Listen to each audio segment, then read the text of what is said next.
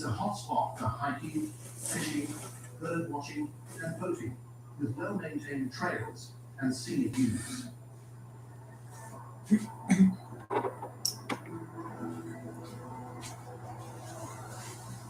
Okay. Oh my God. It is so bad. It went off. It shut off.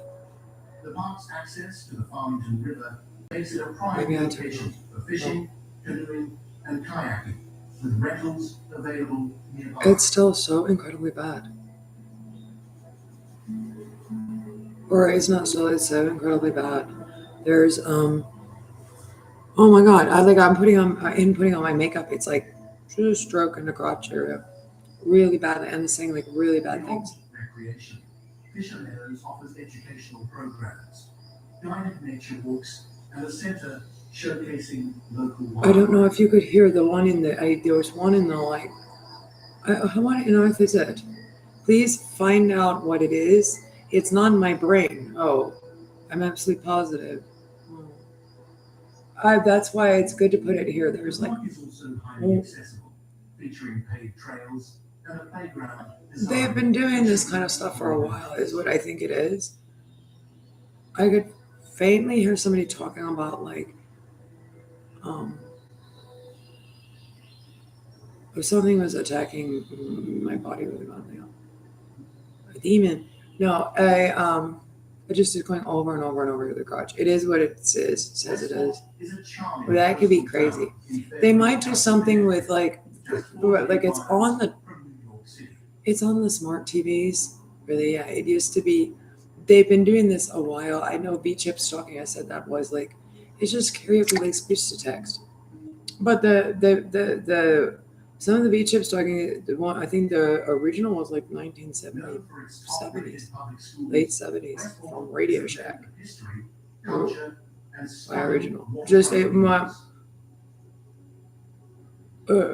my understanding of what a V-chip stalking is that in the time of Radio Shack, it was newspapers. It's in newspapers articles and have been forever. The thing is, you used to be able to, out of Radio Shack and Zeke's Pawn Shop or something like that, because they or a guy that something like Radio Shack works for the cable company or does lots of stuff with stereos, the band or whatever. You could enable a early speech to text that was like a karaoke enabled sometimes too on televisions and hear people in their houses. Therefore, leading to burglaries by like shady burglars that maybe run around with organized crime even so they could case the joint, pornography. Dirty pornographers. It's fun to enable it and listen to. I mean, to me, it would just seem like you would hear noises like, what is that noise? Like flush, and like I cannot sound stalking. The guys that do that in relation pornography are notoriously like really bad, hypersexualized men, I think, and handicapped. I don't know. How does how's the audio on the thing? I don't know. It might be way too clear slightly for some reason because it's on a television, and the televisions are actually quite well designed. Well, this is what I've heard about. The televisions are quite well designed to be good quality listening for the buyer. And so, but it just it results in shenanigans that are apparently it's quite awful, and the people are like kind of for stalkers like hypersexualized stalkers, and it's not that. I mean, maybe a little bit. Burglars that probably were things like that. I've heard. I heard about the 80s for some reason. I said it, but I think because I read in the story like the late 70s or something. So it came about. We had cable. You could enable something on a cable box and set in Radio Shack and listen to people in their houses. Egypt stalking, which is what I think it is. It used to be like, and then they're stalking on the cell phones, and I said the same thing. You can hear the guy on the cell phone. You can hear him in the bed, in the faint. There's a microphone in the bedroom somewhere, but I can't find it because they've been doing this, and then they're using an in-progress police grounder. They might think it's neat to like move it around. Yeah, they're apparently Peter Hole DJing it. Yeah, he's a real pussy hole DJ. Well, he's going to use this is the guy saying he going to use the in-progress police grounder to rub it over your crotch. So this is actually the third. No, guide it yourself. You need to catch these men. Weirdly enough, for their stories about like actually we're home invaders, you never know. The guy could have the brain of Albert Fish, which I think the man, you have somebody working somewhere that is actually mad in white collar. He's actually a madman. I'm going to get somebody to kill you. Very much so. Nathan Delmar, he's like, okay, so you get big Misty in with Tanya because the like big Amanda Davis. Yeah, the guy, handicapped guy with 4 teeth, with Matt's teeth really badly. There's like really big guy. That's not, that was slightly the play up, but goodness. Poor big, scary handicap muscle. Goodness. Really, yeah, but really not a good idea. Yeah, it's amazing the application, the like, how it applies the, all the humanity or all the wowzers, everything is on there, and then you collect it, and so people commit a crime, like how they look, they're a mess. Okay, so that's actually scary people. Yeah, that's scary. Okay, so no, I'm actually all the years of this actually a completely sound mind and body. I got electrocuted a lot. Thank goodness I'm not recently. But he keeps telling the story about it's like people that are professional murder for hire people that are big scary guys that use this to neighborhood pornography. I don't know. He's attacking my crotch saying he can like make people have orgasms. I'm just trying to rub it. I think he was saying that in the shower, frankly, from the other room. And I also heard him say something about like using the shower sprayer to spray your lady parts area.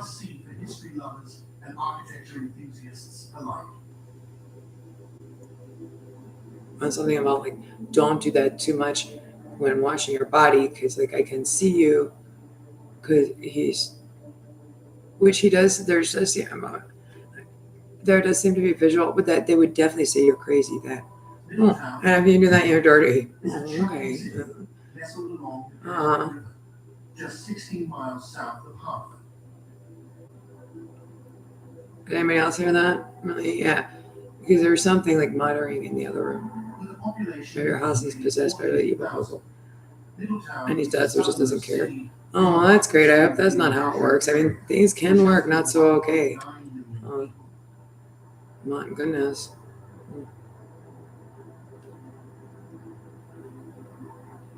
It needs to end right now.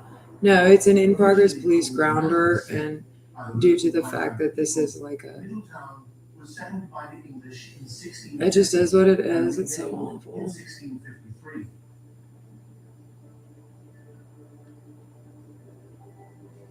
don't know what to do. Please arrest, investigate. They're in my perk pile in Arkansas, and you can catch them rather quickly, and that is what is going on. So, and eventually consolidated as one city in 1923. Today, Middletown is a lively, welcoming city with a vibrant downtown.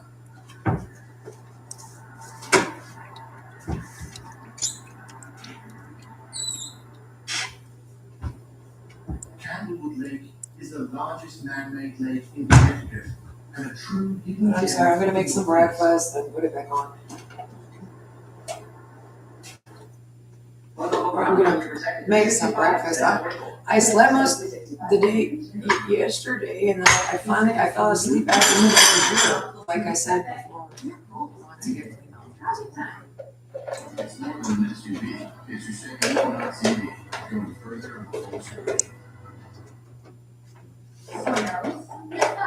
They have 50% more lotion to soothe sensitive noses.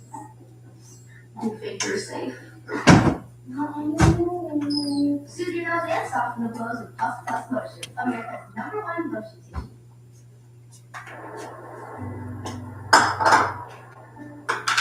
It's a favorite getaway for New York City residents, with luxurious lakefront homes and breathtaking. so incredibly evil and filthy. It's like the man from Girl with the dragon tattoo.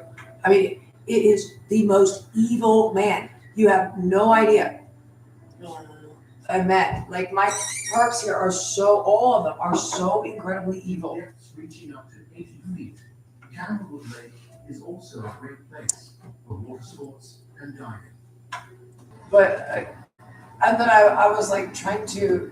He will not take this taser part of the Empire Space Grounder off of me, and he's aiming completely at my crotch and just rubbing it back and forth, and like as painfully as possible. And I mean, it like goes into your skin. It is so bad. I mean, it's really, really, really horrific. No, it makes me really angry.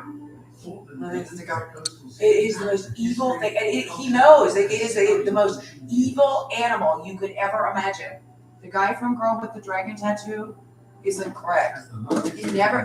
And that Otis Toole is like the most evil, schizophrenic, low man. It's like a janitor.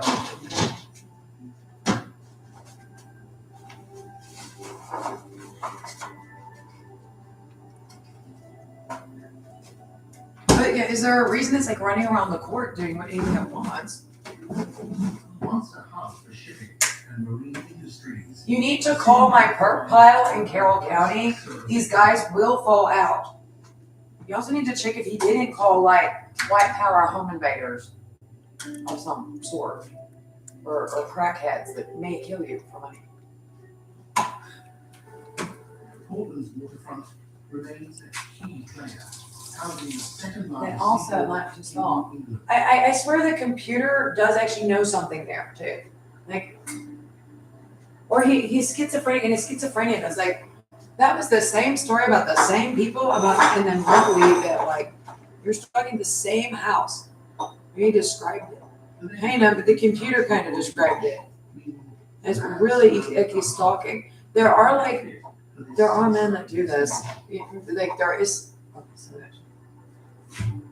I'm not sure. They're driving me crazy. Yeah. I'm not crazy at all otherwise. Go check if the computer found something. I heard that exact story with from about, I don't know. I'm interacting with you about something in Seattle or something out here. You said you called local people, and you did. Like I report you next thing you know, there's a guy at the door here. We called the police on you, and yeah, and you actually have this on your background.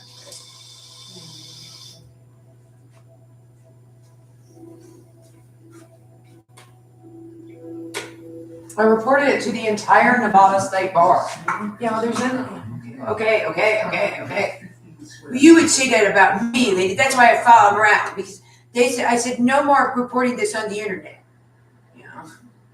Who the hell are you? You sound like the retarded maintenance man. The retarded maintenance man. Why does this involve the retarded maintenance man? You call it a retarded maintenance man. Whatever you're doing.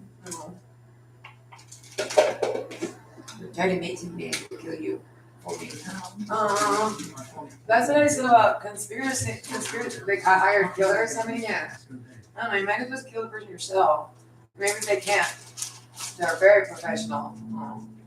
Well, you just got another person to worry about. Then, or there's a place you can get away with it or something.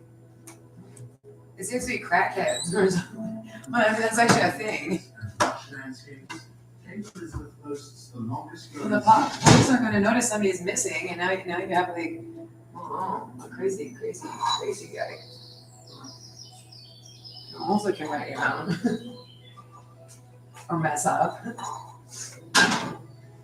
A crazy guy in drugs. It also has more parkland and protected open space than any other community in Cumberland County. But you do see that on TV. Crime shows.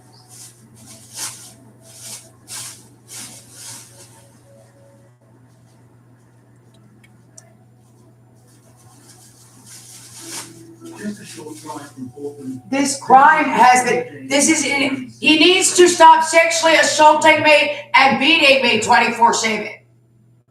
Okay, I need this man taken into custody, and I did all throughout.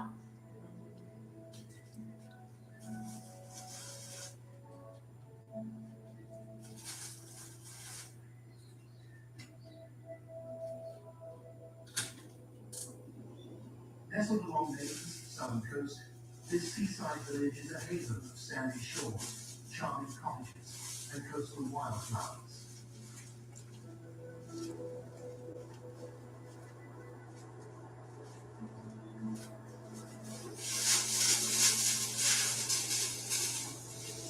Ogunquit Beach offers soft white sand and gentle waves, perfect for a relaxing day of sunbathing or watching sailboats drift by.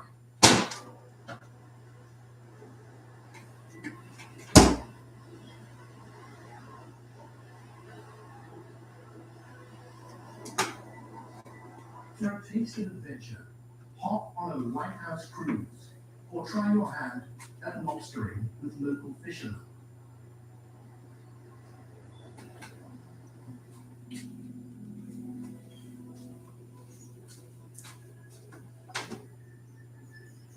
The town's artistic roots run deep.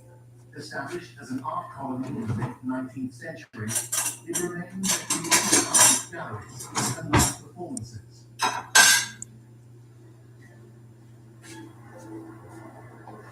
Follow the scenic Marginal Way, a historic coastal trail offering breathtaking ocean views and a peaceful escape.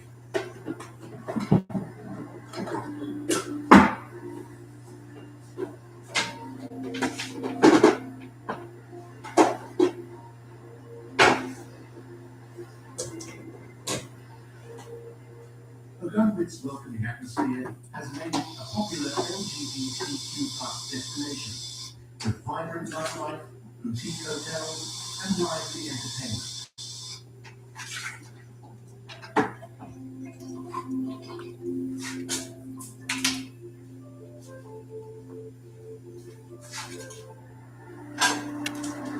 Recognized as one of America's best coastal towns, Ogunquit continues to be a beloved getaway for beach lovers, history buffs, and art enthusiasts alike.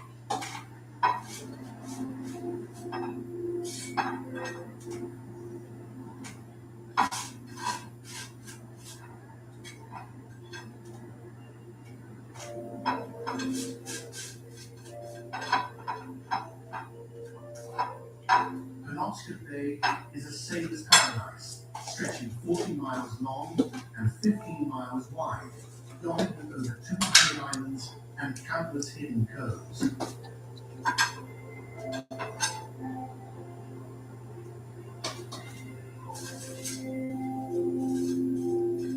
It's a mix of open waters and winding channels, with everything from lively fishing villages to untouched natural escapes.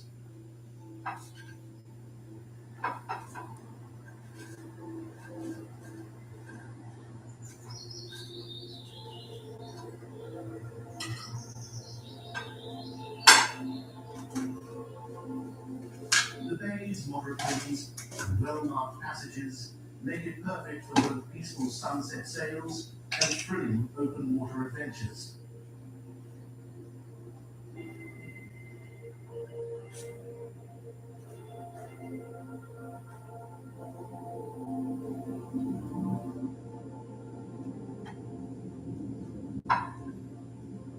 Along the western shore, harbours range from bustling Rockland to picturesque Camden, home to Maine's largest fleet of windjammers.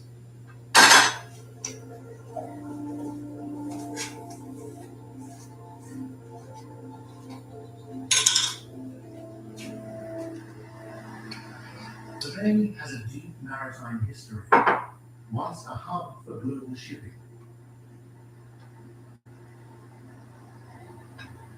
From its historic shipbuilding roots to its modern-day sailing culture, Penobscot Bay remains deeply connected to the sea.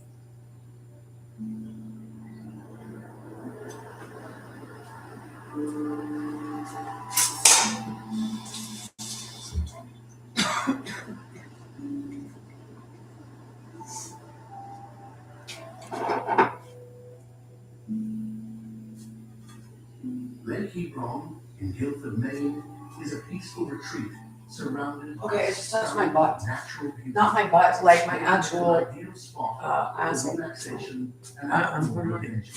Yeah, it's still like focused and not in pulsing, just like the most evil thing an animal ever did. And lush surroundings create the perfect You setting need to get these monsters into custody and not at large in communities also.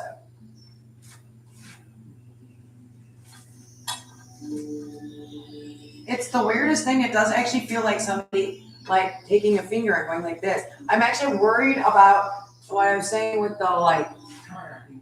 Those men are still stalking these people in Oregon on that thing. And see Yeah. a way to explore. They seem nice. They live in a really nice house Mountains and forests in Seattle or something. It's on the other one of these dudes. One of these things. One of what things? Well, like Mulholland Drive or something. Beyond the water, the area boasts a network of hiking trails that wind through dense forests and rugged landscapes. It is the filthiest thing an animal ever did. It is get what they're using and do it and recreate what they're using and doing. You need to charge every single one of them. I don't care if that man, due to the fact that it is a weird, dirty, low animal, it's a rough thing of that. You know, that is the dirtiest, roughest, lowest, most dangerous and criminal man I have ever met. Day one. Or that this town has ever had in it. It's also correct. Nestled along Maine's rugged coastline, Knox County is a That goes for like Carroll County also. creating a stunning natural landscape. The rapist from the girl with the dragon tattoo, that is just the most obviously evil and low man and dangerous. As the sun rises over rolling I was saying, I just, it was like the Terry Police. You get it on the phone, that's also that. Okay, we don't have a lot of that in here. Here. Okay. And the ocean. What is even dangerous? Very dangerous. That's very dangerous. And With just 365 square miles. the streets aren't that mean and great. Knox County. No, and that would bring brings down that would bring down the muddiness most pretty street. Of its total. Yeah, because just like they would.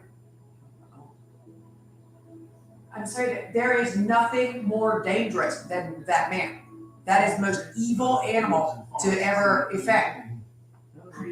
It just is like there is no hood that the most dangerous place and the lowest that thing would make it more dangerous. Much. That is the most evil criminal male behavior. It is so incredibly dangerous. Like, and then there's just this spread of incredibly dangerous behavior around it. No, it would clean up the hood. No. I mean, it would probably just spread with the other extremely dangerous, the surly workmen that are just like an opaque wall of low.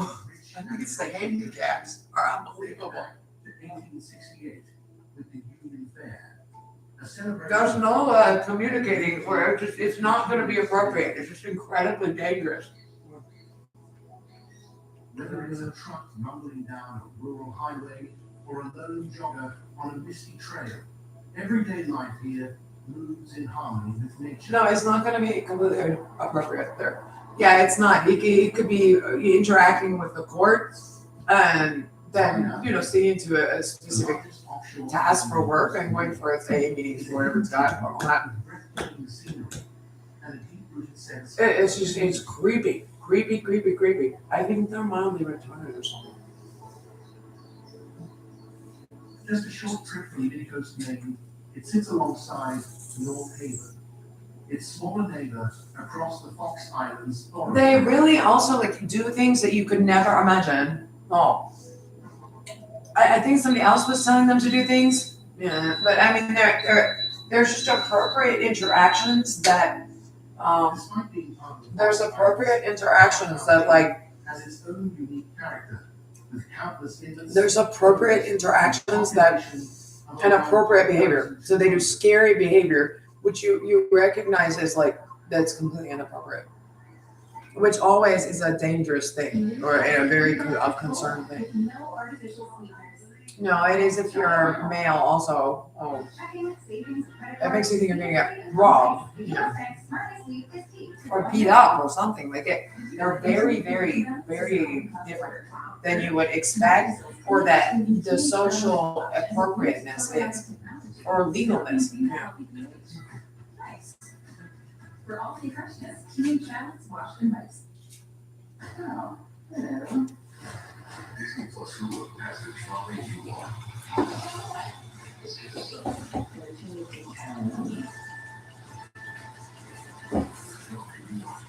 Disney Plus Hulu.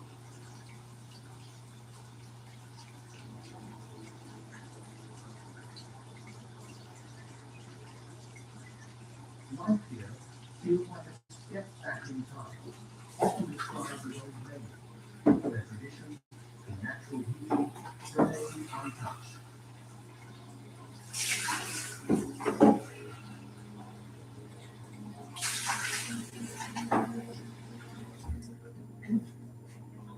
The island's economy has evolved from a booming granite industry in the 19th century to a thriving lobster fishery, home to one of Maine's largest fleets.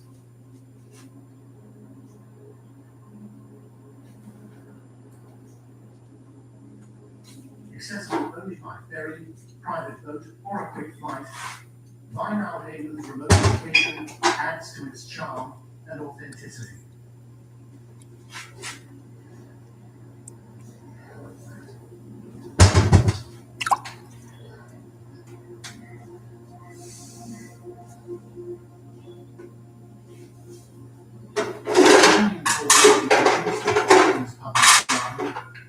The American statue of George Washington is one of the state's most striking monuments.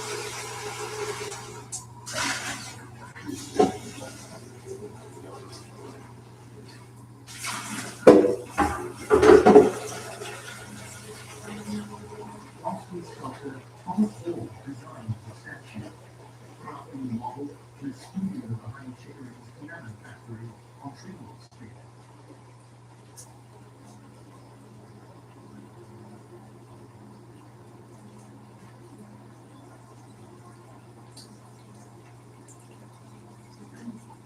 They put people in the, did they cook them?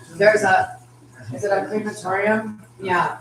It was this thing and there's like something about a little girl could like fit with all like Sailor Moon heart. What was he? I don't know. It was like an urn or something. A nice story. Set among lush gardens and vibrant flower beds, its location in the public garden adds to its brand. The little girl's the baby's gonna get cooked in the crematorium. Crematorium. Okay. It's really in schizophrenic art. Like I'm just sitting here doing this, right? It's coming from the television, like really faint. Right? If it weren't vibrating my crotch, you'd be like, oh. They have an enable like feature, really. Yeah, we can hear it. It's actually so you'd actually like to give me the evidence you have in my case. Yeah, I'm actually starting to get afraid of the working classes here. Not well. Oh.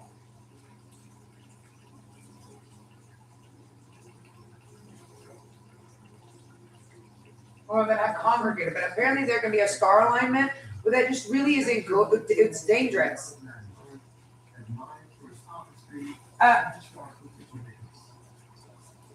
You seem to have taken away, like, ordinary human behavior. I don't know why nobody has contacted me. It's just like now there's something stalking so badly that I end up sitting there, going also, and then the crime is so nasty. To begin with, it was so bad. I was kidnapped by these guys. You have no idea how bad these men are, and they're. This must be like the jail guards, because you said you were going to extradite me back to Arkansas. What were you doing in 2021 with that? No, well, I was supposed to. Well, you didn't go to the extra 5 years of probation Albert Fishers gave you. Yeah. I think it's a completely evil schizophrenic man or something weird. I can't make quite heads or tails, so they're going to put these people in Seattle in a crematorium. Yeah, this like big, retarded, porky looking guy, like a bristle pig. Looks like a corrections worker. And his friends. I don't know, just over there quilting with it. Why? I was trying to sleep. Oh.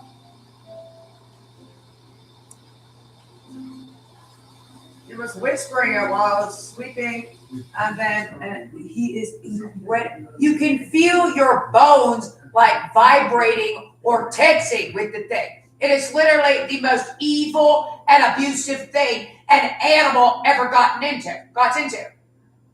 The fact that your court, you need to see who is in the Wake County prosecutor's office also. It was really strange.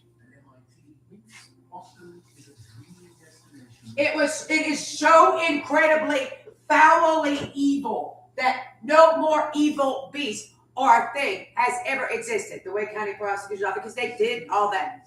It looks like one of these guys was in shipping and receiving for like trucking or something weird that is running around the courts.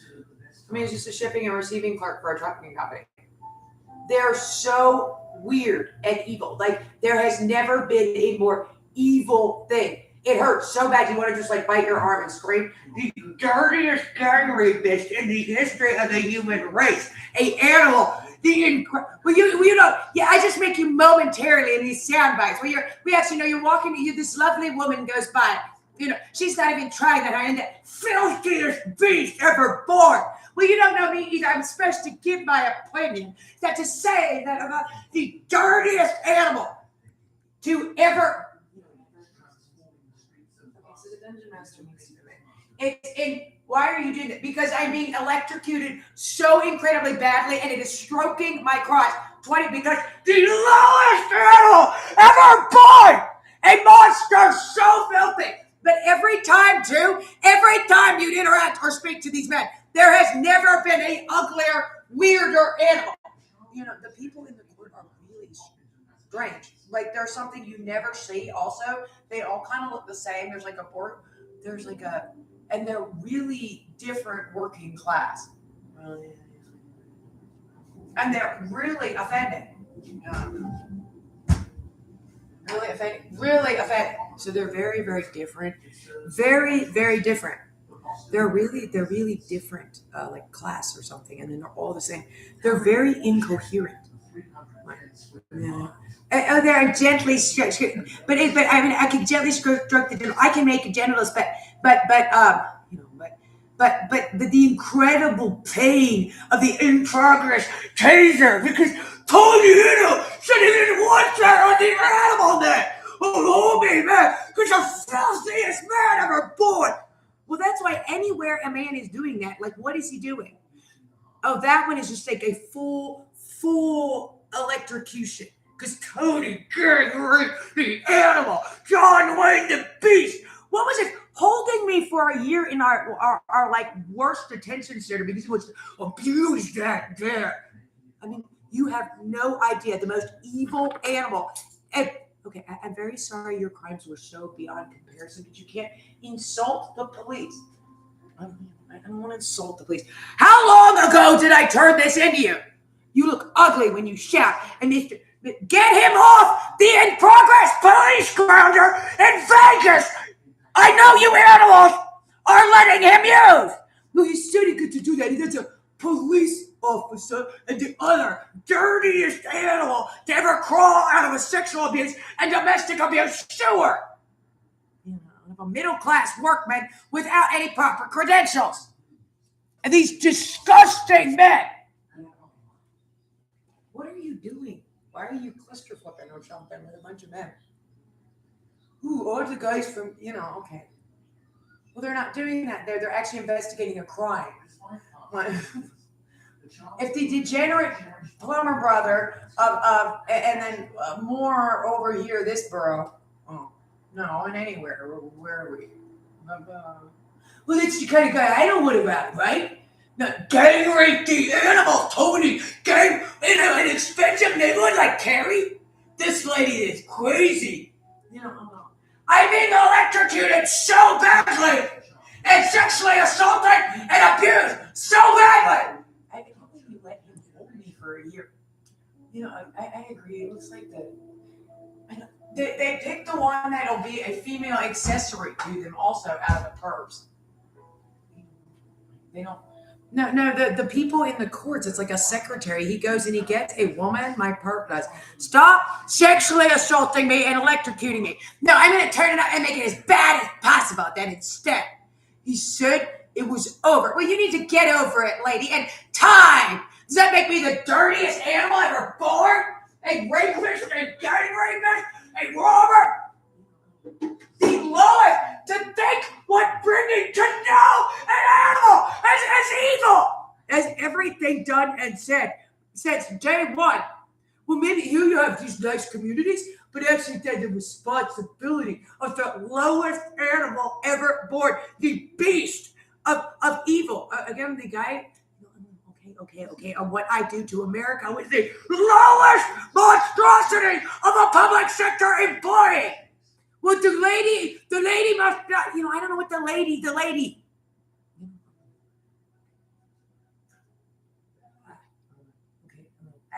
On that. Totally getting raped by Nina. You could get them to sit, caught, fly. Yeah. I mean, the dirtiest animal, the lowest crime. Why isn't Las Vegas intervening? So you're being gang raped, sexually assaulted. Well, he was electrocuting out his penis, dangling out his shit, and she was crusted, swastika, because he dared to say time, and the sewer, and the Dixon, the most evil animal to ever sexually abused, rape, gang rape, kidnap, carjack. Who the dare to say was just stealing their car there, and I'm incredibly filthy. Domestically abusive thing. That is the lowest class. Do not do that. Well, that's what the biting and the beating and stuff because giving rape for Nino, the most disgusting man ever born. And I'm sorry I didn't believe that a little. It's okay for a Nino to offend you for the filthiest white beater unimaginable. So use a little cop jargon and the filthiest white beater. It's a woman in her house at 9:30 in the morning. Right away, like it is the most shockingly bad. Well, you don't understand when they're on probation. Well, this is the adult version, lady. The Tony gang rape the animal. I don't know. The filthiest man ever born. And when you talk to them, it actually sounds like that thing. Well, that's why I said he didn't like that because the lady would talk. Oh God, the incredible, the filthy, dirt. It is Jimmy and Newsy from and that is a dirty animal in high school. It also comes from a low working class family. I can tell by looking at the thing. It is telling people what? What the hell is it doing? You need to check for professional pornographers. Well, I don't want you in Vegas. This is too big a city for her. He gets to give it. Well, I gave the perp a venue. It was his case. We would a man in the middle. Shit! Out of the filthiest thing! And out of our dead! He said, it's a Nino, Yeshua, gang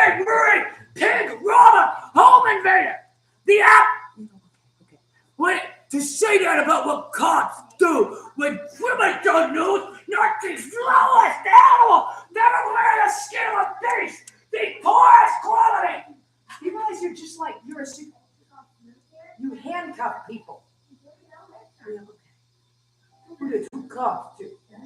And you're not allowed to handcuff people when you can.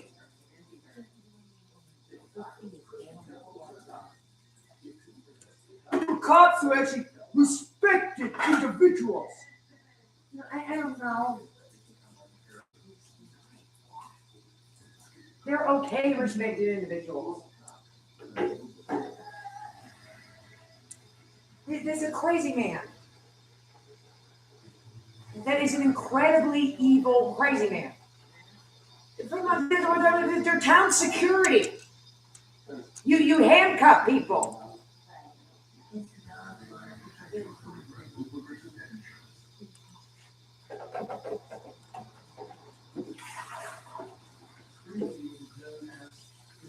Well, I also could. That's cut. I'm a dangerous man. What are you doing? I can't imagine doing any of this because it undermines, like, okay, so somebody actually created evidence. I mean, I don't know. No, it was. No. Somebody created evidence. Yeah. That thing hurts so badly, she says. Really, yeah. Like, I have a fifth grader who's there, does the same thing. It all starts, like, it's just a reaction to an incredibly evil. Look, Tony King raped the animal, and then John Wayne, that thing was in the Cary police. Yeah, this is where Shirley Workman can do that in here. That is literally what it sounds like. The Shirley Workman can do that in here. Yeah. They're so dirty. I don't think anything has ever been dirtier when you look at it. Especially, it's even. But you can't possibly get in the net or in trouble. Yeah. Who is that man and where is he from? He gestured to let you drive away, which is the problem. You could take, I don't know, there's no such thing as you get another 5 years probation. After you extradited me back to Arkansas because you followed me out, and that's why you stopped going here. Because the man you reported for, it was for 4 months before I should have been taken off probation. We didn't have any problems with the probation. This gives him an authority. So you had to go, so you did, because it would have been dangerous not to. Yeah, pretty much. You reported the situation, presenting this evidence to the local law enforcement. Probation is local law enforcement. Yes. Which was a reasonable 1.5 spaced, short. It was rather long. He does not have. You can't. Okay. Did you or did you not know the evidence was falsified? And did you not have record of it being turned into you every 6 months at least at the Wake County Prosecutor's Office? No, I'm still going to electrocute the person. I don't know what you're doing, but you're doing it the worst way you possibly can because Tony King raped the animal. The filthiest criminal unimaginable because his sliver and sewer of a mouth and a body. He said, time and jurisdiction, and we're in the sand, my dear. That thing can Nifong or whatever. But Nifong gets in trouble for wrongfully arresting people. Yeah, okay. That man owes me 50 years in prison. All of them.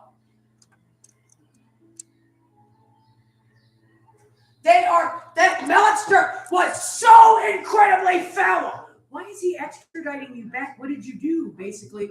And you did nothing. The man followed you out because he came to the door. There's like a record of it. Sarah Whitaker Howard was a female law enforcement employee who was not there for your arrest or something. He had told her to follow you around earlier and told her to pick a fight with you or something. Because the extremely evil, mildly schizophrenic man does that. And he's been interacting with the extremely evil other mildly schizophrenic man. They are so incredibly evil. You have no idea. They're so, I'm still going to go back to sexually assaulting that person. They are sexually assaulting me 24/7. I'm being electrocuted. Well, it's okay that a Neneto does that. Damn. The incredible evil of what you brought in at different times into communities. Well, obviously I do a good job. I mean, because the police do a good job there. You know, and I mean, you're not putting on a police role. It is, in fact, you are just an ordinary person from middle America that, that's correct. Also, the country, there are wealthy people in our neighborhoods, but like the neighborhood, you know, upper middle class people are just the dental surgeon or the dermatologist. Another was a sewer pig. The lowest. Enough with. No, we still get to Cambridge here. Why is North Las Vegas Nevada's police department? Now we side with the authority. Yeah. You need to get these men into custody. You do for the sake of the fifth grader they were talking about. Also, I don't know whose language that was, lady, but you could have a mental health issue. No, it's not mine. That's what I said. I mean, okay. The thing is a completely incoherent schizophrenic. We need to go to get out of the house. He's not as strong out of the house. That's how strong I can make it. And that is incredible. Okay, thank you for showing off how strong you can make it. I'm going to sexually assault that again. That'll actually bring a girl to an orgasm really quickly. It's disembodied voices. Okay. I didn't get you. That thing could do that to you. We think water buffers it. Yeah, I know, but then it electrocutes the water. It's awful. If I turn it like a dead fish, they're floating from like, Jesus. I've been taking short showers. Originally set in the 1600s, it was one part of a major Native American. You think that's funny? Yeah. Would you get that hurts? Stop doing that, Delmar. You disgusting shit. Do you realize how bad? They're completely schizophrenic. Really? Yeah. They'll start like drawing pictures, and there's like 5 of them. They're unbelievable. I'm Ted Bundy. I'm Lenny the werewolf. Okay. It does sound like Mo from The Simpsons or something. Yeah, he showed up here. He might be like a local. Okay. Yeah, but I mean, he is so. I like to rate Booter hole. It's hang on. So it's the same as the other one. Yeah. Oh. I don't see. Maybe securities. Murder for hire? I don't know. He's just there for the beep and lady parts. The problem is they have been doing it 24/7 on that thing, which is technically law enforcement technology in your area. The jurisdiction. I don't know. There's no such thing as jurisdiction past that point. Past any point. I don't know when I know. I am so beat to death. I don't even know what to do about it. I am actually normally completely sane, which I've been on forever. So in Las Vegas, yeah, they didn't have this. I don't think there's no way for the thing to actually touch you in North Carolina. It follows you like a mofo. You like are like the Google Yellow Man. You could hear it when I left the house. Talking about following you down the street. That's what I said a little.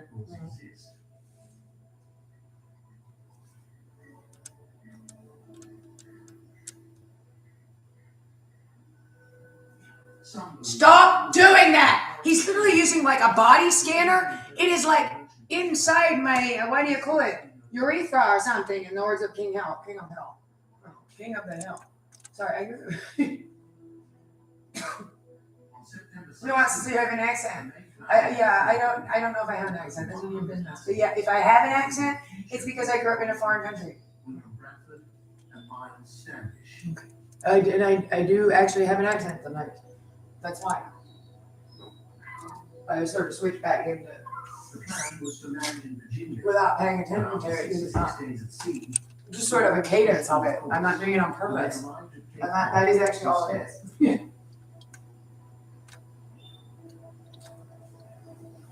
The cute little lady in the sweater. Maybe he says that sounds like that.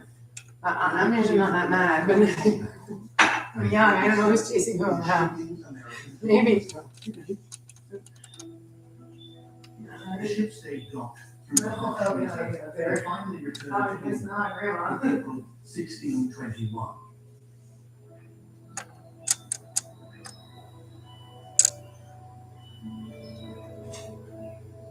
While no one knows exactly what happened to the original Mayflower, some believe its timber was repurposed for a barn in England.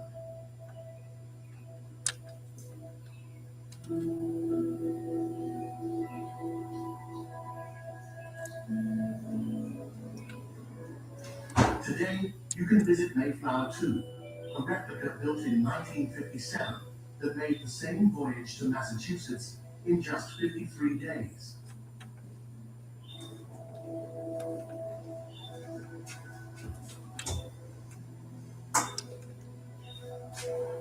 Swanton, a small coastal neighborhood in Quincy, Massachusetts, is connected to the mainland by a It's like really time. that crosses I should go, I'm gonna- mainland. It's electronic and it'll zap the car. Right.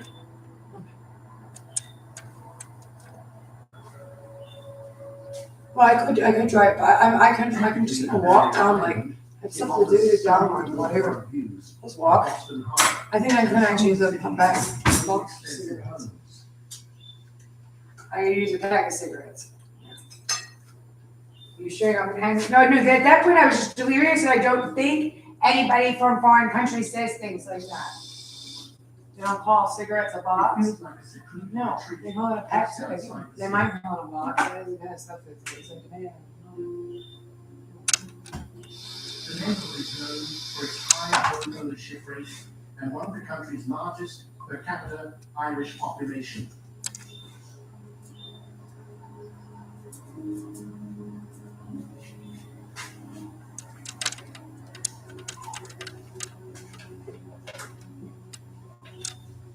I could go for a walk because it's payday. I need to check in written wise. It's the first of the month. Includes a link to this, like, whatever. Awkward. It is awkward. The people, the old email list was as long as the new email list. Well, you just, I don't know. You need to take Tony Edo, whoever, you know who the man is. That doesn't mean a guy that's from there. Can't do that there. Dude, what did he do? Your job as a police officer is to stop people from doing stuff there when they can. Why don't you can't do anything. Well, you can't do that there. That's called like threatening a person reporting you. I mean, you're kind of not a very good police officer. then. Which the person isn't even reporting you at this point. They're absolutely filthy. Like my courthouse is so absolutely filthy. I mean, like slithering down there is like the most good filthy thing to ever occur. No, I said something. Well, you insulted the guy in that. Yeah, that is a criminal that did something and ran off. I want that. The guy in Carroll County, he left us a paper trail, but this man obviously cannot handle himself. And then the guy here we're reporting it's just, I mean, he is offending so much. It's not a cry for help because he's so incredibly evil about it. And then okay, you just do that unless somebody stops you, don't you? Goodness. You can try a little harder. But it's so bad. I mean, I don't want to get fired. I'm the worst pedophile in the world. Which is actually probably an implication. No, it ain't something like for anything. No. Nestled along Massachusetts North Shore. The reason things are functional, because the application of it, you have lots of nice normal people working in hospitals in the city. Because it's in courts, the courts, somebody's undermined the legal system and people haven't. Somebody did take it for money, probably.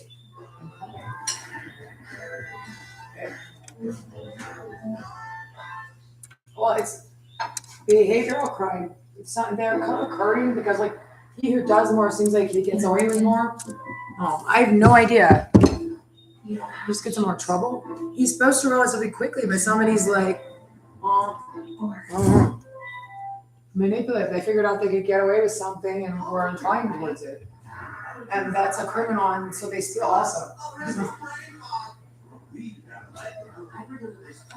Powerful allergy relief with no brain fog and drowsiness. Discover Allegra. It's a no-brainer. When you're gonna get in trouble, don't play with yourself and talk about molesting children all the time. Located on a small peninsula, it's home. Since we're 5 years old, like, that's why everybody knows.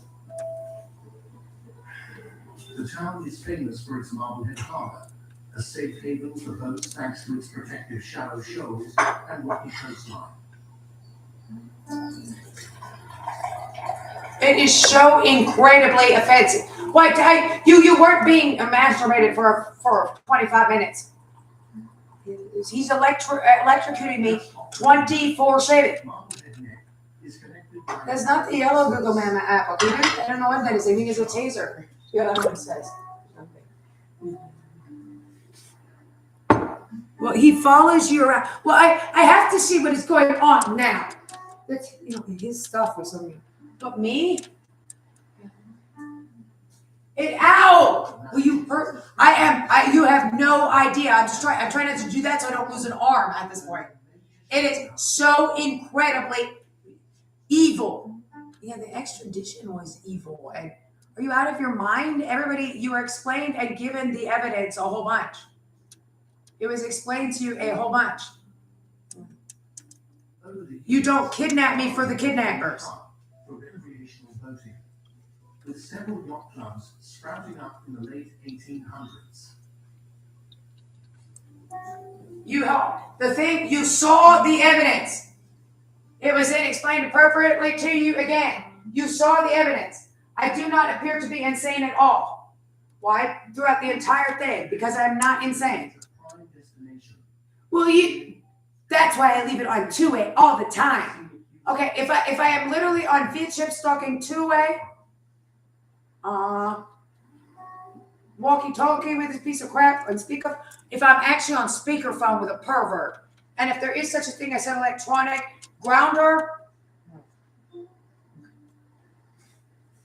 don't shout at it. Yeah, it like turns the electrocution device up with its shout. So you can't ignore it.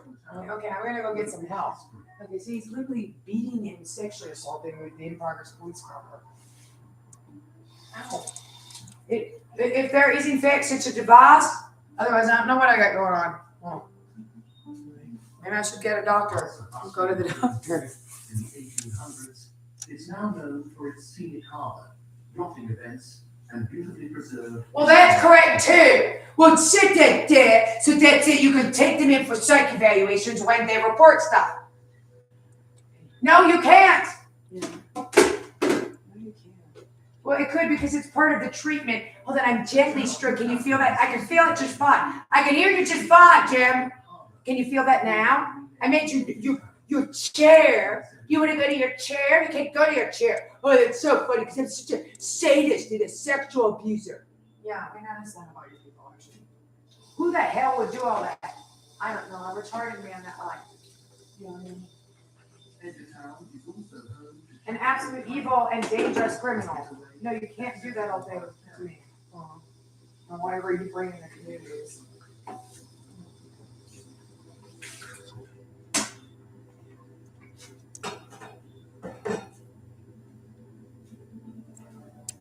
Over the past few decades, Edgartown has revitalized many of its historic structures, blending old world charm with modern amenities.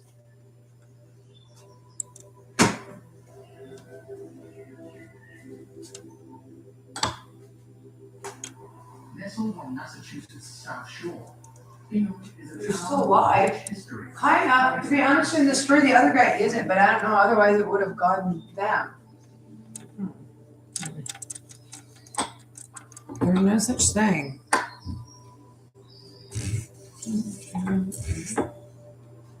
Well, you were going to say that. Keep hitting home invaders on the map for other guys to do whatever you do. I don't know what. There's no such thing as that. Are you calling in Vegas to try to kill me or something? That's an interesting story. That's a stupid thing to say. I think about what I said because you, lady. Prime location, I don't know what that means. named a key part. I'm calling the police because the man is talking about how he's really that into children. Out of your Lenny the werewolf guy. The town's first settler. Well, he is. That man is like the most extreme pedophile they never ever. Hobart. Never is that much of a pedophile also. So these men are neighborhood pornography on the thing. Yeah. Or it's a pack of demons, I don't know.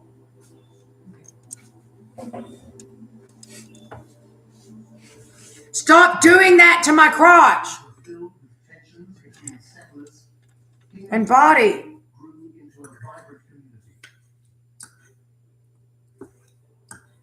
Or maybe he's waiting outside to arrest you.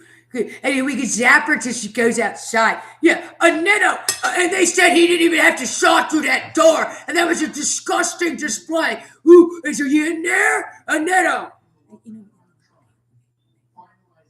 In my town, yeah, well, don't let the door hit you on the way out, lady. Well, you wouldn't open the door to Annetto. Yeah.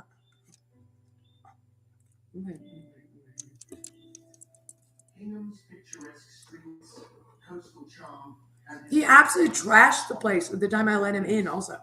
Really? Because I sent them all the, well, you're not supposed to report this. He said that. It was 2016 again. Right, yeah.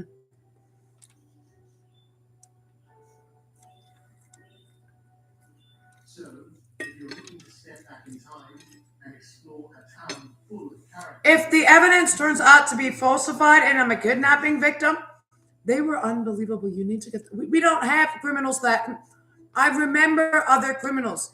You know, it's true. Can you please get this man out of my house? And I don't, the incredible oppressiveness. Yeah, they have, there is a taint on the environment that is so filthy because of it. Yeah. stretches across the Atlantic, creating a triangular expanse off the coast of Massachusetts. There is unbelievable crime around men like those.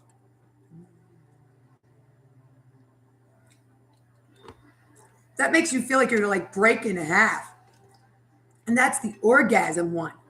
Would you get this beast into custody? You're a beast, lady. You're not the extremely sexually abusive and domestically abusive deranged man. Okay, please get him out of my house.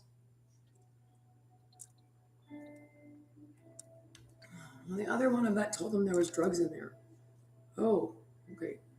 I suppose I did see that. I don't know what the thing. I gave him the packet though, but the one that they were talking about yesterday, like it sounds like he was there for it.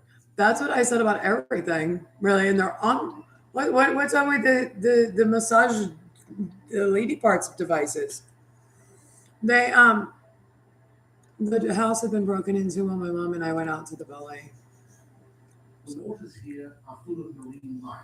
He didn't know about that. Maybe the door just expanded. He didn't bother to investigate further. And like, you know, she's not supposed to be sneaking that into us. We're not even supposed to look at that evidence because she sends it out.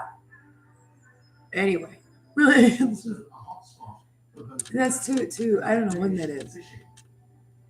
I don't know that there's a dangerous man from like whatever. I mean, there's a dangerous man. There's nothing going on there.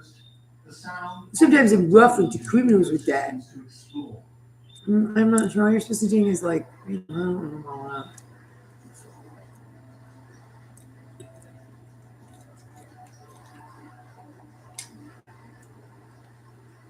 What did it look like? This I thought. A Zeke handyman? Oh, I think.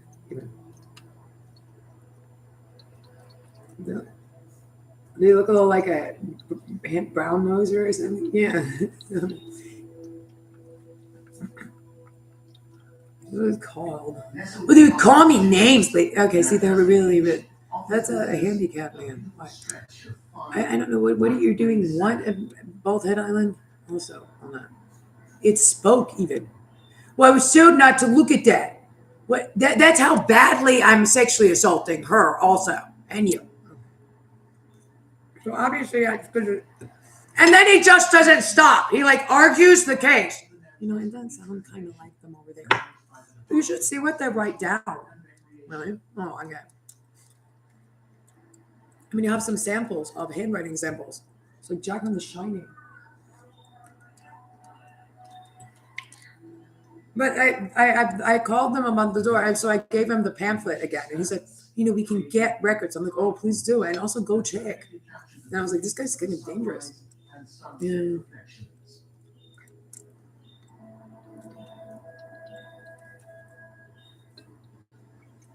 It looks like a middle, you know, not like, it looks like a middle Cox employee.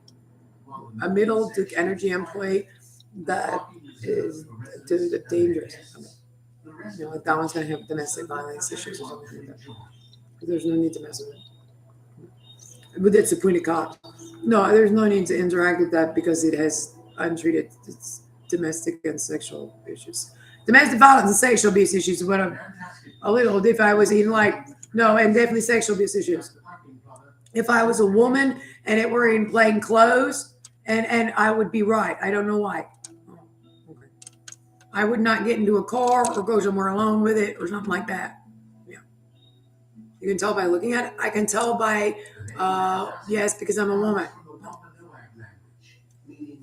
It would be of concern. There is a reasonable amount of those behaviors out there. Yeah.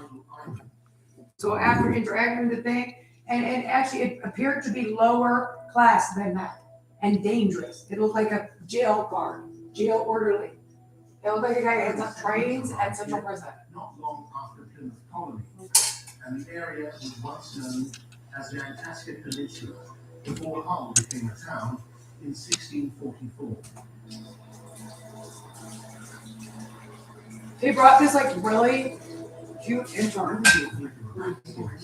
They look really young. Was he really cute? He was like really handsome. He kind of like a choir boy. Was he really handsome? They do stuff like that. It was like the most, wasn't really handsome. I was like really clean cut. He seemed nice, of course. He looked really young. I noticed that too, really. There are these like they're filthy looking middle-aged men, which is unusual for police. It's like, it's not the town police. The city police look better than them. Yeah, it's really, really icky looking. Like a degenerate looking middle-aged man. That was in Carroll County also. Like they had, he likes to do that. Like this is actually how clean cut we are.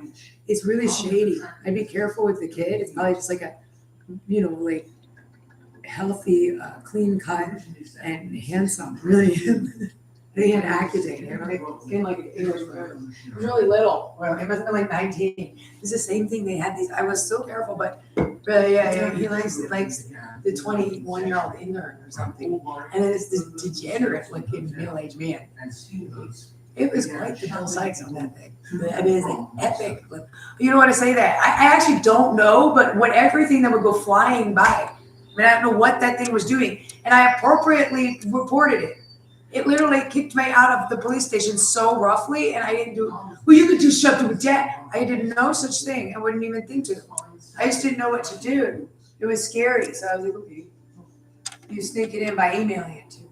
Yeah, he could come to the door and tell you not. He comes back at 3:00 in the morning. Well, I sent that because I sent the evidence out to WRIL. Do you realize you look dirty? I'm telling everybody else. Don't call me dirty. I'll beat you up. Well, don't do. That's. There's no. I'm gonna go find out with the interaction. Yeah. Because he's probably actually dirty and dangerous. But they are. And what was he? Dirty and dangerous? Is he from the hood downtown? I don't know what all that is, but it's there. But it's the way how it works. Like Coastal City, located in Essex County, Massachusetts, just north of Boston. it was actually like I wouldn't believe it, but which I keep saying, I like. Oh, okay, so some people don't understand what's going on exactly. Please look at this evidence. It was first settled by English colonists in the I'm being beaten and abused. So they took you downtown to the jail and held you there for a year, then stole your car and took your driver's license away for 2 years. Then this is the most verbally inappropriate you've been, but it's because you're being, I don't have an aggression like anything. I have no aggression nuts or something plans. and popular tourist spots with neighborhoods showcasing its rich history. Like whatsoever. It is so absolutely disgusting. I don't do that. Like I would shout, we shout back, please stop being loud, but okay, this thing I have to get done. No, there's no thing to get done here. Okay? Okay. But I mean, I'm never going to shout in public like that. Really, yeah. It sounds Italian. It belongs maybe ethnic, like really ethnic. Well, there's not that much ethnic of that sort. Beyond its eerie past, You wouldn't think really ethnic because like, yard. But no, that's there's nobody like that around here. Oh, maybe. No, actually, that just came out Southern for no reason. I thought. Because I lived in North Carolina and I haven't been to New York since I was 9 years old. So I lived in North Carolina and like Colorado and stuff. I've been here for like 3 years. So, and I've been interacting. Well, they need to stop doing that, and I could not find anywhere I'd be a higher authority to it because this has to end. Nestled in the heart of Massachusetts, Northampton is a city surrounded by natural beauty, from the winding Connecticut River to the nearby Mount Holyoke and Mount Tom ranges.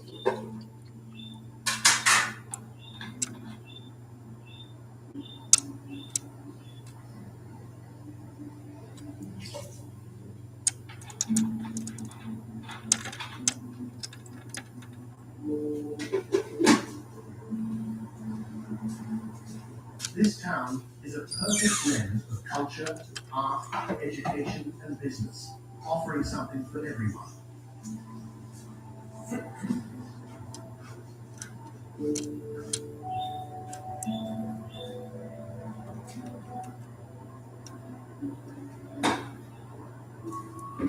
The downtown area is full of locally owned businesses that add to its unique charm.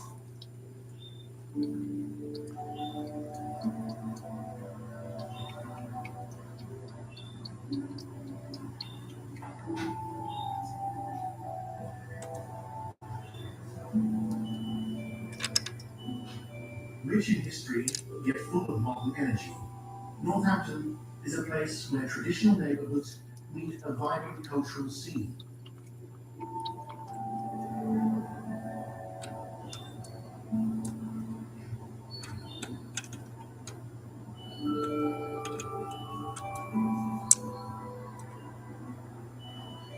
It's been recognized as one of the top spots for the arts, families, and outdoor adventures.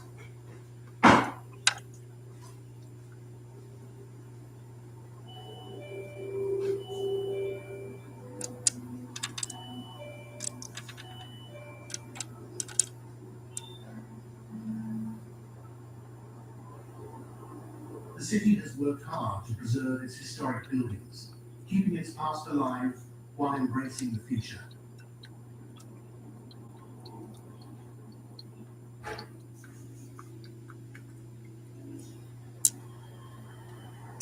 The community here is warm and welcoming, with people from all walks of life coming together to make the city thrive.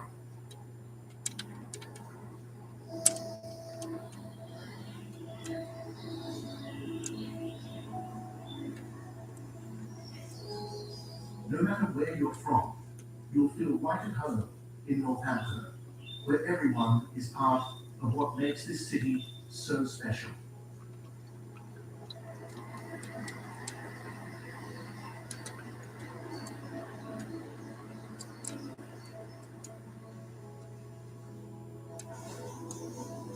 Tucked along the Atlantic coast, Portsmouth, New Hampshire is the state's oldest settlement and its only seaport.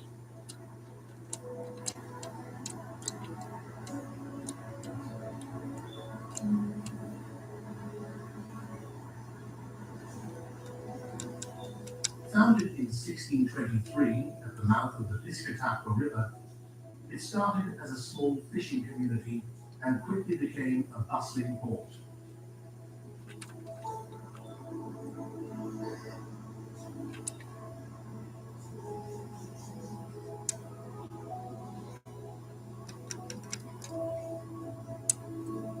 By 1653, the city was officially incorporated, named after its English counterpart.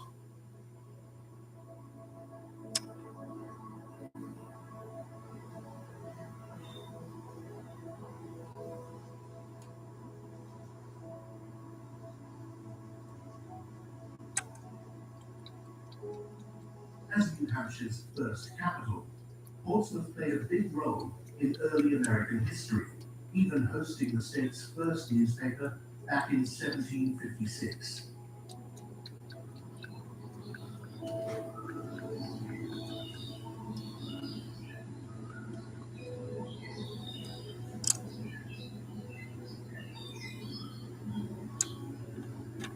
Today, the city seamlessly blends its historic charm with modern attractions.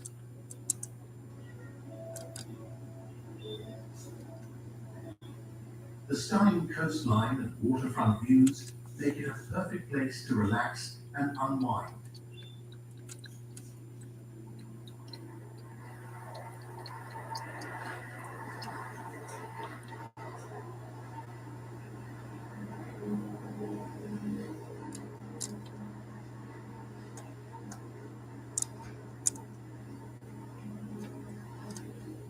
Nestled in northern New Hampshire, Dixville Notch State Park covers 127 acres in Dixville Township, where Route 26 runs through a stunning mountain gap.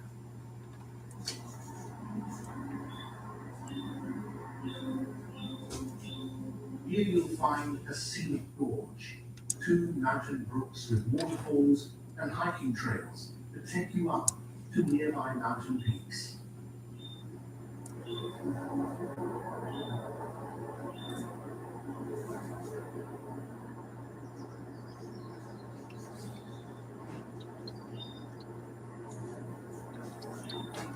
The park is open year-round, but it's unstaffed, so come prepared.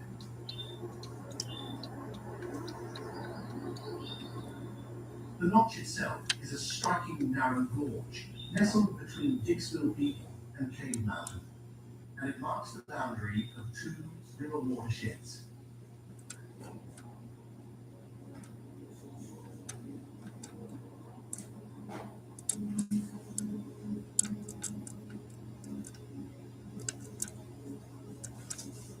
It's been recognized for its natural beauty since 1866, when George Parsons built a guest house right by Lake Loriette.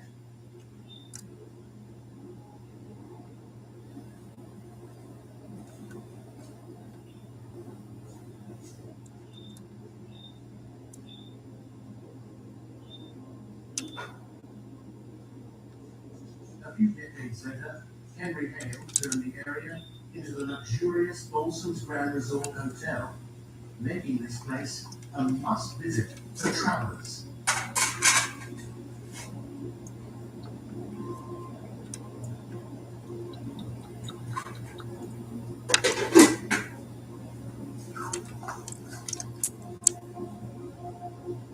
The breathtaking landscapes here are perfect for nature lovers and outdoor enthusiasts alike.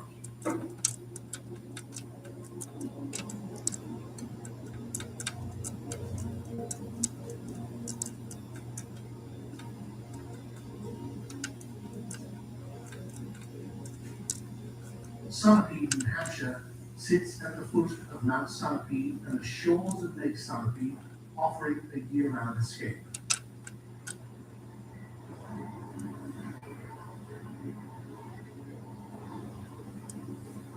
The area has been a popular tourist destination since the mid-1800s, when steamboats and trains brought visitors to the lake, staying at grand hotels and lakeside homes.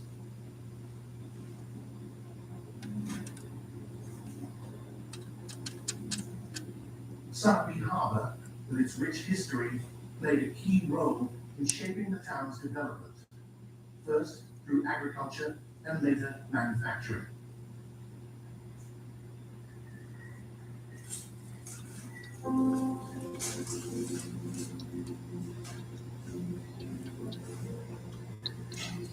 On a summer day, Sunapee Harbour comes alive with shops, restaurants, live music, and boat cruises around the lake.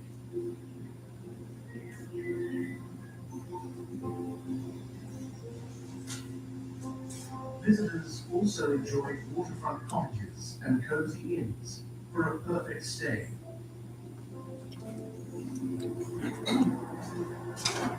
Known for Lake Sunapee, the 6th largest lake in the state, The town attracts outdoor enthusiasts year-round, boating in summer, vibrant foliage in fall, skiing in winter, and hiking or biking in spring.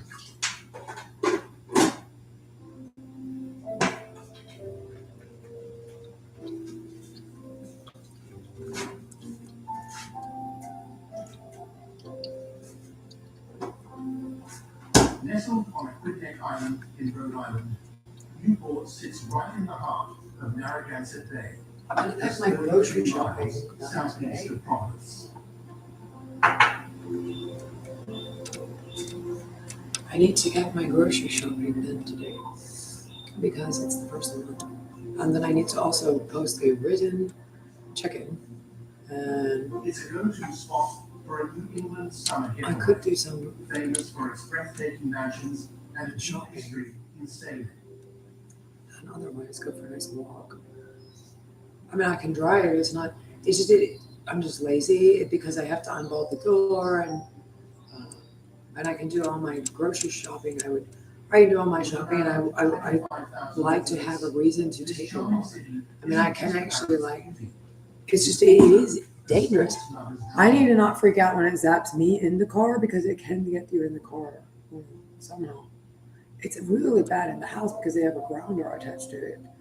So the problem is that I was freaking out in the car unless it could damage the car, which I think it could. It can stall the car. On newer cars, especially or something, they wouldn't need the newer cars. They can just stall the car. It's unbelievable.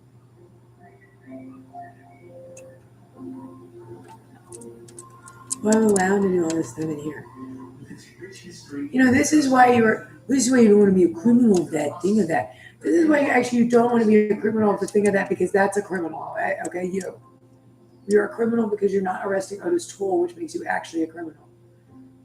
But certainly the criminal should not be able to get whatever is used by people who are not criminals. You're criminally insane. Everybody else would want to arrest Otis Toole. Honestly, yeah. I have. I think I might go get a cigarette. I'm gonna get this. I need a cigarette. I mean, I don't need one, but actually, I quit completely. The Chantix knocked it out. I was all happy. I'd be on my way to my new job right now. And I have nothing going on. I am actually, if it checks out those two things, I am not hallucinating now. Also, it's coming from it's coming from the television, the cell phone in the wall. The guy, you must be mad. You're a schizophrenic man on speakerphone. Well, where is the damn thing? That's a good question. That's very mean. It's definitely a schizophrenic man on speakerphone. And there's charges I'm sure they can levy against you. There's charges I'm sure they can levy against you. Well, I should be able to find out, figure out that's where the noise is coming from and get it out of the wall. That obviously makes you crazy. Something in the wall. They said, you know what they say about the FBI? They were in well, you could be crazy. Well, you're in the X-Files. I mean, this jurisdiction does that. I don't know what this would do to children. I actually know various other people as children, but they have a great resentment against you. You have a great resentment against the children? Well, you must have done something bad, lady. Men like these. Yeah. And the state here. And I'm not alone in this when many people have it. Your parents do that. They do, but mom and dad are part of it. Yeah. Nearly 191,000 residents. I was angry about it. They're not completely part of it. They tried. Oh, you should have seen my dad on this time in 2021. All throughout in 2017 with the falsified evidence. Their evidence is created. They could try a little harder with that. Yeah, I don't know, but it's the same thing as the rest of it. They just said no. They created evidence which perhaps had a reason because an NATO did it or something weird. I could not imagine either, but it's the case. All right, already about the parents. they definitely refer to it. You know, like you're not the other person, really. Oh, I'm not inside of my parents' heads. My parents is my parents. Now, There's two. I've only two people. is a coastal gem that I certainly wanted their car back. It was my father's car. It just happened it had been used to do crime. You gestured to let me drive away. I wasn't sure because something happened. You call your daddy who's mad. Well, certainly, but I have nothing on my driver's license. I'd be mad. But certainly since he bought the car. What's been taking the driver's license away for 2 years?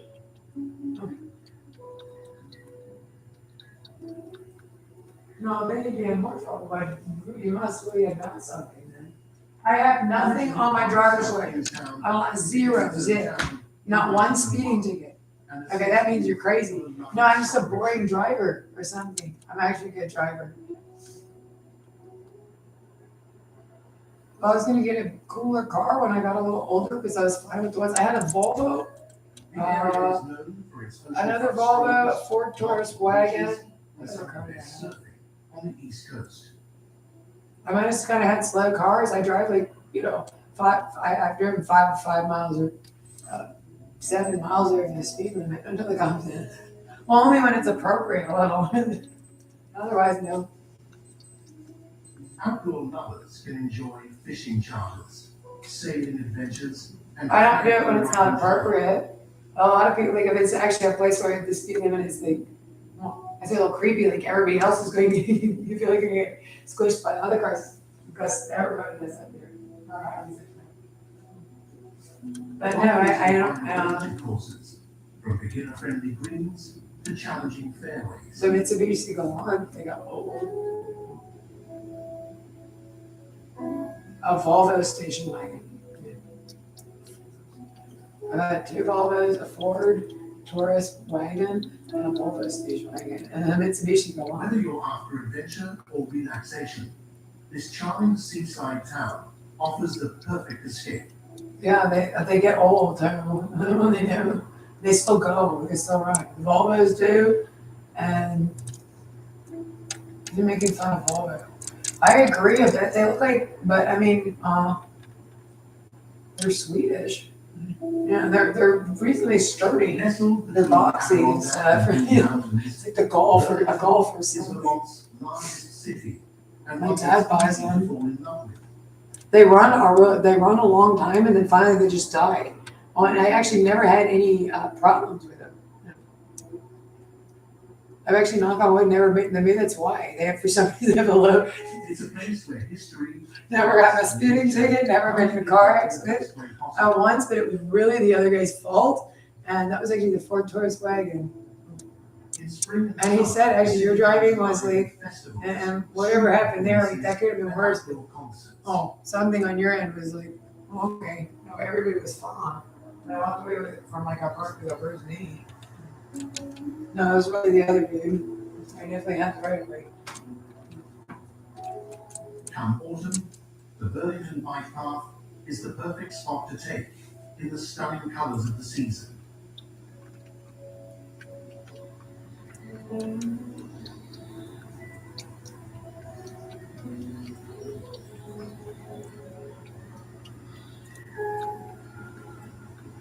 And I can start, I mean, over. He says, sir, I know. And then winter Don't rolls turn in. it on all the way. It's time to hit the slopes. Lace up your skates for some fun on the ice. I need to weed I've been I need to do weeding for an hour with this thing my mother bought, thing my mother sent me. Church Street Marketplace. So Historic buildings house great restaurants, live entertainment. I've said that. Oh. No, I've never experienced anything like this before. And I wasn't there just talking about something else. It's like he went and got somebody or got something. He was creepy as shit though. Mhm. And let's be honest. It did start about the time that like, Chocolate. the serial killers are back. They said no, really. Yeah, it's like Mulholland Drive. They said No matter the season. it's kind of googly too. Mulholland Drive is kind of googly. I was watching Twin Peaks and it's kind of googly. But I watched Mulholland Drive recently. Well, apparently the one guy asked before. It's all googly. Yeah. The one guy asked before, and the guy said no. Offering some of the most impressive. I think they went and checked if my parents were worth money. My brother's worth money now. Oh. He murdered him, and his long-term girlfriend and him broke up. He knows lots of people. Just 35 minutes from Rutland's Southern Vermont Regional Airport. It's easy to get here. No, you can't murder those people either because they're rich, if there was such a thing. They know lots of people, and also the money's like a company, so it's attached to people. So if you tried to steal something with the rest of the people in the company, In winter, Killington is a top destination for skiing and snowboarding. I'm not sure. That's why I like one thing I was talking about. But I don't want to watch it with you. No, actually, Killington. Oh, okay. There's a company in Vermont. It's like nationwide, and maybe international serial killers. Mountain biking, hiking, and golfing at Killington Golf Course. They will kill people for you. They kill people for states or something. Yeah. No, they're not pleasant in real life at all. Awful.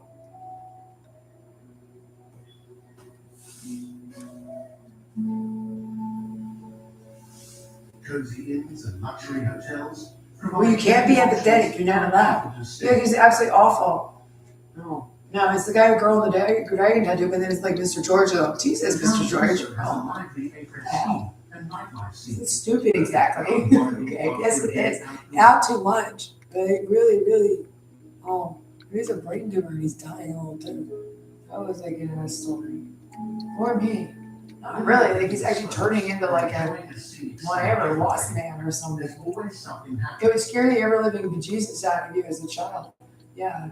No, you're not. You can't do that. Also, you would be empathetic. But must you be the most hated man possible? People like me because I'm From cool. quiet nature That's a very abnormal. to adrenaline-fueled fun, Killington has it all. Something is telling you that in yourself that like, and your friends that support you. The Lenny guys, the dirtiest animals that ever It's exist. the largest town in the region and the second largest in the state, known for its deep historical roots. Kind of. They just say stuff like that. It's like how did that woman even live in my wall? And I like that's.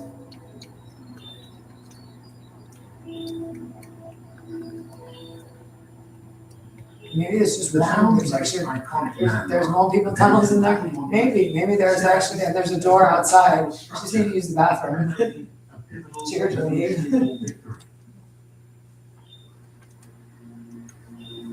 She has more than one house you can get.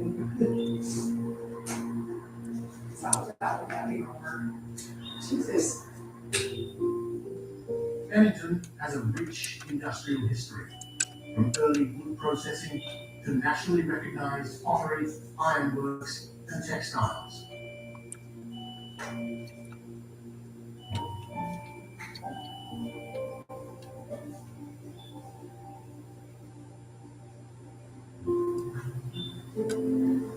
Originally chartered in 1749, it was the first New Hampshire branch and was settled by families from Massachusetts in 1761.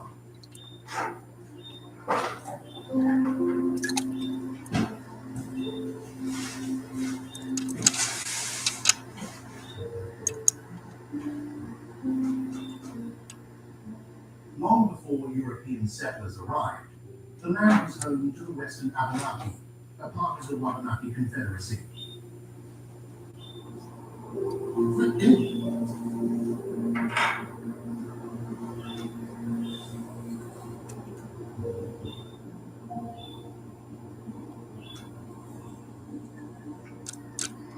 Today, the town features 3 historic districts: Old Benton, downtown. They waste your time like talking. Like I don't. Character. They make you interact with them too with that. Like, oh, okay, I don't know. I'm gonna call the cops.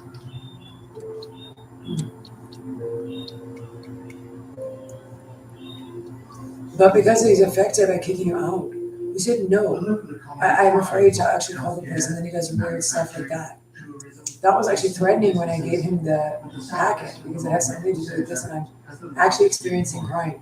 And while you're here, okay, how threatening are you?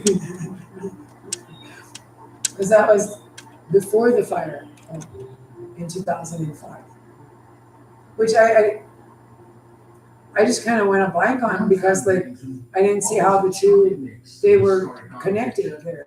Locally owned shops, cozy cafes, and cultural attractions like museums, theatres, and art galleries. Maybe he was jealous too, because he's cute.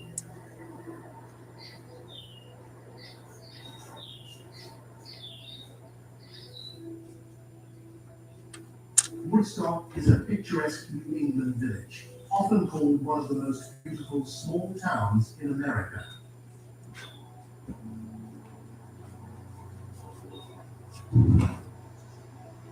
He's again, like he was like 25 and I'm 33 or something.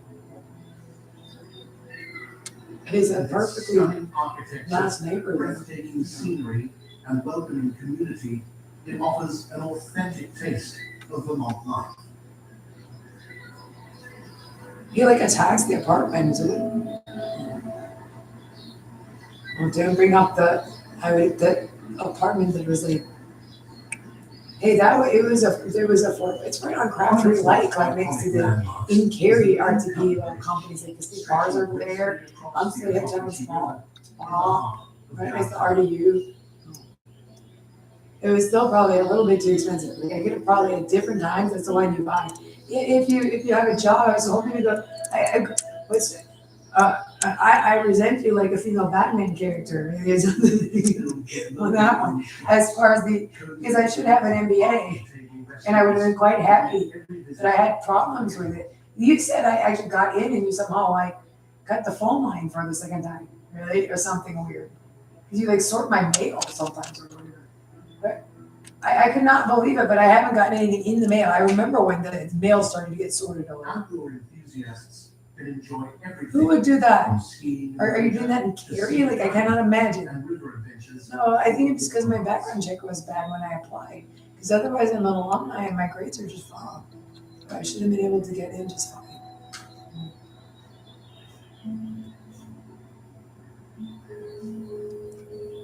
Steeped in history, Woodstock was first settled in the 18th century and later became a thriving hub for mills, No, like I'm poison ivy or something. and even Vermont's state legislature Doctor for a time. thesis. something happens. Somebody else. It makes a good like.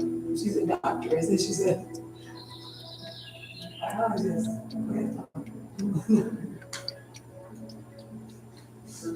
It's for a good Batman. While tourism now drives the economy, the town retains its historic charm, with beautifully preserved Georgian and federal-style homes surrounding its central green.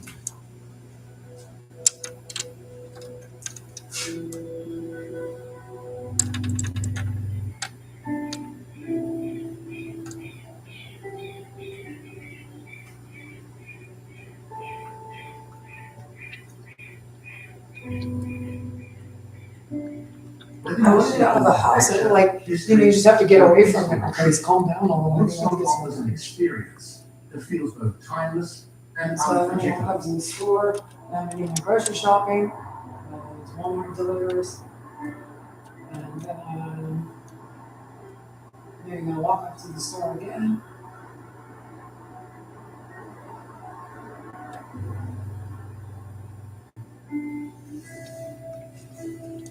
That one makes you tired. Thank you for sucking the air out of the room or something weird. History It doesn't. isn't It's like, just told. It's felt I'm like, what part of my body are you hitting? Wave that crashes against a weathered lighthouse. There's another one what is the other one? I don't remember. I don't know. I'm trying to find it. But he does that. This is the one that makes you poo your pants. It's where nature puts on a new show every season. Well, From golden autumn hills to summer's salty ocean breeze. I think this is the electrocutor. Oh.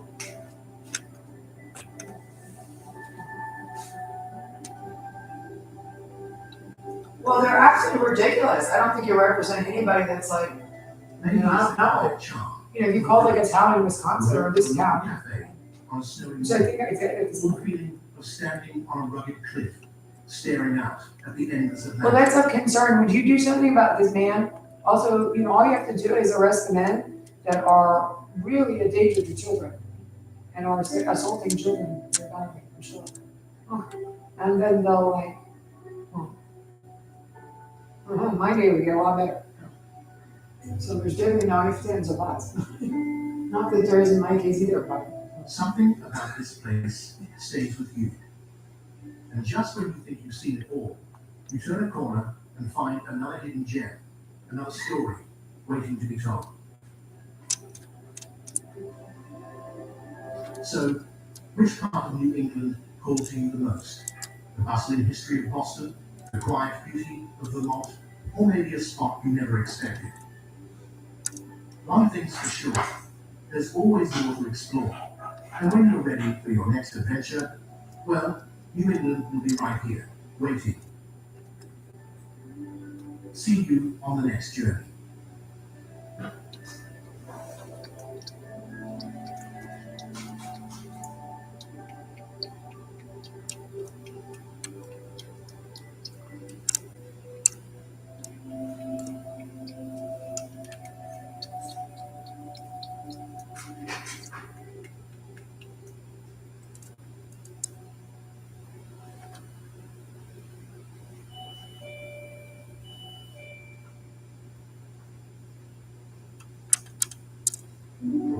The iconic Route 66, which travels from California to Illinois, is one of the most famous road trips in the entire world. My dad and I have been talking about driving it forever, so we decided to make that dream a reality in June of 2019. The route is constantly changing, and so I figured that this video series would be helpful for those that want to look back and see what the route looked like during this time period. Also note that I tried my best to get all the correct facts in here, but I may have missed a couple. This video is just a combination of all the state ones, so if you want a shorter video, you can just watch the individual states. Here's how our 2-week journey went on Route 66. To begin our journey, we headed out to the Santa Monica Pier, which has become the official end or start point, even though Route 66 actually ended a few blocks east. For us, it was the starting point of our journey as we were heading east and our end point was Chicago. We photographed the famous sign and then made our way down to the pier. It was a Saturday, so it was incredibly busy, and we had to wait for our turn at the end of the trail sign. Starting our journey on Route 66, 2,400 miles from Santa Monica to Chicago. After taking our photo with the sign, we walked all the way out to the end of the pier where there's a tribute to Bob Waldmeier, one of the famous artists from Route 66. If you're doing this drive, you'll find a lot more things about Bob Waldmeier all along the 2,000 miles of Route 66. And he's definitely one of the most iconic characters on the journey. From there, it was back up the pier and across the oceanfront walk area of Santa Monica to our next stop. It's just a plaque, but it's dedicated to Will Rogers, and Route 66 is known as the Will Rogers Memorial Highway. Plus, it's closer to where the official endpoint of Route 66 would be. Just left Santa Monica, got some of that great Los Angeles traffic, continuing on to our next stop. This is my dad, by the way. While technically Route 66 does cut through the heart of Hollywood, we decided to avoid that as we wanted to make the most of our day, and you easily need a day or a day and a half to see Hollywood. If you want to explore this area though, there are a lot of great spots on Sunset Boulevard in downtown LA. There's the Griffith Observatory, Union Station. I have a bunch of videos on all these spots on my channel as well. Our first stop on this journey was Elysian Park and the overlook of downtown Los Angeles. Hey. Route 66 is on the Arroyo Seco Highway, which is technically one of the first freeways in the West and was built in 1940. From there, we continued to Figueroa Street, where we got off to see the Chicken Boy statue. The Chicken Boy statue was made in the 1960s and was based on the famous Muffler Men that you can see all along the drive. This one was different though because they put a chicken on the head and they turned the arms inward so it could hold the bucket. It was moved to this current location in 2007. Next up, we headed over to Galco's Old World Sodas. While technically not on Route 66, the original location of this store was built in Los Angeles in 1897. It was moved to this current location in 1955 and it has over 700 different sodas that you can purchase. It's a fun store with a lot of nostalgia, especially for the older crowd. After having some fun with our purchases at Galco's, we headed on towards Pasadena with a stop at the Rialto Theater. It's no longer a theater, it's actually a church now, but it's still pretty cool to see from the outside. A few blocks from there was our next stop at the Fair Oaks Pharmacy and Soda Fountain. With over 100 years in business, Fair Oaks Pharmacy is still one of those places where you can get an old-time phosphate soda. The interior looks like something out of the 1950s and it has a great vibe for a Route 66 journey. They have dozens of different flavors and my dad and I both looked over the menu for a while before deciding on what we wanted. It's got a Chipotle pineapple phosphate soda. This is the coolest flavor. Chipotle pineapple. Yeah, it's got the pineapple and a little burn afterwards. It's actually From pretty good. Chipotle, Yeah. this is the most popular flavor, cherry lime. We got to meet the owner and we could have stayed in this spot a lot longer because it was a lot of fun. But we headed on, saw another historic sign, and then made our way to Pasadena. Our first stop in Pasadena was the iconic Colorado Street Bridge. This is the famous Colorado Street Bridge. It's a little bit hard to get a good picture of it now because of all the fences that they have. It's historic from 1913 on Route 66. I always love seeing this old bridge, and the best place to park for it is at the end of Grand Avenue. Just be sure to read the sign so you don't get a ticket. On the way out of town, you can see the old Howard Motor Company building, and across the street in front of McDonald's, you can see a Bancroft marker, which was an early Pasadena milepost for Foothill Boulevard.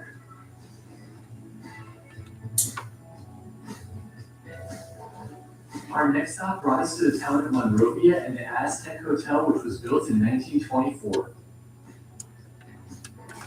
This is the Aztec Hotel, which is one of the most famous buildings on this stretch of the drive. It's not open right now, but it's still cool to see from the outside.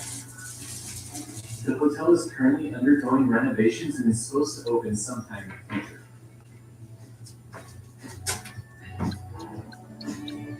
From there, we visited another old service station before going to one of my dad's favorite places for lunch, the Hat. While the Route 66 location is not the original one, it's still a historic place for lunch as this chain began selling their famous pastrami sandwiches in 1951. That's no pro tip from Pops is that you gotta throw some hot peppers in there. Hot peppers. Fall on the party. Next up, it was on to some more health food at the Donut Man. This is what the Donut Man in Glendora is known for. Their famous peach donut. They only have it like a few weeks out of the year, mostly in July and August. But if you come and they have the peach donut, you have to get fresh peaches and glaze. I don't know how you do this. It's so freaking good. Of course, if you don't want peach donuts, there's also lots of other options as well. Next, we made it over to Upland and the Madonna of the Trail statue. There's 12 of these along the National Old Trails Road, which goes from California to Maryland, and they're dedicated to the spirit of the pioneer woman. There's only 2 in Route 66, and we'll see the other one when we're in Albuquerque. Ow! Would you get them into custody already? Rancho Cucamonga, where they have 2 historic restaurants, the Magic Lamp Inn and the Sycamore Inn right across the street. The Sycamore Inn in particular is historic as it's been here since the mid-1800s, but we passed them both by as we wanted to get to the Rancho Cucamonga service station before it closed.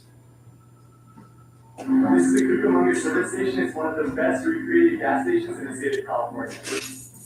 The Cucamonga service station was built in 1915 and it's undergoing renovations to look like what it would have back then.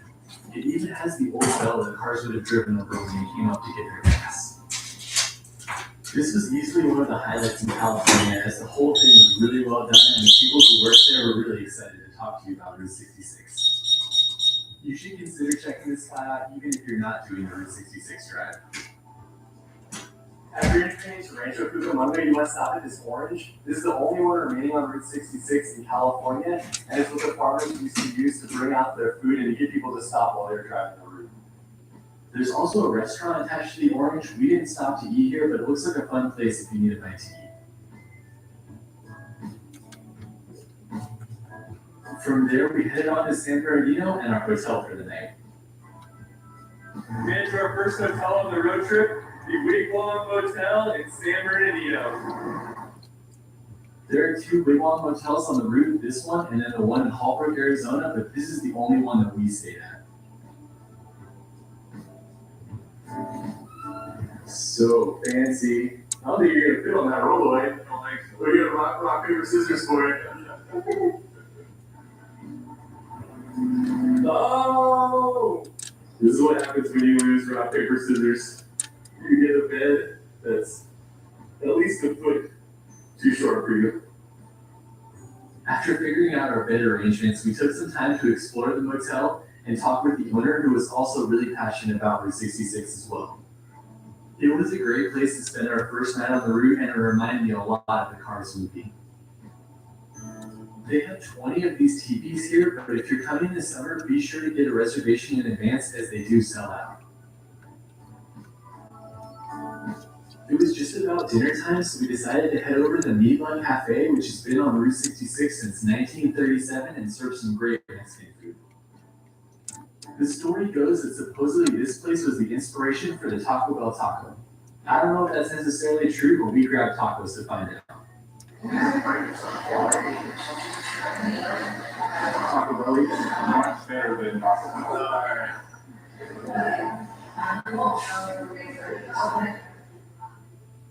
After finishing dinner, we said goodbye to our wives and then headed back to the hotel to end day 1 of our 14-day Route 66 journey. That's it for our first day on Route 66, watching the sun fade over the wigwams. Tomorrow we're heading to Arizona. Morning day 2, we're leaving the Wigwam Motel and we're on our way to Arizona. It's about 215 miles from here. First stop in San Bernardino, the historic California Theater, which was built in 1928. Because of the amount of things we were trying to fit in, a lot of stuff wasn't open in the beginning or the end of the day. So we just saw both the California Theater and McDonald's Museum from the outside. Next up is the site of the original McDonald's. It's not open right now, but it's a cool museum if you get a chance to check it out. I have a full video on this museum in the description if you're interested in learning more about it. Leaving San Bernardino, we made our way up through the Cajon Pass to the town of Victorville. This is the summer day right behind me. It's at the top of the Cajon Pass. There used to be a restaurant here, and they sold ostrich burgers, all sorts of crazy stuff. All that's left is a sign, though, after it burned in the fire. Heading on into the actual town of Victorville, we made it to the Victorville Route 66 Museum. This is the Route 66 Museum. It's not open on Mondays and Tuesdays, but here's a few pictures of the last time I was here. Since I've been exploring California for so long, I've been to pretty much all these places, so it's nice to have some pictures and video from previous trips. As you exit Victorville on D Street, Route 66 leaves the freeway and spends the next 40 miles on an old alignment as you make your way to Barstow. This is definitely a section you don't want to miss. Emma Jean's is a great place for a burger if you're looking for lunch, but we're heading to Bottle Tree Ranch. As you leave Emma Jean's, you'll head into this awesome steel truss bridge, one of the many epic bridges you're going to see on your Route 66 journey. Before getting to Bottle Tree Ranch, stop at this old gas station, which is about 6 miles south. I don't know much about this gas station, but I read online that it was built in 1935. Every time I visit it, it seems to get more and more run down. 6 miles later, you'll make it to one of the most iconic spots on the entire Route 66 drive. This is my favorite stop on a California portion of Route 66, Elmer's Bottle Tree Ranch. Unfortunately, Elmer passed away 2 weeks after we visited the ranch, and so I'm not sure what's in store for the future of this historic spot. It does appear that it's going to reopen, so hopefully it'll be there if you take this drive. What do you think? This place is crazy unique. It's interesting how everything is topped with something that has almost like a different theme and stuff. Really awesome. I've gotten a chance to talk with Elmer a few times over the years, and he was always such a fantastic guy that was open to answering all of your questions and telling you more about his art. It's definitely one of my favorite roadside attractions to see in the entire state of California. All right, we're leaving Mount True Ranch and we're going to the museum in Barstow. Once you make it to Main Street in Barstow, you'll see lots of Route 66 related stuff. They have a few historic Route 66 motels and lots of murals all around the streets. There's even a map online with all the mural locations if you want to see them all. The main thing we were planning on doing in Barstow was to see the Route 66 museum. We were planning to go to this museum, but it is closed for the holidays. I have visited this museum a few times over the years, and while it's relatively small, it's definitely worth a stop as it has some nice exhibits. Plus, it's situated in one of the old Harvey houses, and this one was built in 1911, and it features a lot of old train cars that you can see outside as well.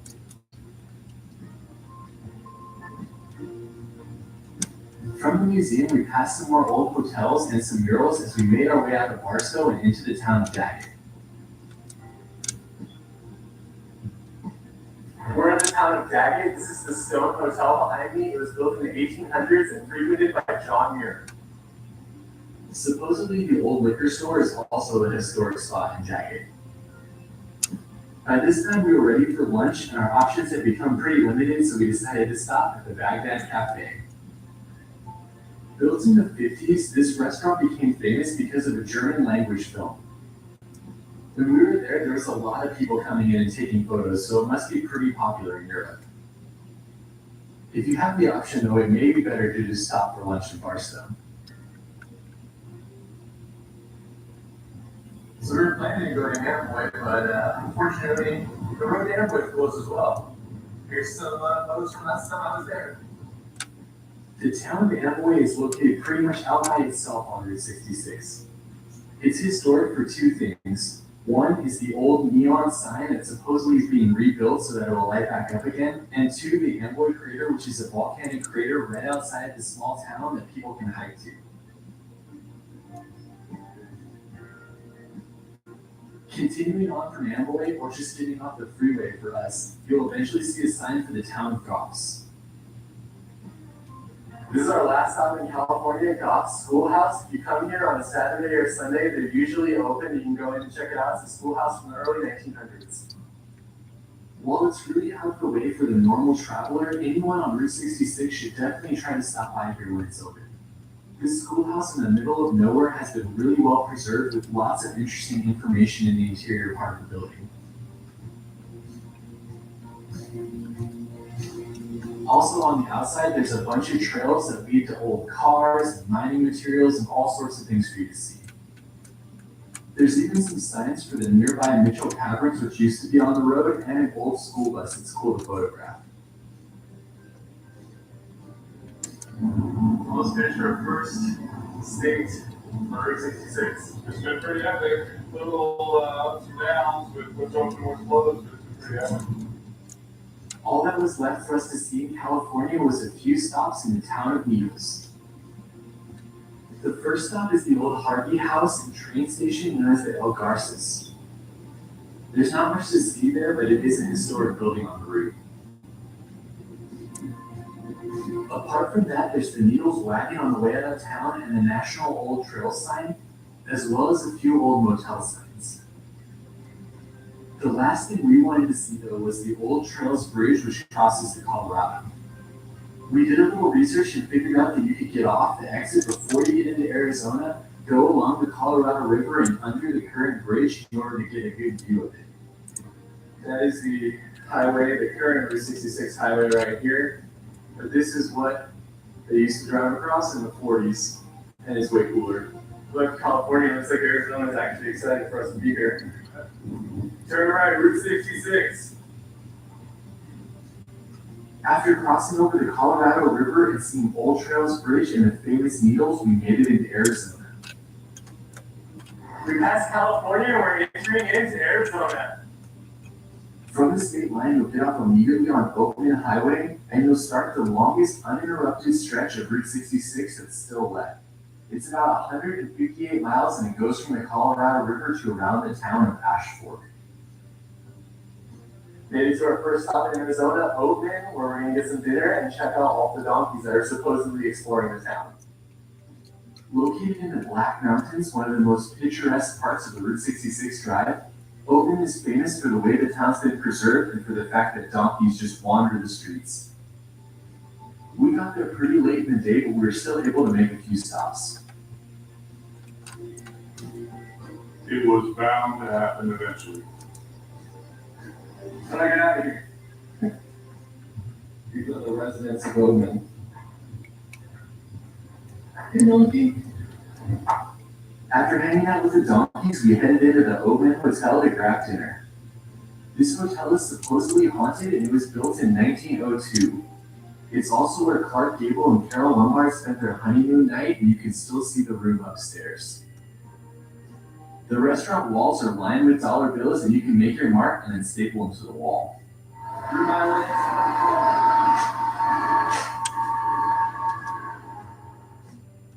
We grabbed burgers here right before they closed and then explored a little bit more of the town. Oakland Hotel, that's where we went for dinner. Good food, fun atmosphere, dollar bills everywhere, and then look at when they closed though, because they stopped serving at 5:30 when we came. The small town had a few more things to explore, but most of it was closed, and so we headed on to our next destination. It's be a fun but hot time to be in Oakland. Very nice. Do not miss Oakland when you come to Arizona. This is such a fun town. The drive from Oakland to Kingman is one of the most beautiful on all of Route 66, as it winds up through the Black Mountains and takes you over Sitgreaves Pass.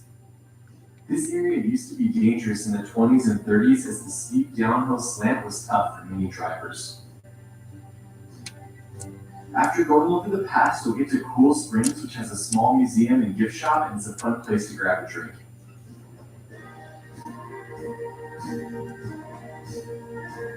When we finally made it to Kingman, it was dark, so we took some time to drive around and see the neon signs before going to bed.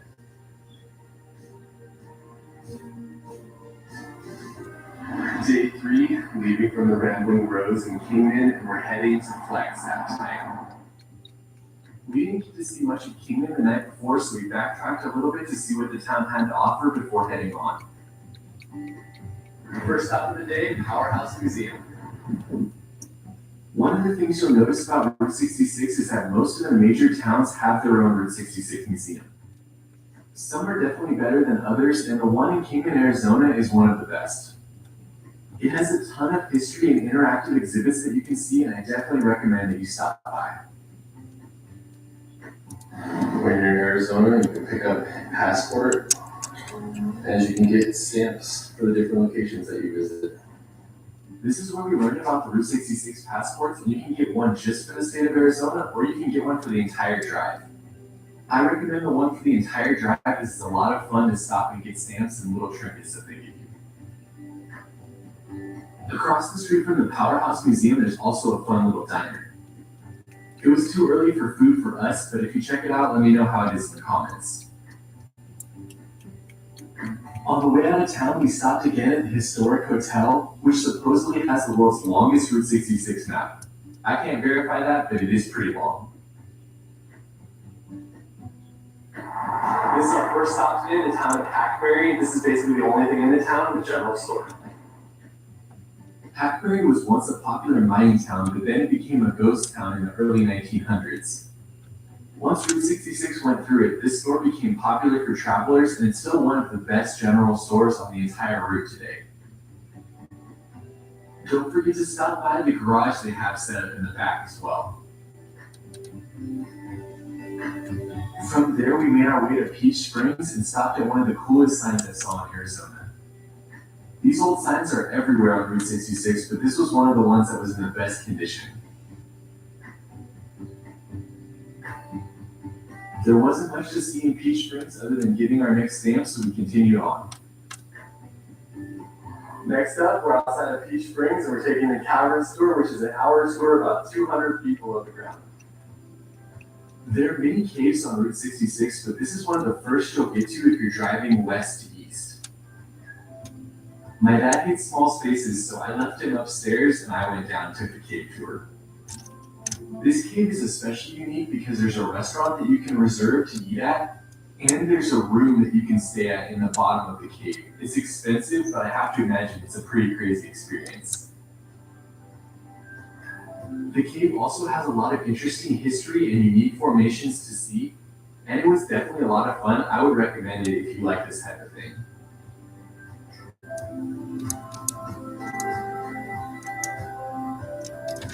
From there, we went on to Seligman, one of the most famous towns on Route 66. We're in the town of Seligman, Arizona. This is definitely one you don't want to miss. So much cool stuff to see here, and it was the town that Cars was based off. Seligman was on Route 66 from 1926 to 1978, when Highway 40 bypassed it by only a few miles. This essentially killed the town until Angel Delgadillo revived it and made it what it is today, one of Route 66's most popular stops.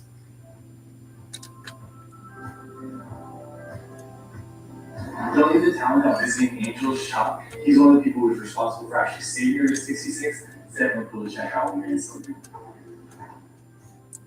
If you're lucky, you may even run into Angel, but either way, be sure to check out the shop and grab some memorabilia.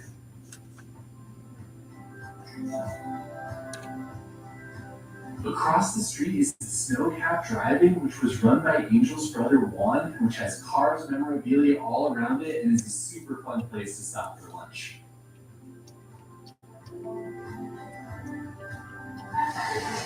Because that's hot.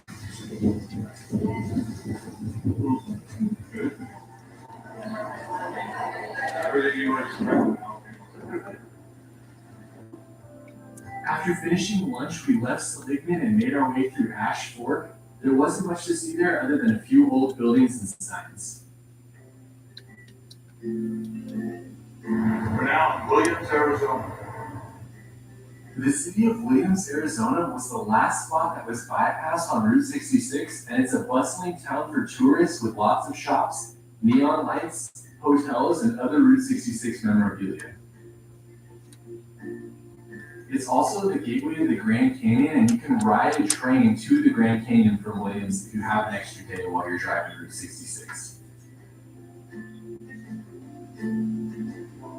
I would recommend just parking your car in the downtown area and walking up and down the main street, seeing what the city has to offer.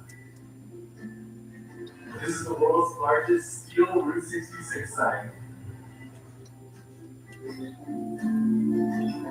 Also, on the north side of the main street, there's an old gas station that's been turned into a free museum that you can see. Look at this, they used a train park for a bridge.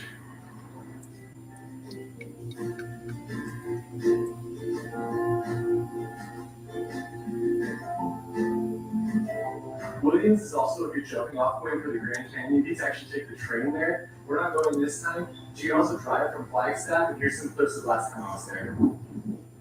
Many people choose to visit the Grand Canyon while driving Route 66. If you want to do that, it's about an hour and a half from Williams to the South Rim, and that's a great area with tons of viewpoints down into the canyon and things that you can see. If you choose to go from Flagstaff, it's about an hour and a half to a different and less touristy part of the Grand Canyon, which has the Desert View Watchtower, one of my favorite things to see on the rim. Alright, now back to Route 66 with our arrival at Flagstaff. We made it to Flagstaff. Our first stop is at the Museum Club. It was a taxidermy place in the 30s. Then it turned into a bar. We're gonna go grab a drink. The Museum Club is an awesome historic Route 66 watering hole, and it's still a place where you can see taxidermy animals and catch some live music. After grabbing a drink, we headed back into Flagstaff to check into our hotel. Just checked into our hotel in Flagstaff, the Hotel Monte Vista. Super cool spot from the 1930s, right in the middle of downtown Flagstaff. This hotel opened in 1927. It's supposedly haunted and it's had many famous guests. Michael J. Fox, Bing Crosby, pretty cool. After getting checked into the hotel, we walked around downtown and made our way over to Lumberyard Brewing Company for dinner. We got dry tip, but we got poblano, chili, cheese, grapes. It's gonna be amazing. This spot had great food and it was right next to the train tracks, so it was cool to watch the trains go by as we sat on the outside patio.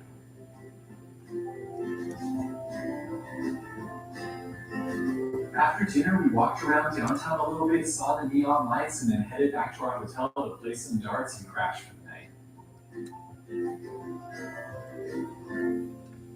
Back in our amazing hotel after a day in tropical Arizona playing darts. Fabulous day. End of day 3.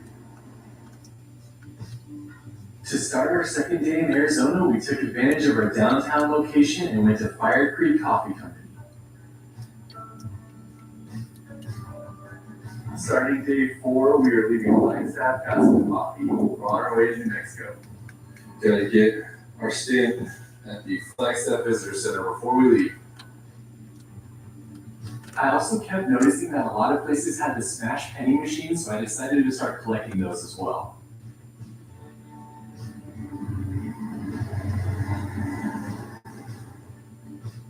On the way out of town, there was a few more signs and old buildings to see before making our way to our first stop. This is our first stop today, about 15 miles outside of Flagstaff, Twin Arrows. Twin Arrows was another favorite stopping point for people on Route 66 as the two arrows beckoned them into the trading post that sat nearby. Unfortunately, when Highway 40 came, it was hard to keep the trading post in business and it became the ghost town that it is today.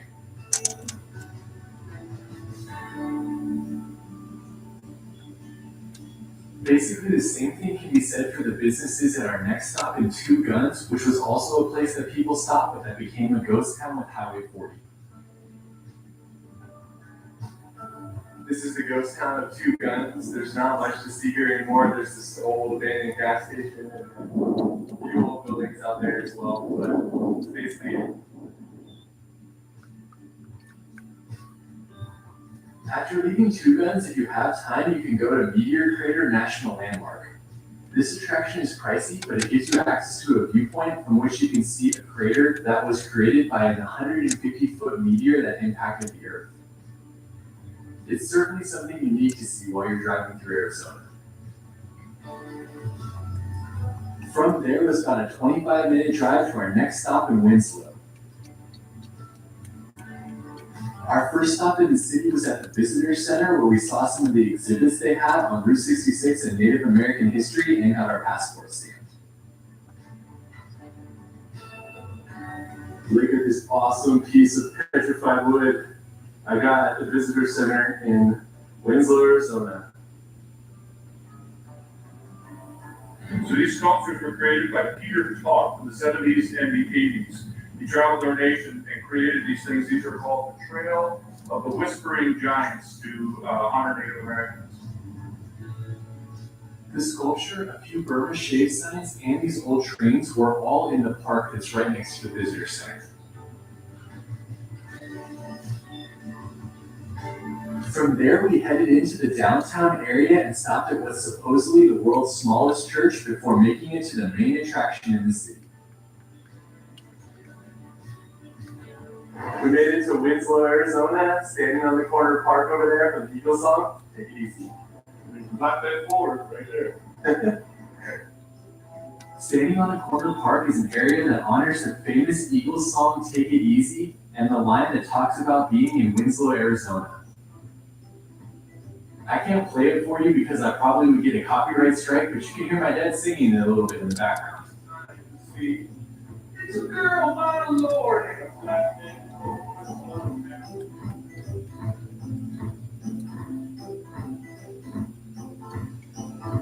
While you're here, check out the Old Trails Museum. It's free and there are a bunch of small exhibits in there. If you're into the history, the museum is right next to Standing on the Corner Park, and while it doesn't have a lot of Route 66 history, it has a lot of area history.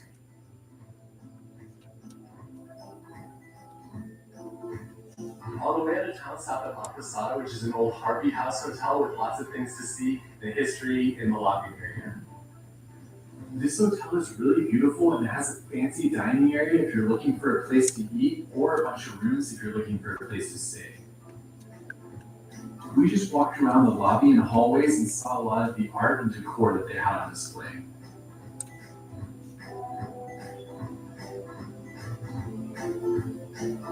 From there, it was back in the car for another 20-minute drive to our next stop. This is our next stop, the Jackrabbit Trading Post in Arizona. Yeah, there you go. It looks like it's about built for you, that Jackrabbit does. The Jackrabbit Trading Post was one of my favorite stops on Route 66 in Arizona. You'll see the Silhouette Rabbit sign all the way to Chicago with mileage noting how far you are from the Jackrabbit Trading Post as you continue your drive. Yes, look at that stamp. That's one of the best ones we've got so far. You have to be sure to check into the Jackrabbit Trading Post. Great prices, and the people who run this are just great people.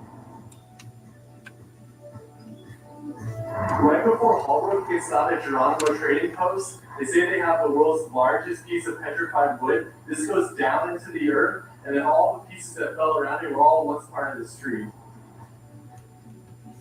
There's also another trading post here with lots of different things for sale, including petrified wood if you're interested.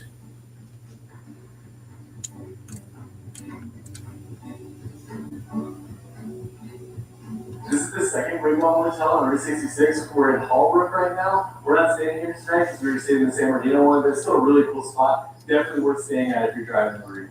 This one's especially cool because there's classic cars outside every one of the wigwams.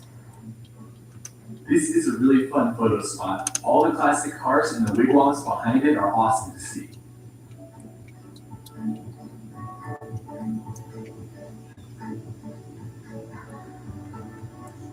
On the way to the town, there's a museum here. If you want to check it out, it's free. It has some exhibits, a little bit about Route 66, but it's a cool building to see.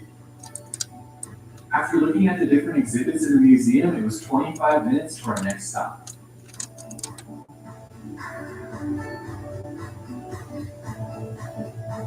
We made it to Petrified Forest National Park, the only park that had a piece of Route 66 that went through it. So we're driving about 15 minutes into the park to go check it out.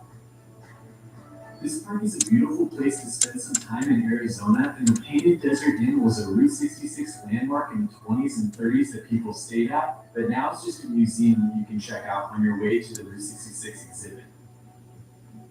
This is the thing you have to see when you go into the inn. It's a petroglyph that they found in the Blue Mesa. You know how big it is, my 6-foot dad next to it. Hops exploring the Painted Desert. Painted Desert is amazing. Got a perfect day here. It's beautiful. It's got to. Definitely do.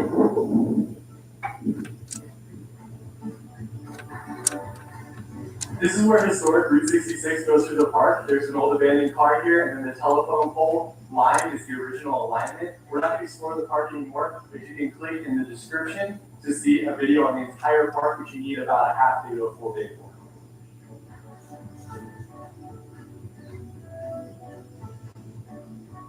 All right, we're leaving the park and we're heading on to New Mexico. On the way to New Mexico, we stopped off to take a picture of a few more signs and to make our last stop at an old ghost town called Fort Courage. This is Fort Courage. It's a replica of an old TV show set from the show F Troop. It's basically abandoned now. I didn't know what F Troop was myself, but my dad was excited to explore it a little bit. There's also another great trading post known as Yellow Horse right on the border of Arizona and New Mexico that you can stop at.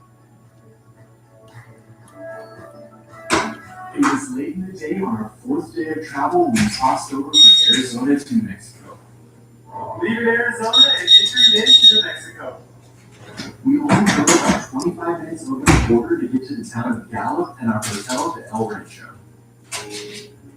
This hotel was one of the most unique places we stayed on our entire Route 66 journey. It opened in 1937 and many famous guests stayed there over the years. It still has a lot of that old charm and it's become a landmark on Route 66. Made it to Gallup into our hotel at El Rancho. That is the end of day 4. Starting day 5, and we're leaving Gallup and going to Santa Rosa. Shout out to the El Rancho Hotel. It was a cool place to stay. After leaving our hotel, we backtracked to downtown Gallup, grabbed some coffee cake, walked around the downtown a little bit, and then headed on. Most of the early part of this drive was spent paralleling Highway 40 on Route 66. We made it to the Continental Divide. The Continental Divide in New Mexico is a small town with a trading post, and it's the area that splits the water that flows to the Pacific Ocean from the water that flows to the Atlantic Ocean. Just in case you need some fireworks on your drive. From there, we headed to our next stop, Grants, New Mexico. This is the drive-through sign, and supposedly at nighttime it's neon. We drove through the sign and explored the surrounding park, and then went over to the Mining Museum, which is the most popular stop in this town. The Mining Museum is actually a really cool stop on Route 66. It talks all about the area's history of uranium mining, showing you the process that they go through to get the uranium, and even having a downstairs basement that features a walk-through mine showing the entire process in an interactive exhibit. Driving east from Grants, we made it to one of my favorite gas station signs that I saw in New Mexico. And then we continued on to the ruins on the western outskirts of Cubero. Not much is left of the ruins anymore, so we just walked around a little bit and then continued on. On the way to Cubero, there's a cool old trading post, but there's not a lot on this stretch of Route 66 to see. Heading on, we made it to Dead Man's Curve, which was an especially dangerous part of Route 66 because of the 100-degree curve and the deer that would often cause traffic to go off the road. Also, right near Dead Man's Curve is a rock that resembles an owl. This rock is known as Owl Rock. Do you see it? Let me know in the comments.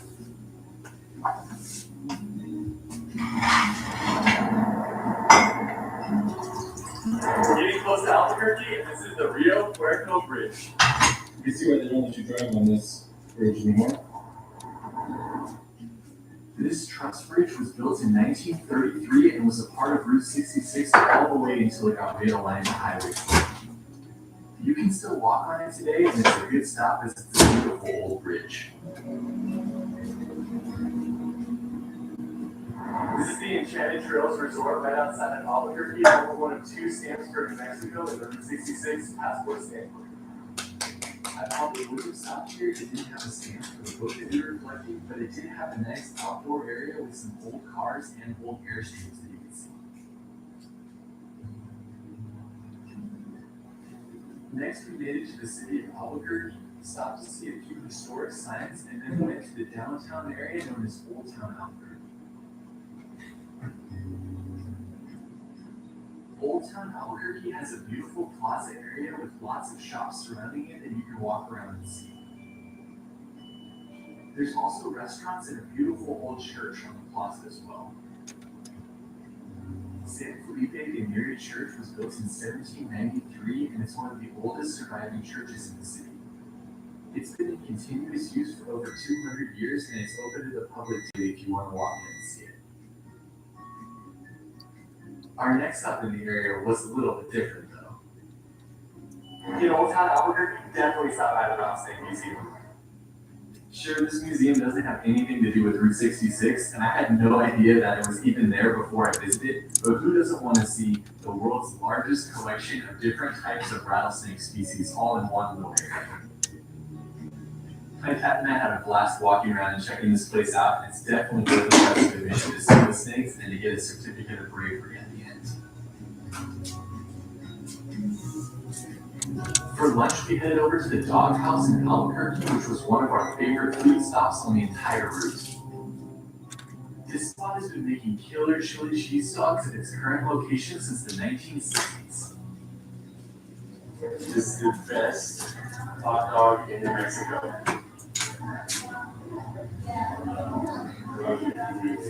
Not just a video. 10 out of 10.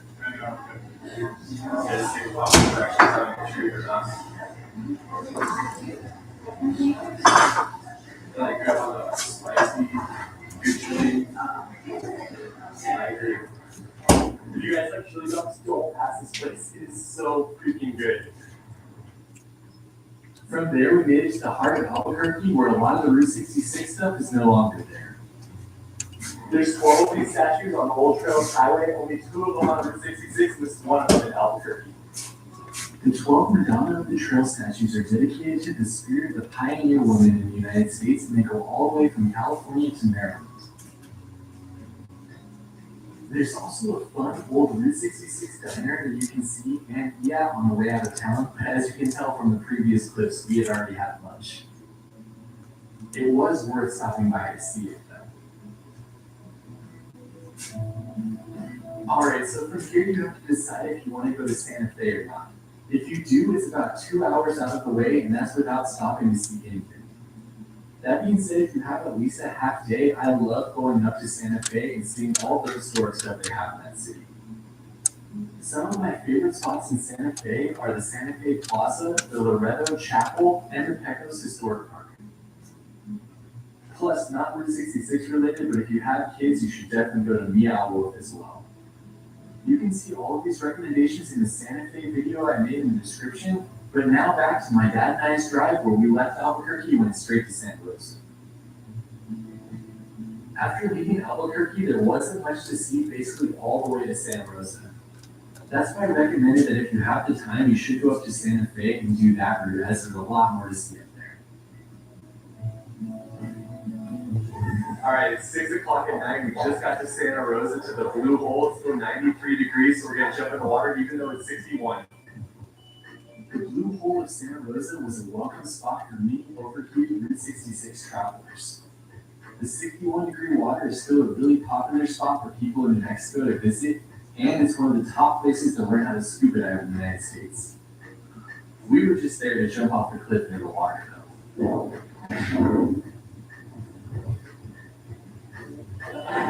Yeah.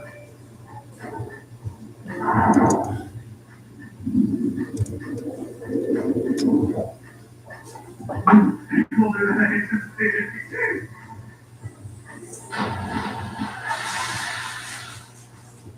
That's another adventure for today. Back to the hotel and to day 5. Day number 6, we're leaving our hotel in Santa Rosa with the end goal being Amarillo, Texas. Before leaving Santa Rosa, we're stopping at the Route 66 Car Museum. This museum is a lot bigger than it looks from the outside, and it probably has 30 to 40 old vintage and unique cars for you to see.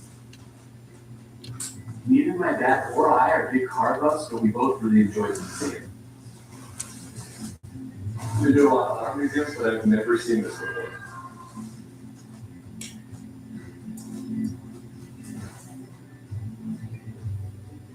From there, we stopped in the ghost town of Cuervo, which was a railroad town and then became a Route 66 stop before Highway 40 bypassed it and it became a ghost town. Of all the ghost towns we saw on this route, this one definitely had one of the most ruins for you to explore. Driving on, we got to another ghost town in the town of Newkirk. Check out this little service station that goes down Route 66. This is truly a barren section of Route 66, and it really shows you how Highway 40 devastated some of these small towns. A little while later, we saw another ghost town with a few more buildings that had been left in disrepair. Look at the adobe construction on this old building. Pretty crazy. Where's the cold beer at? Promise me cold beer. Leaving the ghost towns behind us, we made our way forward to Tucumcari, one of the favorite towns for Route 66 travel in New Mexico.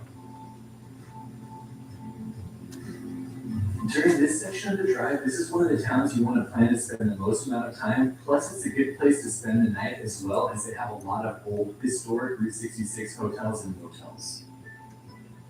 We made it to Tucumcari, which is a popular Route 66 town. First stop, the museum. Like I said previously, most of the major towns on Route 66 have a museum. We tried to stop at all of them, and this one was especially cool because of the photographic exhibit they had. It's up to you how many of these you'll want to stop at on your drive on Route 66 though.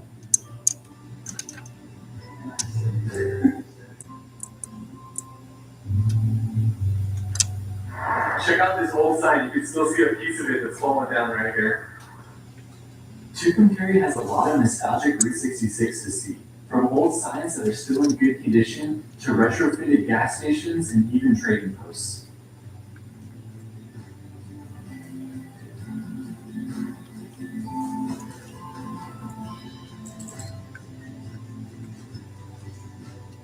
I got a chance to chat with the Motel Safari owner. He was a great guy who shared the love for Route 66 by buying the motel and making it more modern and exciting for guests to stay at. Heading a few blocks down the street will take you to the Blue Swallow Motel, which is an iconic neon sign on Route 66 that's popular for photography. Unfortunately, we were there in the middle of the day, so we didn't get to take any pictures of it at night. And also, when I called to stay there, it was booked up as well. So if you want to stay at this iconic hotel, you definitely need to book it in advance. Before you leave town, this is a great spot to check out. On the way out to Tucumcari, definitely stop by TP Curios shop. It has a lot of fun Route 66 memorabilia, plus it had a passport stamp and another penny smash machine.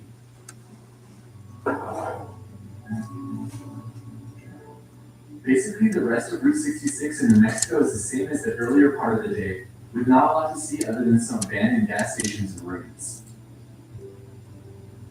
One of the coolest parts, if you want that old historic Route 66 vibe, is from San Juan to Glen Rio. We didn't even realize that this is the dirt road portion of Route 66, but getting across some cool bridges, a lot of fun. This section is 14 miles of dirt, which goes through old homesteads and over old bridges. You can see the highway way out there. But we are on original Route 66 dirt road. For both my dad and I, this was one of the coolest sections in the state, as it gave you a real feel for what Route 66 would have been like for the early travelers. It's not for everyone though, and if you want a faster trip, you probably want to skip this section and just stay on the highway. Route 66 is paralleling the freeway when you cross over the Texas state line in the ghost town of Glen Rio. We backtracked a little bit on the freeway so we could capture the Welcome to Texas sign as well. We're leaving New Mexico and entering into state number 4, Texas. Even though it's only about 175 miles, there's still a bunch of fun attractions in the state of Texas. Here's our first one. We've officially made it to the midpoint of Route 66. Only 1,100 miles left to go. The Midpoint Cafe is supposedly the halfway point on your Route 66 journey. It's a great place to stop and get food, and legend has it that the owner from 1990 to 2012 was the inspiration for Flo in the movie Cars. Don't leave without trying the pie. They have revolving flavors, and the one I had was incredible. Whiskey chocolate on pie. Even if you're not hungry, be sure to stop at the Midpoint Cafe for pie. It's definitely worth the trip. From there, we headed to the town of Vega, which is basically the first town you'll see in Texas. Look at this welcome I'm getting to Texas. Exactly what I would expect. The main stop in Vega is at the Cultural Museum that they had. It had a ton of great exhibits on Route 66 and a lot of really knowledgeable people. Plus, we got a passport stamp and they let us print our own postcard. Yeah, right. Pull that forward. I'm printing my own. Start spinning that wheel towards yourself. And it will stamp an elephant bosses it. And you how it's like you can feel it through it. Wow, that is super cool. There's also an old service station across the street, but it wasn't open when we were there. We got back in the car and headed on, excited about our next stop, which is one of the most iconic places on the entire route.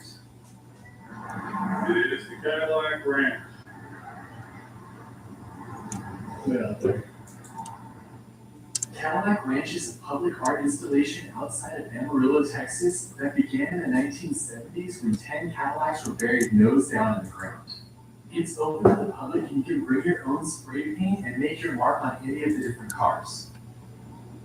I have to admit, it was a lot more fun than I thought to paint on these old cars. Check out my dad if they do the worst part. No.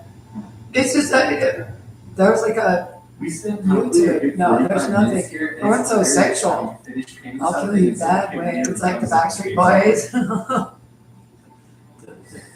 Backstreet Boys. There's like a hole, and there, you can fill full of cement. and everything. At least for 10 minutes. What in the world? There's a body dump. Yeah, you're right, naked ladies down there. It's like in Garbage Pail art. Really, yeah, it's unbelievable in the story. I swear under oath, go get it. It's the people in the jail County. Big Texan when you get sick. When in Texas, you gotta go Let's big, do it. right? What better That is than way big too much Texas like- steak ranch? Looking for a place, a Montana to come Yes, by. the big Yeah. ranch. I Here is our room. don't think he is exactly. Yeah. Very nice. Even the pool is shaped like the state of Texas. You're supposed to go like that now because the computer satellite can get in, Jump in, but we which is a just- little disconcerting because Grandpa did work on computer satellite. Oh, it is. Yeah, there you go. He did he know that? Probably. He's probably stalked my mom out here. His mom would come out here for like 2 months. As we waited for our dinner He's playing reservations, we walked out. over to the restaurant, saw the jail, the big cowboy booth, the big chair, and all the other crazy stuff there is to see here. I was gonna come out, but it's like it's kind of, I mean, it's together with the town apartment and You get it you for live. free. Grandpa was quite elderly, so it was like, you know, kind of wheelchair bound and stuff like that, so it's kind of a lot of work. But whatever, it was Person has done it in 4 minutes and 30 seconds. We're staying away. So that's So eventually our expensive. table was ready and we sat down for our steak dinner to finish the day. Is anyone saying that we're not healthy? Look, we got salads. This is dream. My dad loved the steak and I loved the baby back ribs. It was a fitting only dinner in Texas for us. We just had an awesome meal of steak. If the satellite can get in, so you're supposed to go. How many of them are there? Oh. I don't know. How do you get in? Just keep poking at it on the wall. Morning day 7. I find that that's your head into the satellite. It's really not open. On the way out of Amarillo, we stopped to see a few more old signs and old businesses before continuing our drive east. But they're, I don't know. What on earth is that story? It's definitely the people in Carroll County. Just like Cadillac Ranch, so we stopped to check it out. The Embargo's Blues Ground. This is our first stop on Yeah. the outskirts of Amarillo, the VW Slug Bug Ranch. We didn't bring any paints because we didn't know that this even existed, but it's another cool More spot. to naked check out. ladies there? No, there's always naked ladies. I'm not sure what the history of this place is, as there's not a lot of information about it online, but let me know if you know about it in the comments.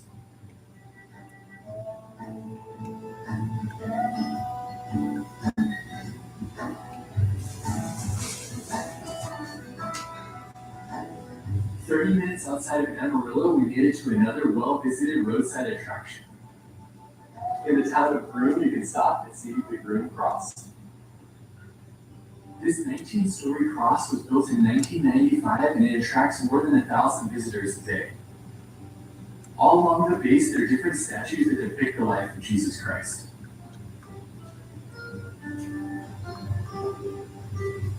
Only a mile or so away is the leading water tower of Texas, which was built to draw attention for a local truck stop and restaurant that's unfortunately no longer there. Continuing on from Groom to McLean, the drive is relatively sparse. There is a nice service station from the 1930s that you can stop at though. As you leave on Route 66, you'll notice that it's basically just paralleling the freeway here. There are many sections of the route that look exactly like this, where the road is right next to the freeway. We just managed the town of McLean. First stop, the Devil's Rope Museum for barbed wire and the Route 66 Museum in the same building. The Devil's Rope Museum was officially opened in the early 90s, and it focuses on the history of barbed wire and over 2,000 different types of barbed wire. In the 1890s, the cowboys used barbed wire as their telephone lines to communicate with each other. While this may not sound exciting to you, it was actually one of my dad's favorite things that we did on Route 66.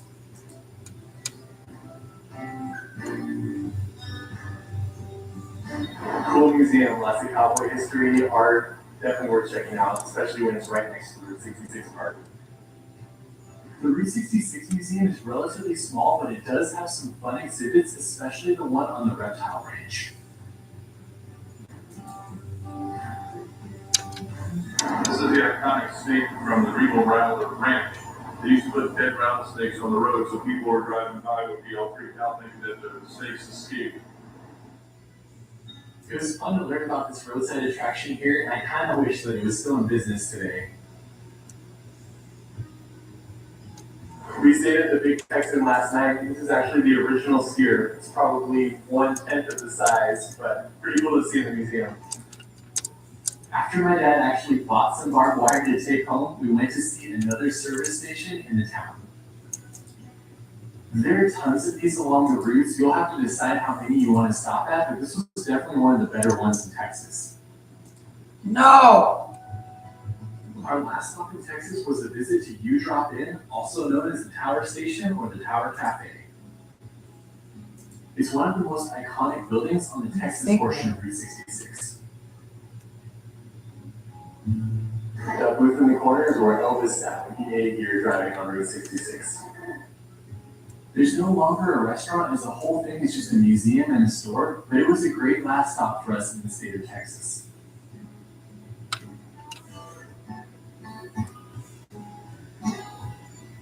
After spending a day and a half in Texas, we crossed over the border into Oklahoma. We're leaving Texas and entering into state number 5, Oklahoma. Crossing over the border brought us to our first stop, the town of Eric and Sand Hills Curiosity Shop. This place is famous for Harley, who lives there and was supposedly the inspiration for Mater in the Cars movie series. It was a crack of spending 30 minutes hanging out with him, and he is an accomplished musician as well. Do know that most of his jokes are pretty off-color though if you're bringing your family. Hi, we want to welcome you to Eric, Oklahoma, the redneck capital of world, where people live where you can see rednecks work and play in their own environment. It's Santa Hills Fire right here, so we're fighting for a fight with Santa Hills Curiosity Shop, the only bus stop in town. After ending our time with Harley, we drove 20 minutes to the town of Sayre.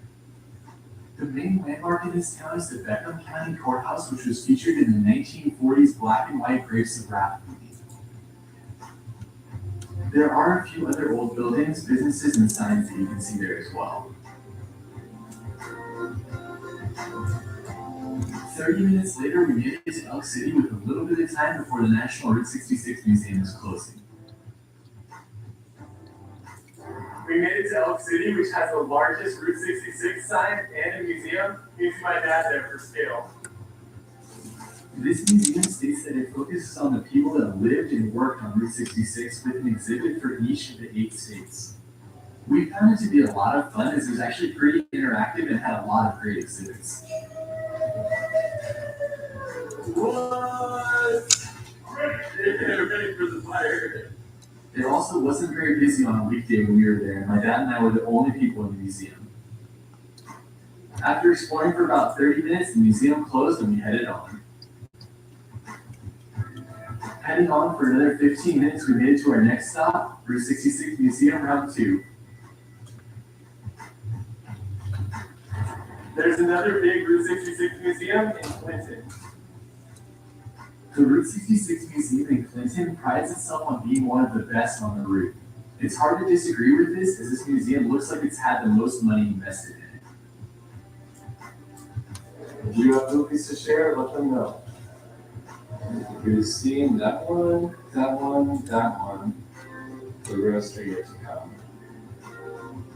We especially enjoyed seeing the history that related to Grapes of Wrath as we were listening to that book as we were doing the drive. This is basically the sign that we just held at the pet shop in Eric's. Don't forget to go outside where they have a few more exhibits, including a Route 66 diner, which is in basically its original condition, and you can look through the windows and check it out. Honestly, this is a great museum and one you should definitely stop at if you have the time. By the time we left the museum, it was dinner time, so we headed to the town of Weatherford and stopped at Lucille's Roadhouse.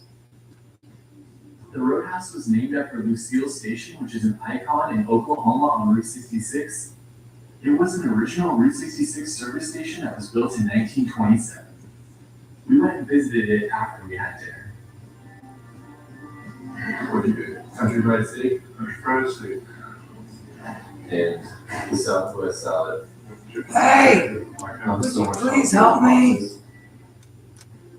After eating, we stopped by the original Lucille's on the way out of town. It wasn't open, but it was still cool to see this historic spot. From Lucille's, we continued on towards Oklahoma City with a stop outside of Bridgeport at the William H. Murray Bridge, also known as the Pony Bridge. This bridge is almost 4,000 feet with 38 trusses, and it was also featured in the Grapes of Wrath film. We continued on to the town of El Reno, and we were hoping to make it in time to get an onion burger at Sid's, but unfortunately it was closed when we got there, so let me know if you have one in the comments and if it was worth the stop. There was also what appeared to be a donut shop and an old service station, and a cool Yukon's Best flower building on the outskirts of town. We eventually made it into the town of Oklahoma City with a quick stop to view another bridge before ending the day. As we were driving to our hotel, we decided we really wanted to see Pop's Soda Ranch in the dark, as they have an awesome, huge LED soda bottle that's lit up with colorful lights at nighttime. We did the 25-minute drive out there, and it was definitely worth it to see it lit up at night. Morning, day 8, we're leaving Oklahoma City. There's a severe thunderstorm warning this morning for the next 2 hours, so we'll see how today goes. We're heading to Tulsa. We're only hitting a few spots in Oklahoma City, but if you want to spend some time in the area, check out the other video I made on the city's best spots in the description. There's some really amazing places to see, like the Bricktown area, Cattleman's, and the National Cowboy Museum. But anyways, back to the drive. First stop today on the way out of town, the Milk Bottle Building. This little building was built in the 1930s with the milk bottle added to the top in 1948, and it's only 350 square feet, but it's one of the most iconic spots on Route 66. Leaving Oklahoma City on the way out of town, there was another trading post that didn't seem to be open, and an Owl Court service station that was being rebuilt. This is our last stop in Oklahoma City. It's the Territorial School, the oldest building in the county, and the site of the first recorded wedding in the county. While it wasn't open and it didn't have much to do with Route 66, it was still fun to stop at this old school on the way out of town.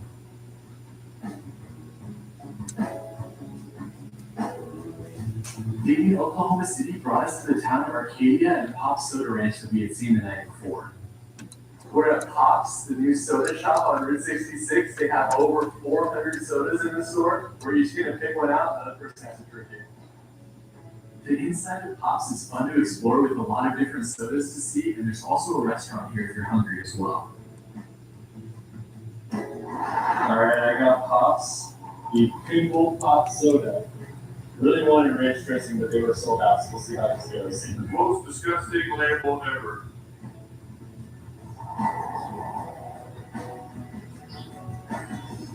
Not bad, tastes like marshmallows. What? This may not seem disgusting, but I know Josh eats celery.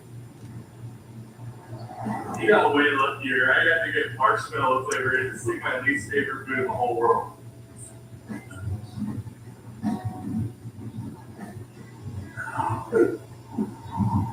That's disgusting.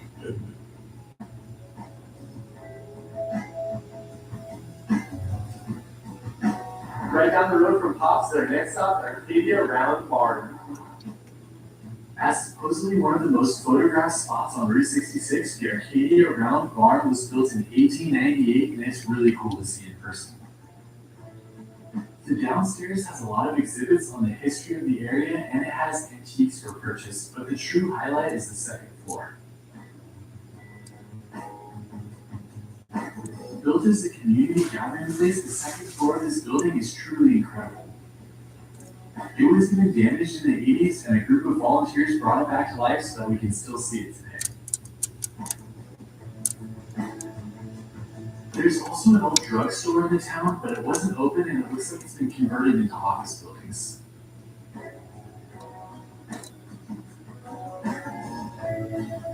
Right on the outskirts of town, there's this old stone gas station. There's not much left of it, but there is a story that says that they did counterfeiting in the back of the gas station right through that window.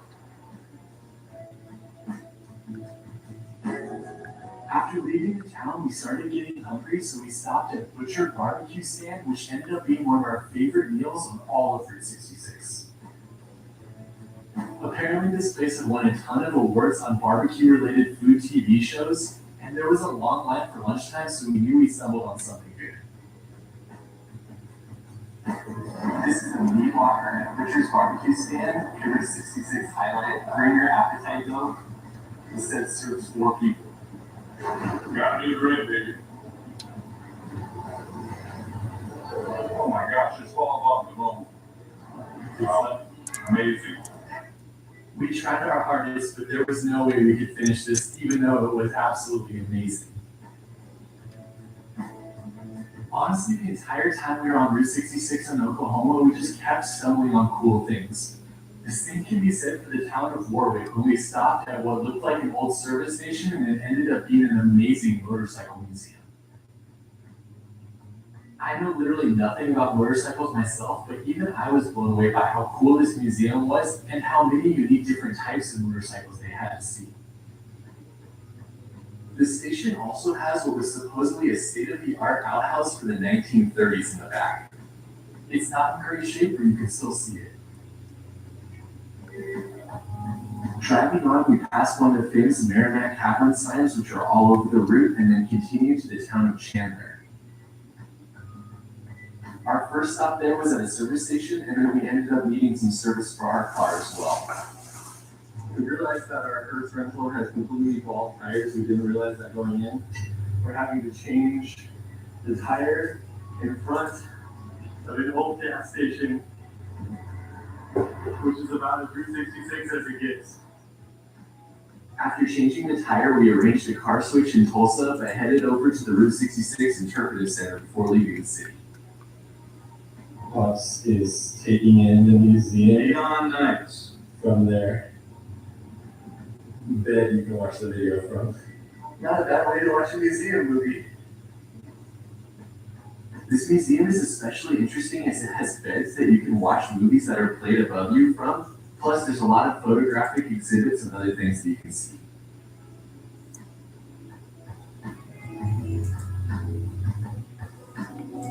Heading on, we passed into the town of Davenport, which had another old service station to see. There's a lot of these on the road.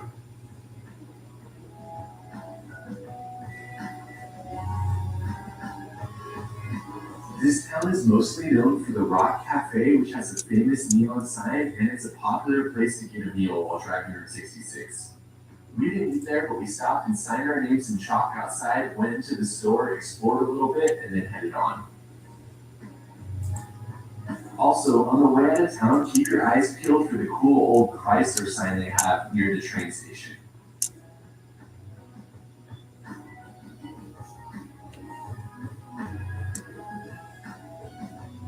This is the heart of Route 66 Museum outside of Tulsa. It's not open right now, but check out that old gas pump. I didn't see any signs, but I have to imagine that's the world's largest gas pump. Let me know how this museum is in the comments if you get a chance to see it. Our last stop before making it to Tulsa was the town of Sapulpa. They had some old murals and signs about Route 66 right in the middle of the downtown. Come on! We made it to Tulsa. We went to Hertz, got the car exchange. Shout out to them for making that process. Why are they still in East at large? statue, and we're gonna explore a little bit. No, you can't have people run around doing this. Decided to honor Cyrus Avery, who was responsible for making Route 66 a national highway and for making it go through the city of Tulsa. And that right there is the old 66 bridge. This is the recent one. The 11th Street Bridge was created in 1915 and was used until the 70s. Now it's unsafe even for pedestrians, and so you can only look at it. There's a really awesome walking and biking path down here as well. We're heading out to the Mother Road Market. It's like a food court in downtown Tulsa, and then back to our hotel. Honestly, Tulsa is one of the best cities on all of Route 66. There's so much preserved history here, including old signs and even new roadside attractions. So as we were driving at the food hall, we came across Buck Adams, which is a cowboy that was put here in 2018. We didn't even know he existed until today. The sign outside the building said that in May 2018, Buck's spaceship landed in the city of Tulsa. It's really fun to see Route 66 coming back alive with some new attractions like this. We made it to the Mother Road Market in Tulsa's Route 66 food hall. The Mother Road Market in Tulsa has all sorts of fun pop-up restaurants and shops to explore with lots of different food options. So you guys saw what we had for lunch today. So we went healthy for dinner. Milk, a single scoop of ice cream. They also have a Route 66 mini golf course outside, but unfortunately there was a heavy rain the day before and it had all been flooded, so we weren't able to play. This would be a great stop for the family as it has some of the most iconic Route 66 stops right in the middle of each of the mini golf holes. From there, we drove around to see a few of the neon signs lit up at night and then made a stop at the oil driller statue.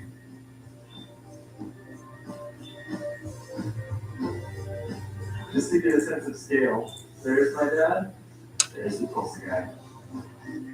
Known as the Golden Driller, he stands 75 feet tall and has become an unofficial landmark for the city of Tulsa.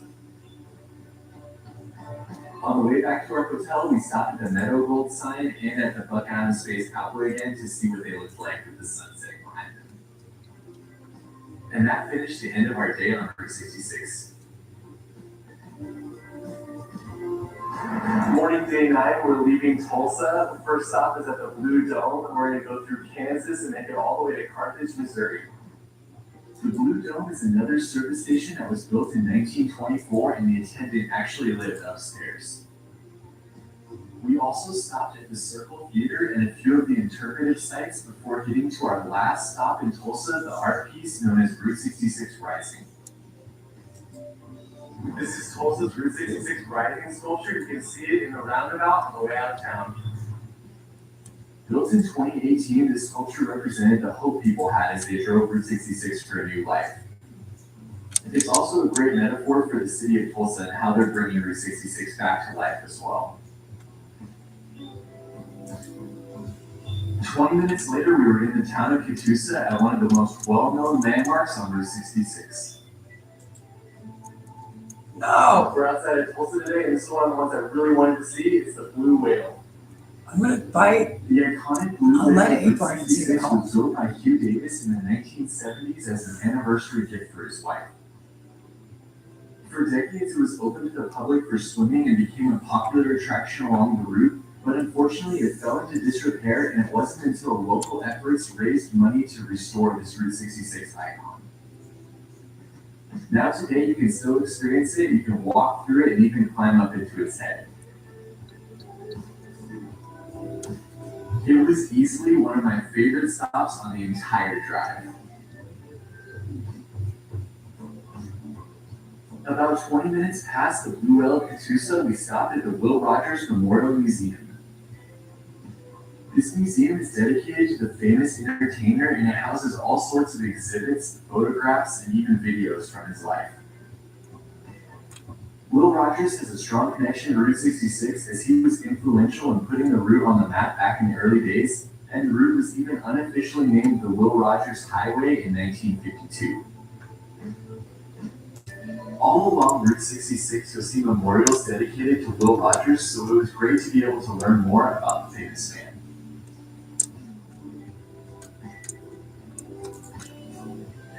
While it's not technically on Route 66, definitely stop in the town of Foyle at Ed Galloway's Totem Pole Park.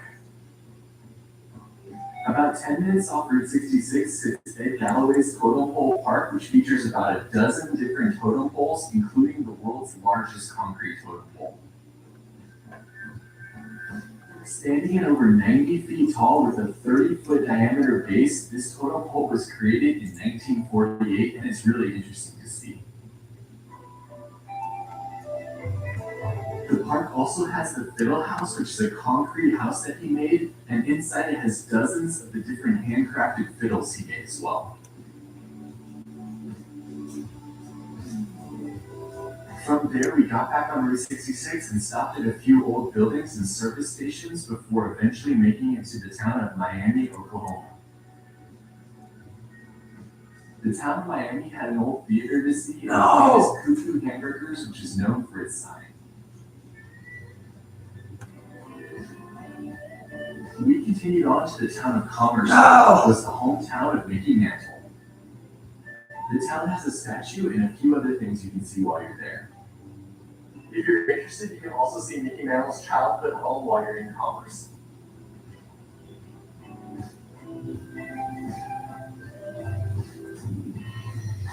This is the coolest part of Commerce, though, this old gas station connected to the building. I was really excited to see this spot after seeing pictures online, but apparently after talking to some of the locals, it's not really that old. Anyways, it's still a cool place for pictures. Across the street is the Dairy King, though, which is a historic spot on Route 66. This was a service station that was built in 1927, and then a few decades later, it became the Dairy King. They make fun Route 66 cookies instead of more stopping by. If you're looking for something else fun in Commerce, you can pick up these Route 66 cookies right here at the Dairy King. After leaving Commerce, we made our way over to Kansas, ending our time in Oklahoma on Route 66. As we crossed over from Oklahoma into Kansas, we were on a nice two-lane highway, which was a great break from following Interstate 44. We're entering into state number 6, Kansas. The first place we got to in the state was the city of Baxter Springs. The city has a nice small town vibe with a popular restaurant called Cafe on the Route, which is in a bank that was once robbed by Jesse James. Unfortunately, it was later in the afternoon when we came through the state, so most of the things were closed and we didn't get to see a lot. We walked around the town a little bit, took some pictures of the cement emblems that line the street, and then made our way over to the historic service station on the way out of town. The service station was built in 1930 and was in the National Register of Historic Places. It was closed when we went, but it's the main information center at 66 in Kansas.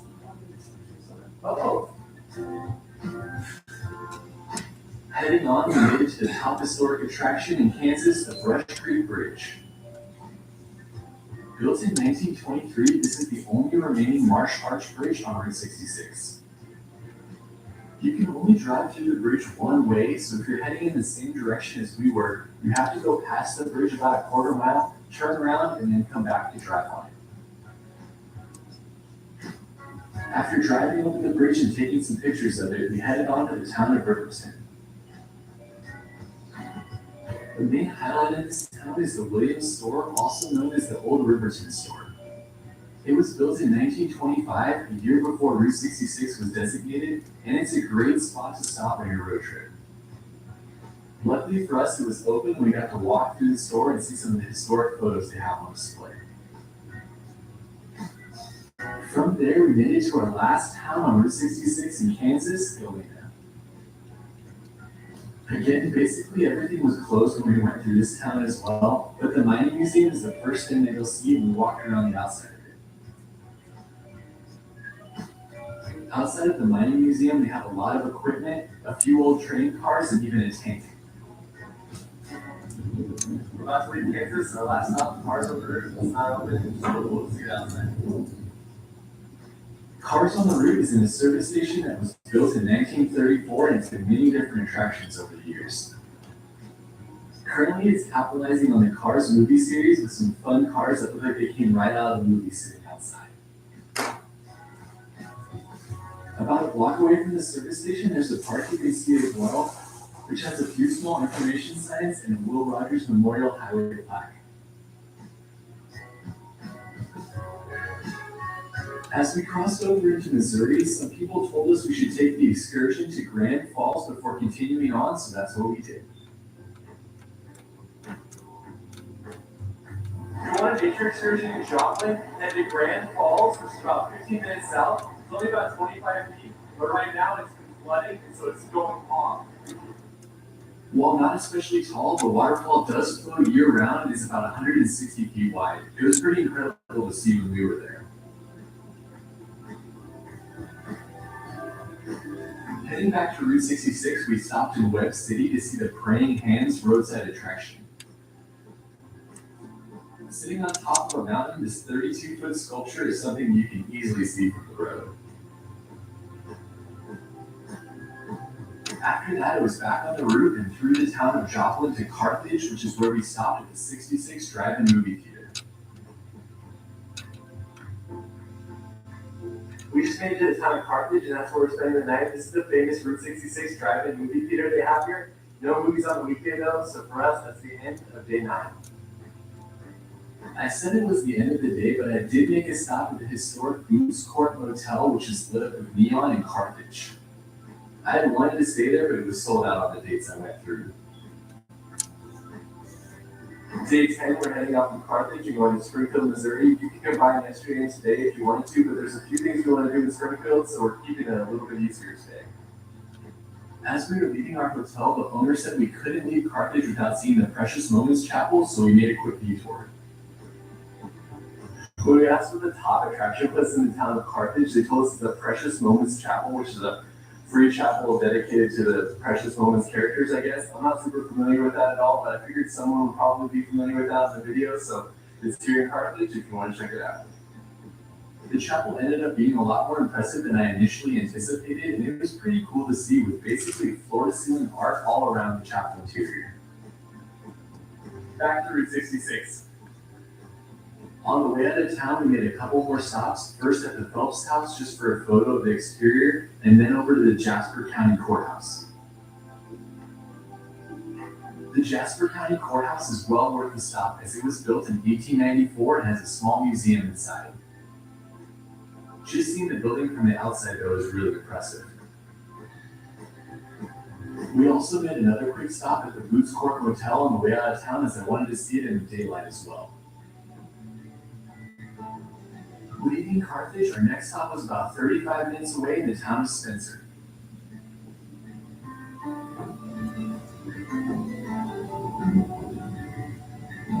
Most of the drive today is through ghost towns, but definitely pull off and stop at the town of Spencer. Lots of little storefronts here that you can peek your head in. It definitely looks like what Route 66 would have looked like.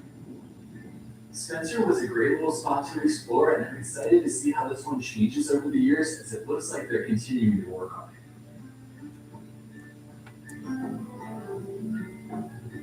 As you drive away from Spencer, there's an old bridge that was built in the 1920s, and that's fun to see on this stretch of Route 66. 5 minutes later brought us to our favorite stop of the day, the Gay Parita Sinclair Station. This site includes a replica gas station from the 1930s with the original pumps and all sorts of memorabilia from Route 66 history. It's crazy to see all of the stuff they have here and to talk to the people running it who are really happy for us to stop and to tell us all about the history of the area. Don't forget to go out to the garage in the back and to see the old restored truck as well. On on the way to Springfield, be sure to stop here. George, who runs the store, is amazing. He's got a ton of fun souvenirs and history, and it's definitely something you want to see. From here, the next 25 miles or so is relatively uneventful with some small ghost towns and a few little attractions along the route. Check out what's left of the inside of this general store. It's like a little Narnia or something in here.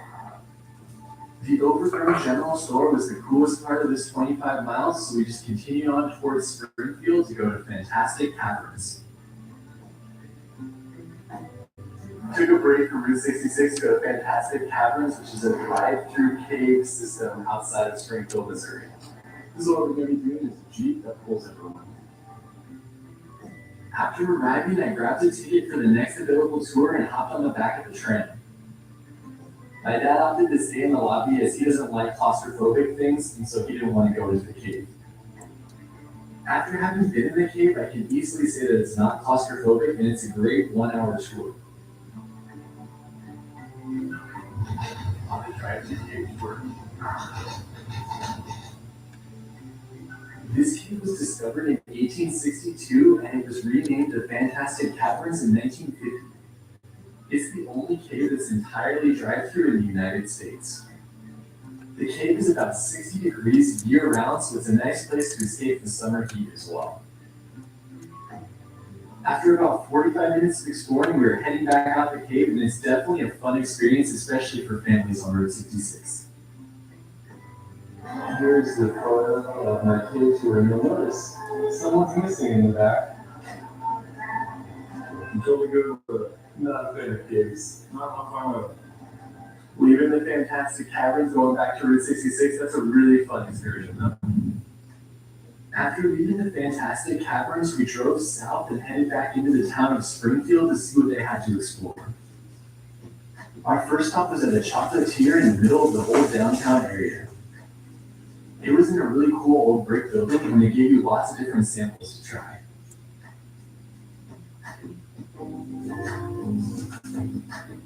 In the same downtown area, there's also a cool old footbridge. This is the longest footbridge in the United States. It's closed for renovations right now, but if you can walk on it, you get some great views of the trains and the train tracks. Driving on, we stopped by a steak and shake that was built in the 1960s. While it's not the first location for that chain, it shows what it used to look like and has the old style from that time period. We made one more stop in an old theater before heading on to our hotel. So this is our room at Bass Pro World. And they even left us gummy bears at check-in. And then across the street is all of the Bass Pro stuff, the store, and the aquarium, and restaurant, all sorts of stuff. Taking a break from Route Seems like it's 66, fair, like you like tea. That's our hotel right there. I love tea, but And we're heading. and hot tea and the heat, but Known as the Grand I swear it's actually good for, like, Bass Pro Shop they, like, is over because it's in the 500,000 desert square foot here, shop. and I mean, it, One of the main attractions here, though, is the aquarium, which has one. The mountains things grow, but without watering things, it's not growing here. Live fish. That's what we decided to check out first. I mean, I think it's almost like something about like balancing your weapons temperature in the air conditioning. Still, it's a beautiful day. I mean, United States, and this is one of the best attractions. you can walk in the not in the middle of the summer when it's a really hot day. If you decide to do this, This is not- at least a few hours. it's just so really my not dad safe. and I You can- got here about an you'll hour pass before out. it closed, and we had to rush through it as it has over a mile of walking to see everything. We're on us.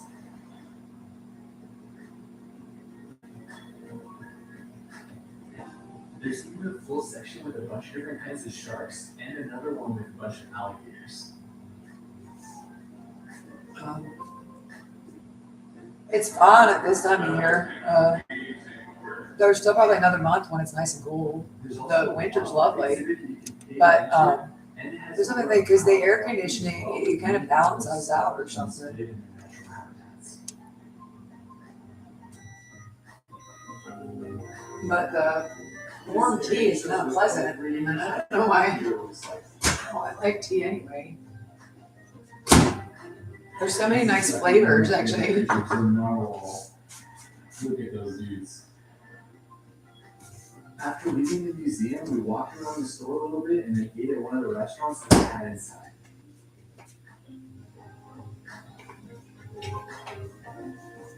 So with the museum, stuff with food, back to the hotel. That is the end of day 10.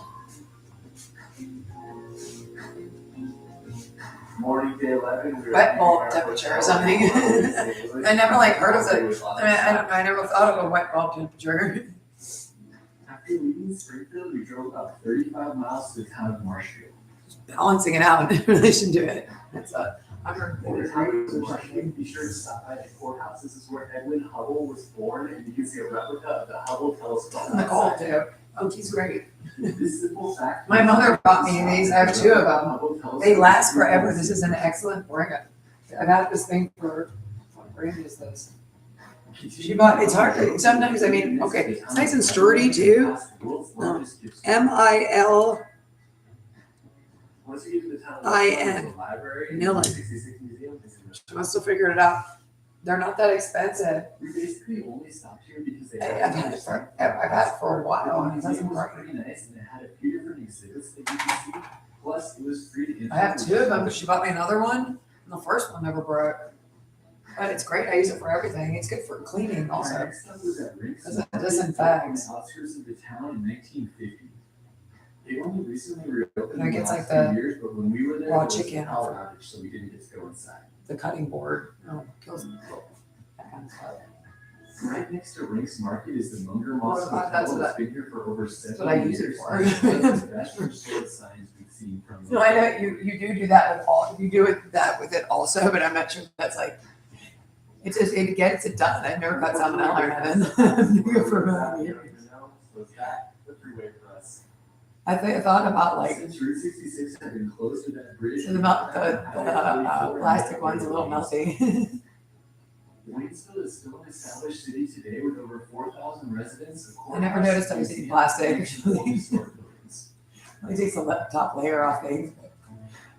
Okay. 10 minutes later, we were at the divisive roadside attraction known as Uranus. You can use it for that. I think I Uranus overuse is a it. fun place to explore with a general store that has shirts and all sorts of other types of. It's good for like, I have Plus a now the picture of steam the cleaner is river awesome. and a bunch That's of why I bought it. I buy them. fun. steam mop, but the one that it takes off, I was actually you know, it has a- surprised by how the good steam mop the is a was, steamer and they or a had steamer, for our and it gets to plus like, all the what did it say possible the heat was?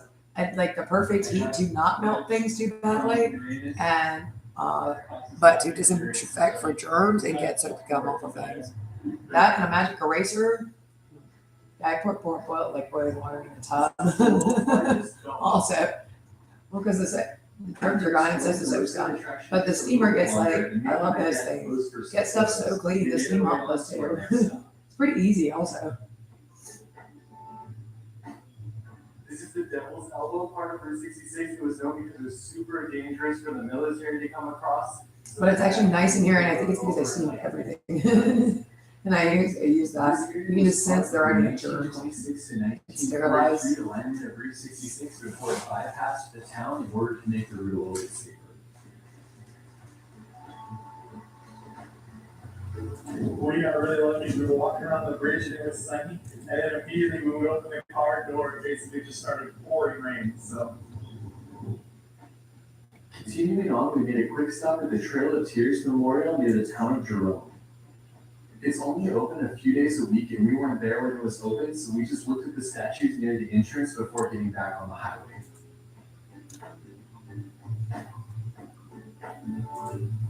Our next stop brought us to the town of Rolla and the Totem Pole Trading Post, which is supposedly one of the oldest businesses still left in Missouri. I've never seen this before. It looks like a gas station, but these are actually parking spots and it doesn't sell gas.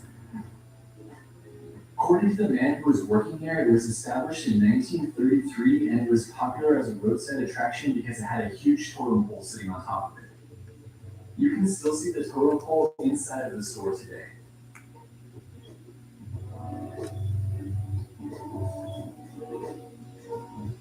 We also stopped at the Dillon House in Rolla, and it was built in 1857 and served as the county's first courthouse. Then we stopped at the Mule Trading Post to see their Waving Arms Hillbilly sign. From here, Route 66 paralleled the freeway for a while before getting to one of the stops I was the most excited to see. Next stop, we're in Fanning, Missouri, at the world's largest rocking chair. I was told while on the route that I guess this is now the second largest rocking chair, but it still looked like a pretty big rocking chair.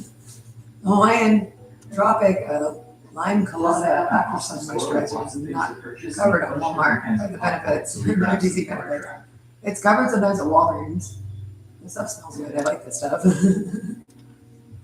I don't need it Proceeding onward, we made it to the town of Cuba, which has some murals to see, and the four-way restaurant, which used to be a Phillips 66 gas station. The Wagon Wheel Motel is the main draw in Cuba, though, as it's been here for over 80 years, and it's supposedly the oldest continuously operated motel on Route 66. We didn't get a chance to stay here, but I imagine it's a pretty cool hotel for that Route 66 vibe. Plus, it's right next to Missouri Pig Barbecue, which looked pretty fun as well. Next up was the town of Bourbon, and while I didn't see much to stop at here, it was pretty cool to see the Bourbon water towers. I imagine they get photographed pretty often. We made it to the Merrimack Caverns. This is where Jesse James' hideout was. It's an hour and 15 minutes for the tour. Heavy. We planned the day to get here before this closed, as I was really excited to take a tour of this cave. Plus, there's signs on Route 66 for hundreds of miles in either direction advertising the Merrimack Caverns. I was able to hop on a tour with only 2 other people, and my dad sat in the lobby as he didn't want to go in the cave. The tour was fantastic as it took you deep into the cave, had some really dark sections, and showed you where Jesse James hid out. As you got farther in, you got to see a lot of different water elements, which is very unique for any of the caves that I've ever been in. Check this out. It's called the Jungles.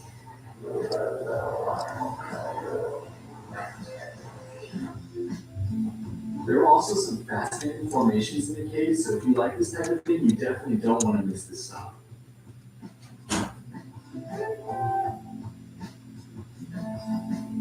At the end of the tour, they even take you into a theater room where they project a patriotic movie onto one of the cave formations, something I never thought I would see on a cave tour. Just finished a tour that is so much fun. They have a theater where they play a movie on a formation, plus they have a bunch of crazy rooms. Definitely go to it. It's an awesome Route 66 experience. After leaving the cave, we saw a few more old signs and motels before meeting up with some family and ending that day.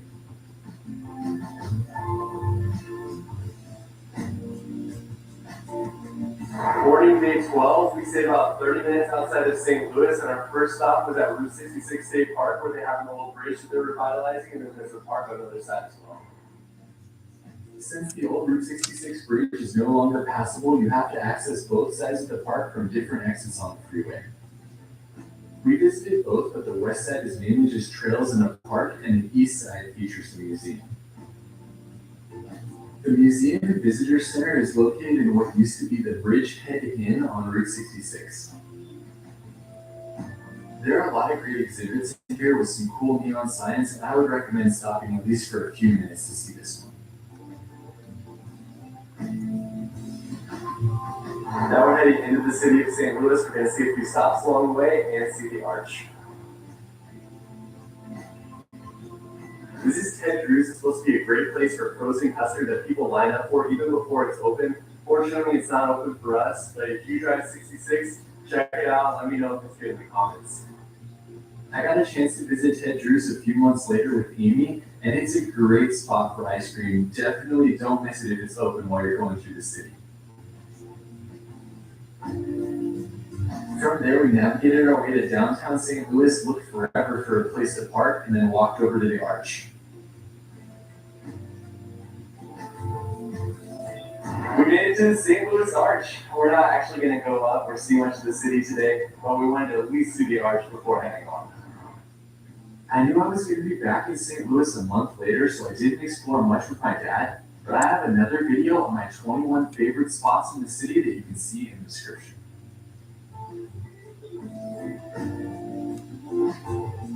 I did want to specifically mention that if you don't want to go to downtown St. Louis, you can take an earlier alignment and you can go to the Chain of the Rocks Bridge as well. The bridge was built in 1929 and was an integral part of Route 66. It's unique because it has a 22-degree bend right in the middle. I wouldn't recommend trying to see the bridge in downtown St. Louis unless you set a half day aside for this part of the adventure though. After leaving St. Louis, we crossed over the Mississippi River, which is the border between Missouri and Illinois.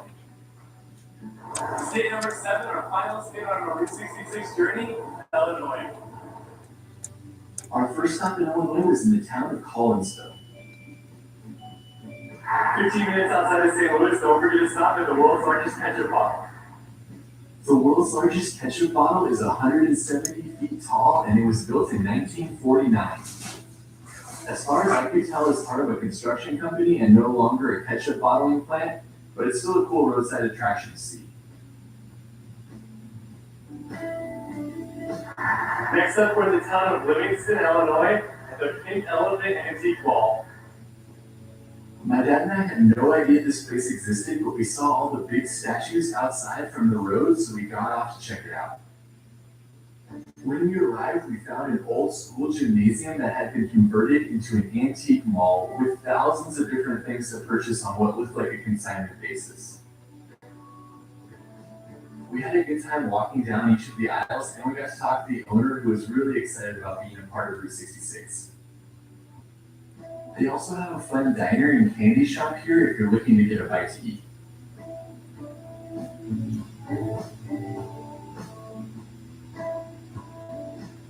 From there, we continued on to Henry's Rabbit Ranch in Staunton, Illinois. Henry's Rabbit Ranch takes its inspiration from a lot of other historic parts of Route 66, with some cars buried in the ground outside and a large jackrabbit that you can sit on. We're at Henry's Rabbit Ranch, where you can play with actual rabbits, and you can sit on another rabbit just like in Arizona. Henry has a bunch of rabbits in his shop too, and we got a chance to talk with them and to interact with some of the rabbits, which were very friendly. Leaving there, we stayed on the 1930 to 1940 alignment of Route 66 and went to see another old service station. In the town of Mount Olive, Soulsby's service station was built in 1926 and it's on the National Register of Historic Places. The work the current owners are doing in preservation is amazing, and it's definitely one of the best services we saw on the entire route. Plus, they had a fun passport stamp for us here as well. So we're in Litchfield, Illinois now. This is a great little corner for Route 66. They have the museum on one side, a historic building on the other side, and then Jubel's, which is a 1920s bakery. We went to the Route 66 Information Center first, which was pretty small, but it had some nice exhibits to see and it was free to enter. One of the best exhibits was on Bob Waldmeyer, and we always enjoyed seeing his different art as we drove Route 66. We walked across the street to take a picture of the cafe, and then we went to Jubel's to get some bakery items to try.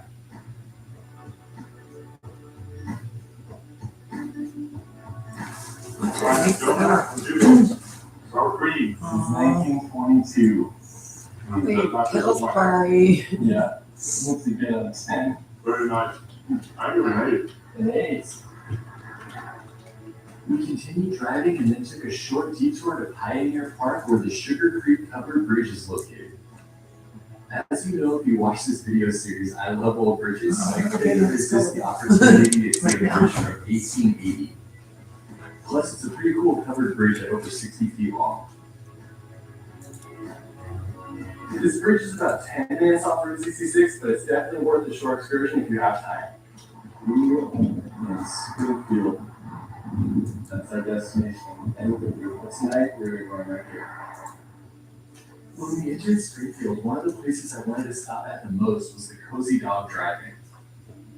This restaurant has been on Route 66 since 1949 and is supposedly one of the originators of the hot dog on a stick, dipped in batter and deep fried, known as the corn dog. It's a cow chicken there too. So it's Cozy Dogs in Springfield, which is the home of the corn dog. Cheers. Oh, even more is not bad. I mean, yeah. Corn dog.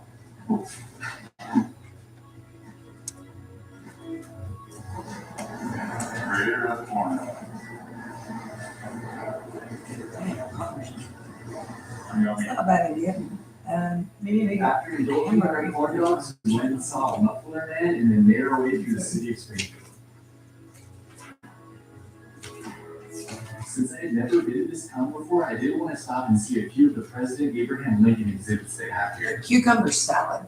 First up, we went to President It's not Lincoln's expensive. home, which sits on a replica recreation of what the street would have looked like when he lived there. We were lucky enough to get there right when they were giving their last tour of the day, so we got to walk through the home and learn more about the history of the Lincolns in this area. Broccolis my favorite. I like spinach too. Plus, they even had a desk that he used when he was at the White House there. If you get a chance while you're in Springfield and you want to check out some Abraham Lincoln stuff, there's a ton of that here. This is the home that he had while he was in Springfield before he went to the White House, and there's a memorial library and his tomb as well. On the way out of town, we also Sausage, stopped to cream the Lincoln cheese, Tomb State Historic Site, but wraps. unfortunately it closed for the day, so we just got to see it from outside.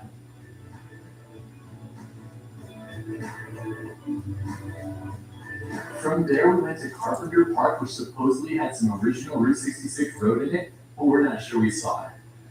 Then we went over to the mill, which was a sandwich shop in the 1930s and which is now being turned into a museum.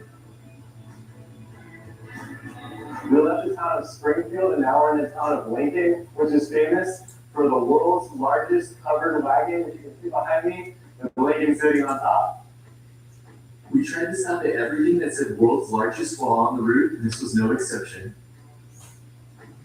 You can also see the courthouse where he practiced law while in the city, and go to the site where he supposedly christened the town with watermelon juice.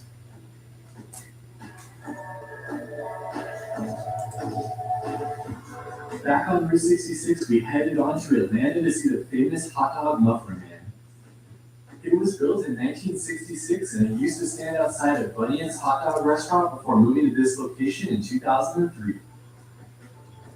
We reached our last stop in Atlanta, Illinois. This is the Muffler Man statue. We're heading on to Bloomington Normal, and that is the end of day 12. So this is technically day 13. We're actually not leaving the Bloomington area because my grandma lives here, and so we picked her up to experience a little bit of Route 66 in Bloomington Normal, Illinois with us. We decided to make this a chill day so we could spend some time with my grandma, but you'll probably want to go through most of these spots relatively quickly if you're going on to Chicago. The first stop for us was to backtrack a little bit to Punk's Grove and try their famous maple syrup. They have a long history making maple syrup, which is spelled with an I here, and we took a few bottles home for ourselves. For lunch, we headed over to Luca Grill in Bloomington, Illinois, which has been here since 1936, selling Italian food with an original bar and tin ceiling still. First experience getting a video review of Pretty Good Takeaway. What would you give that out of 10? Oh, wow. That's a good review right there. After lunch, we visited a few more places in Bloomington Normal and then went over to a service station from 1930.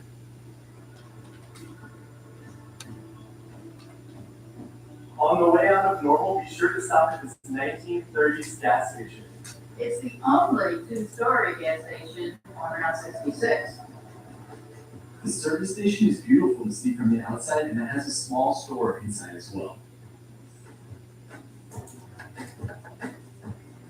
Before leaving Bloomington, my dad really wanted to stop at the Beer Nuts Company store, and so we went over there.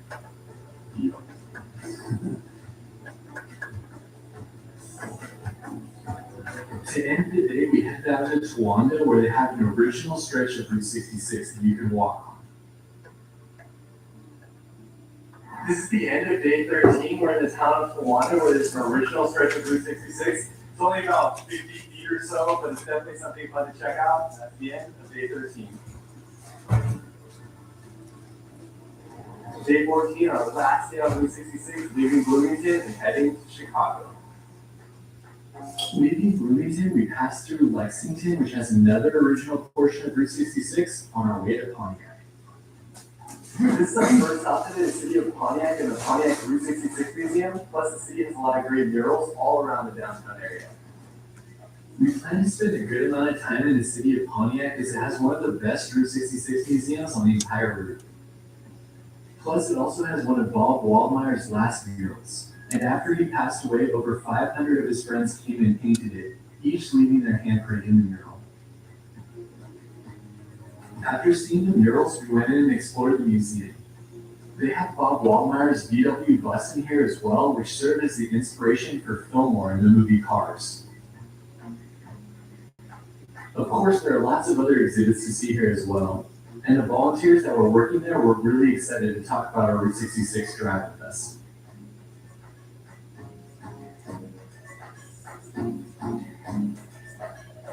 After leaving the museum, go out back and see Bob Waldmeier's school bus that he created to be his home on the road. I was told that he built this in the late 80s and that he lived in it for over 15 years, driving back and forth on Route 66. It's pretty amazing that they still have this on display to see and that they open it up for you to go inside on select days. Skits Craven. Oh, there's an awful song with my. While in Pontiac, there's It also reminds me of the Skits Craven. SKITZ, Skits Craven. Google it on YouTube. Jesus. I'm playing the schizophrenic attitude over there. Send me some. We're north of Pontiac in the city of Odell, and here's another historic gas station from 1932. My dad and I stopped at about every restored service station we saw, but you might not want to stop at all of them if you have a time crunch. We found it really interesting to see what each one had and how they differed in the restoration.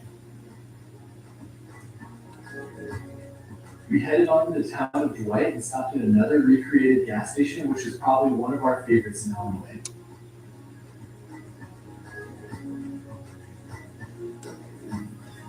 $1914 fire truck. Look at that. You ring the bell? It's on the red, right, the red thing. Yeah. Woo!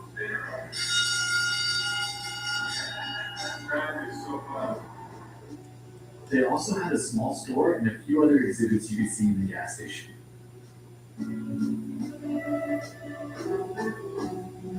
You also don't want to miss the historic windmill while in the town of Dwight, which was built in the late 1800s.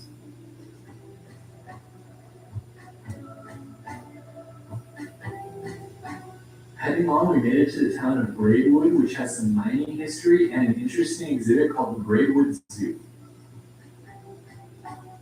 I didn't see this on any of the maps or anything, but when you enter into the town of Braidwood, go to this art installation, the Braidwood Zoo, which is all these little animals right here. The Braidwood Zoo is an especially fun little roadside attraction. It was made by an artist who loved to work with scrap metal and created all of these unique animals and put them in a small cage.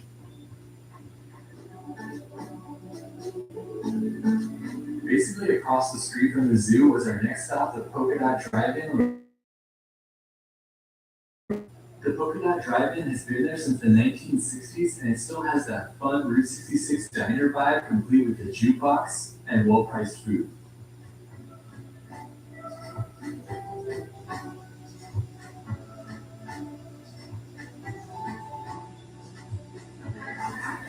It's a diner burger. Very nice. Yeah. After lunch, we continued on past the Sinclair Dinosaur to one of the spots I was most excited to see. Next stop, Gemini Giant. The story goes that the original owners bought a Muffler Man in the 1960s and had it designed to look like an astronaut. They sat next to their restaurant, which they called the Launching Pad, and it became an iconic landmark on Route 66. The restaurant was sold and closed for a little while, but the new owners have opened it back up again and made it a fun spot to stop for a meal with a little store as well. I enjoyed this spot so much I picked up a Gemini Giant bobblehead for my desk. We continued on to the town of Joliet, where they had an old historic theater and a museum that had a small Route 66 exhibit and a stamp for our passport.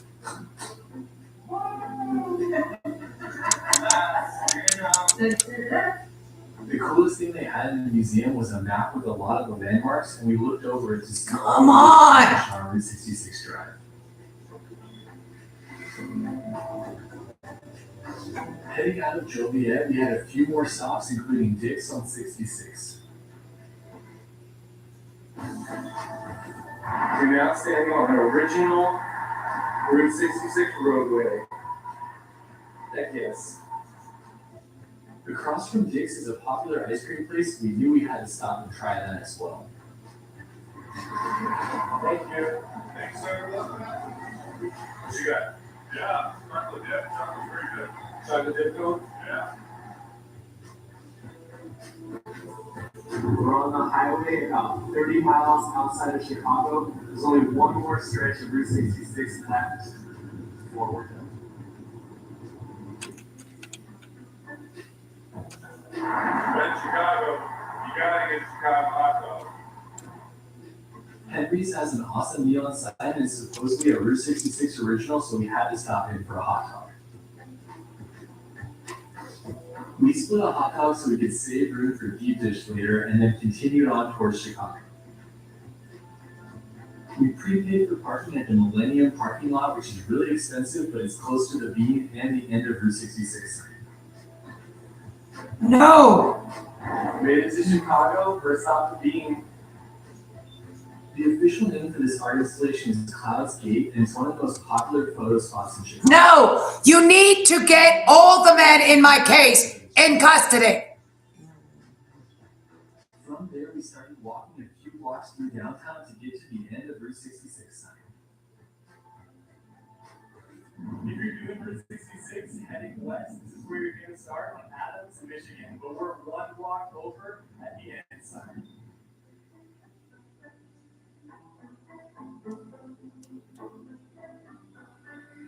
We're walking to the end of Route 66 sign, but we're trying to take our time because we don't want this every trip to be over.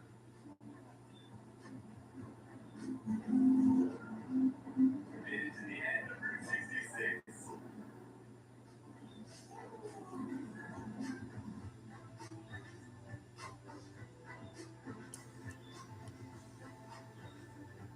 That's it, we made it to the end of Route 66, 2,400 miles, 14 days, one of the most epic road trips. Get them away from me. Get them into custody now. I need every single one of my perps in this charged with everything they did. Because everything they did is so bad, and this is the result of you not doing that.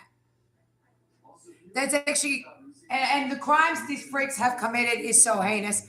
That is why that is that way. And no one cares, and neither do the police, if a completely crazy man gets arrested, or the courts, or something. I mean, whatever you're Thanks again, and we'll see you on the next video. manipulating the legal system in relation to doesn't apply here.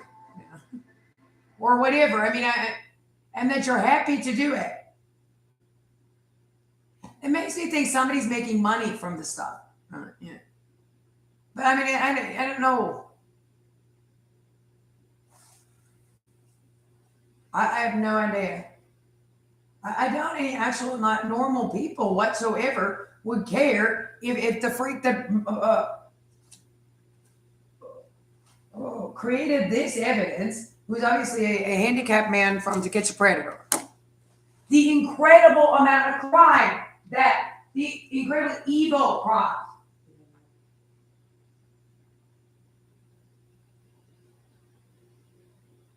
Why brought him in here? They were getting off easy. Well, they were reported. You were told not to continue to continue to report him. This is a closed case. He got a conviction, even more time probation. They obviously feel that what you did was bad enough to warrant all that in an American legal system. Yeah, but is the evidence fabricated? Is the concern. Over time, empires came and went. All fools then left with them. So you plan to sexually assault me or not? Yeah, no, there's no argument that's not what it is. Or electrocute me to death. You still see signs of those things.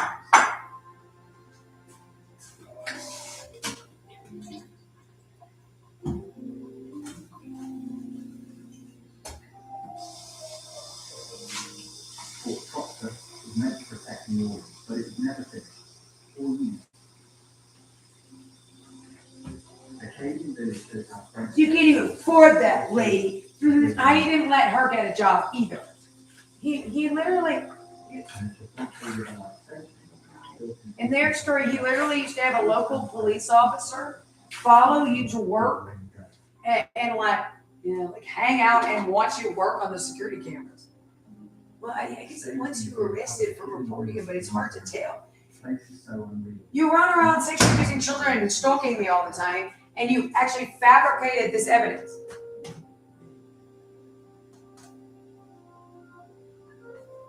The evidence you falsified is so weird. I'm supposed to have written what emails? I'm a lady. I'm a woman. Their Pontchartrain is an estuary, not a true lake, connected to the Gulf through narrow straits. I'm not handicapped at all.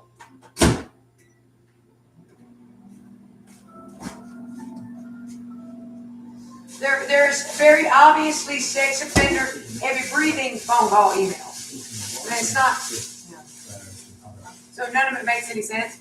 No, it's just, these are the facts.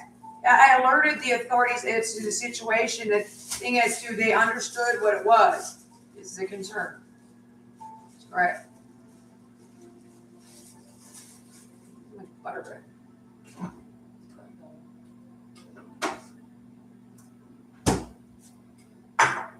In fact, its marshes and wetlands are important for migratory birds, and people visit for sailing, kayaking, and fishing. Stop! The guy's not doing anything. He's just crazy. I mean, you don't want to get caught or you don't want to get fired. Okay, so you completely openly sexually abuse. I mean, you're getting away with it, but like, you're not in custody already. Somewhere. So I mean, obviously you don't completely do this when you go to Home Depot or something or Walmart. Whoever's doing this. We sorry you didn't believe that a little bit. That's what he says. The woman is you. You would do that. Flood in nearby communities.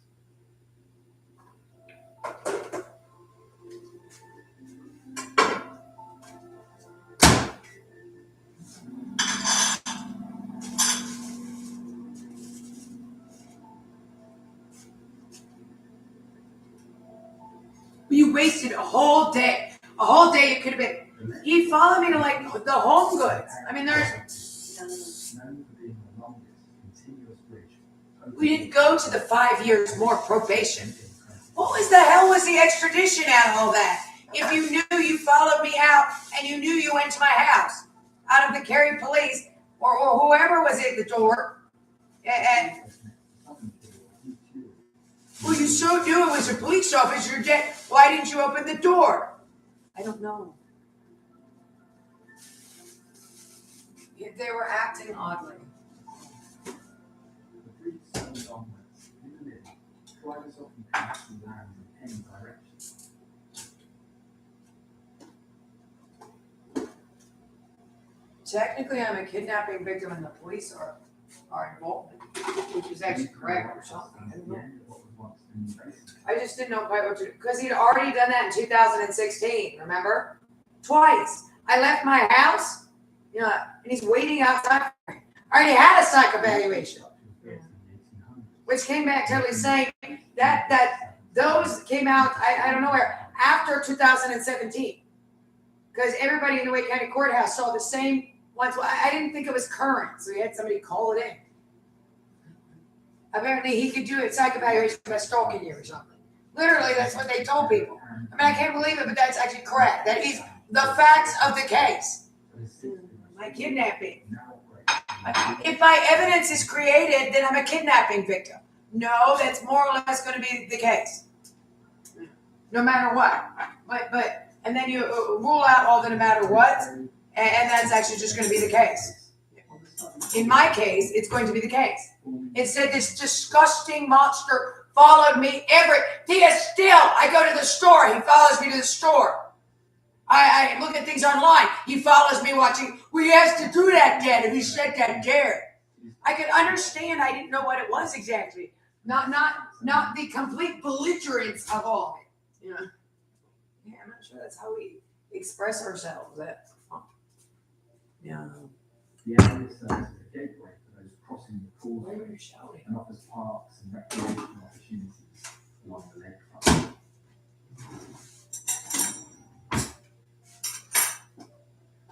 They don't do that. Apparently, everybody asked the probation officer because, like, we've never heard of such a thing. I mean, they could slightly. He sat there and, like, you're wondering how much Mr. Aneto's police station in very well off, affluent, upper middle class, suburban North Carolina.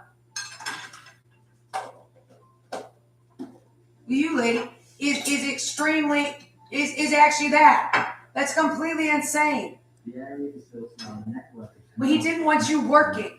making it There's nothing going on in 2015, 16 when I'm working. Yeah. There. I had to go to the probation, even though I'm telling everyone. So I did. He still had a Gary police officer follow me. You need your mental health assist again. If they said you were sane, like it says that in the police report. What would possess you because he called and asked about this evidence? That thing is a freak. Literally, the man. I mean, that's a freak behavior. That's like there's something really wrong with him. It is managed by homeowners association. Once too, like you interacted with myself. I didn't do anything. Especially after hurricane. Oh, well, because it's somebody with something. Maybe that guy didn't know. I don't know. Yeah, that's why you send it to them appropriately.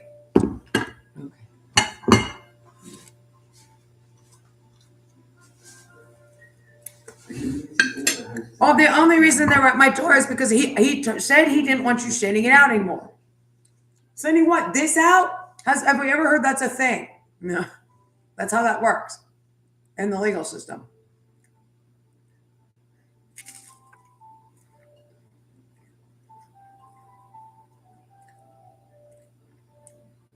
Maybe you told him there was meth and heroin in there again. But yeah, it's like, and that's not the one that's seen it. Yeah, exactly.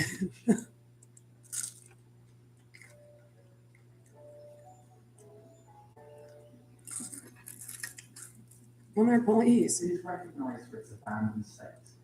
I don't know how that's handled. That would be completely kosher and normal for law enforcement. But, well, it's correct. Like if somebody's going to do something, you don't want to living in the neighborhood application and just in general, of course. So they might. The design is However, that would have been handled. Martello Tower, with thick brick and concrete walls, iron beams and granites, providing all around fire. It's these schizophrenic criminals. Who knows what he calls my local police and says to them, because I sent it out to everybody at the news and they called them and asked, is what all that it was. They called someone and asked. They either called the guy in Carroll County, Arkansas, or they called the Cary police. I'm guessing they probably called the Carroll County, Arkansas police. Yeah, or whoever they called him in Arkansas. So he calls everybody to the Cary police and says, she needs to be interacted with right away. Well, maybe he told them the same thing about flying me out in the evening. The police officer punched me. Yeah. I didn't know that man from Adam, and he doesn't know me from Adam. Yeah. It was a downtown Raleigh police officer. Okay. And I did absolutely nothing. I said, no, thank you, officer, and turned around and walked away. I was also completely sober and talking to somebody that looked like my neighbor in her 50s. It looked like my neighbor in her 50s. I'm getting ready to go home, and it was 10:45, for heaven's sake. This is the only inhabited barrier island in the region and acts as a natural shield for inland communities. Well, if the guy from Carroll County, Arkansas, called them on the phone and told them I was like the son of Sam or something, like I don't look like the son of Sam, but you never know. Right? She's a child molester. I bet you.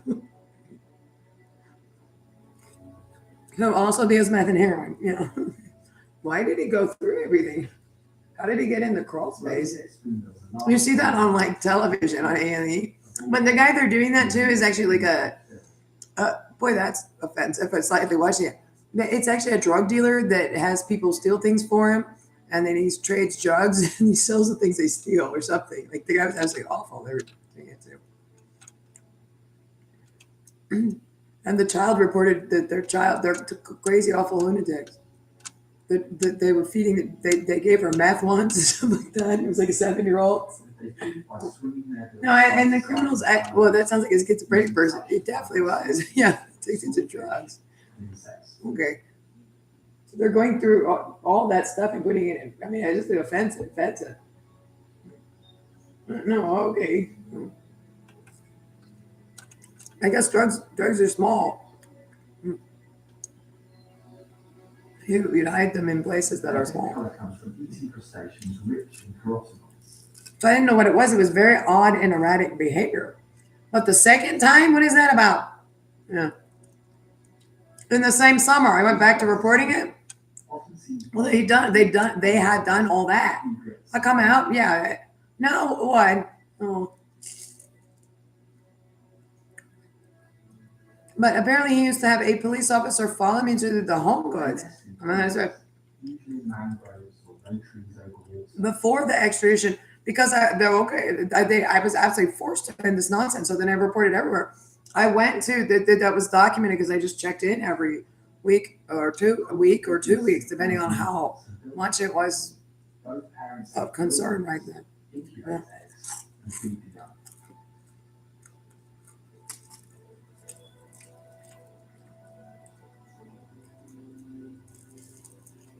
Nutria, or another sight to see, is a large canopy of the We went in the crawl space. That's like painted over, and I've never been up there.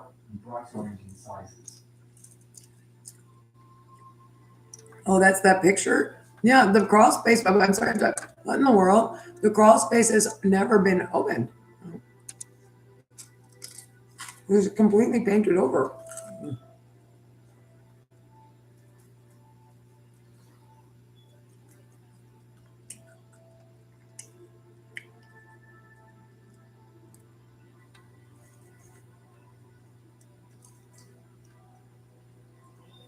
Sometimes called swamp creepers, they live in marshes and wetlands, feeding on a wide range of plants, including marsh grasses, cypress seedlings, and aquatic vegetation. It's usually something like that. Like they, sometimes because they have to, like the guy's not telling you what on earth. Well, like they arrested the wife with the husband or something like that. But can be seen during the day when food is scarce or in undisturbed areas.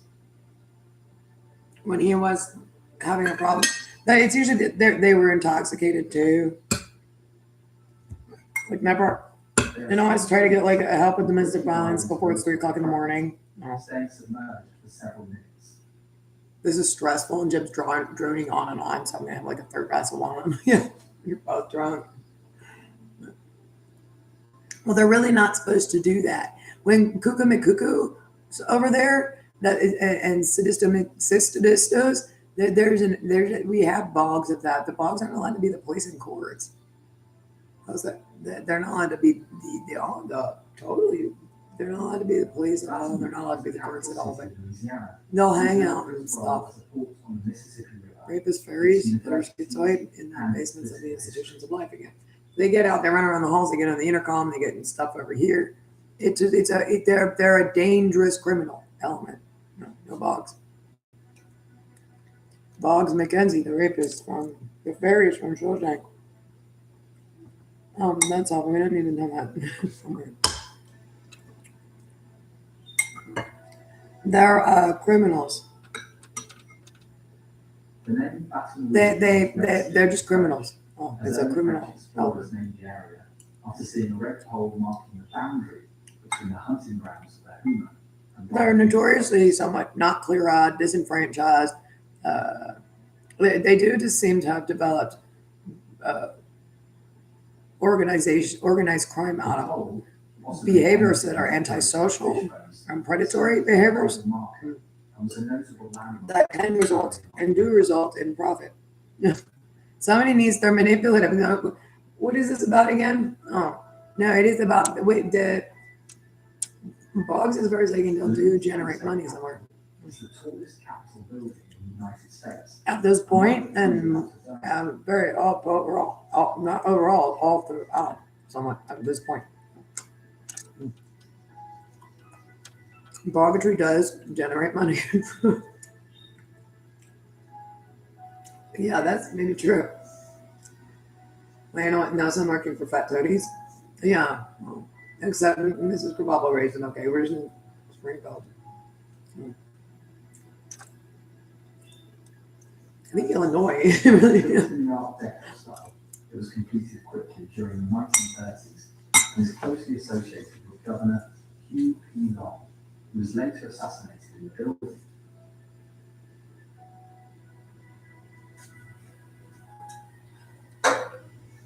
On our criminal organizations, or their organized their organizations on that side, or there are such things. I don't know.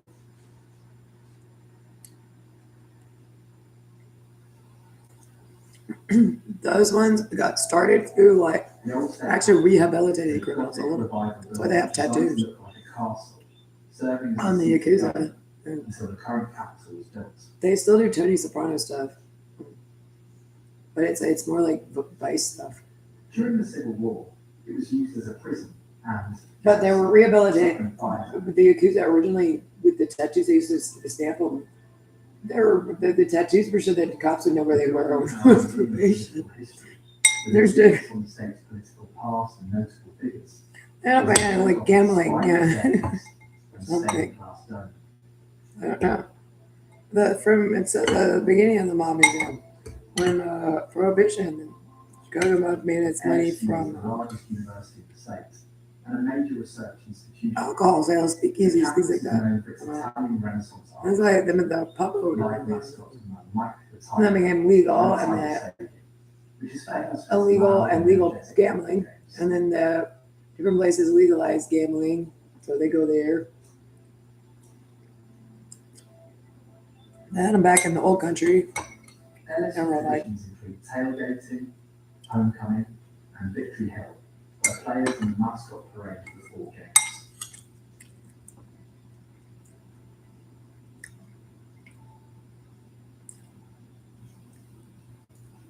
Des Allemands is a He wants to small give us a community bit of he's known as talking. the catfish So do you. capital of the world. Not really, I don't know. Recognized for its freshwater catfishing Sort of mugging for and something. annual celebrations. Yeah, and also they take this like power position. It's like a bully thing. I mean, that's a lot of bob and weaving there. They'll sexually abuse you. That's antisocial personality disorder. They're bad. They're very evil. Our bugs and nasty. They're not allowed to be the police or the courts. Every day is backwards and then like physical nonsense day. It's mostly The area nonsense. is defined by its connections to the abundant Bullying is not legal. Yeah. And the nearby lake is Alamos. It's fun to bounce and steal that way or something. Yeah. And other freshwater species.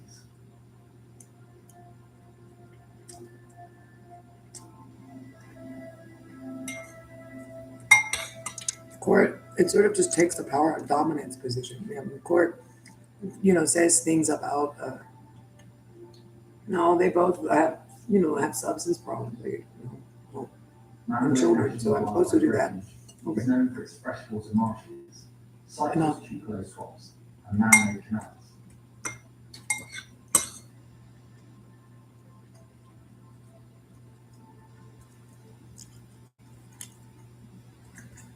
Established in the 1990s to conserve and protect freshwater marshes in the region, as it is also part of the Mississippi Flyway, an important route for migratory birds traveling between North and South America. He talks like while I talk of things I say. So, don't create evidence then. I mean, go get help for your schizophrenia and criminal tendencies. Where do you do all that? It has nothing to do with me. living in the You're gonna get. forest. I can't believe you didn't get in trouble for because you're this bad somewhere else. Yeah. Like aisle 3 at Walmart for being a pedophile.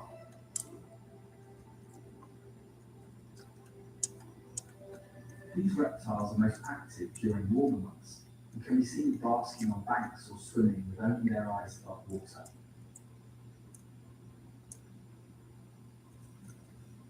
Can you please get these monsters off of me? Alligators play a key role in the ecosystem by creating gatehouse that provide water for other animals during dry periods.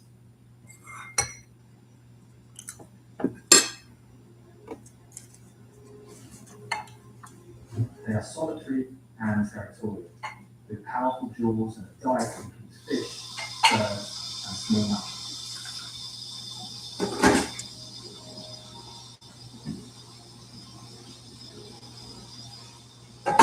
Visitors are advised to keep a safe distance, because alligators can move quickly and threaten.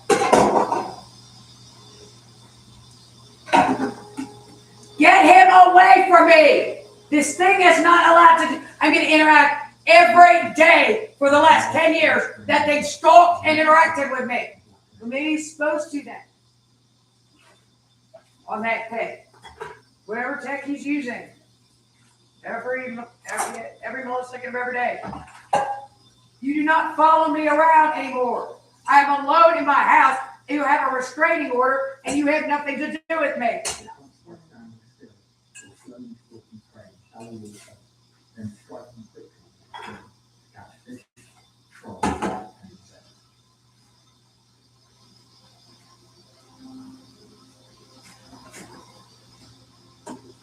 Great egrets are often seen alone in small groups, feeding in marshes and along waterways.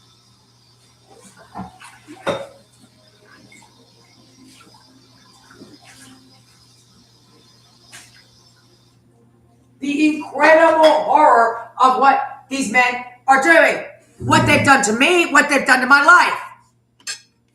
They build nests in colonies, usually in tall trees or shrubs over water.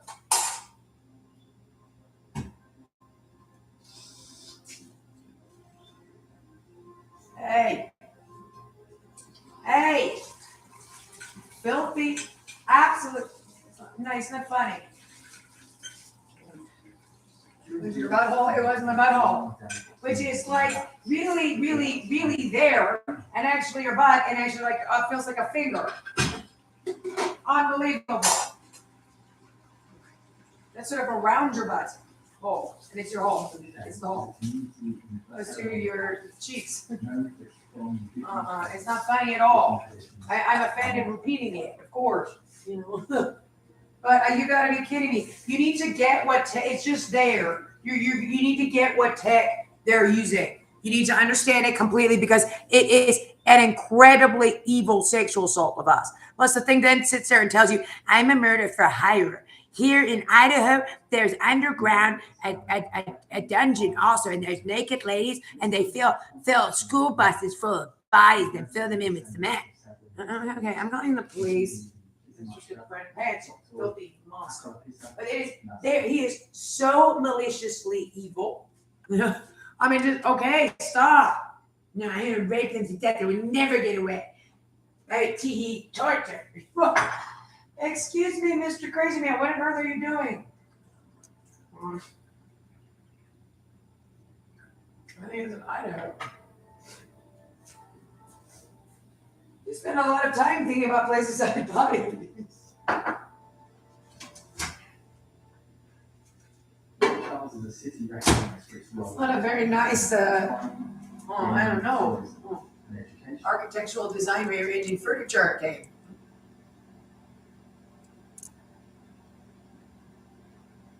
A very nice quilting project over there, I mean, Jesus. In the late 1800s, a major solver discovering the area. I wanted to start a, the richest 50 acres. don't do that.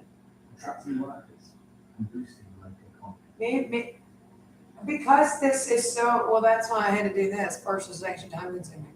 Oh, yeah. I can do, I mean, if it was just on its own, but I have to get this taken down enough. So that I'm pretty much like, okay, the crime has to stop. That's why I keep reporting it also. No, I need justice for it and damages and to be protected. The man kidnapped me, created evidence, and locked me. You should see this tiny cell with no windows, just a closet in cement cinder blocks with no windows, with a drain in the floor. Yeah, with a toilet, a modern jail cell, but like a holding cell, jail cell. The Calcasieu River Bridge, also called the I-10 Bridge, is a major structure connecting Lake Charles to West Lake.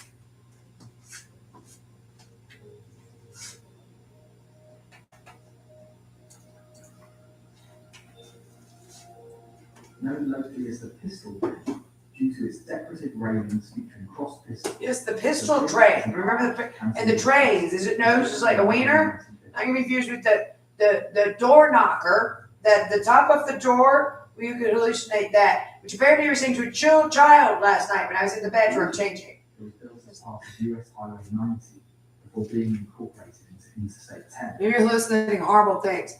No, that's that. Did you hear that out? I could hear it out here at your disembodied voice. Maybe. Really? No. I was listening to one in the kitchen to see what it would say if it would work one time. Oh, where is the filthy thing? Oh.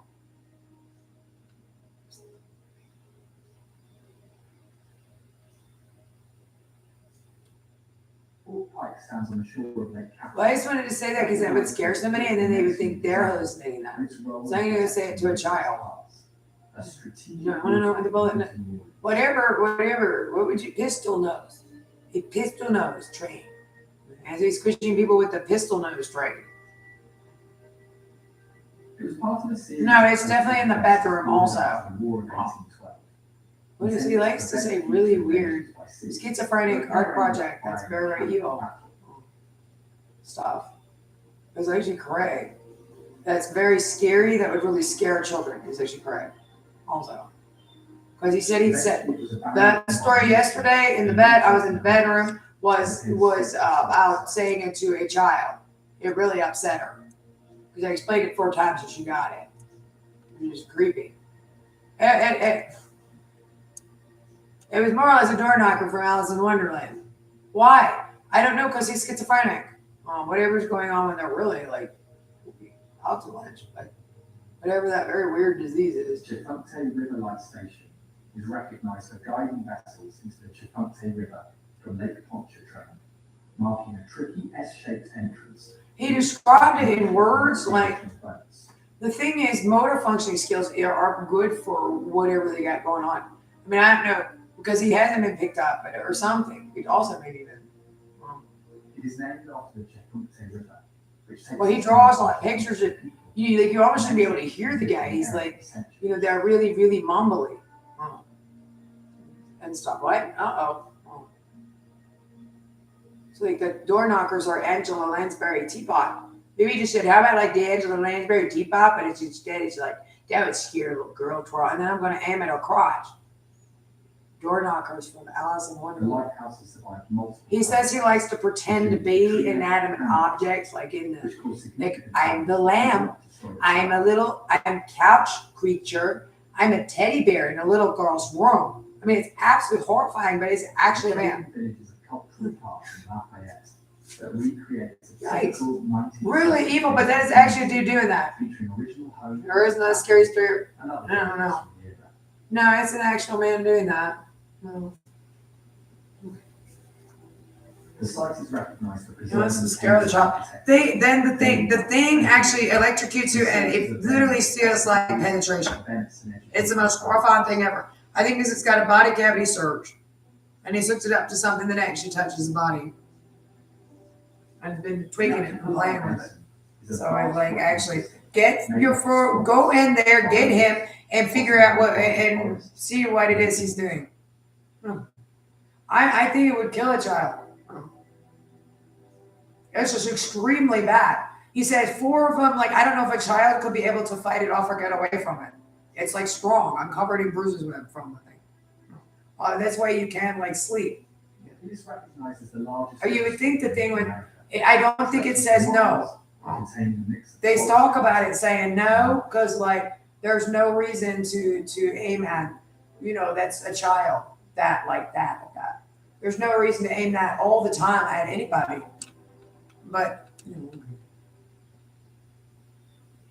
But it seems to just be a weapon, so it doesn't matter. But like, it's got a body scanner, In fact, it is also home to the largest. which is how it's doing it of some and the sort. largest nesting concentration. So the thing would just not have a body scanner for somebody that size past any point. The TSA body scanner would not have one for a child except just to ordinary minimum picture, something weird. Was it traded on the child's body? Doesn't have one of them.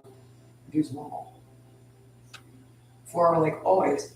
Because they're saying they like Trapalai Basin is the Anhinga, which is known for its long neck, pointed beak. they're saying that they like Only its head and neck they're saying they like what do you call it? Snake. They're saying they like are doing the same thing they're doing to me with the children. Which is like 24/7, just you're dodging the thing. And it's so bad, you can't, you can't fully lay down to sleep, otherwise they just like rape you with it. Which is of concern that, I mean, it's, and then they tell you they're like professional murder for hire guys or something. It's really, really rough men from like prison or something. Right? Yeah. When things go bad, they're like, okay, a very rough criminal bunch of men or group of men. So after they must Actually, an application of very bad things, technically, legally, and book, yeah.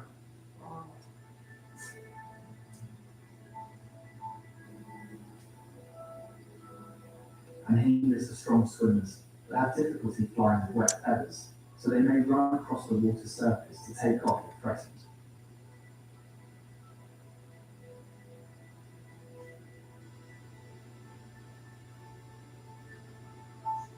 Chauvin is a small community in Terrebonne Parish, recognised for its fishing traditions, bayou culture, and unique folk art.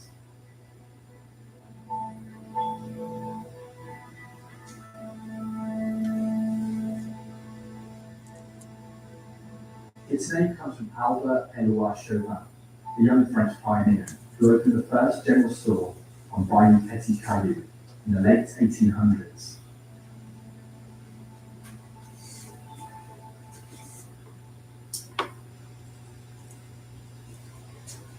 The store grew. Well, that one was really dirty, but there were lots of trains. And as the community developed, it took on the founder's name.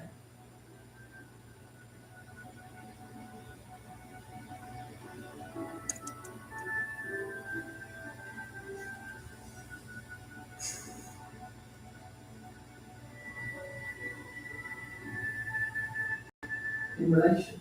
So yeah, I can get this tape. It's important to get it taken. Continue to operate. Oh, isn't that pretty? This one came from Amazon because I tried to buy a GPS. They started blocking. Maybe I recommended them. I've seen things where because my website went out to so many people. Because wherever you are. Okay. The Heritage Festival.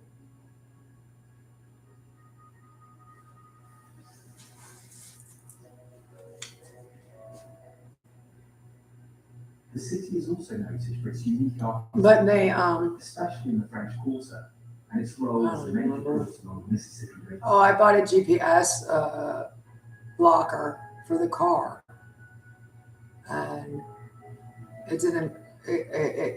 They said they didn't have them. They like blocked jammers now, which is too bad. You can't buy them anymore.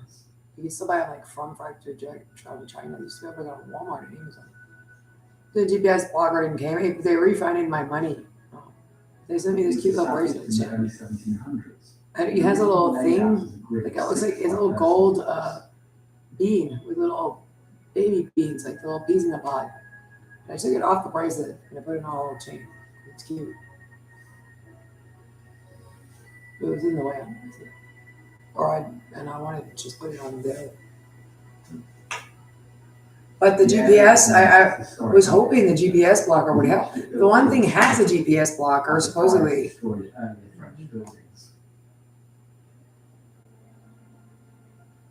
I don't know. They're really, really determined to get past. However, it is most famous for its Creole townhouses, wrought iron balconies. I need to get the one. I maybe I can fix. I fixed the one. The big one helps a lot. It almost was not completely, but he's got no. He's on like a police frequency that is a police or military frequency that nobody else is like uses, so it doesn't block it. Yeah, is what is going on.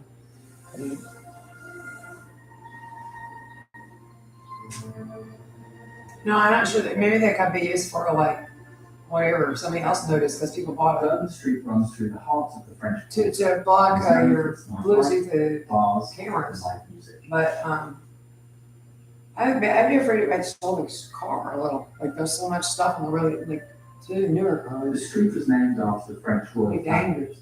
the House of Bourbon, and was originally a prestigious residential area.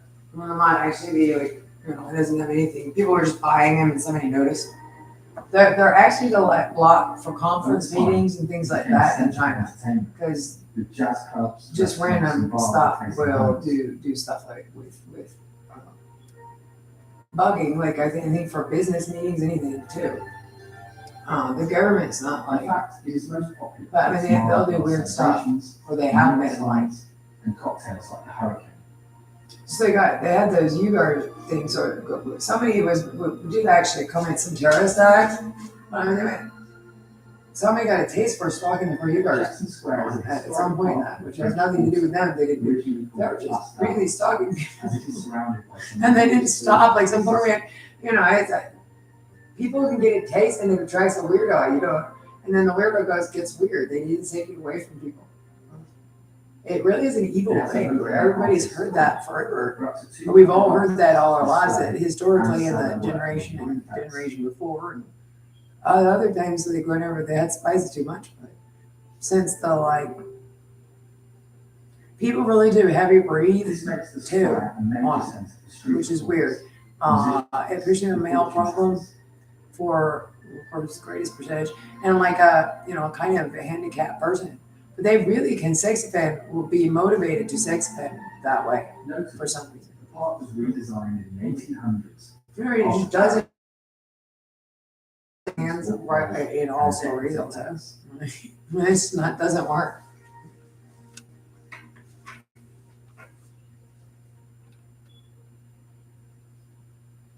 St. Louis Cathedral is one of the oldest cathedrals in the United States and a prominent example of French Gothic architecture.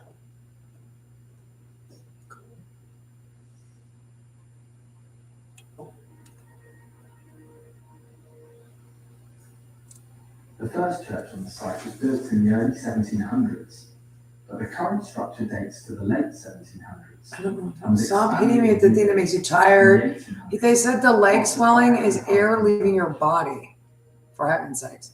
It says the burping. I'm making it up. No, somebody told them that. Oh, it's actually like a weapon also.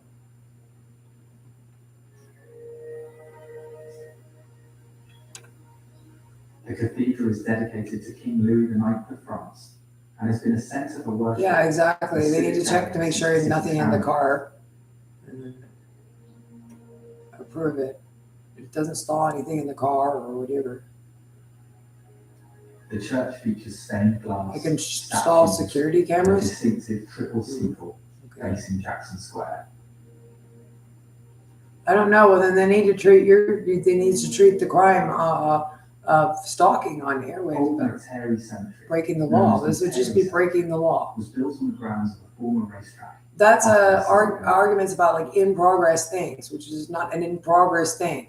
Or you should say nonsense thing. It's just sort of like if you are in jail, does the does a person get to come over to you and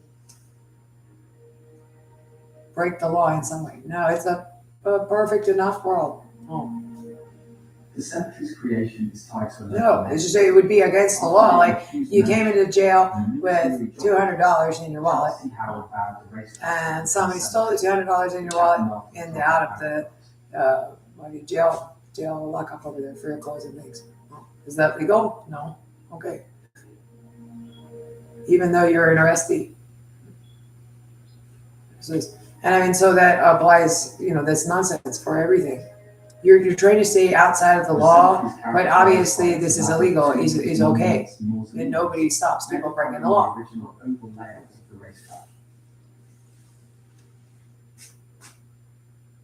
Yeah, like the professional department of that, the police FCC, they have one of those. Needs to figure out who want what channel. Frequency or whatever needs to be blocked. Originally developed on the site of a plantation. And then who's on it doing something very inappropriate. During the Civil War.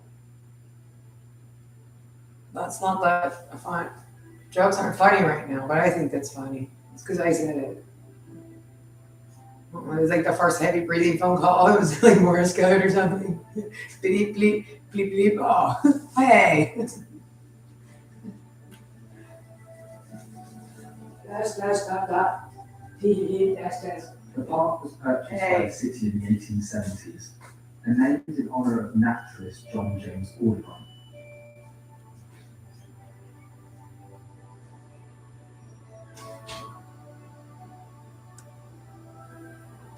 It features ancient live oaks, walking and biking paths, playgrounds, a lagoon, and the Audubon Zoo.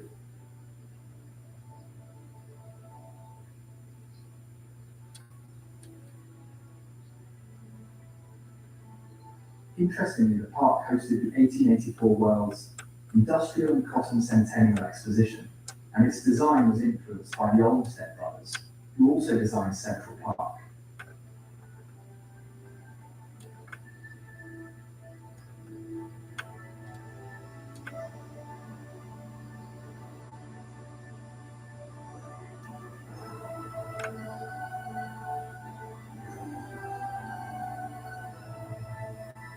Algiers Point is the city's second oldest neighbourhood, established in the early 1700s, across the Mississippi River from the French Quarter.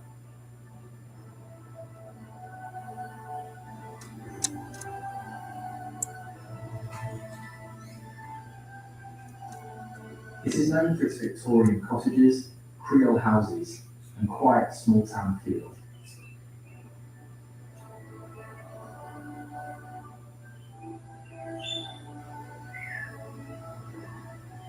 The area has a history of jazz musicians and was once home to vaudeville theatres and dance halls.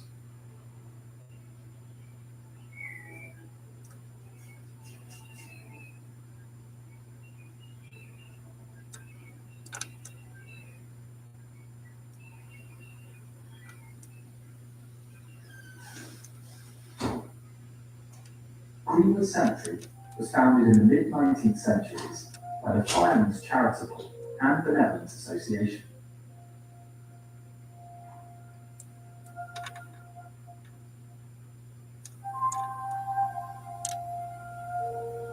It was the first above-ground cemetery in the city, built without wall vaults, and is enclosed by an iron fence.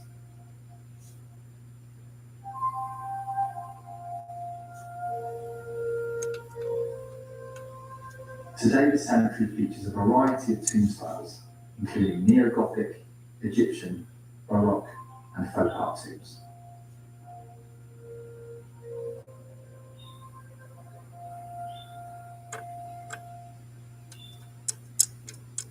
It also has nearly 20,000 grave plots and the largest collection of iron tombs in the city.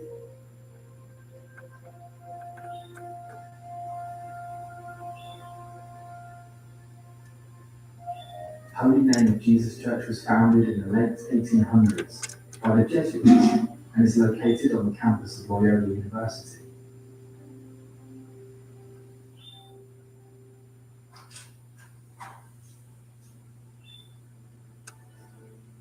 original wooden church was moved to make way for the university, and a new stone church was built in the early 1900s.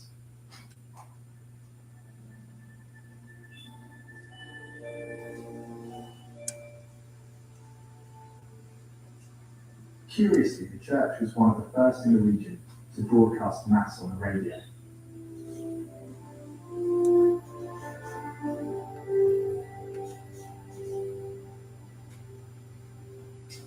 The Mississippi River is a defining feature of New Orleans, shaping its history, economy, and daily life.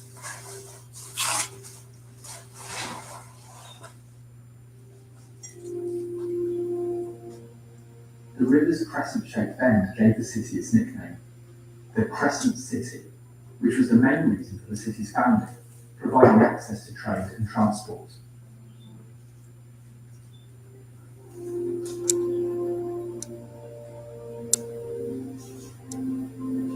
Come on! Its powerful currents, deep channels, and role in local folklore and music.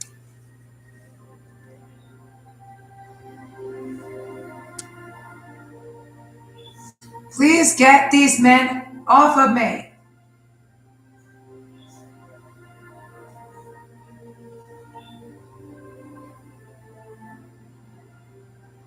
Algiers Point marks the river's deepest spot in the area, used by pilots to navigate the sharp bend. Come on!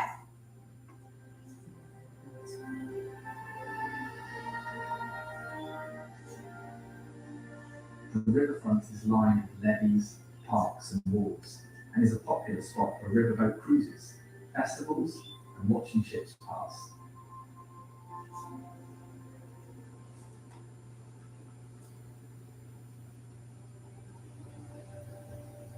This is Louisiana, a land of hidden wonders and remarkable architectural marvels.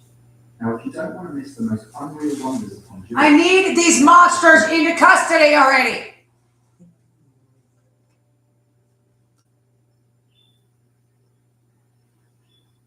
This man does not get to live on my body for the rest of my life as criminally as possible. I'm very sorry a man has not allowed you to do anything by yourself and has moved into your house and screams, shouts, sexually assaults you 24/7, watches, stalks everything you do on the internet. I'm alone in my apartment. This man has no interaction with me whatsoever and has going to prison for the rest of his life for it. I can get in a restraining order.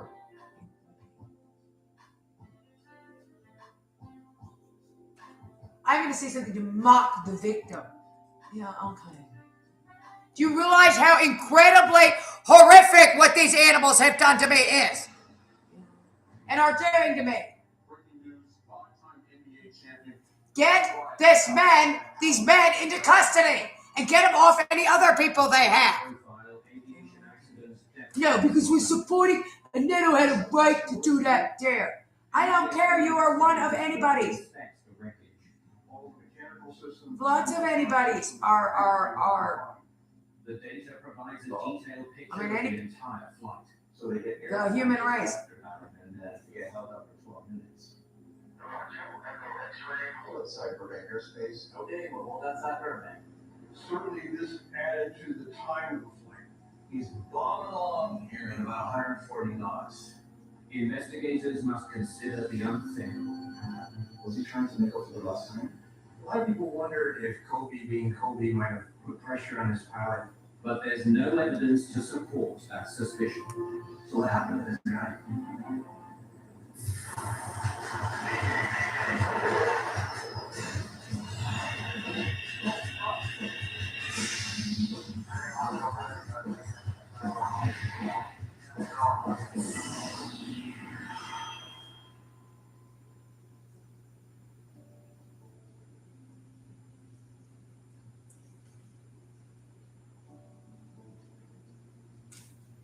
Hey, Rick. I'm gonna go straight north to Dodger Stadium, around Burbank, and follow the 118 to get up and around the weather down here. What's the visibility of Burbank? Broken clouds with 5-mile visibility. Where to go? Ara Zabayan, is a helicopter pilot with more than 8,000 flying hours. They'll be here in about 15 minutes. I'll meet them here in Pocket and Motion. Roger that. He's the chief pilot for Island Express, a helicopter charter company based in California's Los Angeles County.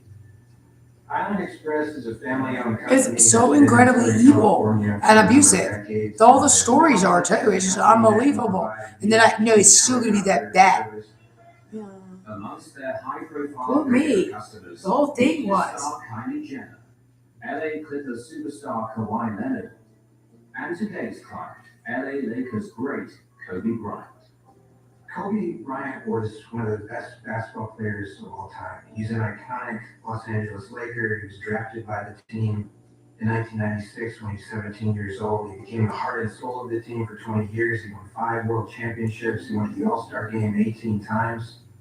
And really just became a huge star in his own right, apart from the team, and that he was recognized simply by his first name, Kobe. How's everyone doing today? Ara Zabayan has flown Kobe and his family dozens of times. Let's get going. Kobe and the pilot of this helicopter had really become friends because he had piloted him so many times around Southern California that they developed a relationship. Kobe Bryant flies in a luxury Sikorsky S-76B. It's configured to carry 8 passengers.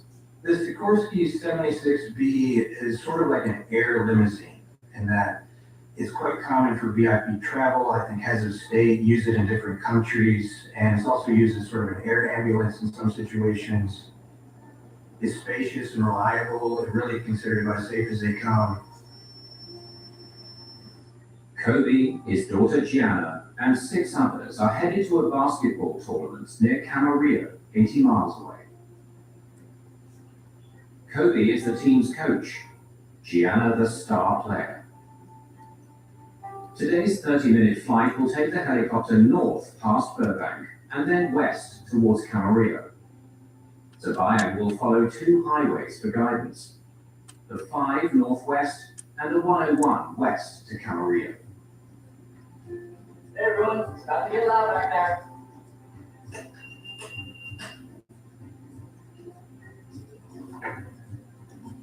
Copter 72 Echo X-ray Island Express for Eastland approach. Helicopter 72, Echo X-ray, cleared for departure from Island Express.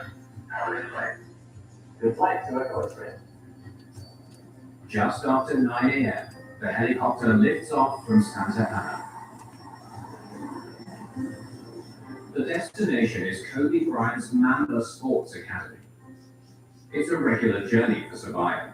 He flew this same group there and back yesterday. He was a very experienced pilot.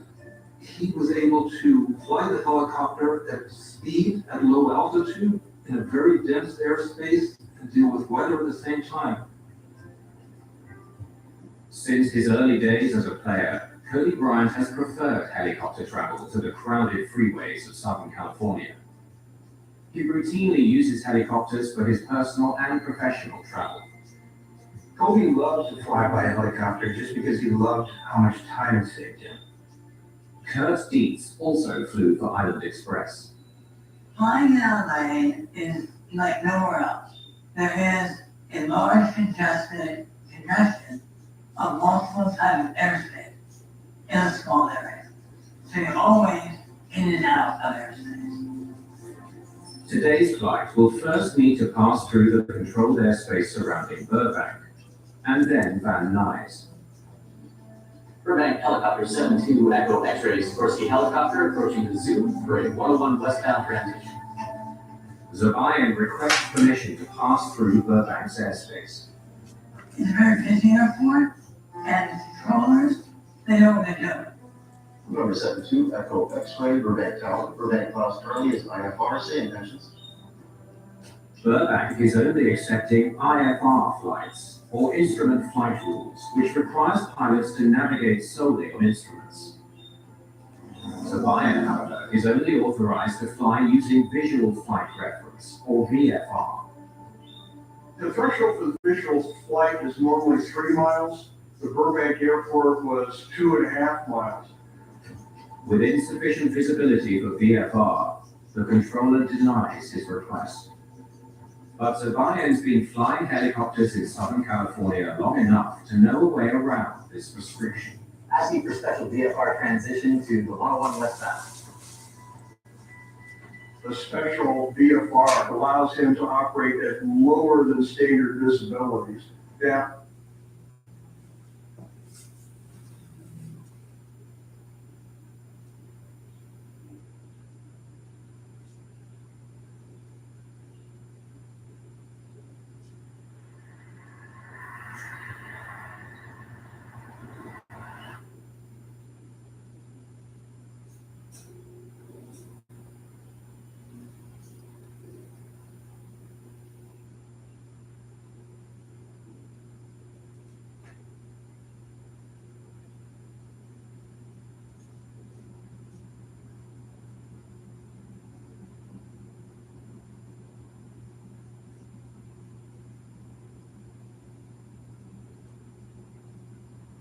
They call him high-flying Aaron Ford. In just 1 year, Aaron Ford spent 137 days out and about, almost 5 months. While mountains were here, working, facing families, dealing with everyday problems, Ford was racking up frequent flyer miles. Traveling to France, Singapore, Taiwan, and the Yucatan. Nevada doesn't need a globe-trotting politician. We need an attorney general who shows up. High-flying Aaron Ford. Won't show up for this job, why promote him to governor?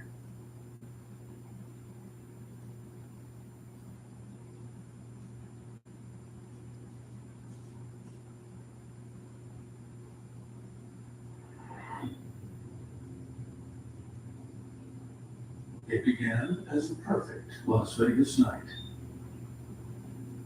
A sold-out country music festival, warm desert air, and a skyline glowing over the strip. And then the night was shattered.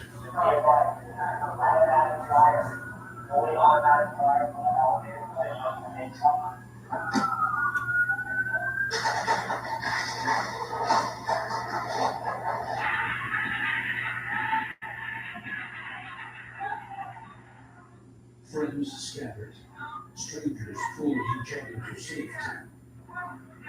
And across the city, first responders rushed toward the unknown.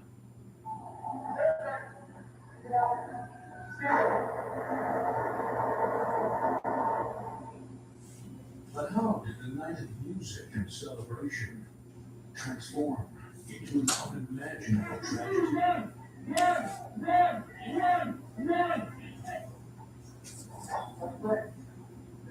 This is the story of October 1st, 2017. The deadliest mass shooting by a single gunman in American history. Told minute by minute.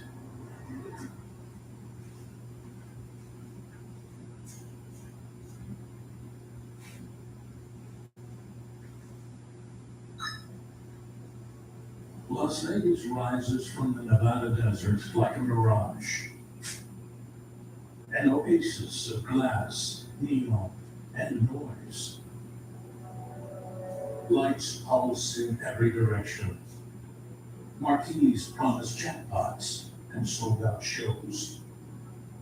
And the streets hum with a steady current of taxis, limousines, and tourists. The casinos never close. Music leaks from open doors into the night, mingling with the distant roar of traffic and the low thrum of bass for rooftop clubs. It's a city built to keep the party going long after the sun comes up. This weekend will be no different. The Strip readies itself for another wave of tourists, concerts, That sounds fantastic. Stuffed eggplant. Eat something In a stuffed. few days, This one sounds like the there's more Rocky food. Harvest Festival will take over the streets below. Wait, Performances from one Eric half pound Church, round beef. Sam Hunt, I know, but there's a and lot of Jason food in Momoa. eggplant parmesan. Sometimes, you know, sometimes it tells you to make like, I think maybe they were talking about a smaller kind of eggplant. That same If you use all like 3 eggplant, you're like, that's not 2.5. That's a lot of food in eggplant parmesan. There's like a week's worth of Mandalay food. Hotel, room 1.5 pound ground beef, 3135, one margarine. a corner suite with a commanding view of the I festival don't just make the grounds. other one. That sounds The good. windows stretch wall to wall, floor to ceiling. Because it'll make more At food. first, Till I can go brings get no a job. luggage. Just spends 2 hours between his room and a sushi restaurant downstairs. Because I'm lazy too. I like to At make like 4:53 p.m., he drives his Chrysler Pacifica to the valet. a week's worth of food. Make something for lunch. Paddock Every insists couple on of days. staying with the bags, so the bellman takes him up via the service elevator. A request not unusual It's at the the cooked hotel. stuff peppered. The At camera. 9:40 p.m., Yo, he you leaves just with say two that. suitcases, drives an hour to Mesquite, where he lives in a retirement community and stays overnight.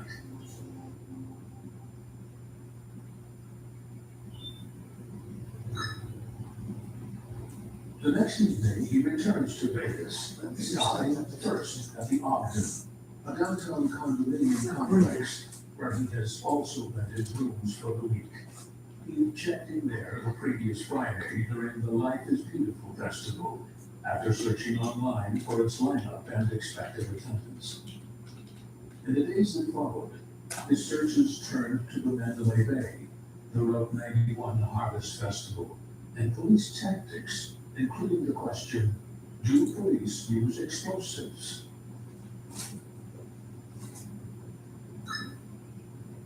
Late Tuesday night, he returns to Mandalay Bay. This time, 7 more suitcases are brought up by a different bellman, again via the service elevator. Paddock tips generously, then spends 8 hours gambling, playing high-stakes video poker, drinking comped drinks, and feeding thousands into the machines without showing emotion. The following night, the pattern repeats. More trips, more luggage. He moves with the same slow, deliberate rhythm, never hurried, never flustered. His comings and goings blending into the noise of the casino. On Thursday, he buys a .308 bolt-action rifle, then drives out toward the edge of the desert. At a shooting range, the afternoon heat shimmers off the sand.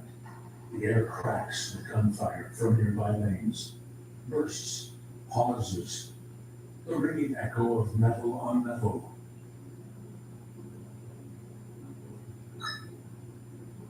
Friday, the Route 91 festival opens. Paddock checks into the adjoining suite under his girlfriend's name, requests housekeeping leave a food service cart in place, and makes another overnight run to Mesquite. That same day, he wires $100,000 to his girlfriend in the Philippines. By Saturday, do not disturb signs hang on both suite doors. More luggage arrives. 2 smaller bags, then his final trip to Mesquite. Early Sunday morning, he returns for the last time. At 12:16 p.m., he has moved a total of 21 suitcases, 2 smaller bags, a laptop bag, and a large container into the 2 rooms.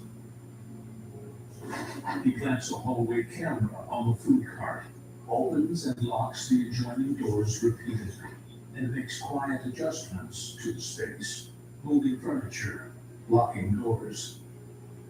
From his windows, the entire festival grounds are in clear view. At 9:36 p.m., he locks the deadbolt to one room for the last time. 4 minutes later, Jason Aldean takes the stage. Paddock returns the other deadbolt, sealing himself inside. It's the final act of isolation. From here, in the darkened room, he takes up his position at a smashed window, settling behind the scope of his rifle. Below him, thousands of people sing and sway, unaware that they have stepped into his crosshairs. On the surface, nothing drew attention, but each detail had been part of something larger, a plan no one could yet see.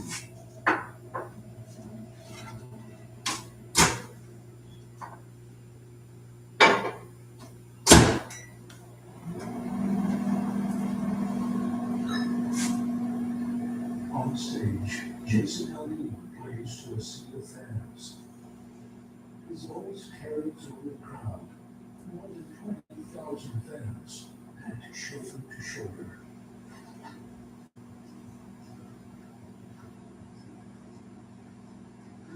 But yeah, I was hoping the GPS, I could probably buy it somewhere else. Amazon's not selling them anymore. With dust and sound.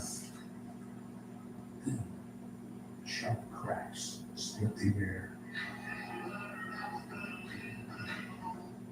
GPS blocker? Yeah, for like the car. I think they have their own GPS frequency and stuff like that though. You have to take these cuckoo's ability away because they're definitely criminals. I mean, look at this. That's just what it's developed as because it's legally a crime and then yikes. And you know, it's not really an argument, it's just a matter of getting them not to do it.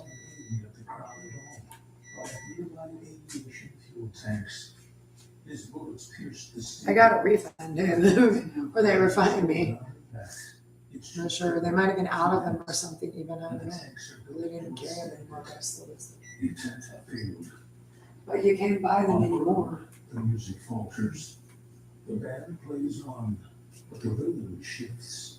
The crowd ripples with unease. Faces turn toward exits. A few begin drifting cautiously away. Then, 30 seconds later, everything. I love Jade. Jade sounds. There's lots of nice Jade. Like the Hong Kong, they have Jade Market in Singapore and Hong Kong. It's like Jade Markets and there's Shanghai. So the Jade Market. It's just pretty. You see that it's all the time. I'm like, it's like Jade and like. There's not much shopping anymore. Actually, there's so many pretty things.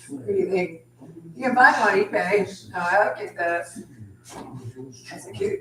There's lots of things, but actually, this it's quite nice. I always buy stuff like this. I don't have a lot of money.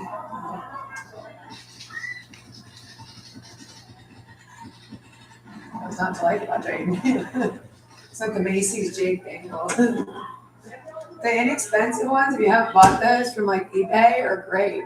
You can get, they're like, you can wear them all the time. The $25 Jade bracelet from eBay is really nice. Actually, the inexpensive ones.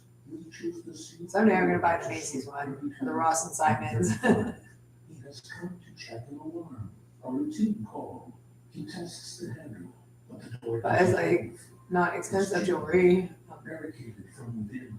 Campos pauses, frowning. They're resin filled and they're not good quality jade. For the most part, they might be like dyed stone. I think even. Oh, they look just fine though, and they're actual jade. Blasting from the suite where Paddock has repositioned. But they're just pretty and they last a while. Like the jade bangles from eBay for $25. There's inexpensive jade bangles. They're not fine jewelry, but they last a long time. Like eventually you can wear them all the time because they feel nice to wear. They have a nice, they're all kind of, a lot of them, like Macy's is resin film, but it's not supposed to be like, I'm not sure. It's just not that high quality. But they tie it, you know, I don't know, they've done it for, or they process the stone. And so it's good quality processing. It's okay for $25. You get a really nice, cute jade bangle.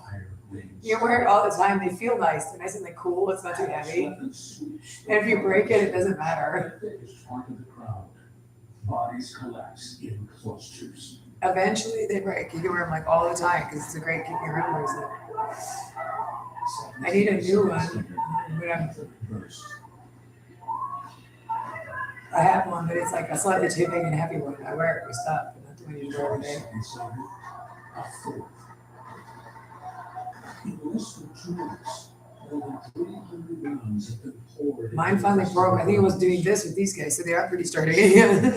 Something like it. So, yeah, I might do it.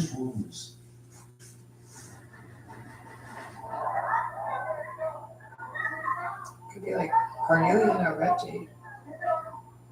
Oh, that's really, do you have a jade stone dyer or something? You dye stone? That's the conversation about it. No? Oh, doesn't look like it.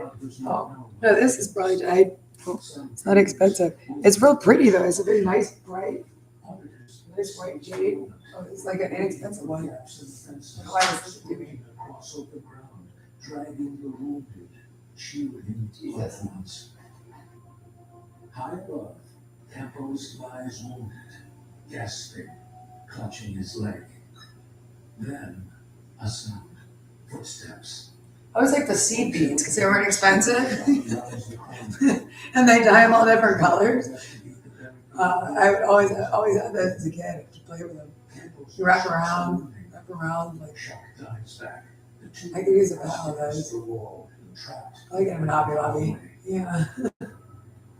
Creepy, would you stop torturing me? Poor me. Poor other guy. It's horrible. Go away, you monster. You're gonna go to prison. That's a horrible thing to do to other people. Like other people.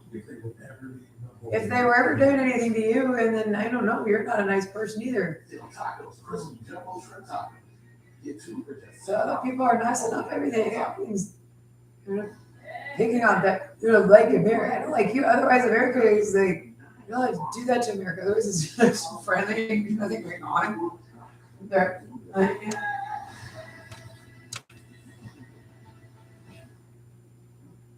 Probably did something. Warn your season with unbeatable deals on fragrances, skincare, hair care, and more. All up to 80% off. All That's season bad long. enough. You don't like Go to it. fragrance.com and save 30% on your next purchase. In manufacturing, every second counts. When equipment fails, Radwell steps in with over 40 million parts and 45 years of expertise, 24/7 support, proactive maintenance, and predictive analysis. Radwell is ready for the unexpected, so you don't have to be.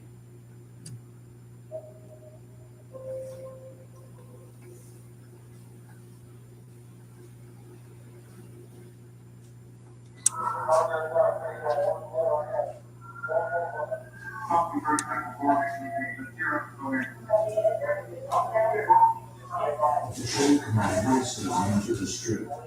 Its lights cut through the chaos. Officers spill out, weapons drawn. They press themselves against the concrete wall, advancing cautiously toward the Nicolay Bay. Every second, bullets crash down from above. They wave desperate concert goers back into the venue, away from the open line of fire. And then, Haddock shifts. His barrel drops. He sights them.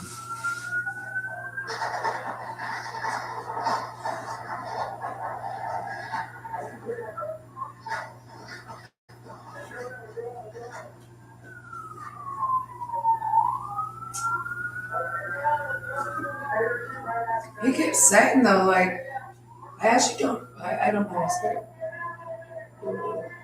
They're pretty weird, the police. Yeah.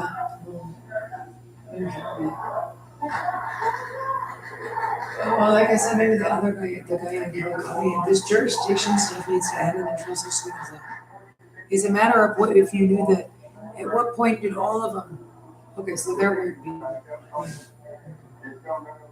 They need to arrest everybody breaking the law in a felony. Felonious manner. They did all along, it's the law. You're really not allowed to do that. Yeah, you really, just because you, it's like, well, you're, there's all sorts of laws about that. You're really not allowed to do that. Maybe this is why.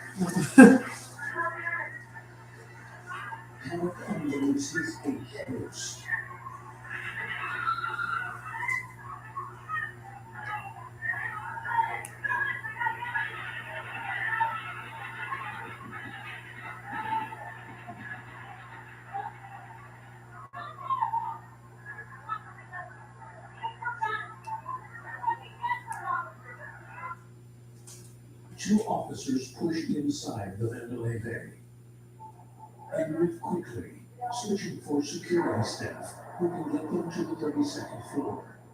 The floor where Jesus Campos and maintenance engineer Stephen Schock are pinned down. But the hallways are deserted. I don't do that with MapQuest. I'll find the house and see if you go and say, oh, it's cool. Looking at mansions on like the Hudson River for a Croatoan on the Hudson or something. Security officer. I remember those. My mother liked to go to the FDR house, you know. She's always like, The SARS elevator still in operation. It is their way up. there's lots of nice museums. No, it was like a hotel. It was like 22 room, 50, more than that. It had like, it was a hotel or something. 50 rooms or something. And all these Daniel Steel carpets. I don't know, it was like $5 million. The answers were 10 first. Why even bother to look at that? I don't know, it's fun. I was playing on Google Maps. Sounds like so is he.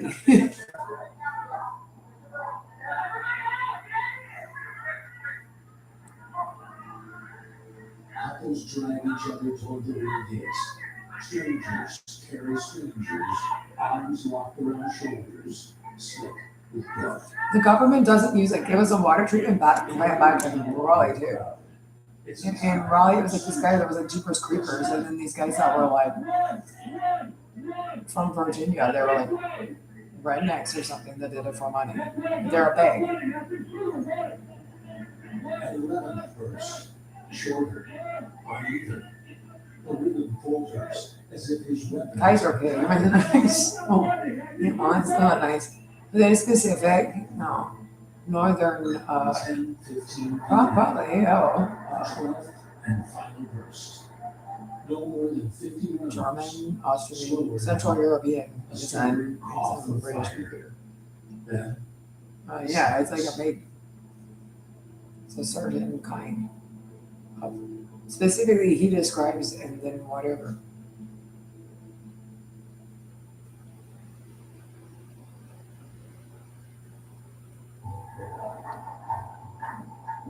the 2 officers close on the 37th I don't know, like floor. redneck ones from Virginia. They sweep the Yeah, Jeepers Creepers does what to you? Campos and Schock. Both are shaken, but alive.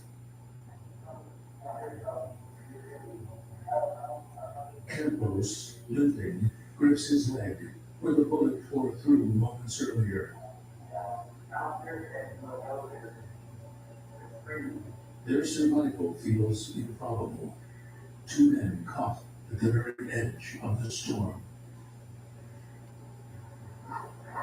Jeepers Creepers. Yeah. It was a water treatment plant again. He must have worked in water treatment. Together, they begin the For the town. painstaking process of clearing the floor. Some guests stumble out half asleep. No, there's a catacombs under those. The Like, chaos yeah. that erupted only a few hours down. What do you think all that those signatures? Everybody uses a body. That's what he like, keeps describing. I didn't quite place it. He didn't say. That government, you know, is that like it's quite the tall tale. Mine was happy, you know, playing with action figures when I was a kid, putting them in yards. In a fit. Rearranging furniture at meetings. Jesus. It's right by the camera, Danny by the camera. Handicapped Danny guy is out of control now. 135. The command is quiet. Unlike the unwashed masses, it's forced down They his. ready to charge. A little creepy, but not too bad. I'd say that to him. I'm not sure anybody breaks the law. The whole falls into a hush, broken only by the rising whine of the wind through shattered glass. You know, I said when we're used to that. If you're a attractive lady who's all funny with girls and they're not supposed to need no money or, you know.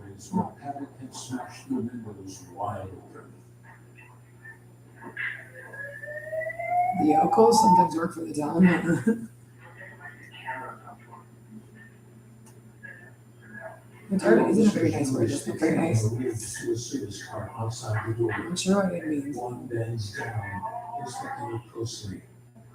The children were reminded that the gunman had prepared for their arrival. Maybe not make that much eye contact, but it's not otherwise. Like, it's a person, but he's got like a, you know, he got, oh, yeah, that's a slightly damaged body. Rifles raised, anticipating the sudden burst of gunfire from within. Every step is deliberate. Adrenaline pounding. I'm not sure. So the government has a murder. Somebody has murder guys. Why would you do that? I mean, I don't know. It just ends up being like conspiracy, and then they do all the other stuff. Silent. No shots. No movement. Only the restless moan of wind through broken glass. Well, the response was done. That's why you're supposed to just call the police. Inside, The response was no, because to do that, I don't do that when there's that many prosecutors and police prosecutors. And there's all the federal prosecutors go, hey, you need to stop doing anything else. I think she's a completely schizophrenic man running on money. I think he got into some kind of uppers and downers. lifeless. A self-inflicted wound is final. It's also, you need to get him off of no inaudible noise out. Why would you ever need In that? 9 to 11 minutes, he fired more than 1,000 rounds. He killed 58 people that night. 2 more would die from their injuries in the days after. Over 400 struck directly by his bullets. Another 400 injured in the stampede to escape. In all, more than 860 lives torn apart in less than a quarter of an hour. America's deadliest mass shooting. And at first, almost nothing was known about the man behind it. No manifesto, no note, no explanation. A man who, over months, stockpiled rifles and ammunition with methodical patience. And then, from the windows of a luxury suite, unleashed devastation on a crowd of thousands. A plan so meticulous, so carefully timed, that only one question lingers in the silence that followed. Who was Stephen Paddock?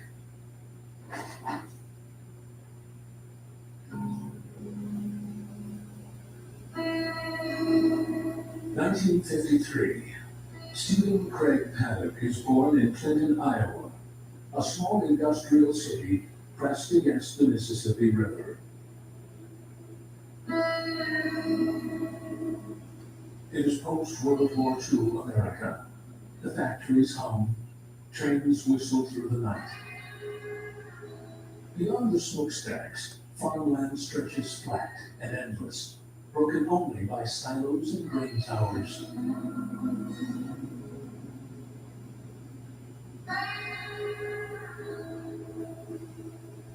Life in Clinton is measured by church gatherings, high school games, and the rhythm of shift work.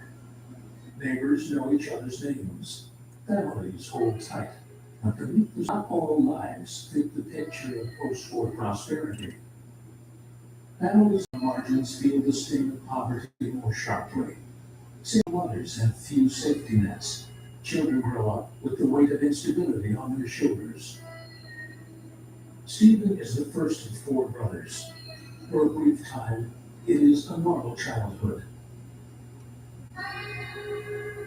But the Paddock household is only defined by something darker. His father, Benjamin Hoskins Paddock, is no ordinary man. He is a convicted bank robber with a long record, a career criminal whose life runs on the opposite current of the American dream. Stephen is just 7 years old when his father is sentenced to 20 years in federal prison. But even that does not end Benjamin's story. 9 years later, he escapes, vanishes, slips out of custody and disappears into the underworld. The FBI adds him to its 10 most wanted list. Posters declare him psychopathic, armed, and dangerous. And then, he is gone. For Stephen and his brothers, the absence is permanent. Their father will never again be part of their lives. Their mother is left alone, raising 4 boys while bouncing from place to place. Arizona, California, always edging toward poverty, never far from collapse. The brothers will later speak of a childhood shaped by anger, a resentment that grew inside them. But Stephen seemed different. He did not lash out. He did not explode. Instead, he withdrew inward, quiet, controlled. I've tried not talking to him exactly like that day. Details, in rules that could not be bent. For like, that's like really the only time, and then to try to be appropriate and say, hey, there's something else. You're gonna go to prison and the police. You can't be normal. The most ordinary of duties, measured in routes and schedules. Later, he shifts into auditing for the Internal Revenue Service. That's so weird. Yeah, they're so bad with their one. Oh my god, on the 6. Hopefully you do. Oh. But in the 1980s, he moves into defense contracting, still federal work, still inside the machinery of systems. no, I can get the guy on that. That's not good. Paper, logistics. I'm tired. He builds a life within structures designed to keep chaos at bay. And then Yeah, he walks I don't away. know. He leaves public service because of there's- the private fortune. Yeah, Real estate, apartment complexes, I'm rental properties, small deals, quietly stacked until they These- form something They're so like they're such inexpensive. in silence, They're such one acquisition at a time. Jesus.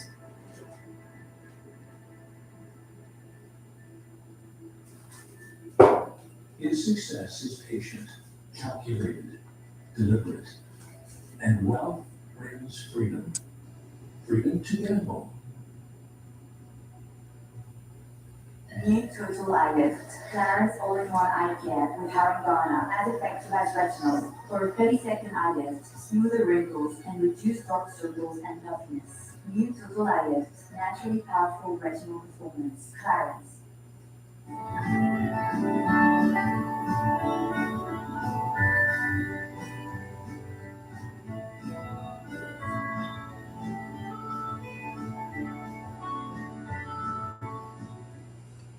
New at Einstein Bros Bagels, Hot Honey Schmear, the cream cheese everyone's buzzing about. It's sweet, it's spicy, it's spicy. You'll want it on everything. That's just really- Hot Honey Schmear, Yeah. he's spicy. He's like doing it to children all the time though in the story. Yeah, it would be very, very illegal. For more than 25 years, casinos. It's just so incredibly you always get smart. You have no. Was always talking about like nothing, just a really unbelievable dirty job. Okay. Oh, on all of them. Jesus. And he says this because he can actually talk to people. He says he's talking to children. He sits alone in a terminal. The screen flickers. The numbers churn. The rhythm is hypnotic. Sometimes he ventures into high-stakes rooms where the buy-ins are thousands of dollars, and a night's swing can be the difference between a fortune gained. Please stop aiming that at my crotch. To Paddock, gambling is not a thrill. It is mathematics, a cold calculation of probability, odds, and endurance. The casinos notice. He becomes a familiar face. Complimentary suites, free meals, perks reserved for those who play big and play often. In the months leading up to October 1st, reports suggest Paddock hit a streak. He walked away with roughly $860,000 in winnings. For most gamblers, it would be life-changing. For Paddock, it was just another transaction.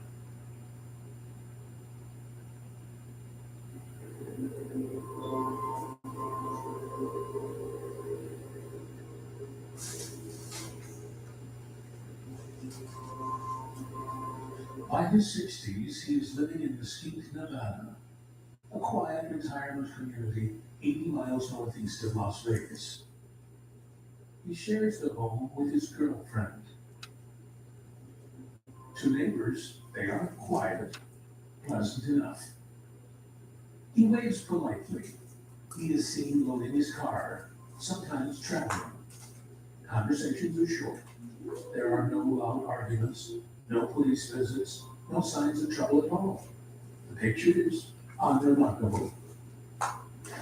No criminal record, no documented history of violence, no extremist ties, no manifesto, no diary entries, nothing.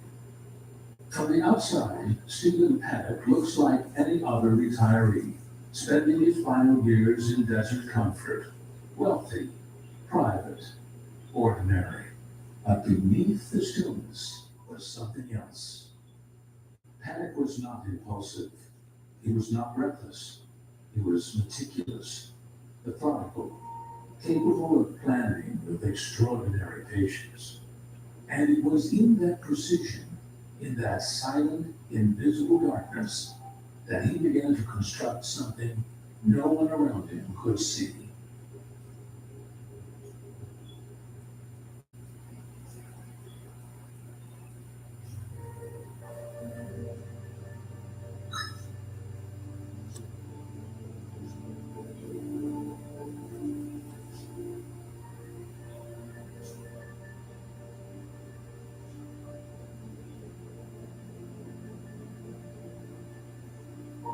Back in Las Vegas, the city is reeling. The strip, normally buzzing with neon lights, laughter, and music, feels unrecognizably silent. As night turns to morning, the urgent search begins for answers and for the missing. Right now, we know that there is still a massive effort to reunite families with their loved ones. Many people have been able to contact them after the shooting, with that number of people injured up to 500, actually over 500 people now. In hospitals and shelters across the city, families begin their search. They walk the halls, scanning faces, clinging to the fragile hope that a loved one might still be found. For some, there is relief. For many others, there is only heartbreak. Among the wounded that night was Curtis Leone, an off-duty police officer. He was hit by gunfire, yet somehow survived. We were just enjoying the music, and I heard a volley of gunfire, and I'm a police officer, and I recognized it as real gunshots, and I looked at her and I said, those sound like real gunshots. People got up and started running again, and shots started back up, and we were stuck out in the middle of nowhere, and I couldn't get up, and I could hear the shots flying all around us, and there was nothing we could do, and we just sat there, hoping we weren't going to get killed, thinking we were going to die. But we actually had to put him on a metal barricade, one of the fences that are around, and we put him on that, and at that time, extreme amount of pain, and trying to lift him around to get him out. So many people helped lift us, and then we ran across the area again, because we had to go to the far left side to get out where there were ambulances were. And we got out there, and there were no ambulances because there were so many injured people. I'm mad at that guy. I mean, why would you do something like that? And just the whole situation. We're there to have a good time, and something like this happens. And you know, our lives are changed forever for no reason, and that really makes me angry. In the days that follow, the city gathers for vigils, thousands standing shoulder to shoulder, candles in hand, names read aloud. Come on! A community broken, yet bound together in grief and solidarity. Just get him away from me, all of them.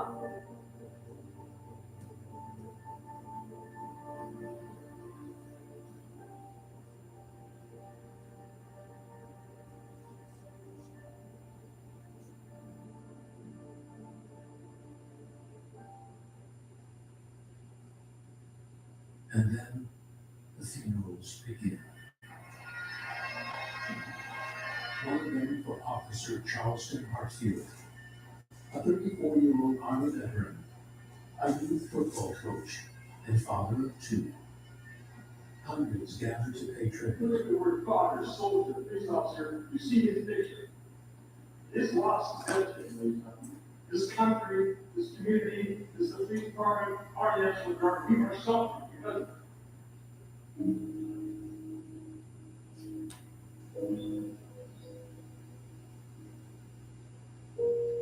At a press conference, the sheriff's voice is measured, but his eyes reveal the strain. Well, good evening. Obviously, I'm Sheriff Bill Lombardo with Clark County. What we know is Stephen Paddock is a man who spent decades acquiring weapons and ammo and living a secret life, much of which will never be fully understood. He meticulously planned on the worst domestic attack in United States history. It's troublesome that this individual was able to move this amount of gear into a hotel room unassisted. It's troublesome for the amount of stuff he had at both residents unassisted. There's people that know this individual. There's people that can help us understand this individual. And we hope very much so to be able to provide concrete information to the public about why this happened, because that's what's on everyone's mind. Because to understand the why helps you deal with the tragedy that we've all faced. And we've all faced it. So, believe me, we want to know why. In the weeks that follow, the investigation begins in earnest. Agents scour hotel security footage, tracking Stephen Paddock's every movement. They reconstruct his purchases. Dozens of firearms, thousands of rounds of ammunition, specialized equipment. They studied his final days inside the Mandalay Bay, his room transformed into an arsenal overlooking the concert grounds.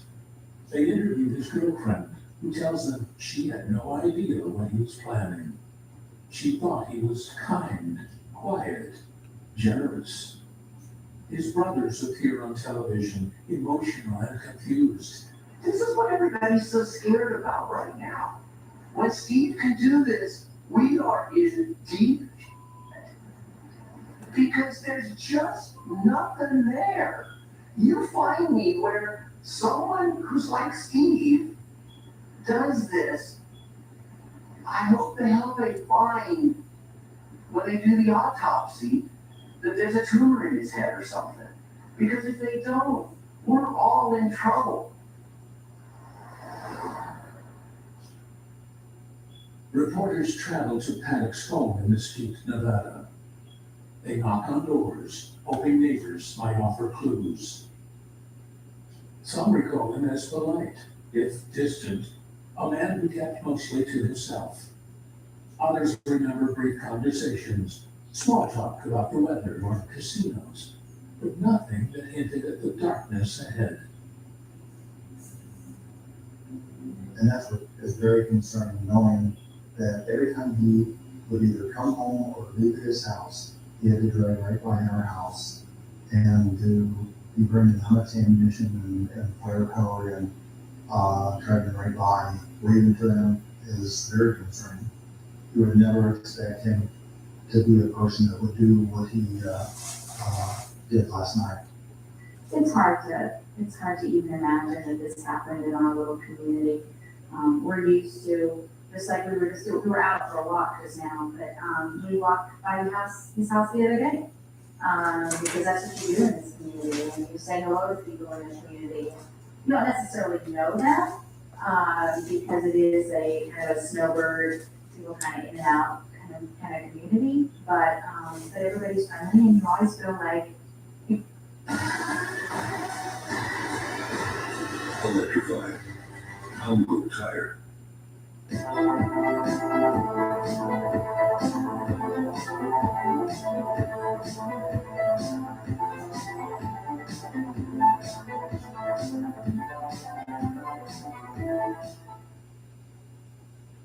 My sister and my best friend and I have all been dreaming up a really fun new venture. That's why I'm partnering with Upwork. The platform connects you with freelance talent across literally every industry. Marketing, admin, finance, inspiring people who can help bring your vision to life. Sign up for free at Upwork.com. Your neighbor will help you no matter what, whether you know them or not. It's just the kind of community that it is. On January 18th, 2018, the Las Vegas Metropolitan Police Department releases its preliminary report. It provides detail, it provides timelines, but it does not provide the answer everyone is searching for: motive. The FBI proposes one theory, that Paddock was driven by a desire for infamy, shaped by suicidal thoughts and decline in his finances. But his family disputes this. In March 2023, newly released FBI documents add yet another layer. They suggest Paddock may have grown disillusioned with Las Vegas casinos, angry over what he saw as the mistreatment of high rollers like himself. Perhaps, they speculate, the attack was an act of vengeance. But the Las Vegas Metropolitan Police dismiss this theory, standing firm on their conclusion: the motive remains inconclusive. Some psychologists suggest something darker, that as a wealthy older man who had already lived a life of material comfort, Paddock had grown bored. The thrill he once found in high-stakes gambling was fading. The adrenaline was gone. Perhaps he sought a greater rush, one so extreme that it could only be found in the act of unimaginable violence. One comparison is especially the most dangerous game. A wealthy big game hunter, bored with killing animals, turns to a new sport.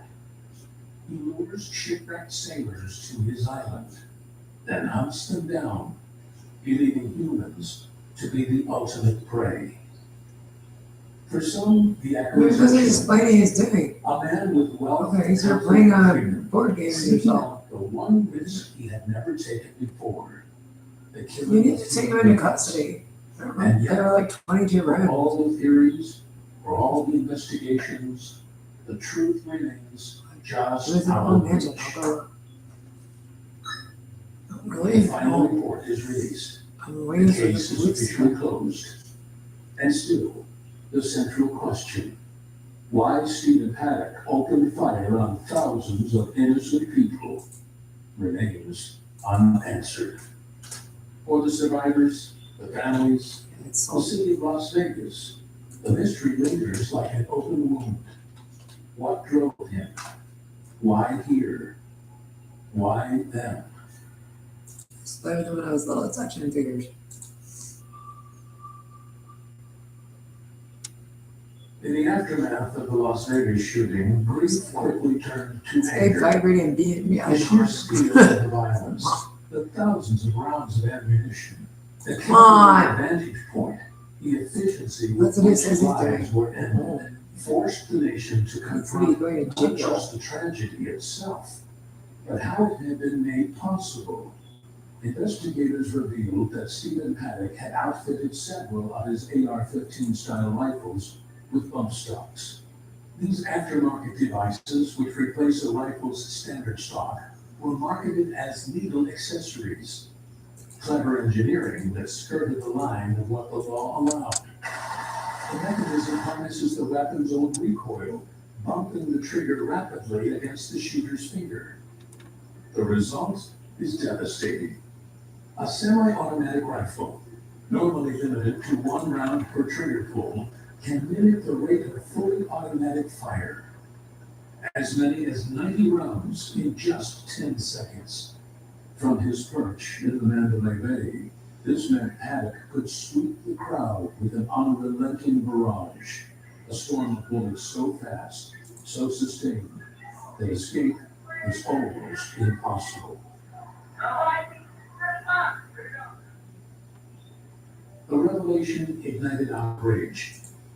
To many, bump stocks were a glaring loophole, an end run around the spirit of federal restrictions that dated back to the 1930s, a workaround hiding in plain sight. To others, however, they were simply another tool for sport shooting, a novelty, a piece of equipment that, by itself, had no moral dimension. Why, they argued, should the actions of one man strip millions of gun owners of their rights? Why they're watching today. I don't know, you've seen in those days? No, not that often. It's it's not the weapon's fault, it's the person that's holding the weapon. Oh. Which a lot of people don't understand. They want to blame. He's got this monster in the custody and away from me, and my poor life is just a normal. I think they've done too much as it is, you know? They've made the Constitution, the Second Amendment, I mean, you can't change something that's been enacted for, since 1776. The problem is bad people. I mean, it's a people problem. It's not a gun problem.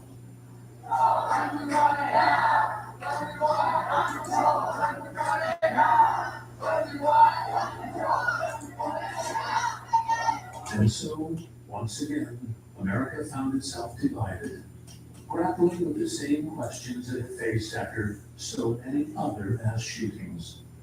Protests filled the streets. Advocates demanded immediate action, carrying signs with the names of the dead. Gun rights groups countered, warning of a slippery slope. If bump stocks were banned, what would come next? Magazines? Rifles themselves? The debate raged in Congress, on cable news, in town halls across the country. And in 2018, legislation was finally passed. Stocks, now officially banned. The Trump administration rolling out the new federal regulation this morning.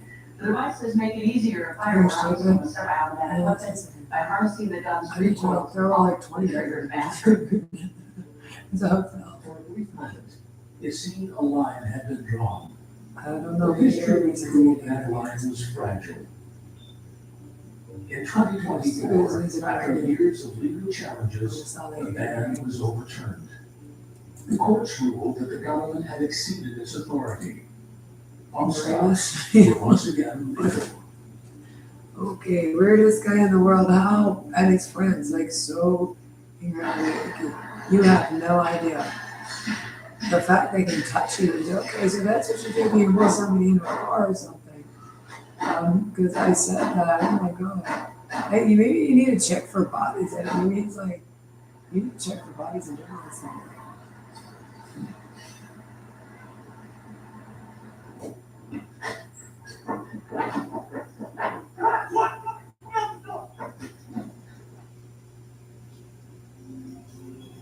Just over a year after Las Vegas, in November 2018, gunfire erupted inside the Borderline Bar and Grill in Thousand Oaks, California. It was college night. Hundreds of young people dancing, laughing, packed shoulder to shoulder. 12 people were killed that night. Among them was a 27-year-old man named Tel Orfanos, who had survived the Route 91 Harvest Festival in Las Vegas. He had escaped one massacre only to lose his life in another.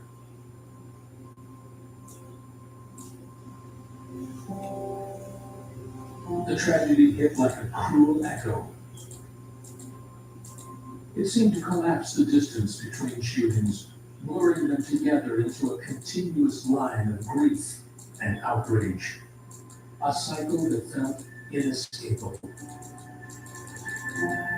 As vigils turned into marches, and marches turned into more vigils, the same arguments repeated, the same wounds reopened. Well, that's what people wondered a little, really, because they were in North Salem, and Sweekley knows them, and yeah, I don't know, because you're normal, we're normal. They were in you wondered like Epstein. You're a very, very low man. Well, I've heard of them before. I heard that from my friend knew that they were too, because guys stalking on this stuff. the same ones, because other people have stopped on it before.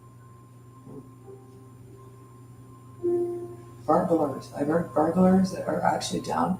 They might have known some down security people, officers, city security officers. But they were already down in like the Hood pawn job. Well, as another beach I was talking, I wrote from the newspaper. No, it's Greg.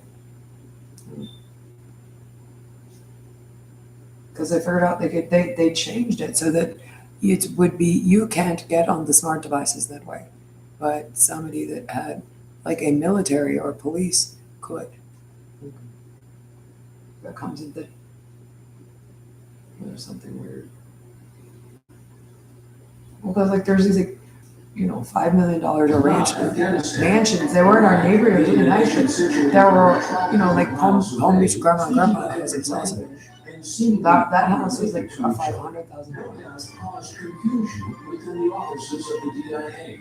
Yet, this perplexing directive marked the initial sowing of seeds. Ew. Would you stop touching my crotch?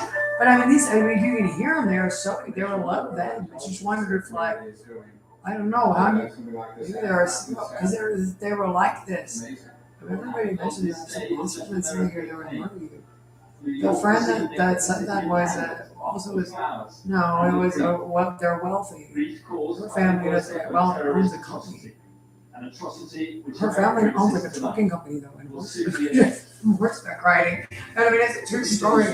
I don't know. No, that doesn't mean they're actually quite nice. It doesn't mean they're like freaky people or anything. A solitude retreat in Maryland. Well, it's like, you know, sometimes it is like a company house. Whose house it is. The company decided to murder people. The summit aimed to assess the situation, discuss the evolving. But I don't think so. It would be like a company decided to murder people. To address the unprecedented act of terrorism from Al Qaeda. They shouldn't be like, because Boca Raton, Palm Ridge, North Salem, New York is the same thing. That's really big. And the other friend was her aunt's like catering from, well,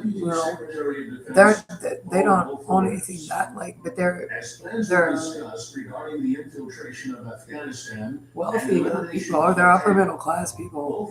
Yeah, they have things to steal and things like that. Advocated for an attack on Iraq, asserting that its leader, Saddam Hussein, they have a smaller company they own. A mass conspiracy. They claim he was the head of the snake. Amidst the deliberations, the neighbors that were listening to counterterrorism, Joseph Butler Black, asserted to Bush himself, Mr. President, we were attacked on September 11th by well, they seem like they're going to kill you. And Al Qaeda. Oh, we don't know anybody that's probably it's Al Qaeda. Al Qaeda's house or something. Who even owns the? I'm not sure. Something like it's a company. It's pretty international, like Boca Raton, like Miami, and that was a normal family house. It's like Palm Beach. That neighborhood was cool because it's like on the Intercoastal, so it has like Puff Daddy mansions. But it had a lot of like the ones on the Intercoastal had a lot of like normal mom and pop ranch houses. That was like a brand new house. They were building lots of like family homes. Yeah, he's bringing to the people of Afghanistan. Later that day, a persistent Paul Wolfowitz sought a private audience with President Bush. Well off, but you know, like a retired dentist, dental surgeon or something, retired doctor, nice. Given Bush's background in the oil industry, he found himself intrigued by the proposal and questioned Wolfowitz. Why didn't you bring this up in the meeting? The situation was complex. The Taliban, harboring terrorist groups hiding in caves, presented a challenging target. Yeah, like this company was split up employees. Something creepy, is it though? People they'll let them the $25,000 mansion or something. We live in Tarrytown. Well, normal upper class there. They were doing something. Yeah, like where they lived in Swickley House. Swickley's in Great Falls, Virginia. The Great Falls, Virginia said other people in Washington, D.C. No, it's just people talk about this, and we know these guys. I think they said Nancy said something about it. No, there's stalkers that do that. There's burglars from behind the pawn shop, and they think they changed it. So they can't do that. Sometimes Great Falls, Virginia's too, like, my cousins went to school with like Oliver North. On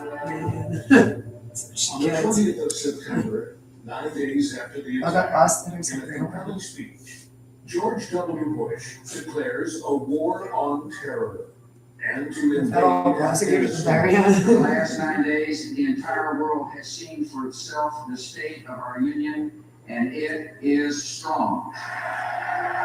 UK Prime Minister Tony People Blair casing neighborhoods by figuring out ways to bug houses. And yeah, and then icky stalking. And there's actually, you gotta watch, I think you need to watch Town Security Forum. There's lots of talent. There can be progression of events, but you just have to watch Town Security Forum.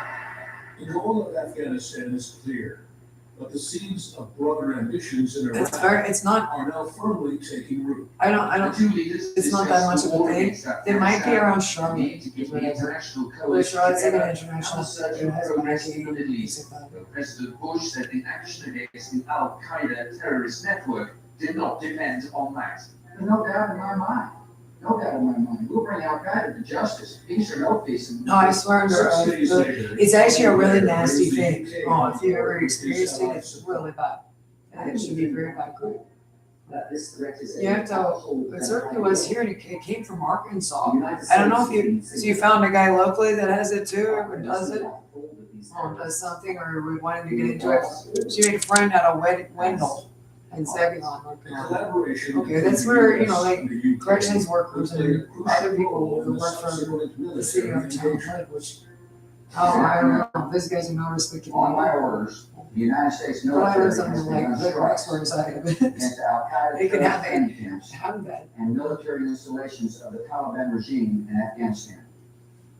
These carefully targeted actions are designed to disrupt the use of Afghanistan as a terrorist base of operations and to attack the military capability of the Taliban regime. We are joined in this operation by our staunch It friends. was a thing in the 80s and 90s. Yeah. Put onto the FBI's top 10 list.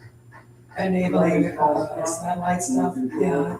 I think that movie, The Cable Guy with Jim Carrey and Matthew Broderick, is actually about that. Yeah. Masterminding the attacks on 2 U.S. embassies last summer in Nairobi and Dar es Salaam, responsible for the death of over 200 people. On the 7th of October, the Allies launched their first attack on Afghanistan. You maybe need to watch the smart TVs for it, because like other, I'm not sure, and cell phones or something like that. They need to make sure somebody can't, I think it was on TV. Yeah. That's why it's in the system of the downside. Maybe the military still use it to stall. The advantage seems to be his, but before this year is out, the Americans V-Chip's talking. That was supposed to, it was when Radio Shack figured out they could get in your house by enabling speech to text, which people didn't play. Osama bin Laden had doing it. If they would just come forward. Because the TV didn't play. You could use it if you were hearing handicapped. I am determined. I'm not going to be distracted. Say! I will keep my focus to make sure that not only are these It can really touch you. That thing can really touch you. those who are for terrorists will be brought to justice. Whilst Bush continues to slowly reveal the greater plans of war, Secretary of Defense Donald Rumsfeld meets with General Tommy Franks in Tampa, Florida. General Franks was in charge of a large region in the Middle East, including Afghanistan and Iraq. Rumsfeld reveals to Franks to prepare his troops for an Iraqi invasion. I think those who would anticipate that it's sort of in quickly and out quickly in Afghanistan would not be pleased. I think those who expect that this building process continue over time until we reach a point where Afghanistan is satisfied that in fact it does have its own capability to maintain security inside its borders. As the Afghanistan war and the interception of the Taliban continued, it was becoming increasingly clear that Al-Qaeda's days were numbered. Like how every day he says we are sending British troops back in coffins, and the army is still here. Our message is simple: get out of our country. This crusade, this war on terrorism, is going to take a while. Get down off me. People must be patient. No. The year was coming to an end. I'm gonna kill you. And on December the 7th, the war in Afghanistan was concluded. The Taliban I had kill you. collapsed, and bin Laden had fled. Some of bin Laden and other terrorists are still in hiding. Our message to them is clear. No matter how long it takes, America will find you, and we will bring you to justice. In other American wars, enemy commanders have come to doubt the wisdom of taking on the strength and power of this nation. Why? It's all for people. Please get him into custody. In a cave in Afghanistan, there's a terrorist. Please get him into custody now. Precisely the same thing. Captured and killed thousands of Al-Qaeda, especially in Afghanistan. We'll continue to very aggressively pursue the non-confident eventually we'll get it. On December 28, 2001, against the backdrop There's of one tensions when in they're Texas, honestly filthy. President George W. Bush, flanked by General Tommy Franks, addressed the nation in a resolute press conference. They reassured the public that justice would inevitably find Osama bin Laden. Importantly, woven into the narrative of bringing bin Laden to justice, Bush continues a subtle laying of the groundwork for future military engagements. With measured words, he hints at the prolonged fight against terrorism beyond Al-Qaeda. Therefore, the United States must be vigilant, must make sure we continue to focus on our homeland security measures, must disrupt, must use our intelligence gathering network to prevent the enemy from attacking. And so while I hope 2002 is a year of peace, I'm realistic. Little did the public know, these early statements were watering the seeds planted for the subsequent justification.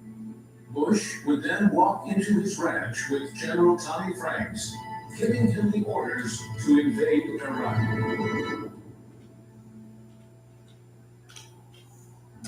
The geopolitical landscape was tense. With the specter of Saddam Hussein and the elusive weapons of mass destruction looming large, Bush embarked on a determined path to prepare the nation for another military campaign.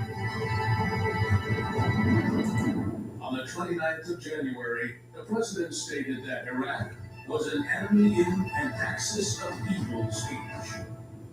The Iraqi regime has plotted to develop anthrax and nerve gas and nuclear weapons for over a decade, arming to threaten the peace of the world by seeking weapons of mass destruction. The United States of America will not permit the world's most dangerous regimes to threaten us with the world's most destructive weapons.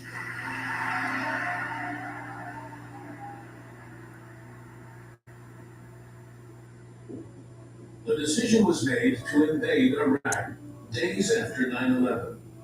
Now they needed to portray the war a justifiable one, with weapons of mass destruction and the dreamy idea of the USA liberating a suppressed state. President Bush navigated a complex web of global alliances and domestic sentiments, shaping a narrative that would set the stage for the Iraq War. Helicopters reaching aboard supplies of bombs and ammunition, food and fuel. Conflict many on board believe is coming. Which is why below deck, President Bush's speech was being followed intently by sailors too young to have yet experienced war. However, no evidence of weapons of mass destruction was found, so leaders such as Dick Cheney began to lie. Simply stated, there is no doubt Saddam Hussein now has weapons of mass destruction. Even level-headed Colin Powell, changed his stance, claiming they had solid intelligence. The neocons are convinced, the likes of Colin Powell and Bush, that there were weapons of mass destruction that were hidden somewhere. Saddam Hussein and his regime have made no effort to disarm as required by the international community. Indeed, the facts and Iraq's behavior show that Saddam Hussein and his regime are concealing their efforts to produce more weapons of mass destruction. Stop doing that. It would not be a war against Iraq. It would be a war to liberate Iraq. Terrorists know that the outcome of the war on terror will depend on the outcome in Iraq.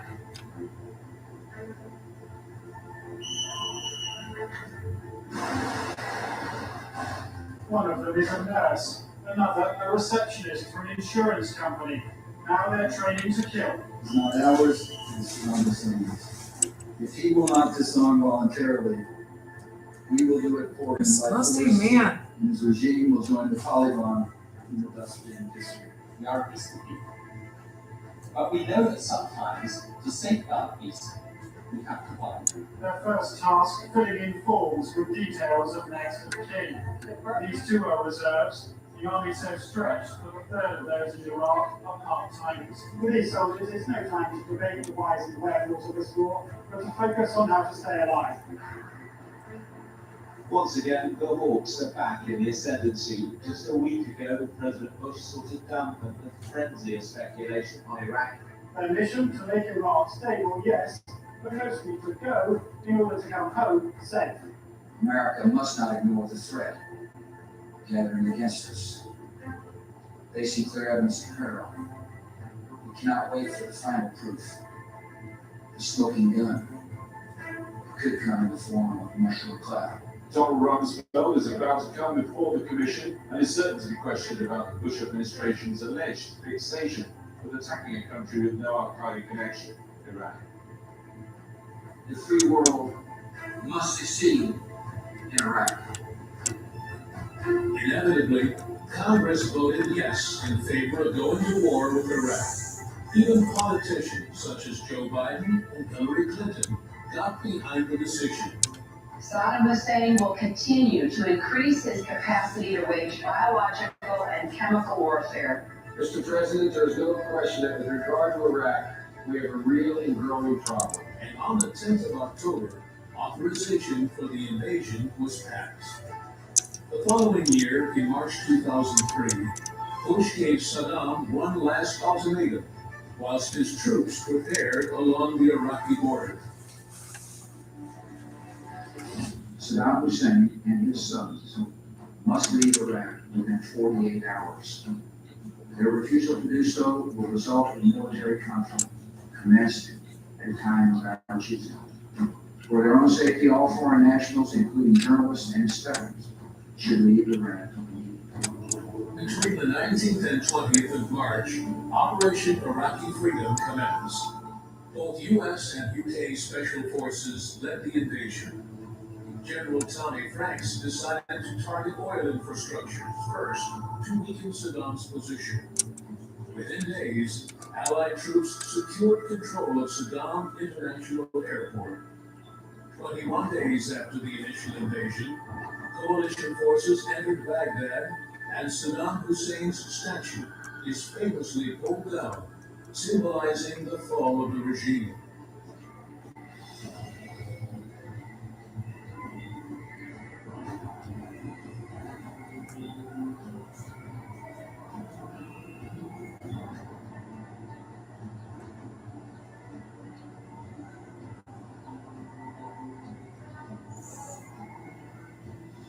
On May 1st, 2003, President George W. Bush delivered an historic speech aboard the USS Abraham Lincoln, marking a significant moment in the Iraq War. Because of you, our nation is more secure. Because of you, the tyrant has fallen and Iraq is free. Against the backdrop of a banner proclaiming "Mission Accomplished," Bush declared major combat operations in Iraq to be over. Bush knows that declaring victory would be somewhat premature. Saddam Hussein still could catch it the weapons of mass destruction is still on the ground. The speech was intended to convey the success of the major military phase and the toppling of Saddam Hussein's regime. However, the mission was far from accomplished. Given the situation in Iraq right now, achievements would be a hard sell. This week alone, at least 300 people were killed in attacks by insurgents. Most recent figures show an average of 87 attacks each day, the highest number so far. The deteriorating security situation has forced American forces to surrender key battlegrounds to the insurgents.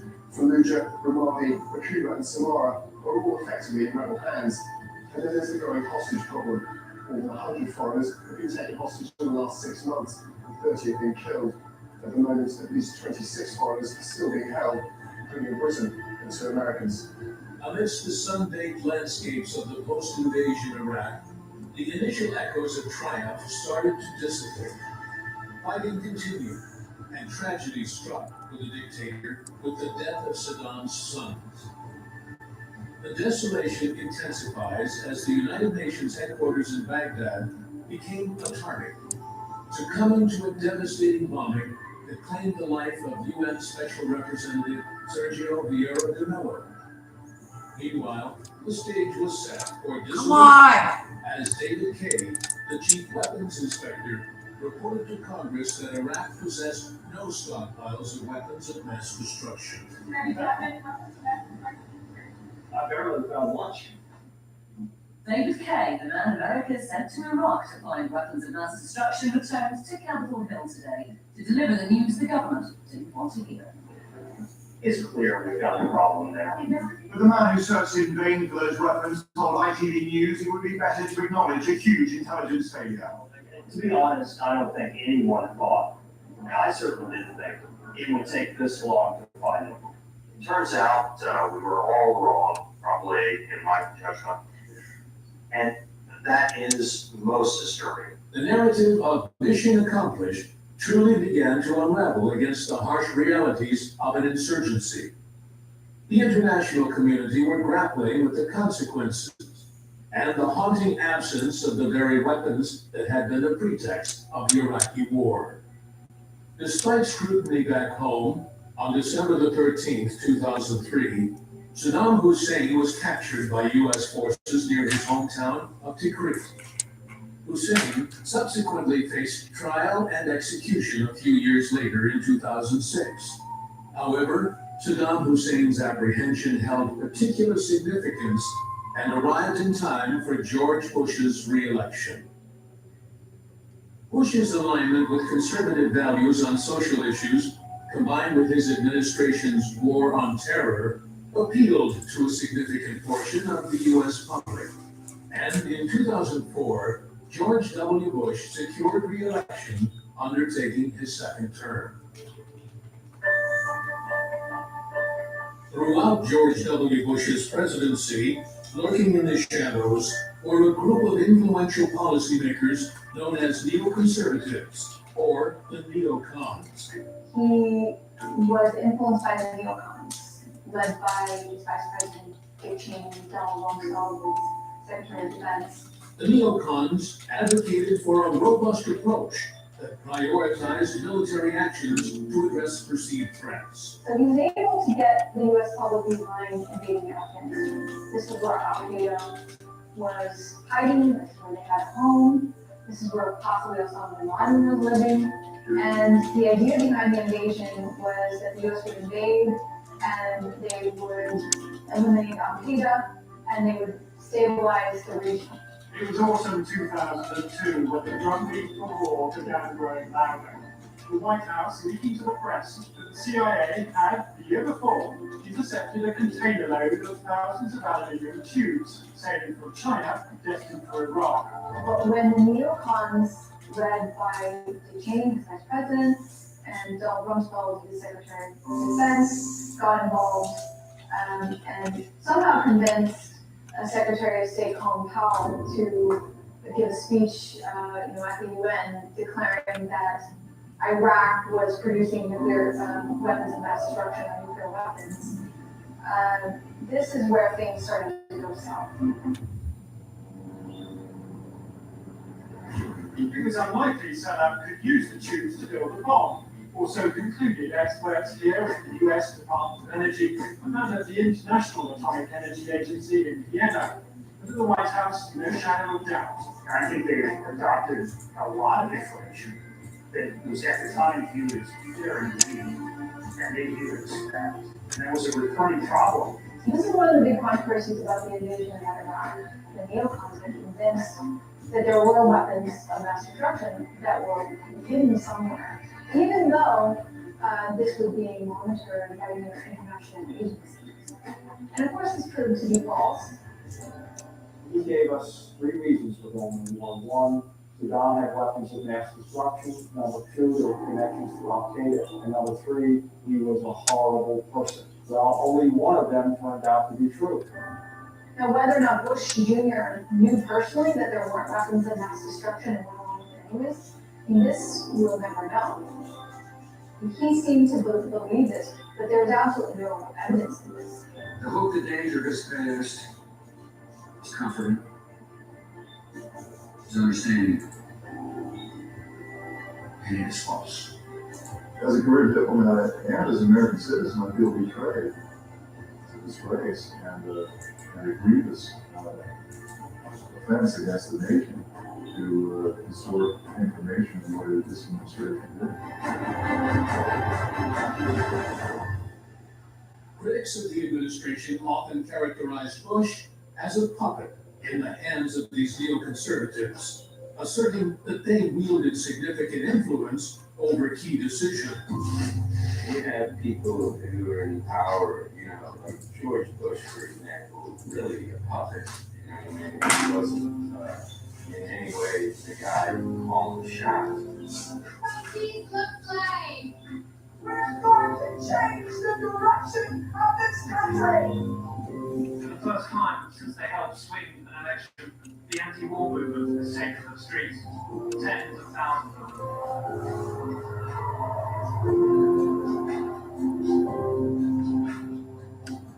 This is George Bush and the Queen, as you will not see them in London this week, riding in an open carriage, surrounded and protected by anti-war demonstrators.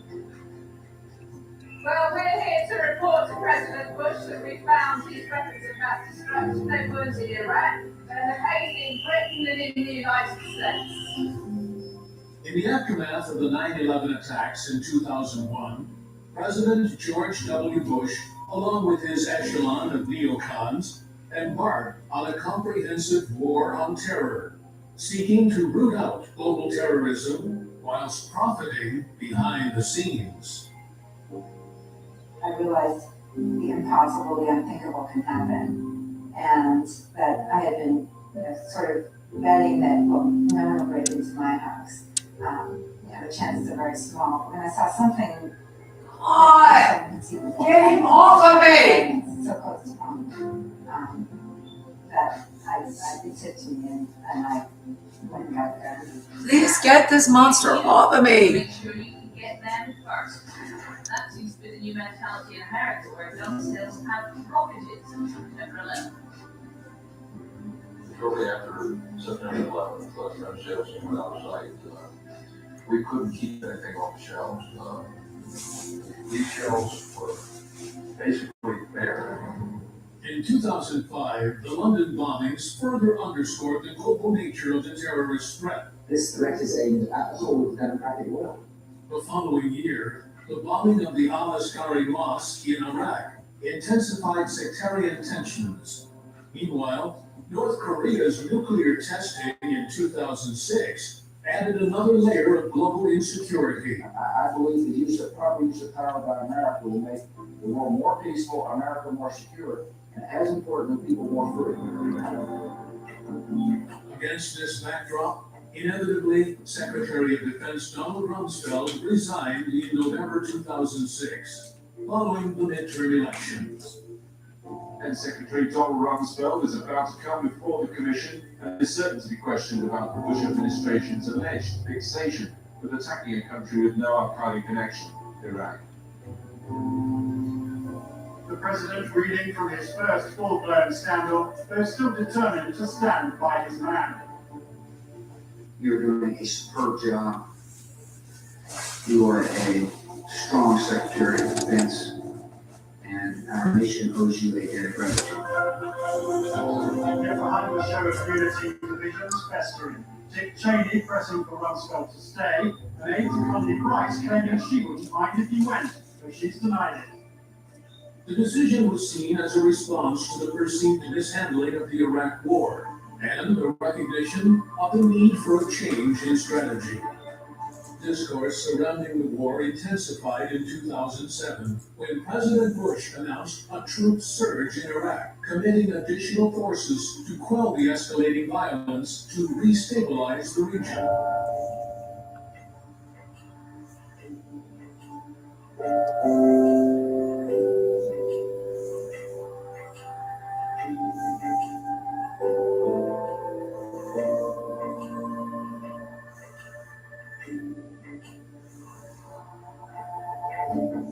Dick Cheney, former CEO of Halliburton, awarded his company substantial contracts for services in Iraq whilst maintaining stock options during his tenure as vice president. There are more accusations that this was all about Halliburton, which was a company that was, we saw Dick Cheney being involved in being on the board of, and where you saw him personally benefiting from the reconstruction effort. Simultaneously, Rumsfeld maintained ties to various defense contractors for financial gain from war profiteering. I mean, there was billions of dollars to be made in reconstructing Iraq. Come on! Deputy Secretary Wolfowitz has taken a personal interest in getting this team together. No! The backdrop of Iraq's vast oil reserves and the layer of complexity. There was a lot of accusations this was really all about oil, and ensuring that the U.S. had access to cheap oil.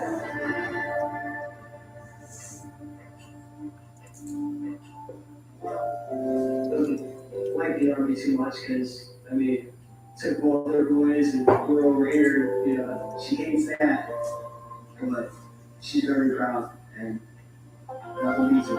It's great school. Oh, 2003. Oh, they got it out here. I think it's all kind of put in place.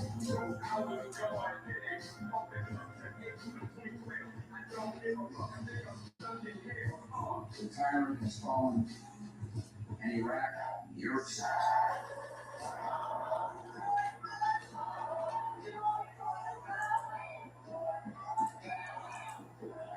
On the 28th of June 2004, a year after Saddam Hussein was captured, the United States decided to dissolve the Iraqi army. This led to widespread unemployment and anger. As disenchanted soldiers joined the ranks, groups like Al-Qaeda in Iraq emerged. They didn't do the planning, they didn't invest, they didn't study, they didn't involve people that knew how to speak the language. It failed. By 2006, Al-Qaeda in Iraq merged itself into the Islamic State of Iraq, intensifying sectarian tensions. At its worst, you had the Islamic State emerge from Al-Qaeda in Iraq that then created more instability and really elongated the war in Syria. It would not have been as long had there not been so much instability in Iraq and basically a base for the Islamic State to use in its conflict there. The U.S. withdrawal in 2011 left a fragile political landscape exploited by extremist groups. But given the situation in Iraq right now, achievements will be a hard sell. Most recent figures show an average of 87 attacks each day, the highest number so far. The military group Islamic State of Iraq expansion into Syria in 2013 transformed it into the Islamic State of Iraq and Syria, also known as ISIS.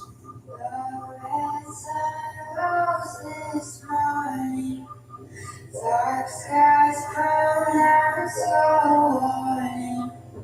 Nowhere to hide, nowhere to hide.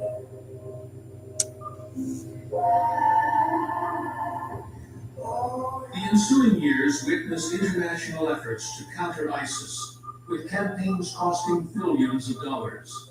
It was incredibly expensive. And you see today, Afghanistan is right where it started.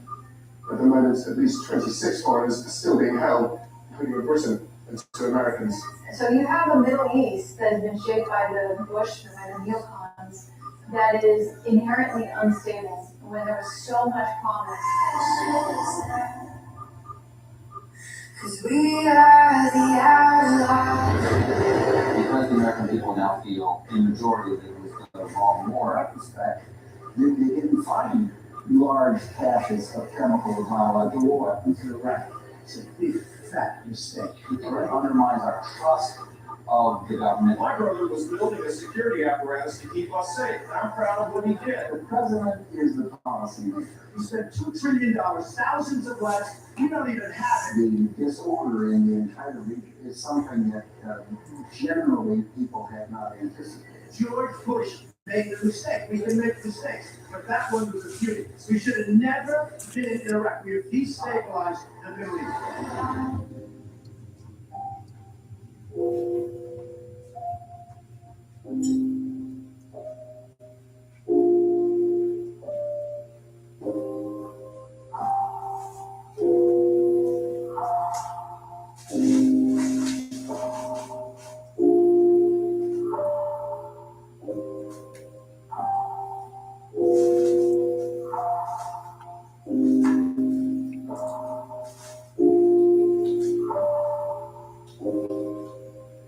Today, the general public agrees that what started as a poorly motivated and terribly executed invasion of Iraq has now snowballed into a catastrophic instability of the Middle East, costing thousands of lives and trillions of taxpayer dollars. The war on terror cost the US $2 trillion. $2 trillion. Why? Taxpayer dollars. I think it's very important for people to. Would you please get me off of my body? These people. Disgusting monster. Military interventions. Him sitting around just doing anything, doing this in people's houses in the neighborhood. He is sexually abusing to death. That is the most disgusting man anybody has ever. He is the most schizophrenic sex offender possible. In the nuanced exploration of Bush's presidency, Call the police. I'm quite sure they don't know that. but it is the I went to this name, craziness voice. Call the police. desire for power that leave an imprint. It's not my mind's anus. You're on some kind of tech. You got off a whatever like this or something. Because you got on a law enforcement hat. But you're the janitor.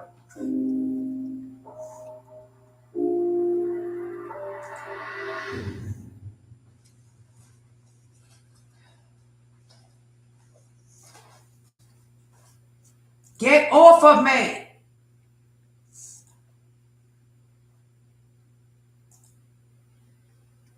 Get off of me! Too stupid. Get off of me! At Cox, your internet and mobile price won't change for 5 years. That's 5 Get off of me! 5 Valentine's Days. He wrote that down. So he's got to get this off the internet. Get off of me! And 5 summers ago. Get off of me with that thing! Through it all, your price stays the same with our 5-year price lock guarantee. Cox, a step ahead. Requires 2 gig speeds and gig unlimited mobile. Taxes and fees excluded from customers. Get off of me with that!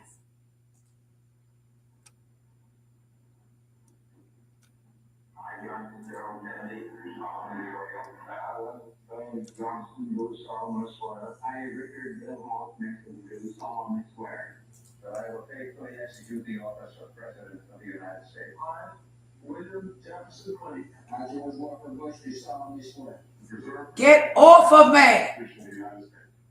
Get out of my house! You cannot stalk me 24/7 doing this! I need this filthy beast into custody! Leaders, protectors, history makers. There is one job at the top that guarantees history books. A job that pledges to defend the Constitution and guard the free world. Freedom, liberty, and justice. the cornerstones of democracy and the oath of the President of the United States.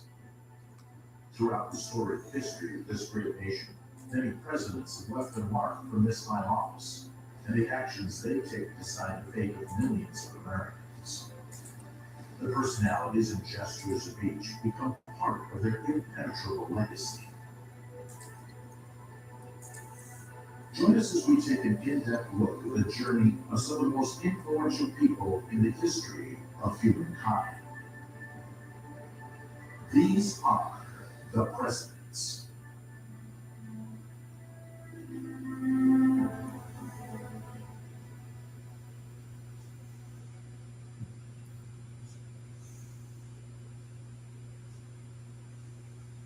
I, William Jefferson Clinton, do solemnly swear that I will faithfully execute the office of President of the United States that I will faithfully execute the office of President of the United States and will, to the best of my ability, and will, to the best of my ability, preserve, protect, and defend the Constitution of the United States.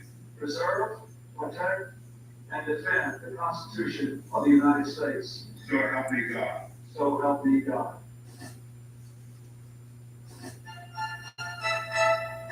Continue our economic strategy.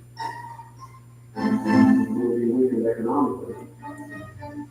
In the tapestry of American politics, certain figures emerge, not just as leaders, but as architects of an era. With the president, domestic lines of country, obstruction of justice, and what is happening is sort of punishment and one such personality whose presidency encapsulates the hopes and complexities of the 1990s is William Jefferson Clinton.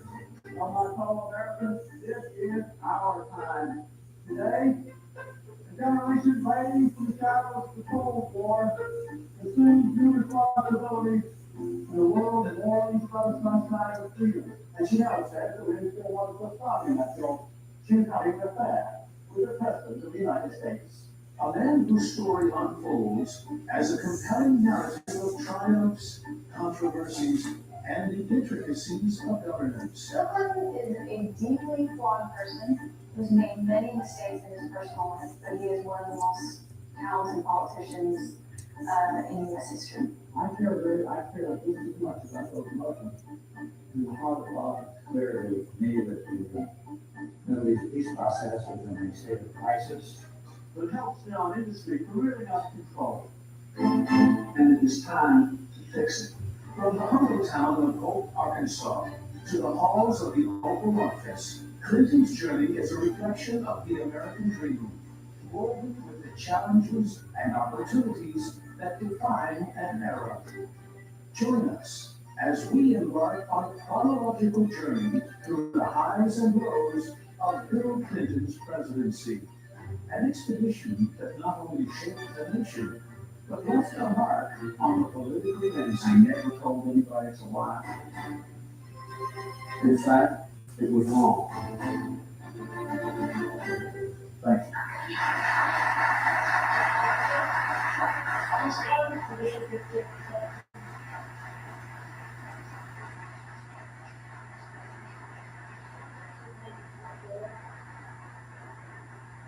Bill Clinton's journey began in the heart of the American South, in the small town of Hope, Arkansas.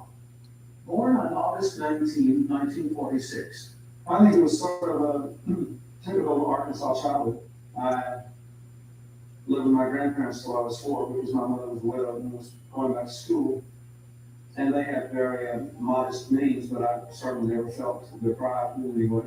His father, William Jefferson Blythe Jr., died in a car accident shortly before Clinton's birth. His mother, Virginia Cassidy Blythe, later married Roger Clinton Sr., who became Bill Clinton's stepfather. And Robert Clinton was his stepfather, but he was also incredibly abusive. He was an alcoholic. And at different times in Bill Clinton's life, he tried to confront him, and there was a lot of tension there in the home. And he tried to stand up for his mother. And then I grew up in a kind of a middle-class home with a lot of friends, a good public school education. Education became a beacon for young Bill. Gifted with intelligence and an appetite for learning, Clinton's academic prowess became evident early on. In terms of his academic career, he was always a star. He did really well in school, but it was at this time that he really came into his own, really became interested in politics. He was interning, a political intern at this period, and he really saw a life in politics for himself. Clinton's academic pursuits took him to Georgetown University, where he immersed himself in the world of politics and internal affairs. On Rhodes Scholarship later, Clinton found himself in the halls of Oxford University in England. Clinton's 2 years at Oxford as the Vietnam War raged shaped him and those around him as World War II had shaped George Bush. Come on! I had in my life when essentially I had free time just to learn for money's sake when I wasn't on some sort of achievement track. Oxford not only broadened his intellectual horizons, but exposed him to a diversity of global perspectives. I was able to just immerse myself in the life of the country. I traveled quite Come on, you filthy bastard! Get off of that! And I read a lot. I mean, hundreds and hundreds of books that I never would have read otherwise. And just, it was a time of intensely private and personal immersion for me in a country that I came to love, with the people I came to respect very much. It was one of the most important periods of my life and one of the most enjoyable. The return to the United States marked the next phase of Clinton's educational journey. Yale Law School became the crucible where his passion for public service and law converged. He would go off to Yale Law School starting in 1970, and it was here in the Yale Law School library that he would meet Hillary Clinton.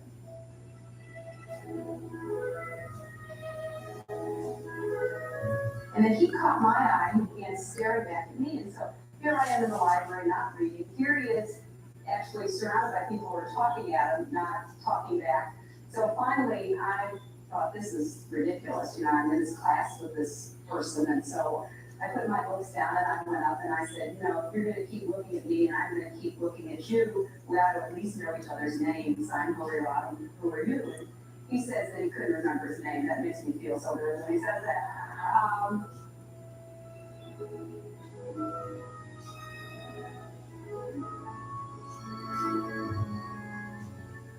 So he found her to be incredibly intelligent and confident and self-possessed, and he was immediately attracted to her energy. And he would propose to her, the first time she would say no, but the second time she did say yes, and they would eventually marry in front of just 15 people. And from the beginning, they really were a team. They were both incredibly intelligent, they were best friends, and they were equally committed to their own careers. Bill and Hillary Clinton were married on October 11, 1975, in a small ceremony in Fayetteville, Arkansas. Another problem was that all countries in Arkansas, and he became a special candidate from the speech this week. In 1979, at the age of 32, Bill Clinton stepped into the governor's mansion. Come on! The youngest governor in Arkansas history. He won that election really handily, and he would become, at the age of 32, the youngest governor in U.S. history. His vision was clear: to uplift education, invigorate the economy, and bridge the gaps in a conservative state. And from that point on, he would win 4 consecutive terms as governor. That was fairly popular. Governor Clinton made education a priority, advocating for higher teacher salaries and better schools. His policies sought to strike a delicate between progressive reforms and the values of a traditionally conservative state. He was tough on crime, which conservatives like. He was in favor of the death penalty, which conservatives like. And he was in favor of welfare reform, which conservatives like. But he was also supportive of affirmative action. He was supportive of just helping the most vulnerable communities. Get this crap show off of me! The livelihoods for those that didn't have these types of business. Often termed New Democrat, sought to modernize the Democratic Party. I hate you! Get off of me! Values with a more centrist approach. It was a bridge between ideology and practical governance. And a large reason for his popularity was he was able to govern as a centrist. He was able to combine the best of conservatism with the best of progressivism. To some people, Wilkinson sounds like a Republican, a pop Democrat. What is he? Bill Clinton is a problem solver. He's a pragmatist. He's somebody who wants to make life better for people and who understands that what's happened in the last 10 years is that middle-income people in our country have had a lot of hard times, and that he believes that we need to put aside these labels that interfere with focusing on what we need to do and forge a consensus that brings Democrats, Republicans, conservatives, liberals, everybody together as Americans again, and get on the business of reversing the decline that we have suffered in this country and recapturing better opportunities for our children. The stage was set. Governor Clinton's achievements in Arkansas laid the foundation for a national journey. The road ahead had presidential aspirations. I believe that together we can make America great again. And with your help, your heart, your devotion, and your effort, we can build a community of hope that will inspire the world. God bless you. Thank you very much. Spring into dreamy mattress savings during the spring sleep sale at RC Willie. This week, get the lowest prices of the year on top brand mattresses that are in stock for immediate delivery. For 3 days only, enjoy additional savings up to $800 on many mattresses. Our sleep experts will help you find the perfect fit for your best night's rest. Don't wait. Take advantage of the lowest prices of the year on mattresses. Plus, enjoy zero down and low interest financing. RC Willie, your home, your way. Tap for incredible savings.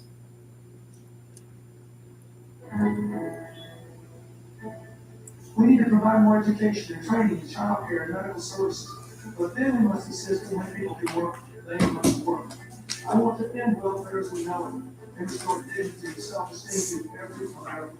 We don't want a victory party, we want a victory for the American people. The people like those around this audience. In the shifting political landscape of 1992, Bill Clinton embarked on a presidential campaign that would redefine the American political narrative. So the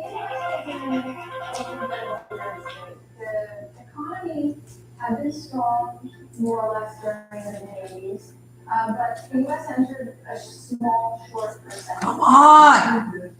This country is in trouble. We're in a recession that may be mentioned, sad, sealed, and delivered by policy. Come on! No state in the union has been as economically devastating as Michigan. Here, they're looking for a savior. One of the famous campaign slogans for Bill Clinton was, "It's the economy, stupid." Is that he was going to be able to govern in a way that would lead the U.S. economy to success. Clinton's campaign resonated with voters on several fronts. I'm not there now that I wasn't 3 years ago. Go the economy. Yeah. If there are no jobs, create those jobs. Bill Clinton is, according to most of the state-by-state analysis, ahead where it matters. The tightening of the national goals brings a new factor into the race, the possibility of a squeeze on Ross Perot. However, Clinton's path to the presidency was far from smooth. The foreclosure rate in this state is way too high, way above the national average. It's too high in a lot of places, and it is insane to let it go on. That's the only time the governor is allowed to talk issues. The rest of this session is devoted to those allegations about his private life and to the latest attack, whether or not he dodged the military draft for the Vietnam War 20-odd years ago. Early in the campaign, allegations regarding his avoidance of military service during the Vietnam War surfaced, stirring controversy. And this looked to be really problematic because many Americans looked down on those that were dodging the draft. And you're the party. He's ahead in the polls in New York, but his support is soft. There was a letter that looked really incriminating, where he was thanking someone who had helped him avoid getting drafted. Everybody who has reviewed this has said that nothing was done wrong. The issue of Clinton's draft history became focal points for critics. Mr. Clinton, I think you're getting a little too Jerry Brown has been Clinton's most aggressive critic. Come on, please get that thing and see what it does. It is unbelievable. Yeah. These controversies threaten to be That's what it's doing. Come on. to confront his past openly. God is my witness. I'm going to kill you. Please, somebody help. He might kill you back. That's what I said. The police and the courts are equipped to deal with such things. But instead of the press being able to access excerpts that might make him look for me, you're able to see that there's a man who really For everything you did, really was technically legally. painful and difficult and didn't want to do so. The Clintons have thrown their own mud.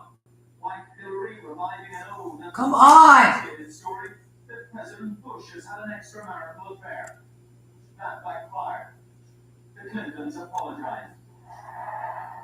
The president, in relaxed mood, has no rival in New York, and every reason to look pleased at the discontent and doubt surrounding his main Democratic rival. Clinton's opponent in the 1992 presidential race was the incumbent president George H.W. Bush. We forget that interest rates are at record lows. We forget that inflation is better, and we forget that ag income is up in the United States, and the vote on president is going to stay up. Bush Senior was getting hammered for promising, read my lips, no new taxes. And then he went on to raise taxes. People just didn't believe in it. So, because and the Democrats doing the cheering for the first time in over a generation, that George Bush doesn't interview. Well, there's also that lied, and results are bigger. Bush Senior at one point had one of the highest approval ratings of all time after the U.S. invaded Iraq the first time. But Bush was unable to capitalize on this goodwill that the public had towards him, and instead was getting punished for small gaps here and there. Bill Clinton came to the car workers of suburban Detroit to win back the vote Ronald Reagan took 12 years ago and sent for George Bush. All the signs are this disaffected middle class is returning to the Democrats. We don't want a victory of party, we want a victory for the American people. The people like those around this audience. A seasoned politician and former vice president, Bush had led the nation through the end of the Cold War and the Gulf War. Despite his foreign policy successes, Bush faced challenges on the domestic front, particularly related to economic concerns and the perceived detachment from domestic issues. It's a measure of Clinton's success that for the next 2 days he'll campaign in the South, attacking George Bush in his home state and what was once his heartland, but is no more. You cannot gauge Republican support from state-managed ticketing events like Visit to Polls. Like the other 19 states, this was stuck to Republicans. But it seems that 4 years of George Bush has changed all that. Here, as right across the country, he's trying to slow support in these losing campaign days. And he's settled to go now to his Good News America routine. So if you look at the campaign, when it looked like Clinton's back is against the wall, this is actually when he's at his best, when his back is against the wall, he was able to come through and resonate with the public. He was able to make an appearance on the talk show, late night talk show host Arsenio Hall, playing the saxophone, humanizing him.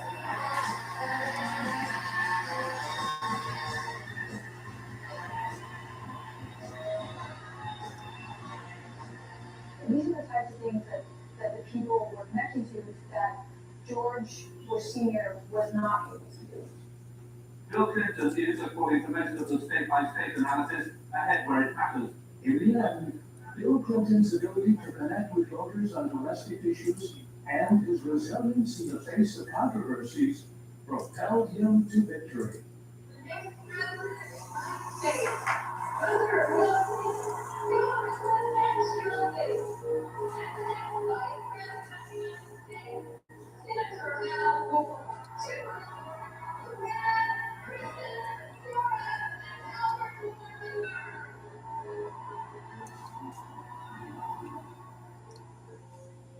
In some ways, it wasn't surprising that he was able to win the campaign, but in other ways, it was because he had been rocked by so many scandals, really from the beginning of his political career.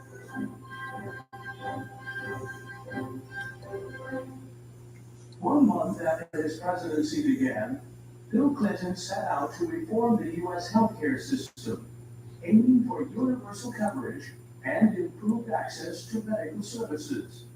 This healthcare system of ours is badly broken, and it is time to fix it.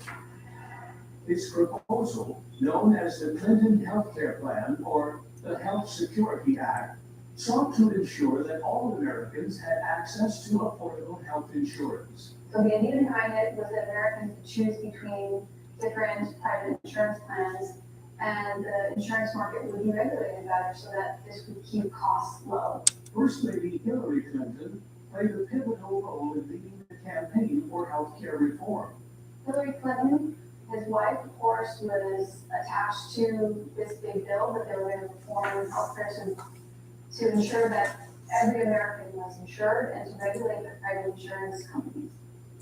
No country in the world spends as much of its earnings on health as this. Yet no industrial power has as many people, almost 40 million, who go without basic care because they can't afford it.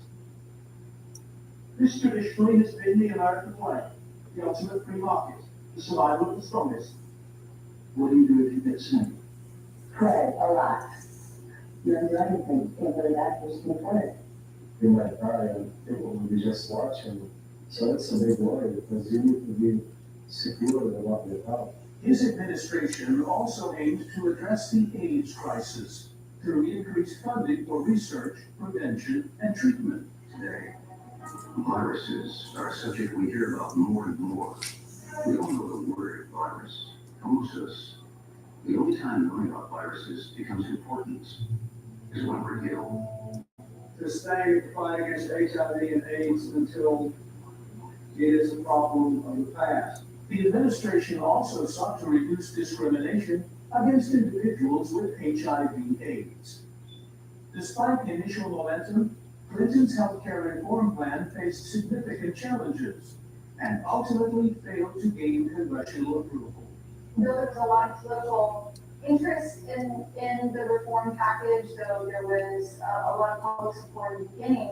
They ran into resistance from the American Medical Association and from insurance companies. The plan encountered strong opposition from various interest groups, including health insurance companies, conservative organizations, and some segments of the medical industry. You give him medicine over the counter. And unfortunately, they didn't have the political will to really go against them, to really address it head on. And it ended up failing in Congress. And that was probably the biggest single domestic policy failure of Bill Clinton's career. However, in light to the AIDS epidemic, his administration implemented policies to expand access to drugs and increase funding for research. For example, the United States has now gone from spending about 25% of the world's expenditures fighting HIV and AIDS to about 30 to 33%. The following year, in August 1994, one of Bill Clinton's biggest scandals and most memorable moments for the president was unfolding: the Whitewater scandal. Whitewater was this company that was created along with Bill Clinton's friends Jim and Susan McDougal. It was a company to basically invest in land and create vacation homes, but it was a failure. The Clintons got a half share of this land, even though they didn't invest anything like half their money. When the scheme collapsed, they didn't tell the tax man about much of their loss. Period. Because the Clintons are known for claiming just about everything against tax. The scandal also involved the failure of the Madison Guaranty Savings and Loan Association, a savings and loan institution owned by James McDougal. And even worse, Jim McDougal was implicated in fraud. In fact, he engaged in fraudulent activities to the tune of $3 million. And so there were questions about whether or not Bill and Hillary Clinton were also involved in fraudulent activity, and an investigation started. If the Clintons have nothing to hide, that is not the impression they're giving. The Whitewater Rapids begin gently. They may have the power to carry a man away, even a president. If I did something wrong, it will come out from the special counsel. They will find the truth. Let him do it. Attorney General Janet Reno appointed Robert Fisk as the independent counsel to investigate Whitewater. Kenneth Starr later succeeded Fisk in leading the investigation. There will not be a cover-up, there will not be an abuse of power in this office. And there is no credible charge that I violated the law, even way back in the dark ages, years ago in this county. The Clintons, however, were not charged with any criminal wrongdoing related to Whitewater. However, it was these investigations that would later uncover Bill Clinton's biggest controversy, arguably birthing the most famous chapter of his presidency.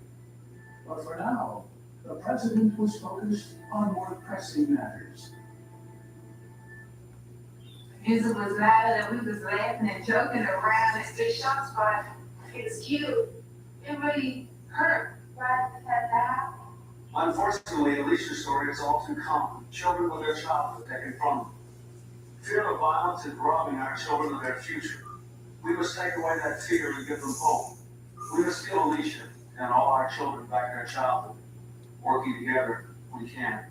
On September 13, 1994, Bill Clinton signed into law the Violent Crime Control and Law Enforcement Act.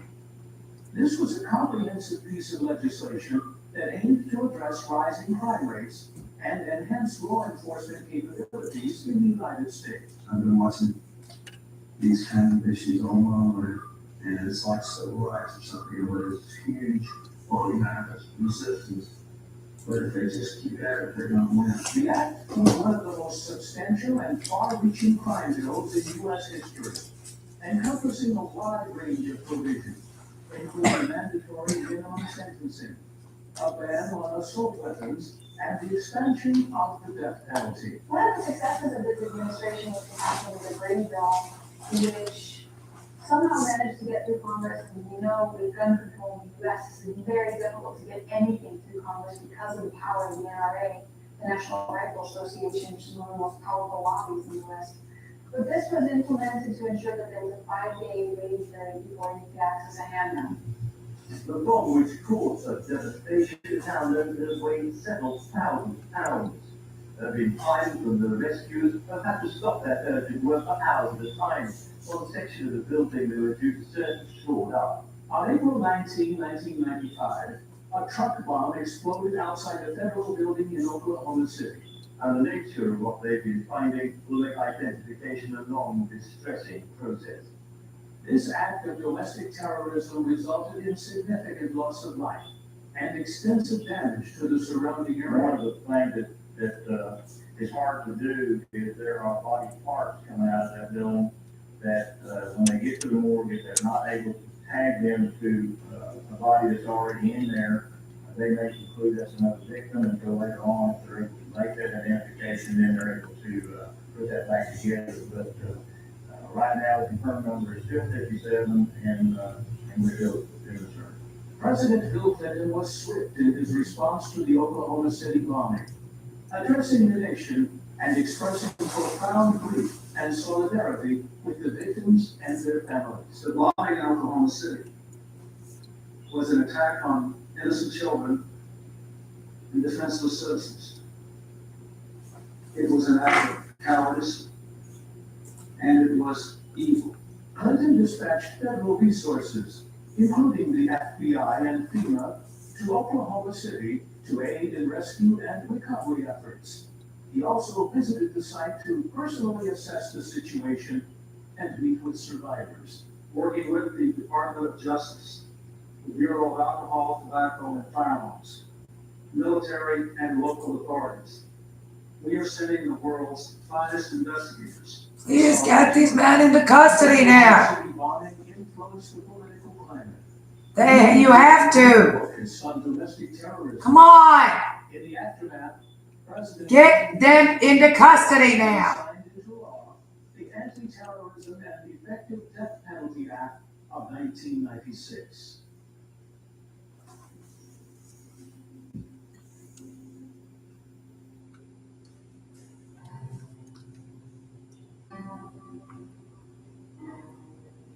Clinton's time in presidency, there was major conflict in the Middle East between Israel and Palestine. Clear to me that the Middle East peace process is in a state of crisis. In 1993, the Oslo Accords agreed on mutual recognition of the need for a peaceful resolution to the long-standing Israeli-Palestinian conflict. You have sent, I say again, a powerful message, not to the government, but to the people of Israel. Both parties sought an end to hostilities and to establishment of a framework for coexistence. Mr. Clinton is trying to stop the peace process that was born amid such hope from crumbling altogether. You had the Prime Minister of Israel, Yitzhak Rabin, shaking hands with the president of the PLO, Yasser Arafat. And that in itself was an achievement, and there was hope that this would be the end of hostilities. The Accords marked the first time that Israel officially recognized the Palestine Liberation Organization as the representative of the Palestinian people. The PLO, in turn, recognized the state of Israel. Second ceremony at the White House, handing back more of the West Bank to Palestinian control. The agreements outlined a process for the withdrawal of Israeli forces from certain areas in the West Bank and Gaza. Earlier, there was a moment that was historic and even touching.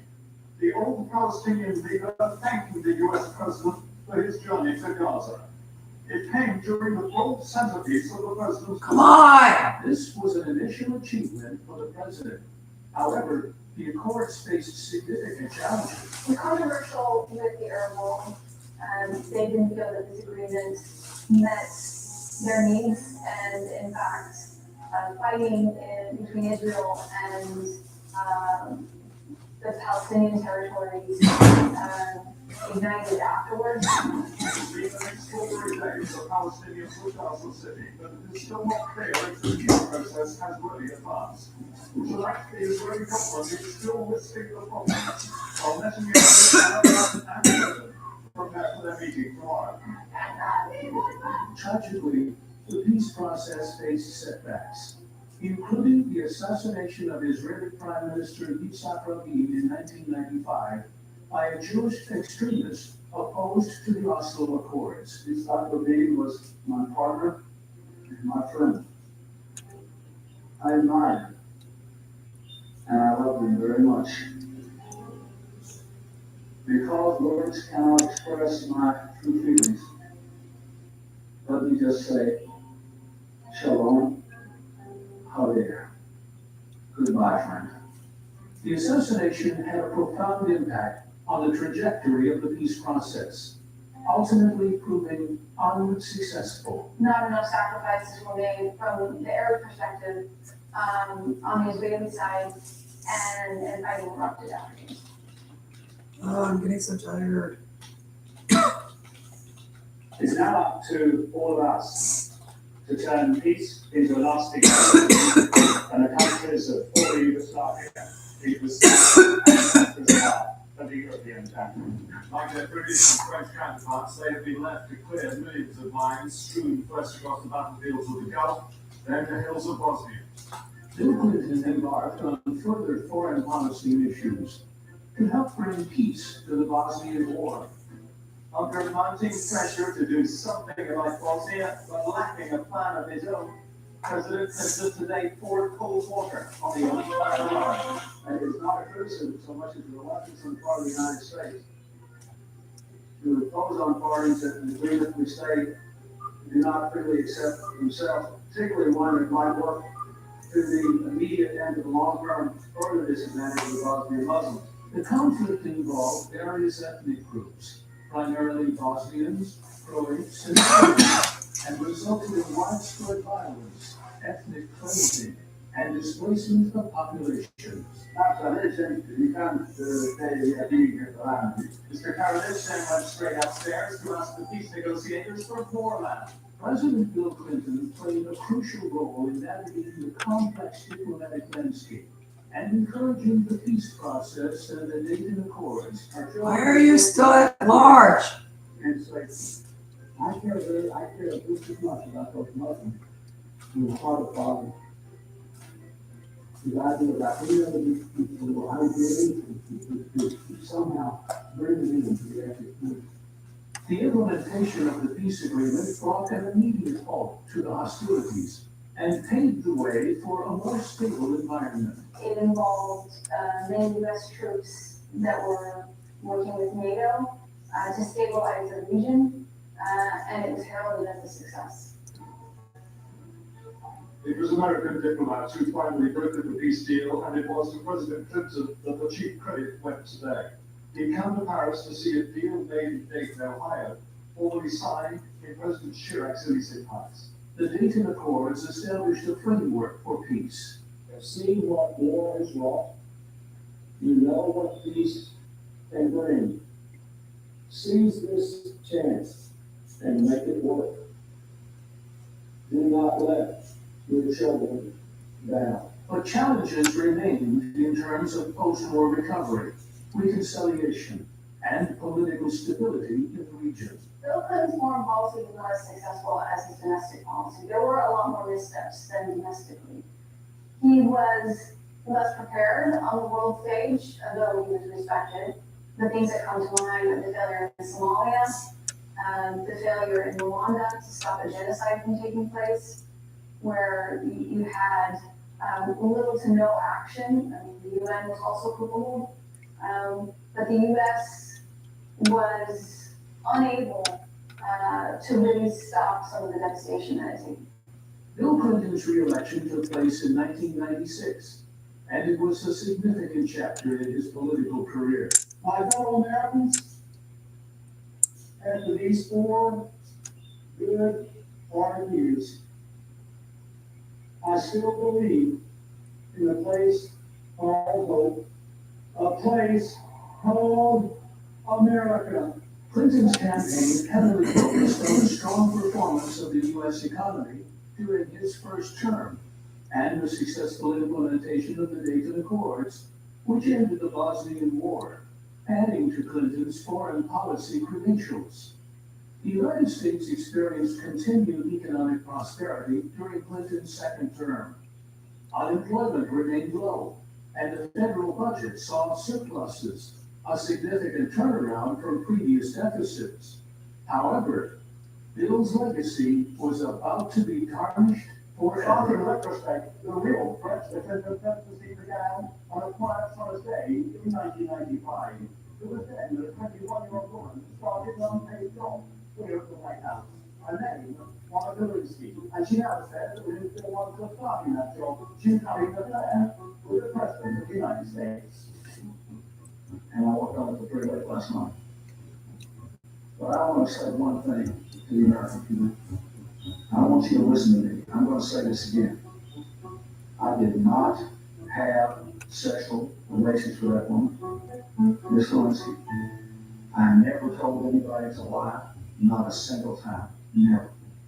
These allegations are false, and I need to go back and work with the American people. Thank you.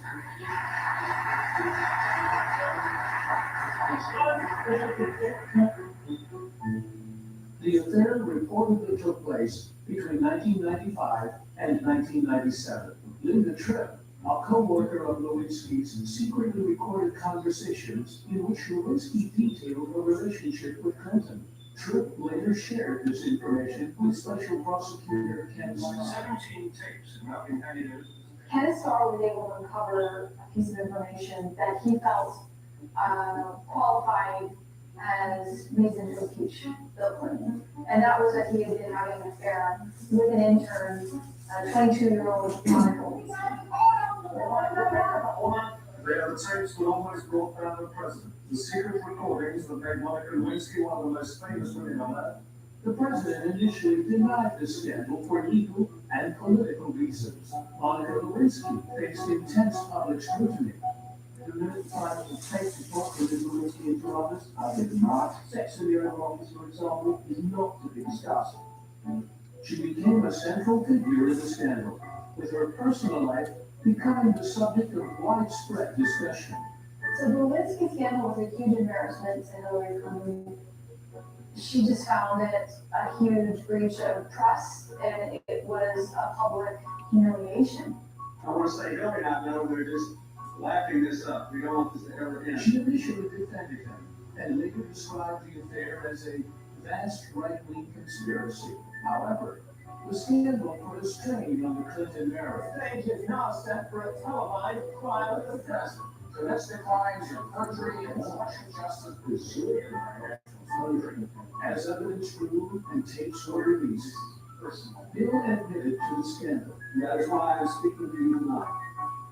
As you know, in the deposition in January, I was asked questions about my relationship with Monica Lewinsky.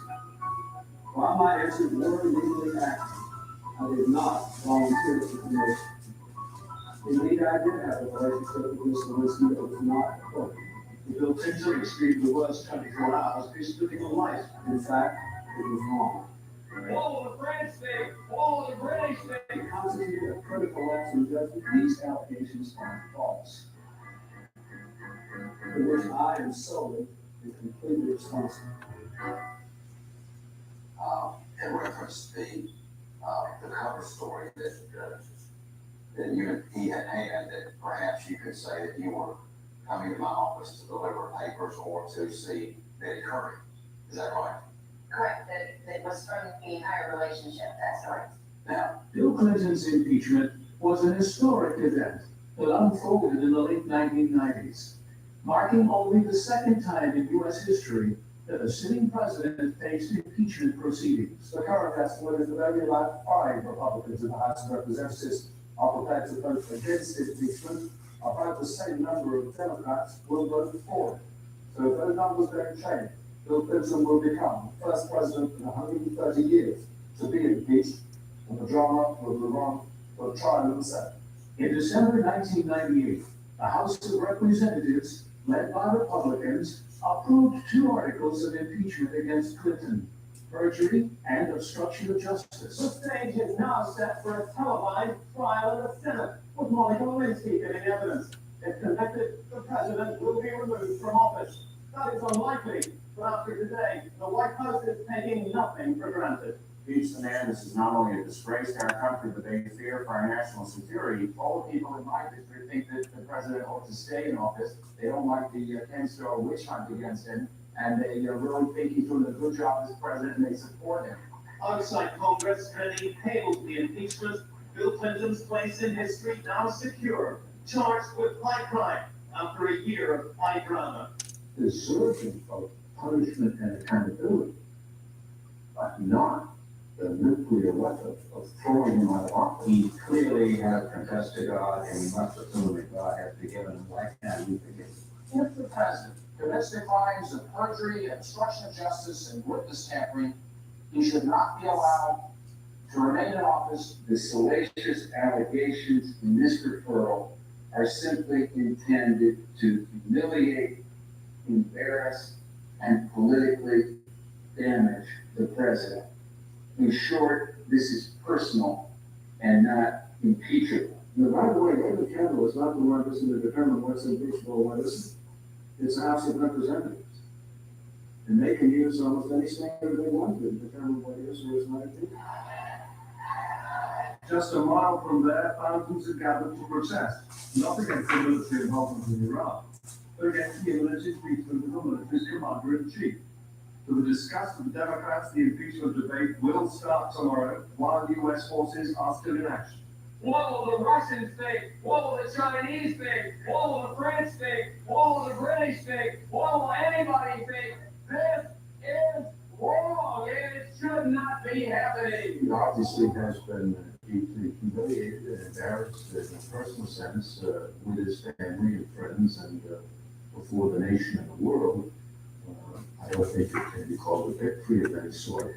I do think the American people wisely and rightly recognized from the outset that this was a case that should not have been brought. On February 12, 1999, Clinton was acquitted on both charges, with the perjury charge failing by a vote of 55 to 45, and the obstruction of justice charge by 50 to 50. But it did not pass in the Senate. And in fact, it actually backfired for the Republicans. In a curious way, the Republicans in Congress need it even more than he does. Their standing is at an all-time low. They are in great danger of becoming seen as solely as the party of impeachment. An independent counsel, Kevin Starr, also having off the weekend, must have wondered why, with his report now public, the president's approval rating has climbed even higher. His approval rating after the impeachment hearings took place was at 70%. And it really didn't go well for the Republicans because they thought that I think the entire public would galvanize against him, when instead they actually felt that this was an unnecessary use of taxpayer dollars. Clinton remained in office for the rest of his term. The impeachment did not result in his removal from the presidency. He now has less than half his second term to run. Is that time enough, do you think, now to do something significant domestically, perhaps even in foreign policy too? Well, I think that in a curious way, there's a coming together of political incentives to get something meaningful done. The president obviously wants to do so, to use the remainder of his term for productive purposes and to shift the focus of history off of this unfortunate incident. American citizens felt that, the economy was doing well. In fact, there was some of the lowest unemployment levels that the U.S. has ever seen. The median income had risen. You had more U.S. homeowners than ever before. Inflation was in check. The economy appeared to be booming. And many people attributed Bill Clinton and his policies to this economic boom.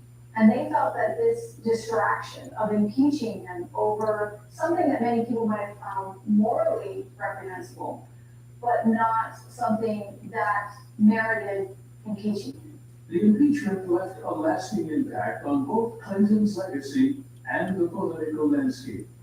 While Clinton's presidency is often remembered for economic prosperity, the scandal casts a shadow over his personal conduct.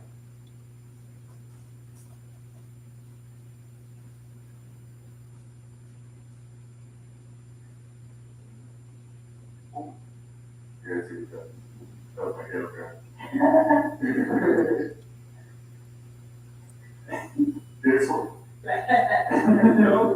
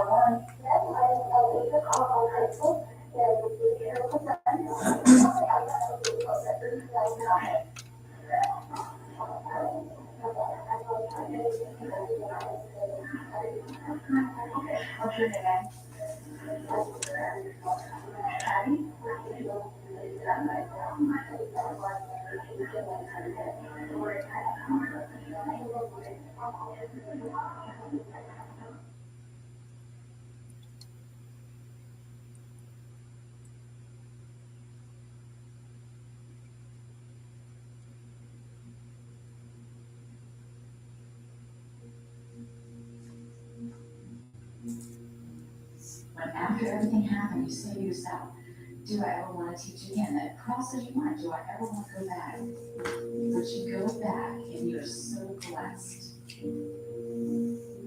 The Columbine High School massacre occurred on April 20th, 1999, when two students, Eric Harris and Dylan Klebold, opened fire at Columbine High School in Littleton, Colorado. The tragedy resulted in the deaths of 12 students and one teacher, with many others injured. I thought for sure that I was going to be next, so I curled up really tight, put my arms above me like this, and just kind of held my breath, brace myself to get shot in the ribs. I want to begin by saying that And then there was nothing. Hillary and I were profoundly shocked and saddened by the tragedy today, where two students opened fire on their classmates before apparently turning their guns on themselves. I've asked the Attorney General and the Secretary of Education to stand ready to assist both the law enforcement, the schools, the families, the entire community during this time of crisis and sorrow. Bottom line is, there's a thing out there that, parents don't tell people, people tell people. If anyone could ever stand and say, would never happen here, this is the community that would say that. We're living proof that it can happen to anyone.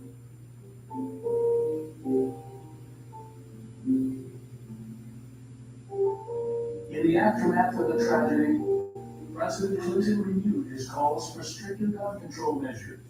He urged Congress to pass legislation to address the issue of gun violence, particularly targeting the easy accessibility of firearms. I just started getting angry because it's like, nothing has changed at all. I mean, after Newtown especially, you would have thought that somebody would have come up with some more gun laws or added or required a mental health workup before you're on to buy a gun, but nothing of that sort happened. So I've just been angry and pissed off. Soon after the Columbine tragedy, Congress considered common sense gun legislation to require Brady background checks at the gun shows, child safety laws for new handguns, and a ban on the importation of large capacity ammunition clips. With courage and a tie-breaking vote for the Vice President, the Senate faced down the gun lobby, stood up for the American people, and passed this legislation. The Columbine massacre had a lasting impact on public discourse about gun control, school safety, and youth violence. President Clinton continued to advocate for gun control measures throughout the remainder of his presidency and after.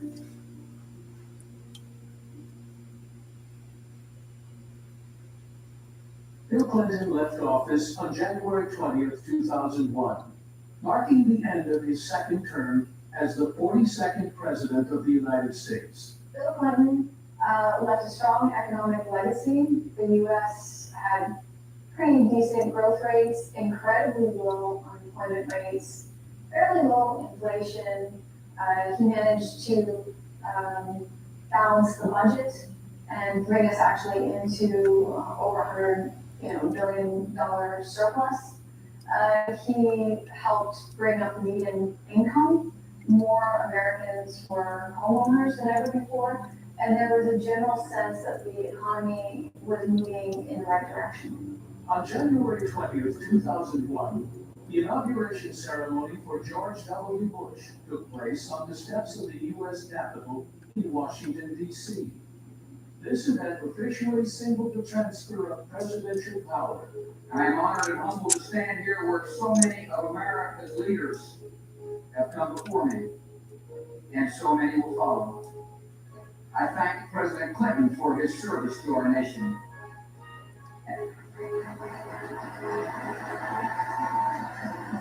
Clinton's departure from the presidency marked the end of an era. Despite the controversies surrounding his departure, he left a lasting impact on U.S. politics and continued to be an influential figure globally. We have to keep getting the structural deficit down, but right now, with interest rates lower than inflation, this is the best time we'll ever have to undertake a massive. Bill Clinton continued to play a role in public affairs and maintained relationships with subsequent presidents. Following their departure from the White House, Hillary Clinton went on to pursue her own political career. Around the world and volunteer at home. She was elected as the U.S. Senator from New York in 2000, setting the stage for her future role as Secretary of State and a presidential candidate.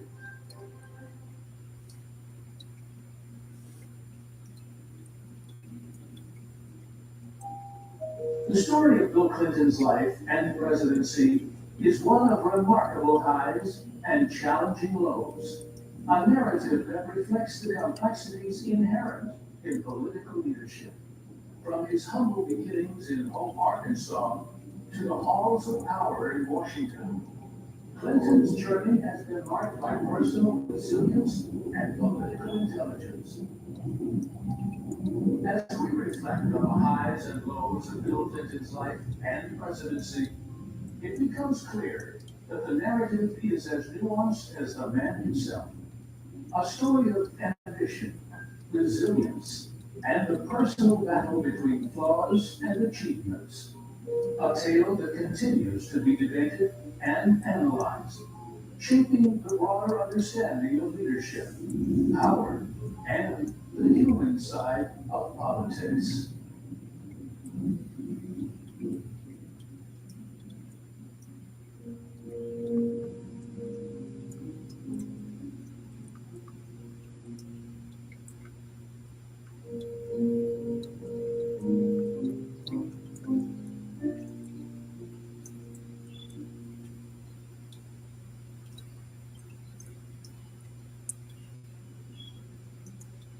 Zaxby's Savers and Wings in Lemon Pepper, Garlic Parm, and Nashville Hot. Who's got the sauce?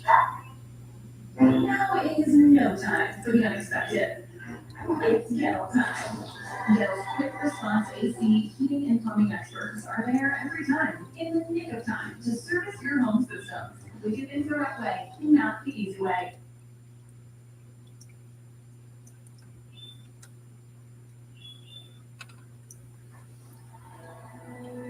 It is time for us to realize that we're too great a nation to limit ourselves to small dreams.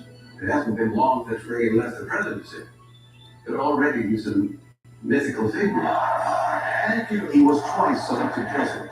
I think that's just been arranged. In a decade that began with death. We're not, as some would have us believe, doomed to an inevitable decline. People want someone that they can trust in a time of crisis. And at a time when the presidency was literally almost in shambles, along came Ronald Reagan. I do not believe in a fate that will fall on us no matter what we do. The greatness of Ronald Reagan was that America was his hiding, and he gave it back to us. Those who say that we're in a time when there are no heroes, they just don't know where to look. 5 shots rang out. At least one person was hit. Reagan's handling of his narrow escape from death really helped propel his presidency. Mr. Gorbachev, tear down this wall. Admirers have called him a hero. Critics, an empty suit. But just who was the man behind the myth? If there was a secret to Reagan, was that he always wanted to be seen as a success and to be a success in anything he did. I know America. It's been quite a journey this decade, and we held together through some stormy seas. And at the end, together, we're reaching our destination. There was an air of mystery about Ronald Reagan when he left. And I remember thinking, and who was this man? This genial guy who rode out of the West? What was the key to his success? And what was it that made him tick?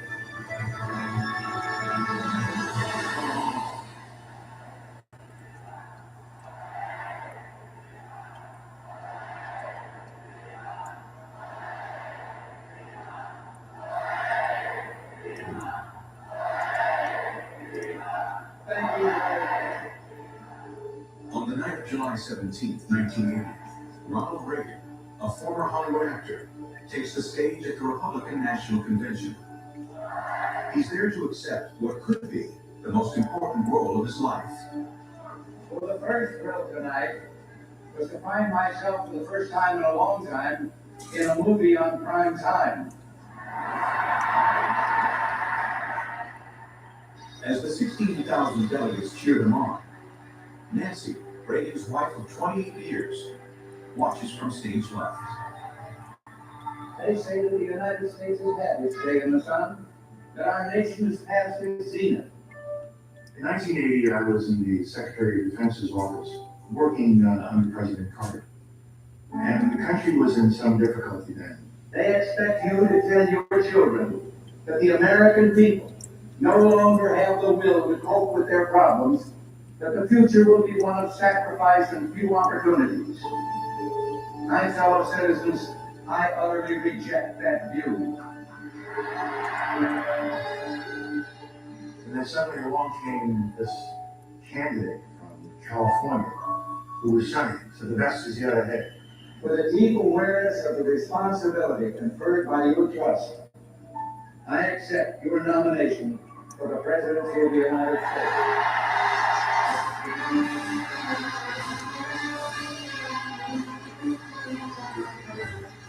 As the Reagans bask in the spotlight inside the Joe Louis Arena,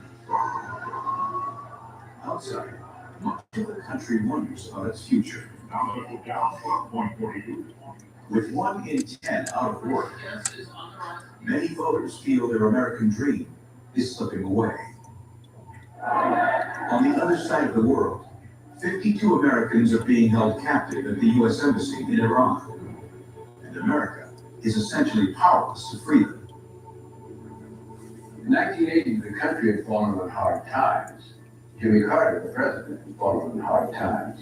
the two might have been intertwined. Carter personally came across as somehow smaller than the office. He was famous for his Carter sweaters. And I think at first the American public was charmed by that, but little by little it got to be annoying, I think, for the average person.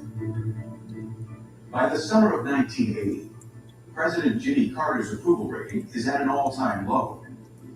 Only 30% of the American people believe he is doing a good job. The door to victory is seemingly wide open for Reagan. As I've traveled across the nation these past few months, it's clear that there's one problem that cuts evenly across the board, hurting everybody, and that's the common enemy of inflation. Reagan made it very clear from the beginning that he wanted to emphasize the economy. 4 years ago, bread cost 39 cents a loaf. Today, it's 85 cents.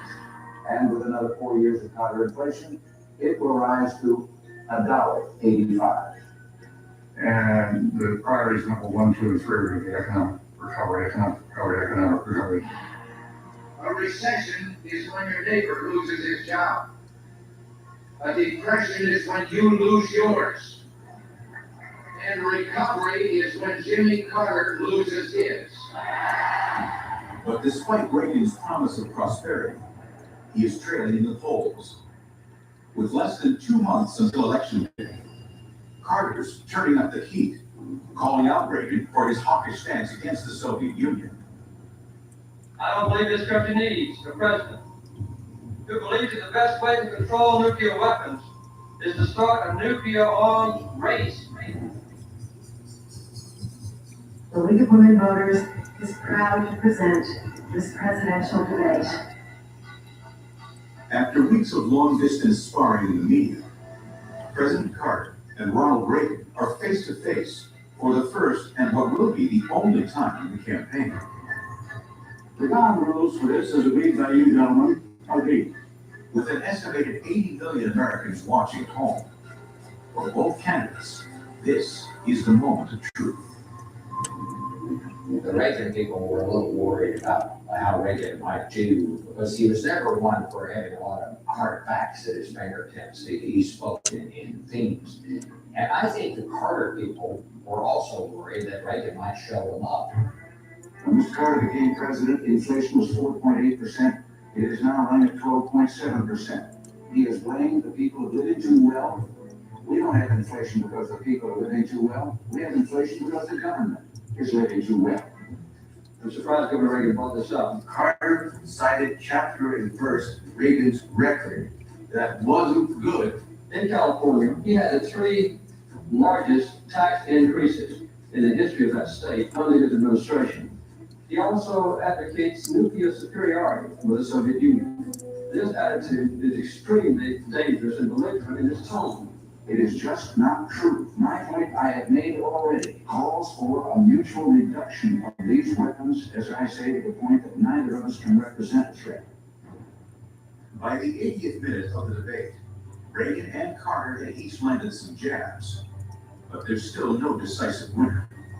With only 5 minutes to go, the time to land the knockout punch is running out. I was drafted to Trump's statement, which are very important in these debates. We came up with a series of rhetorical questions for him, and one of them was, I just asked yourself, are you better off than you were 4 years ago? And 78% of Americans sitting in their living room said, you know what? I'm not better off. I'm worse off than I was when Jimmy Carter became president.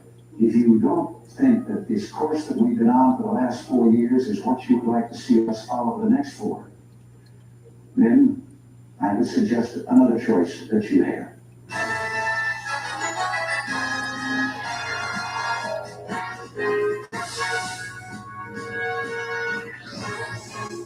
Not quite 1/5 of the nation's vote has been counted on this election day, but Ronald Reagan has jumped into a very early and a sweeping lead.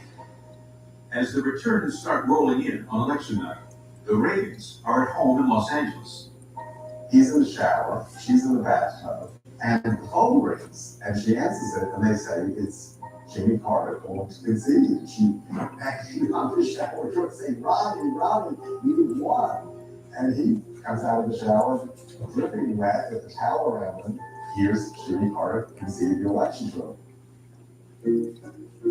I, Ronald Reagan, do solemnly swear. With 44 states in his favor, it's a resounding victory for Ronald Reagan. That I will faithfully execute the office of President of the United States. On the morning of January 20th, 1981, 41 million Americans are in front of a TV, the largest audience ever to watch a presidential inauguration. Together, with God's help, we can and will resolve the problems which now confront us. And after all, why shouldn't we believe that? We are Americans. God bless you. Thank you. Thank you very much.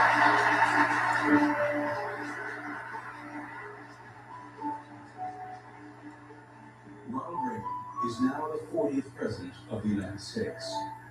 At age 69, he's the oldest man to be sworn into the nation's highest office. 20 minutes into his presidency, the 52 Americans held in Iran are released after 444 days in captivity.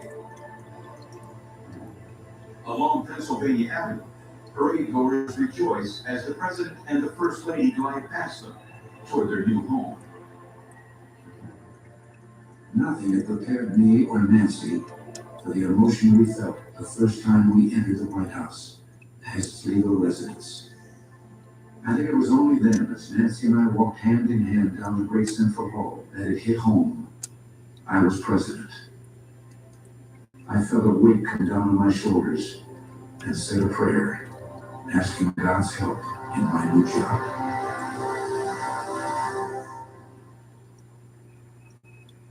It is my distinct honor to welcome the 40th President of the United States, Ronald Wilson Reagan. On March 30th, President Reagan takes the stage at the Hilton Hotel in Washington. With his approval rating slighted, he's struggling to make good on his campaign promises in the face of a Democratic Congress opposed to his domestic agenda. Hoping to get the unions behind him, he gives a speech to the AFL-CIO. I can't remember a thing he said during the speech, and I imagine most of the people in the audience can't either.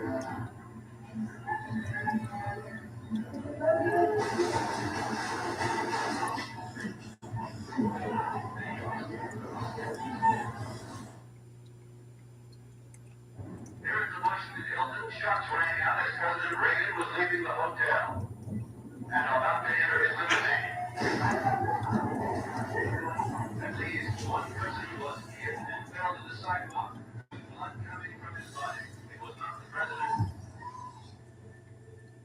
The lead agent and his associate were flanking Ronald Reagan, and they walked toward the limousine. So we started asking.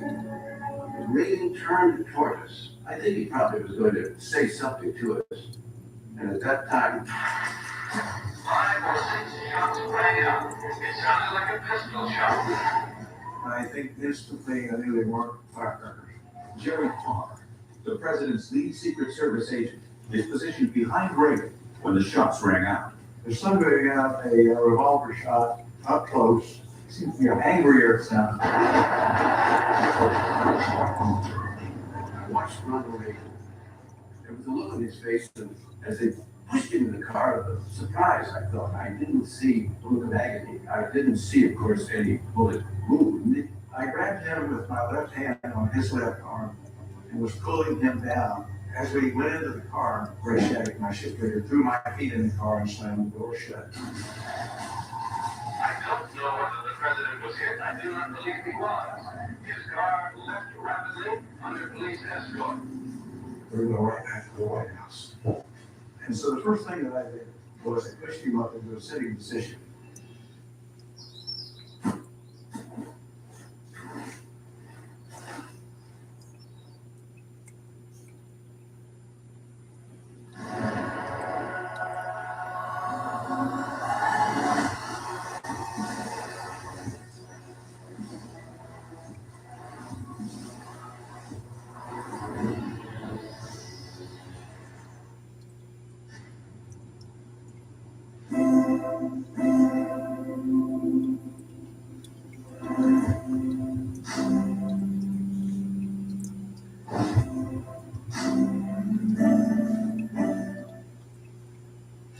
I ran my hands from his waist up under his coat, looking for blood.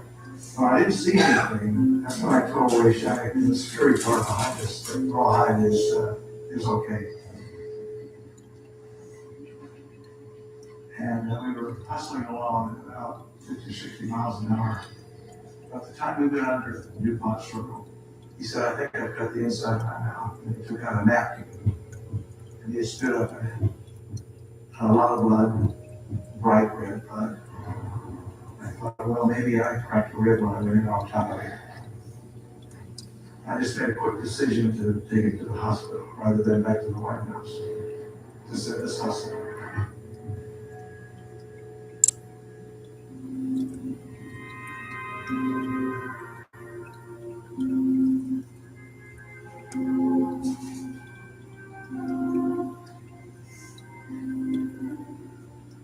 Ronald Reagan grew to manhood in Illinois in a place that would be kind of the essence of middle America. This is corn country. This is farmland. This is not city. This is the heart of the Union.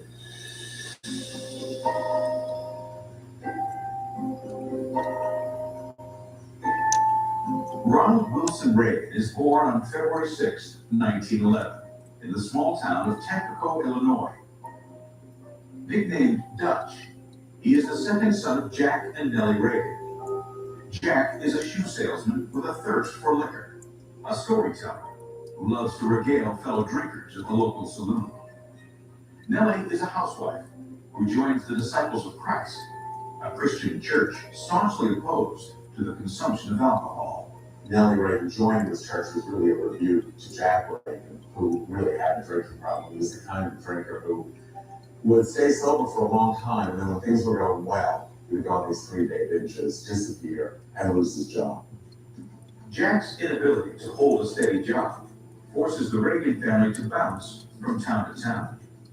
Galesburg, Tampico, Monmouth, Chicago. The nomadicness of his boyhood really affected him because how can he make friends? He wasn't in one place long enough to have them. He got used to being alone a lot. He loved to hang out in the woods. He was very self-sufficient. By the age of 9, Ronald and his family moved to Dixon, Illinois. Jack finds steady work, and for the first time, life for the Reagans is seemingly on track. But one day, Ronald Reagan comes home from school, and there's his father sprawled out on the front porch, completely drunk, completely out of it. Part of Reagan, as he tells the story, he's just going to go by and go up to bed, but it's snowing and it's cold, so he drags this guy in. He went to his mother and said, this is just horrible. His mother said, look, your father has an illness. And she said, he really tries, and you have to be understanding of him. She said, when something bad happens in life, that's because God is going to make something good happen down the way. So we pray, our Father, who art in heaven. Like his mother, 11-year-old Ronald finds a wellspring of hope and comfort in the Disciples of Christ. On September 21st, 1922, Ronald Reagan is baptized in the church in Dixon. By 15, he was teaching Sunday school classes. He was delivering the Easter sermon. He was developing his speaking skills and his performance skills through the church. George Will once said that Ronald Reagan had a talent for happiness. And I think that's right, and I think he got that talent from his mother. By the time he reaches high school, Ronald is thriving. He's an A student, a member of the swimming and football teams, and one of the most popular kids in his class. He just ended up feeling how this is the kind of kid everybody would like. He was always the guy that, he's so nice, well, let's make him president of the club. He didn't set out to be president of the club. These things came his way. But Reagan is also a hard worker. In the summers, he spends his days manning a concession stand and lifeguarding a dangerous stretch of the Rock River, saving a reported 77 lives in his 5 years on the job. When I first heard that number, I thought, what campaign office does this come out of? I was surprised to find out how much of it was true. I think that Ronald Reagan in some way knew that he was destined for something, that he was Destiny's Child.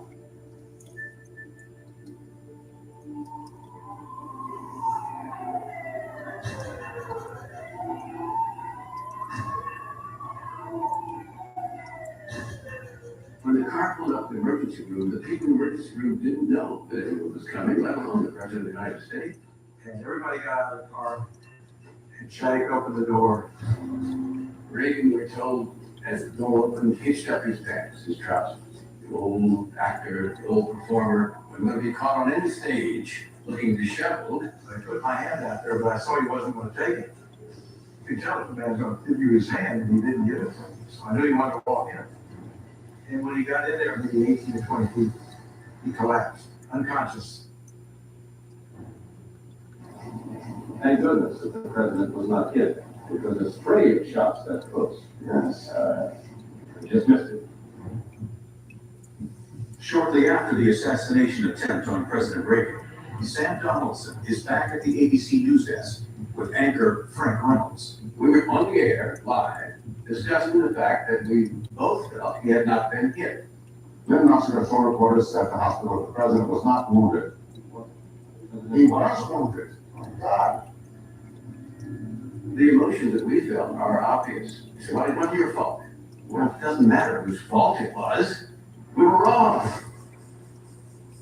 At George Washington Hospital, President Reagan is on trauma table 5.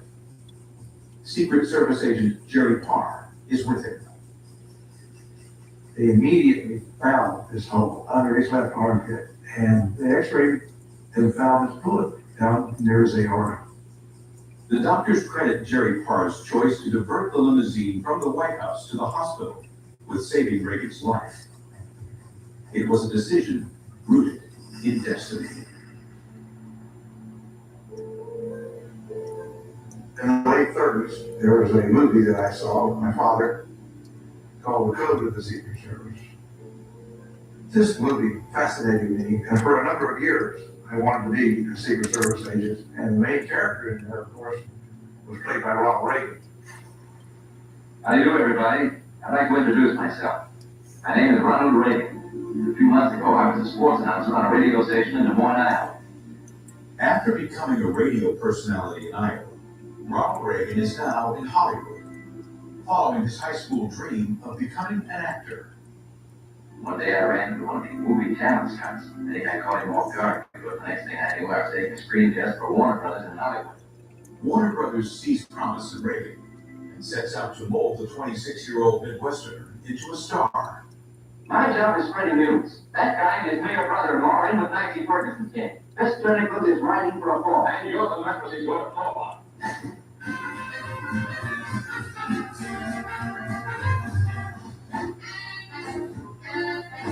With his star rising, two-time divorcee and starlet Jane Wyman is looking to cast Reagan as her leading man.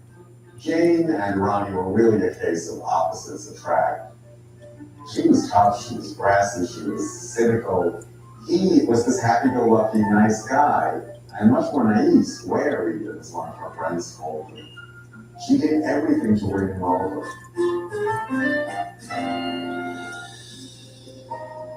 By December 1941, Reagan and Wyman are married and the parents of their new baby daughter, Maureen. Everything is clicking for the 31-year-old Reagan. He's now receiving more fan mail than every Warner Brothers male star, with the exception of Errol Flynn. A liberal Democrat, he's also beginning to merge his profession with a passion for politics by taking a more active role in his union, the Screen Actors Guild.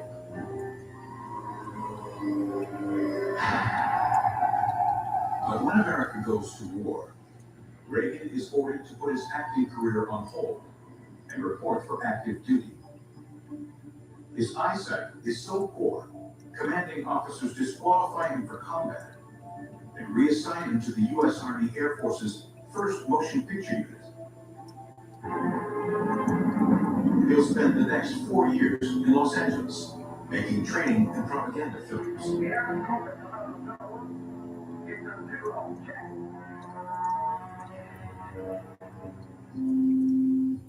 Reagan always connected with the military because he had served in the military in World War II. Sometimes he sort of, how should we put this? He hyperbolized his service. He might say something like, well, Cohen, I remember once when I was on leave from the Army.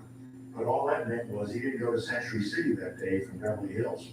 But he sort of put himself in this image of a World War II warrior who'd gone all across the oceans of the world to fight for freedom, whereas he never left the United States. But it didn't trouble us. It was very much a product of Hollywood. He was an actor who was also a superb politician. Communism, what false hope, is symbolized by the clenched fist. Ronald Reagan's political ascent is born out of the national fear of communism that follows World War II. Now a negotiator for the Screen Actors Guild, Reagan is mediating a rift between two rival unions when he has a run-in with one of the union's leaders, who is rumored to be a communist. It will prove to be the event that informs the rest of his life. Reagan concluded that there were factions negotiating on the other side who had an agenda that was determined by a foreign power. And Reagan spoke out very strongly, saying that actors should cross the picket lines and should live up to their contracts with the studios. After he gave a particularly strong speech, he got an anonymous phone call saying, we're going to deal with you. And someone said, if you continue doing what you're doing, there will be acid thrown in your face and you'll never act again. Emotionally, this had a big effect. And this was one of the turning points, I think, in Ronald Reagan's evolution from a liberal Democrat to one of the leaders of the anti-communist movement. There has been a small group within the Screen Actors Guild which has consistently opposed the policy of the Guild, more or less following the tactics that we associate with the Communist Party. In October of 1947, Reagan, who is now the president of the Screen Actors Guild, is on Capitol Hill. He is testifying before the House Un-American Activities Committee, which is investigating the alleged communist influence on the production of Hollywood movies. Now, whether the party should be outlawed or not, I agree with the gentleman who preceded me that that's a matter for the government to decide. However, if it is proven that this organization is the agent of a foreign power, then that is another matter. After Reagan's testimony, editorials in the New York Times and Washington Post praise his performance. Reagan is riding high. He's excited to get home to his wife, daughter, and newly adopted son, Michael. But when he arrives, Jane turns his whole world upside down. She just looked at him and said, "Get out of here, you bore me." He just didn't understand what was happening. He had become so wrapped up in SAG that he would sometimes be at the offices till midnight every night for a week, and she was unhappy. She said, "It's over, it's finished." He was just devastated. Reagan and Wyman's 8-year marriage ends in divorce on June 28, 1948. Not long after, he was at the nightclubs all the time, picking up different girls. He wrote in his memoir, one morning he woke up and he didn't know the girl's name. And he didn't know where he was, and he wrote, "This is going too far." At the same time, a 30-year-old actress named Nancy Davis is dealing with her own crisis. She has just seen her name in the Hollywood Reporter on a list of alleged communist sympathizers. Davis knows that this could ruin her career, so she reaches out to Reagan. He's the president of the Screen Actors Guild. He's also in charge of screening people who've been, tainted. There's 2 other Nancy Davises. They're going to clear up this whole thing. They arrange a meeting, and Reagan helps clear Davis. And though the two hit it off, they don't start seeing each other on a regular basis until the next year. He had bought a new ranch in the Malibu Hills, and he'd bring her out there on weekends. He was installing his fence all around the 300-acre property, and she was painting it with him. I think that's maybe what won him over. She would get down and dirty and paint the fence with him. On March 4th, 1952, Ronald Reagan and Nancy Davis wed in a modest ceremony at a small church near Los Angeles. If ever God gave me evidence that he had a plan for me, it was the night he brought Nancy into my life. Nancy moved into my heart and replaced an emptiness that I'd been trying to ignore for a long time. Sometimes I think my life really began when I met Nancy.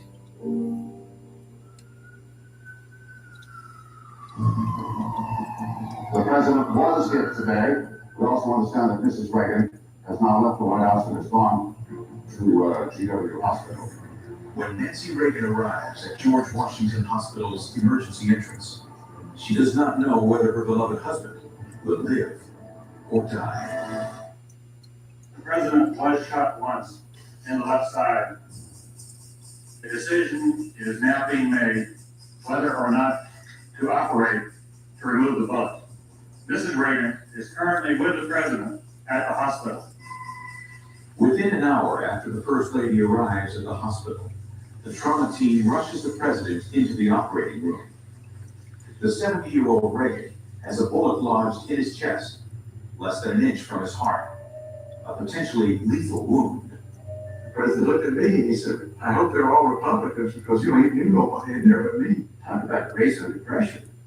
Talk about courage under fire. This doctor said, well, today we're all Republicans, Mr. President. Like the great actor that he was, he never forgot that one of his great strengths was his presentation. Hi there, and welcome to our new home. I know you've met Nancy. This is Patty, our daughter. Hello, honey. Hello. By 1954, the Reagans and their daughter Patty are living in the Pacific Palisades. Though their film careers are now a thing of the past, Reagan is the host of a TV series called General Electric Theater. With his wife's help, Reagan is also promoting GE products. We ought to be able to find lots of electric appliances in here. I see one. That's electric. Here's something else electric. Saves lots and lots of heat, doesn't it? GE Theater was a big commercial success. That turned out to be a big break for Ronald Reagan because in the next 8 years, he not only had a very handsome income, he was in the public eye, and he also toured the country visiting the 139 GE plants in 39 states. He insisted on traveling by train or car because he wouldn't fly. Although they take him away from home, the GE road shows prove invaluable to Reagan. They are a politician's boot camp, a chance to connect with the American workers. Reagan sometimes puts in 18-hour days, talking to as many as 15 different groups. So I want to hear this. Mr. Progress, Ronald Reagan. When he goes into the GE factories, he's in direct contact with people. And they talk to him and they ask him questions. Why is the government doing this? Why are they taking their money? Why don't they allow us to make our own decisions and so forth? And he got some of his views directly from the questions that people were asking him. By the time Reagan started with General Electric, he was still a Democrat. And I think his involvement with General Electric and his contact with the small businessmen around America especially brought him more to a conservative position on domestic issues. And he became more in tune with corporate America. Certainly no thinking American would dispute the idea that there should be an economic floor beneath which no citizen of this land should be allowed to live. It's striking that if you look at Reagan as a speaker, and you go back to some of his early speeches, way back in the 1940s, he was not that good, he was fine, but it was really during the 1950s. But when he was out stressing the country for General Electric and giving speech after speech after speech, that he really began to develop his voice. Ladies and gentlemen, a thoughtful address by Ronald Reagan.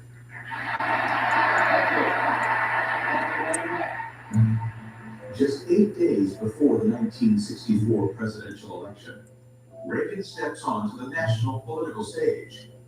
He's no longer the liberal FDR Democrat who once campaigned for Harry Truman. Now, he is a full-fledged Republican, making a nationally televised pitch for the conservative candidate, Barry Goldwater. This is the issue of this election. Whether we believe in our capacity for self-government or whether we abandon the American Revolution and confess that a little intellectual elite in a far distant capital can plan our lives for us better than we can plan them ourselves. This speech was called The Time for Choosing. Now, part of the choosing was not just between Lyndon Johnson and Barry Goldwater. It was between, as Reagan argued, freedom and communism. You and I are told increasingly we have to choose between a left or a right. Well, I'd like to suggest there is no such thing as a left or right. There's only an up or down, and those who would trade our freedom for security have embarked on this downward course. If you look back at what Reagan was saying, what he was doing, and who he was addressing, he was pretty far out there. We were told 4 years ago that 17 million people went to bed hungry each night. Well, that was probably true. They were all on a diet. It was a bit extreme, but it was a real call to arms for the conservative anti-communist movement. And famously, or infamously, depending on your point of view, he ended the speech by saying, "You and I have a rendezvous with destiny. We'll preserve for our children this, the last best hope of man on earth, or we'll sentence them to take the last step into 1,000 years of darkness. You and I have the ability and the dignity and the right to make our own decisions and determine our own destiny." and that was the gist of his closing argument, not just the Goldwater campaign, but for the conservative philosophy as he understood it in 1964. The speech raises $8 million for Goldwater, who ultimately loses the election. But Reagan's performance transforms the former actor into a viable politician. Conservatives, frankly, who had supported Goldwater, as soon as they saw the reaction that Reagan had generated, they said, aha, he could be a governor, he could be a president. Thank you very much. We'll be getting an update on President's condition at this hour. Here at George Washington University Hospital procedure. This afternoon, President waiting for the movable and indeed finished. They had extracted the bullet, and that was good, encouraging, closed him up. But Reagan wasn't out of the woods yet. I'm going to give you the name of this man that has been reported to us as the assailant, John W. Hinckley Jr., 22 years old. It is understood that he is from Evergreen, Colorado. Hours after the assassination attempt on President Reagan, new details are emerging. The would-be assassin, John Hinckley Jr., claims that he wanted to kill the president to impress actress Jodie Foster, who he never met. Hinckley used a .22 caliber revolver to fire 6 shots, hitting a DC police officer, Secret Service man Tim McCarthy, and critically wounding White House Press Secretary James Brady.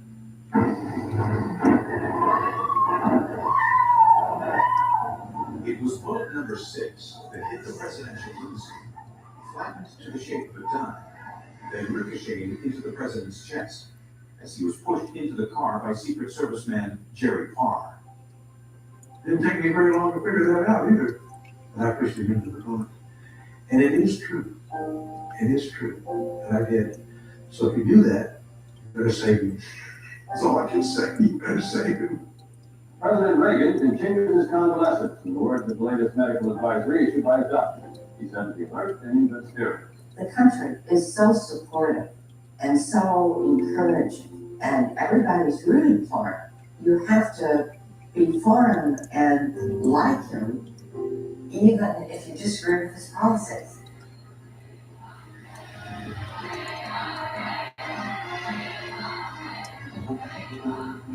In 1966, Ronald Reagan is a first-time candidate for office.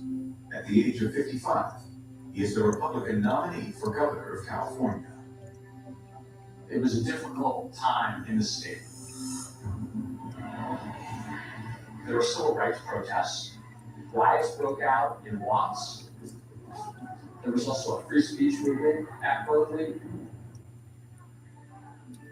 California appeared to a lot of the electorate, at least, like it was unraveling.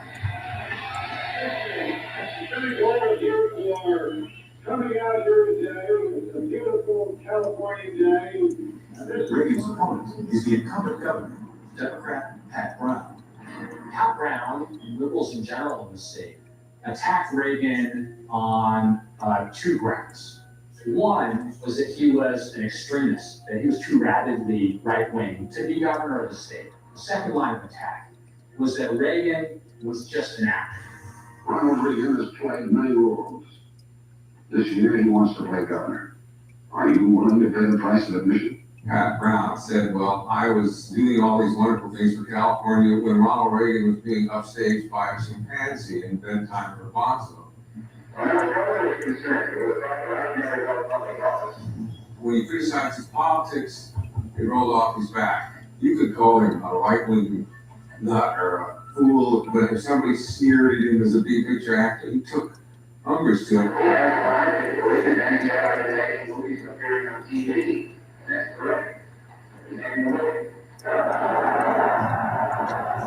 Reagan thought the fact that he'd been an actor really helped him. He didn't see himself the way the camera saw it. And I think that is an advantage for anybody in politics.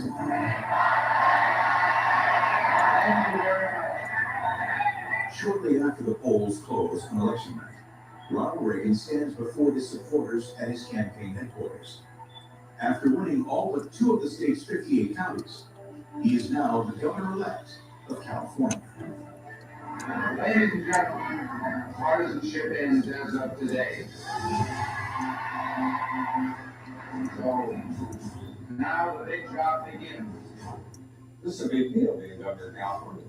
I mean, California in 1966 had a budget that was larger than all.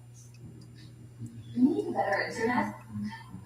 Cox Internet has the fast, reliable speeds you're looking for.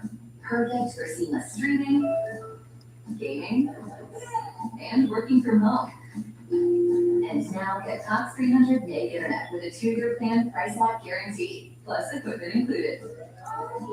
So get your household up to speed. Switch to Cox Internet today. Taxes and fees excluded from price guarantee. In all the 5 countries in the world.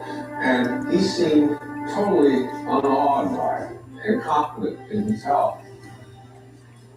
After campaigning as a hardline conservative, Reagan is faced with the task of navigating a state government that is largely controlled by the Democrats.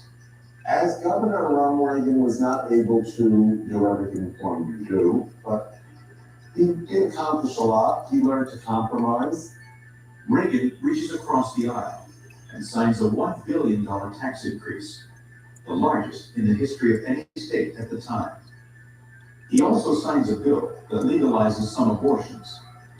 But when it comes to student protesters, Reagan refuses to compromise. He wants to make good on a campaign promise to restore law and order. Reagan actually had a sign in the governor's office, and it said, "Obey the rules or get out."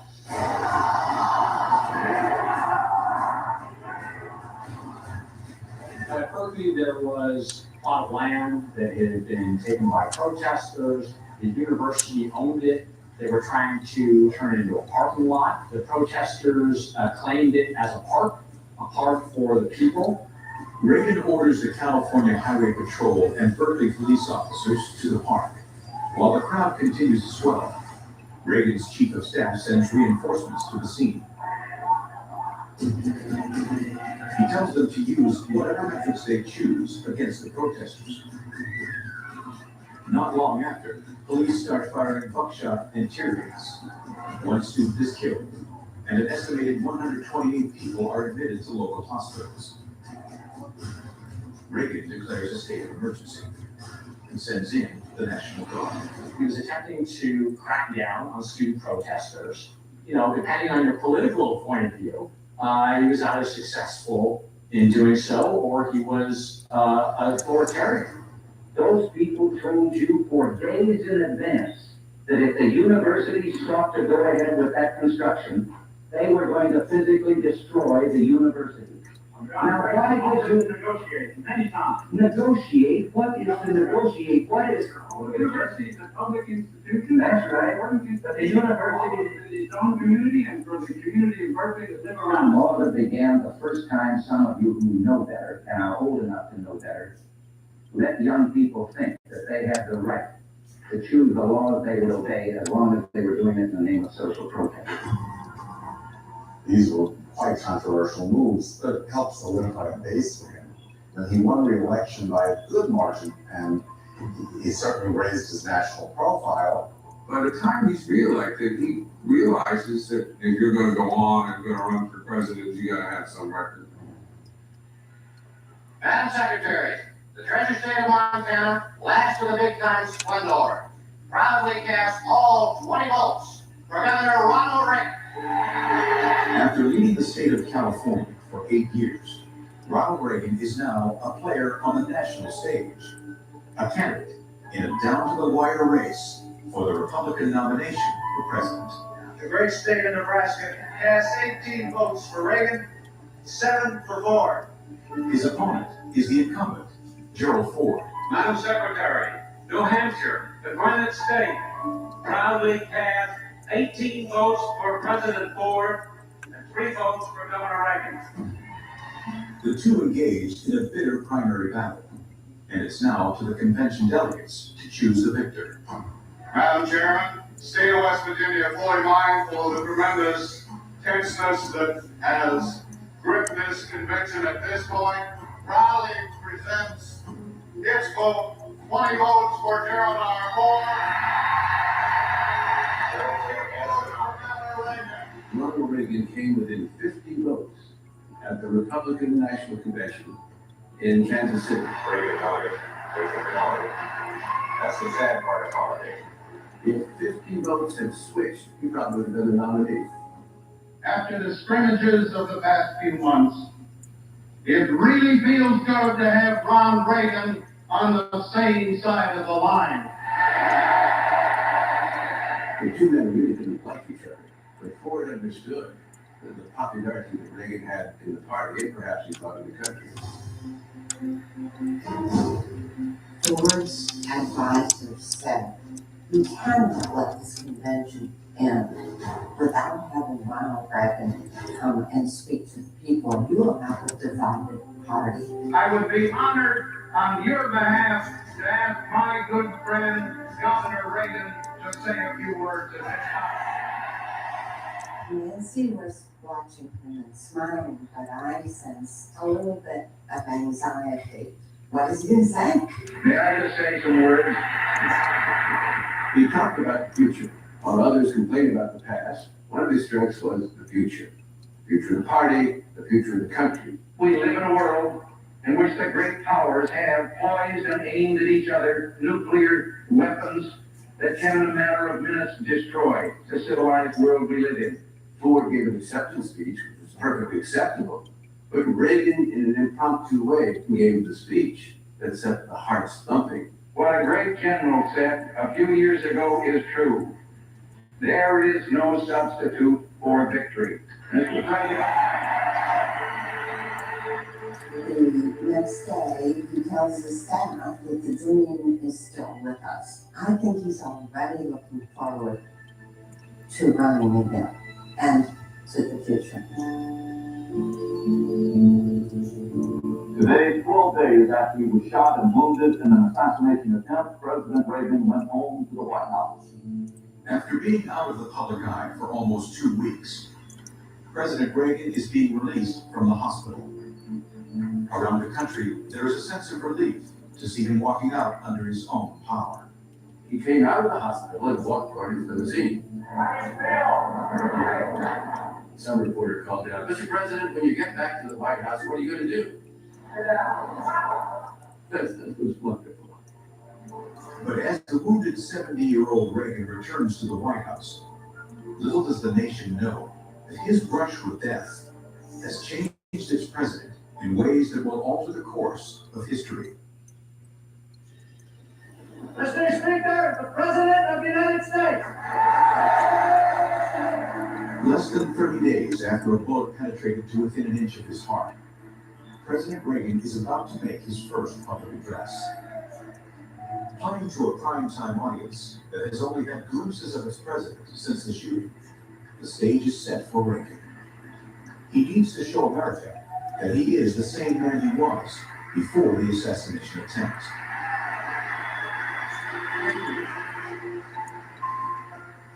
Many of the people in the election of 1980 in that chamber had opposed him. But that night, everyone loved him. When a guy gets up and takes a bullet and walks away with a smile, people just think differently about it. They just have a sense of, you know, there's something about him. There's an inner toughness there. I'd like to say a few words directly to all of you on behalf of Nancy and myself. The warmth of your words, the expression of friendship, and yes, love, meant more to us than you could ever know. I think this was a crucial moment in his presidency. It was crucial because 2 decades earlier, John F. Kennedy was shot and was assassinated. And the national memory of the Kennedy assassination was still burned into the country. I have a letter with me. Letter came from Peter Sweeney. He's in the 2nd grade in the Riverside School in Rockville Center. And he said, I hope you get well quick, or you might have to make a speech in your pajamas. Reagan was able to project a sense of resiliency, of optimism that he was going to be okay. And I think those symbols actually matter because I think they translated to a lot of Americans and said essentially that the country's also going to be okay. But we have much greatness before us. We can restore our economic strength and build opportunities like none we've ever had before. All we need to begin with is a dream that we can do better than before. All we need to have is faith, and that dream will come true. All we need to do is act, and the time for action is now. Thank you. The public response to Reagan is immediate and overwhelmingly positive. Congress is compelled to pass Reagan's economic agenda, legislation that had been stalled before the assassination attempt. The measures include huge tax cuts and vastly increased military spending. He knew he'd connected that night, and you could tell that he knew he'd done it.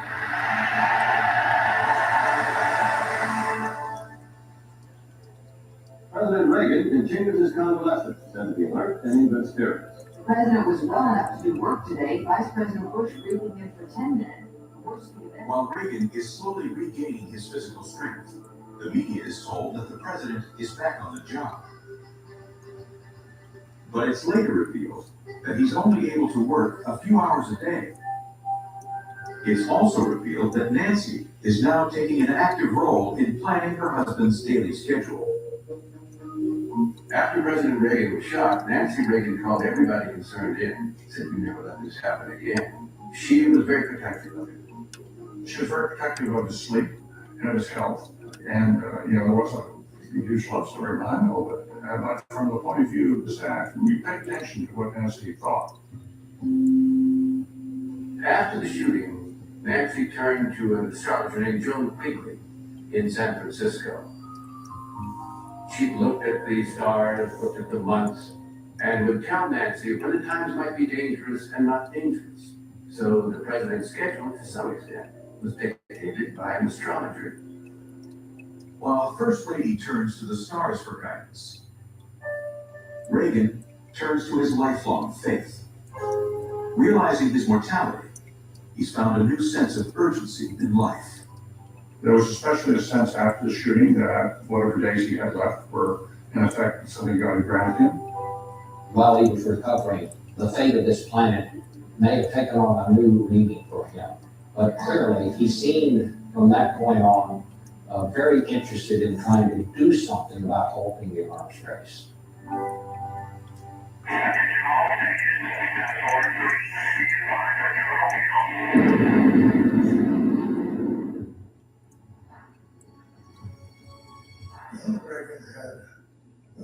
clear view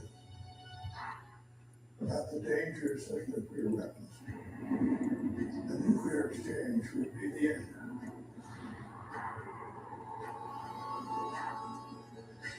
So he expressed himself publicly and privately as saying the world would be better off if there were no nuclear weapons.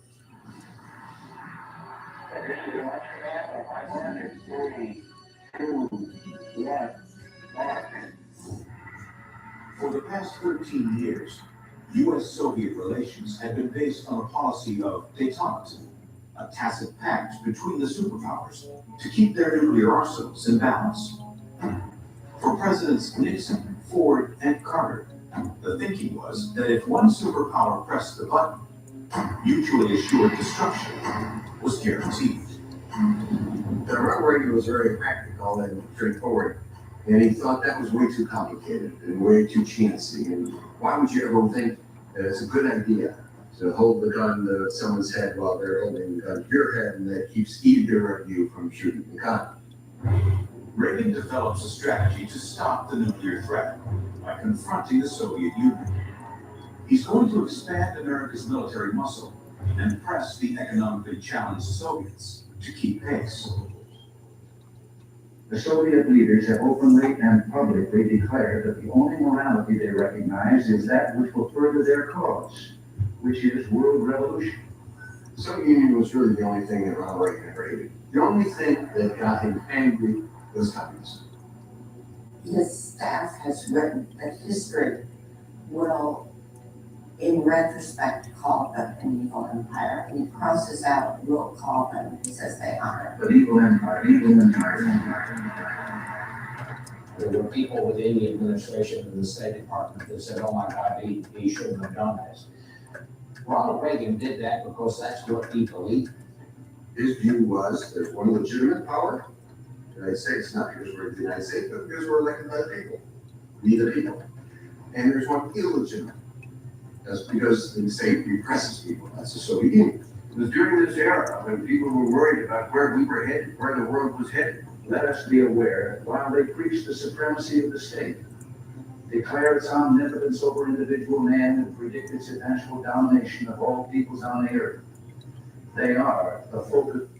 You're 10 minutes late for work, but you were 20 minutes late yesterday. It's a good day for a good deal at Outback Steakhouse. Get down on the favorites like the Aussie three-course starting at $14.99 with savory soup or fresh salad. Your choice of select entrees like the juicy bloomin' burger and New York-style cheesecake for dessert. It's a deal so delicious you'll only be 5 minutes late tomorrow. 84. Try the Aussie three-course starting at $14.99. Any reason is a good reason to celebrate at Outback Steakhouse. No rules, just right. Focus of evil in the modern world. Here's the guy who's so anti-communist that will he get us into World War III?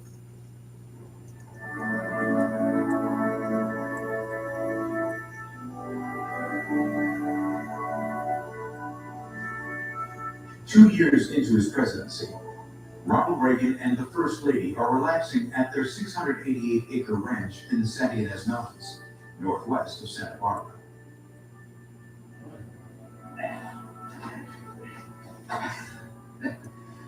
Okay.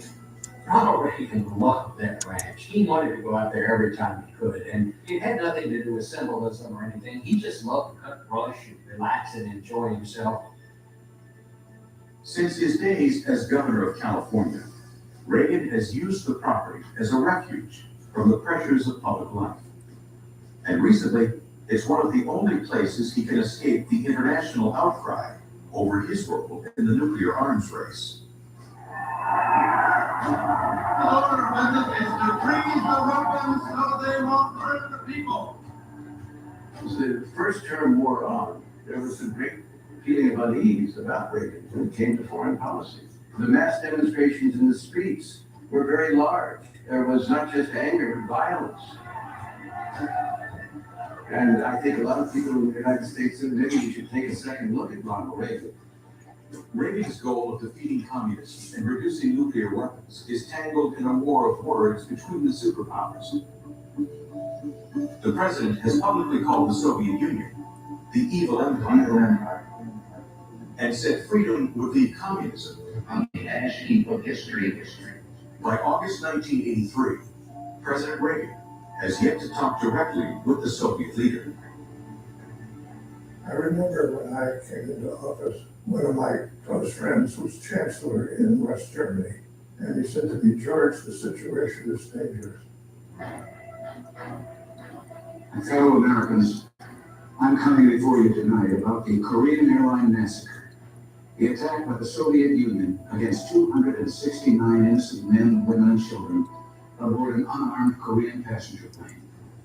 The KAL-747, with 61 Americans on board, was on its way from New York to Seoul when it drifted into Soviet airspace. The order was given from the ground control to shoot the plane down. And there was an outrage all over the world. In Philadelphia, some 300 persons gathered outside Independence Hall and burned an effigy of Soviet President Andropov. After the Russians shot down the Korean airliner, many in America were ready literally to go to war with the Soviet Union. It was an act of barbarism, born of a society which wantonly disregards individual rights and the value of human life, and seeks constantly to expand and dominate other nations. President Reagan considered the Soviet Union, but more importantly, the ideology that fueled the Soviet Union, as evil. But even as he condemned them, he would say, "I want to reach out to them." We cannot, we must not, give up our effort to reduce the arsenals of destructive weapons threatening the world. For all his talk about a strong defense and standing up to communism, was always very careful about committing force. Ronald Reagan was not about to go to war with the Soviet Union over this. This morning again in America, and under the leadership of President Reagan, our country is stronger and stronger and better. Why would we ever want to return to where we were less than 4 short years ago?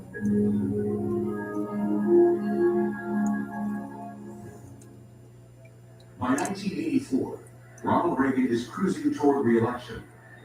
After enduring a recession that threatened his hopes for a second term, the economy, thanks in part to the Reagan tax increases, is bouncing back.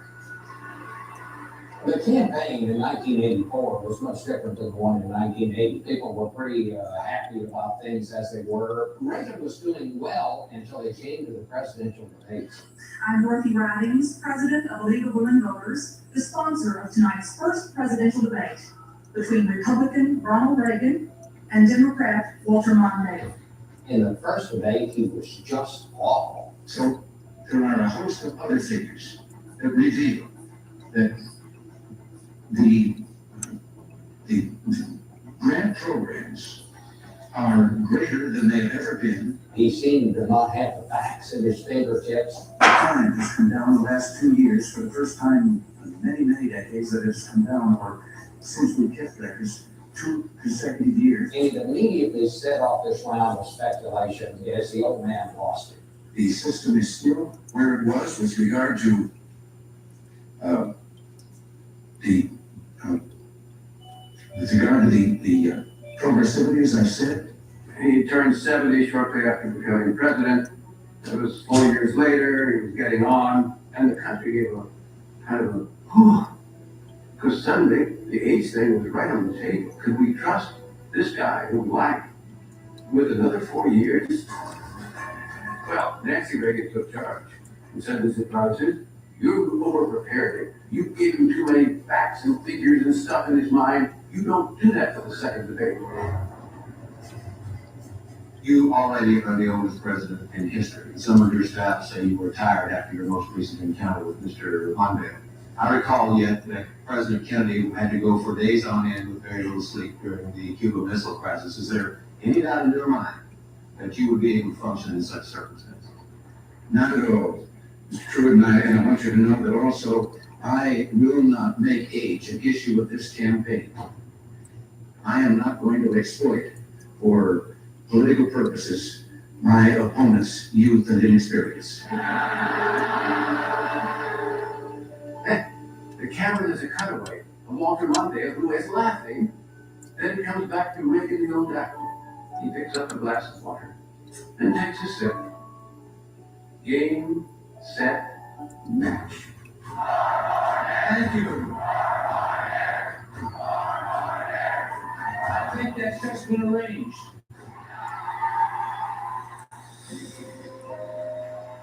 In the biggest landslide victory ever in a presidential election, Ronald Reagan takes 49 of the 50 states. With the economy on the verge of the biggest peacetime expansion in U.S. history, Reagan has an unprecedented mandate. But his biggest goal, which became even more personal after the shooting, still seems out of reach. The thing that always was in the back of Ronald Reagan's mind was, what are we going to do about these nuclear weapons? How can we find a way to do away with them? Just months after Reagan's second inauguration, the opportunity he's been waiting for appears when 56-year-old Mikhail Gorbachev is appointed the new premier of the Soviet Union. I think their selection of Gorbachev is partly in response to the powerful leader they see in the United States, and they need a counter to him. They need someone who can deal with Ronald Reagan. After years of gridlock between the superpowers, Reagan and Gorbachev agreed to meet in Geneva, Switzerland. Reagan prepares for the meeting, knowing that he has one shot to make a first impression. I was one of many who had run as President Reagan. And, everybody was saying the president was so old, ancient, decrepit, practically. And I looked at him and I said, Mr. President, you're older, you're wiser, you can afford to be magnanimous. I was there. It was a very cold day in Geneva, and no one was quite certain what would happen. Here came the Russian seal, the big limousine, drove up and stopped in the courtyard. And there, out of the car comes Gorbachev, wrapped in a big hat, wrapped in a big coat. Down the steps came Ronald Reagan, very cold, no coat. I was in Leningrad and I was with all these Russians, and they looked at him and they saw it as the first image that any ordinary people had ever seen of our president. They said, what a man, what a country. And then Reagan kind of points to the villa, like he's welcoming him, like it's his villa, it's neutral villa, and starts the first summit. One of the things that Reagan says to Gorbachev is, you and I are both from small towns, relatively modest backgrounds, and here we are, the leaders of the two countries in the world that can either start World War III or prevent it. So shouldn't we do something about this together? Mr. President, what's your first impression of Mr. Gorbachev? I believe we both share the same. After he met Gorbachev, he warmed up to Gorbachev, the man, not the Gorbachev, the communist leader, instead of this evil, three-headed monster that's supposed to be a Soviet leader. Here was a guy. They had a drink together, and I think that was the beginning of a thaw in Soviet-American relations. The two leaders agreed to meet again in Washington the following year. They also signed a joint statement which declares that a nuclear war cannot be won and must never be fought. Members of the Congress, distinguished guests, and my fellow Americans, it's great to be home. The day after returning home from Geneva, President Reagan is telling a joint session of Congress and a primetime TV audience about his first encounter with the Soviet premier. I called for a fresh start, and we made that start.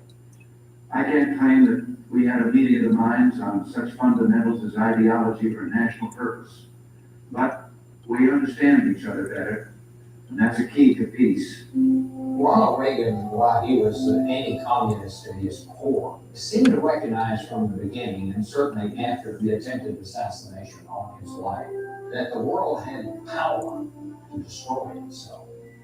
He, from the beginning, wanted to do away with nuclear weapons. For there can be no greater good than the quest for peace, and no finer purpose than the preservation of freedom. Thank you for allowing me to talk to you this evening, and God bless you.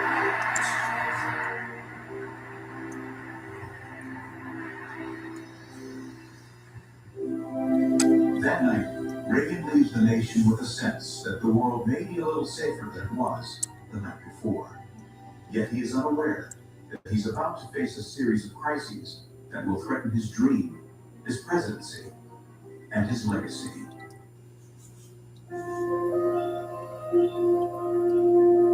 It is the eve of the Reykjavik summit. The Soviet leaders arrived today. The president will be here in the morning. 1 year after they first shook hands in Geneva, President Reagan is in Reykjavik, Iceland, for a hastily planned sit-down with Soviet Premier Mikhail Gorbachev. With no prior warning, the Soviets reached out to the Americans with an urgent request for the two leaders to resume their talks, not in Washington, as previously agreed upon, but on neutral ground. Reagan accepted it because he was told by his advisors that this was important for Gorbachev's internal standing, that not much was going to happen at the summit. It was a media event, and that was it.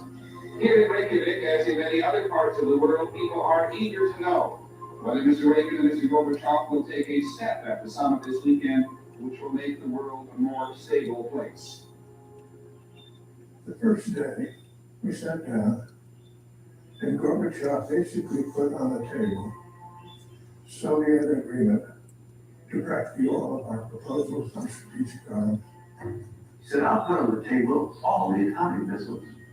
All of them. We're not talking about reducing 10%. Let's get rid of them all. Reagan was intrigued. He wanted to get rid of atomic weapons. For Reagan, it seems that his dream may be on the verge of becoming a reality. But there's a catch. Gorbachev's offer has some serious strings attached.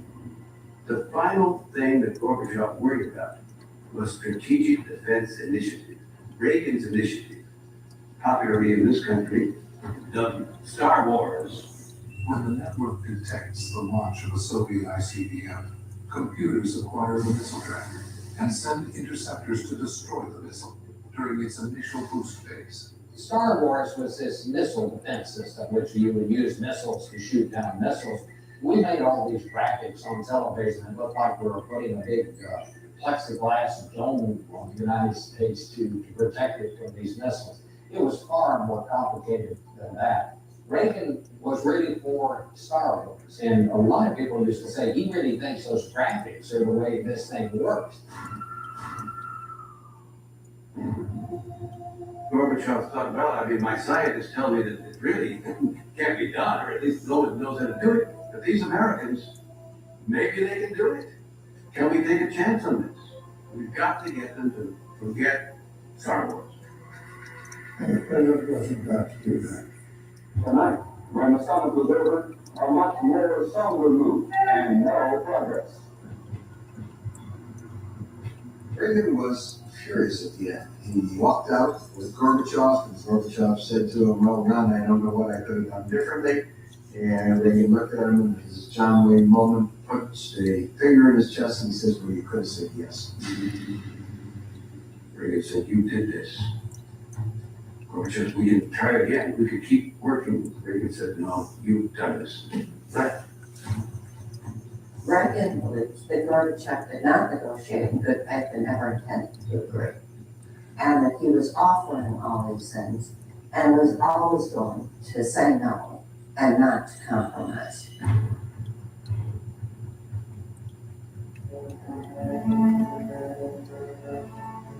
Reagan fears that the bitter ending at Reykjavik could spell the end of his dream. But as he returns to Washington, he's confronted by a political nightmare, a scandal that may cost him the presidency. My fellow Americans, there's an old saying that nothing spreads so quickly as a rumor. So I thought it was time to speak with you directly, to tell you firsthand about our dealings with Iran. As Will Rogers once said, rumor travels faster, but don't stay put as long as true. Ronald Reagan was this president who had stood for American core values. Ronald Reagan was the guy who said, we will never negotiate with terrorists. The charge has been made that the United States has shipped weapons to Iran as ransom payment for the release of American hostages in Lebanon. That the United States undercut its allies and secretly violated American policy against trafficking with terrorists. Those charges are utterly false. Yet it turned out that while he had always said that, in fact, we were negotiating with terrorists. Evidence indicates that some members of Reagan's staff authorized arms to be sold to Iran. The profits were then diverted illegally to the anti-communist Contra rebels in Nicaragua. For months, Reagan maintains that he was unaware of the secret and illegal dealings. Class officials know they've got a rough couple of months ahead. Iran arms deal with the authority of many strange twists and turns. 59% of the public believe the president is still not telling the truth. With calls for his resignation sounding louder and louder, President Reagan addresses the nation a second time. First, let me say I take full responsibility for my own actions and for those of my administration. As angry as I may be about activities undertaken without my knowledge, I am still accountable for those activities. People had expected and believed in Ronald Reagan. And when it suddenly looked like maybe he didn't really believe all those things that he had been saying, it caused his credibility to just plummet. A few months ago, I told the American people I did not trade arms for Russia. My heart and my best intentions still tell me that's true, but the facts and the evidence tell me it is not. President Reagan talked about a secret arms deal with Iran. This is not a president who admits mistakes easily. No one can predict how wicked Ronald Reagan or his presidency will be. Reagan was in very bad trouble, and people on Capitol Hill were talking about impeaching the President of the United States. Oldum Ihren Sitzen der Präsident der Vereinigten Staaten von Amerika ist Ronald Reagan und Mrs. Nancy Reagan. With an independent commission deepening its investigation of the scandal, Reagan's legacy is at risk. He turns to the most powerful weapon in his political arsenal to regain the trust of the American people and the rest of the world. I've often thought that Reagan lived for the speech and everything else was sort of waiting in effect, because the speech is where he knew he could persuade people. Thank you. Reagan goes to the symbolic border between the ideologies of the Soviet Union and America, the Berlin Wall. He circulated the speech to the State Department for comment. And its main comment was this line about Mr. Gorbachev, tear down this wall. Don't read that. Eliminate that. We want that out. It's too provocative. There is one sign the Soviets can make that would be unmistakable. General Secretary Gorbachev, if you seek peace, open this gate. So that day, in front of the Brandenburg Gate, in front of the Berlin Wall, he came to the last lines. Mr. Gorbachev, tear down this wall.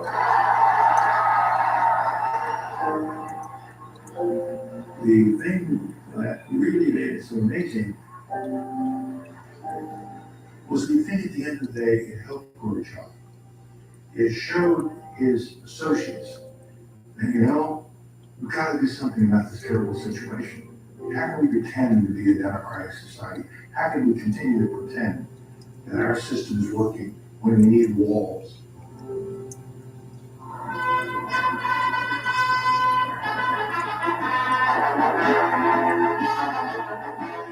One year after Reykjavik, Mikhail Gorbachev is in Washington to meet with President Reagan.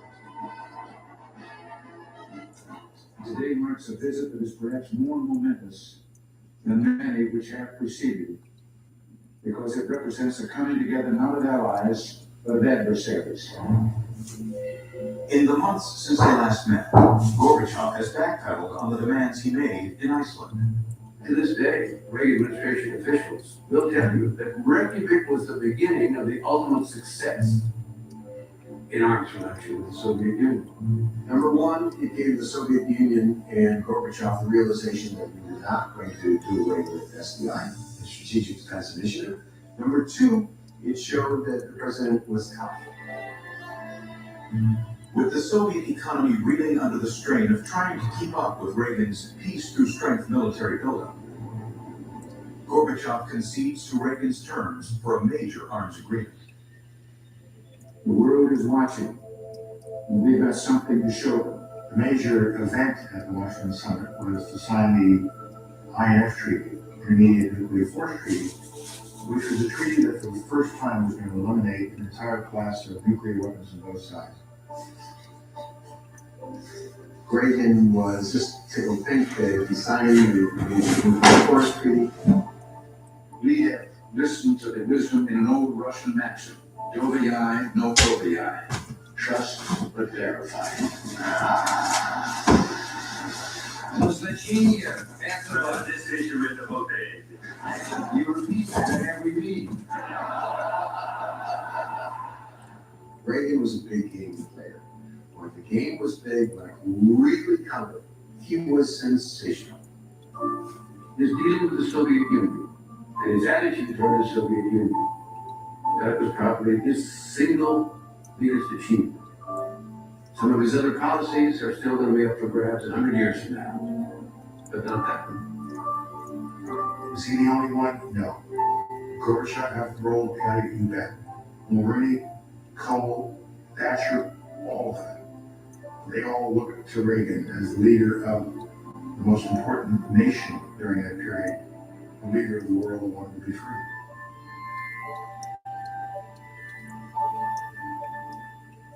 You still think you're an evil empire, Mr. President? Why not?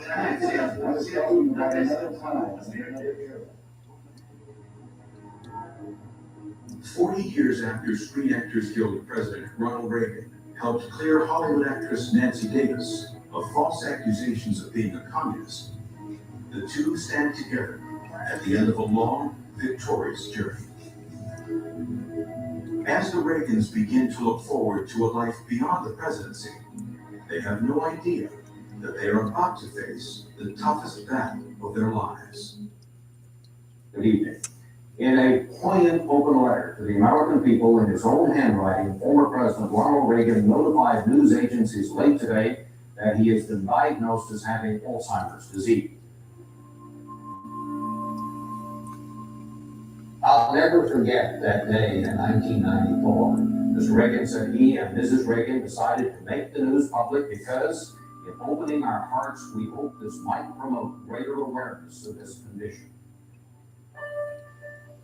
I remember reading this letter he had written in his own hand, and I think it was the most touching thing, it was the most dignifying thing. He concludes the letter, I now begin the journey that will lead me into the sunset of my life. We all need to know how to lead, and so many times in Washington, people don't. Ronald Reagan knew how to make an exit. He had learned that in show business, and he made it that day.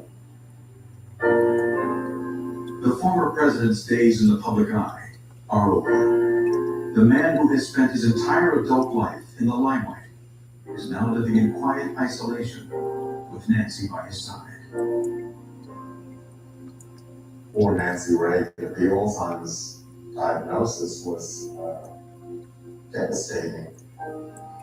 First of all, she loved him. But secondly, they were both looking forward to this wonderful retirement where they would travel around the world, and retreat to the ranch. After he wrote the letter about his Alzheimer's disease, he continued to go to the office, he continued to walk in the park, and sometimes to chat with people there. And then gradually it became harder for him to do even those things. After a 10-year battle, Ronald Reagan's life ends on June 5th, 2004.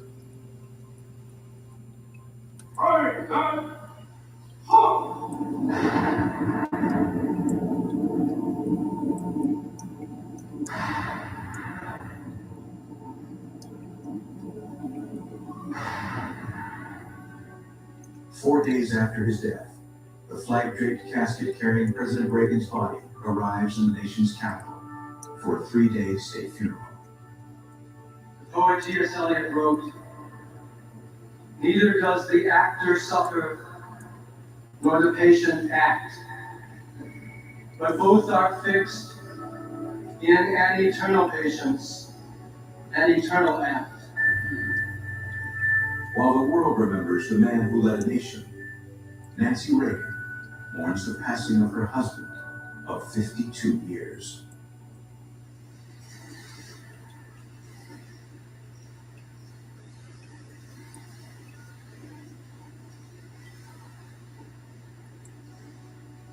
You just felt the love and the loss. She just kind of stroked this coffin as if she were, running her hands across his very body. It was not melodramatic, it was just very real.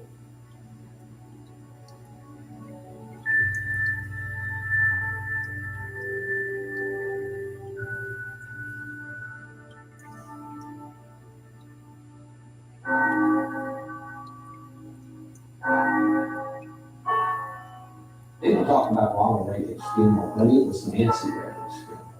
She produced and directed it and signed off on every detail of that funeral. Well, I think Reagan's funeral was her last gift to him. It was a fitting tribute to this man, but it was also in many ways a tribute to Nancy Reagan and to the courage and love that she had demonstrated and the part she had played in this man's life. On Friday, June 9th, the eyes of a nation are fixed on Washington National Cathedral. Inside, a mix of celebrities and world leaders, both past and present, gather with Reagan's family to remember their calling and friend.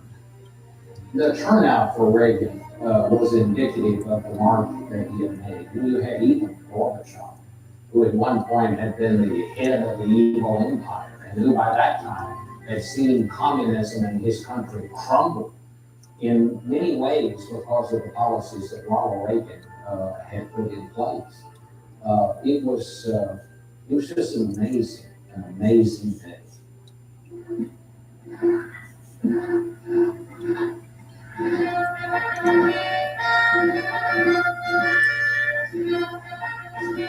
Following the ceremonies in Washington, Reagan's body is flown back to the West Coast and carried to its final resting place, Reagan's Presidential Library in Simi Valley, California. While there are 600 friends and family in attendance, around the nation, an estimated 35 million people are watching on 8 TV networks. He is home now. He is free. In his final letter to the American people, Dad wrote, "I now begin the journey that will lead me into the sunset of my life. This evening, he has arrived. History will record his worth as a leader. We here have long since measured his worth as a man." As the sun fades beyond the horizon of the Pacific Ocean, Ronald Wilson Reagan is laid to rest. Not far from his body stands a piece of the Berlin Wall, a tattered symbol of the political battle and victory that was so very personal for Reagan.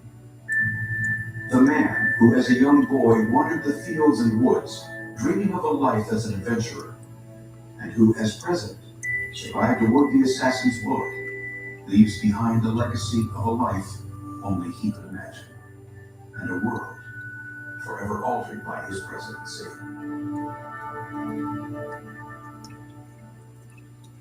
In the total Reagan, you got a man who believed in America, understood America, and conveyed to the rest of the world what America was all about. You got a man who was respectful of the people who worked with him, a man who was respectful of the country and the citizens of the country that he worked for, a man who deeply loved his wife and family, a man who stepped on the world stage from the most unlikely source and became a significant figure who helped bring about a historic change in the world.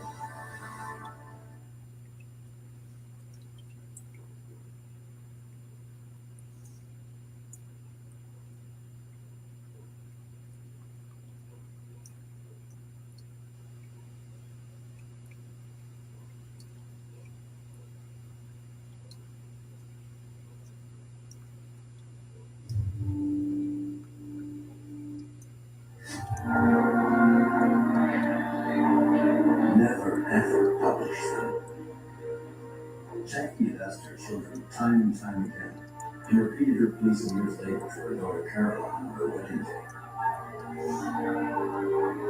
Suddenly, turning serious, she told her, never ever publish them. What was it she wanted to keep secret? A series of conversations recorded shortly after the assassination of her husband in Dallas on November 22nd, 1963.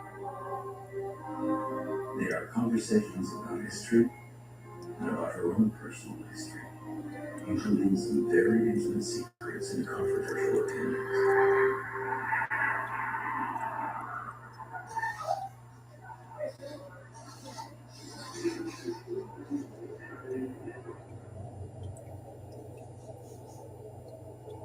Since then, time has passed and life has carried on. Jackie pursued a brilliant career as an editor in New York until her death in May 1994. Until now, Caroline had kept the promise she made to her mother. But in 2011, a television network decided to make a fictional portrayal of the Kennedy saga. The series would reveal certain family secrets. In an attempt to stop the rumor mill and to avert controversy, Caroline decided to make public the 8 hours of interviews that the still distraught Jackie gave barely 4 months after her husband's death. The young widow was then 34, and she recounts the past like a novel about her dream life with her husband, John Kennedy. She cannot change the past, so she may as well rewrite it. Her confessions reveal the true personality of the former First Lady. Caroline was 7 years old when her father died. She remembers the weeks that followed the assassination in Dallas. Her distraught mother walled herself in silence. The insights she gave were interrupted by sighs. The words wouldn't come out. Jackie talked of her solitude, providing small details of her existence. The end of a dream life. The American dream, which turned into a nightmare.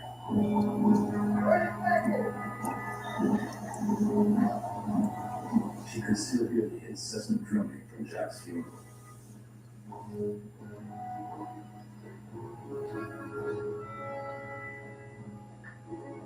Jack. She always called him that in the interviews. Never John, not JFK, but Jack. That way their names are like twins. Jack and Jackie, united forever.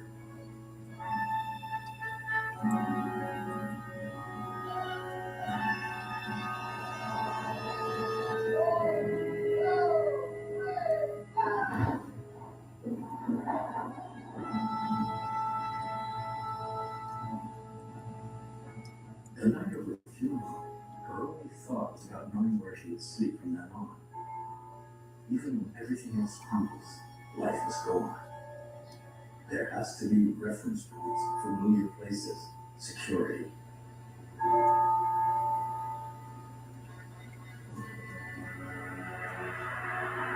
Jackie left her home for the first time on December 3rd, 1963, 10 days after her husband's death. Colonel Taylor, her bodyguard, and the man who jumped onto the hood of the president's vehicle when the first shot rang out, was being decorated with the Medal of Honor. Taylor had spent 3 years at her side, protecting and advising her. The only day he failed in his duty was in Dallas. The two of them felt adrift. She had lost her husband. Hill had not managed to keep him alive. Jackie said that Hill would have given his life for us.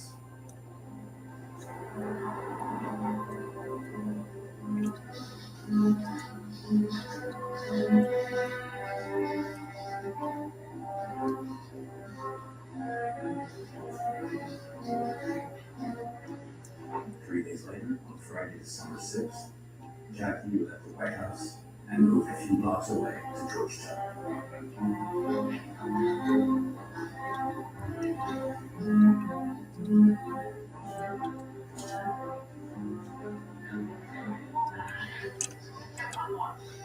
3 time before, she had invited the journalist Theodore White to the family estate at Williamsport. She had chosen him as confidant to deliver her testimony of the assassination. She trusted him, so she chose him to deliver her testimony of the assassination. The journalist had always been sympathetic to the president. She didn't want anyone else to tell her story. She had an immense need to speak. She talked for 4 hours. Jackie related the presidential trip to Dallas. She talked about her pink suit, a color she loved. Jack had asked her to wear it that day. She wore it all day, despite the bloodstains that soiled it, to show the world what the killing of the president had done to her.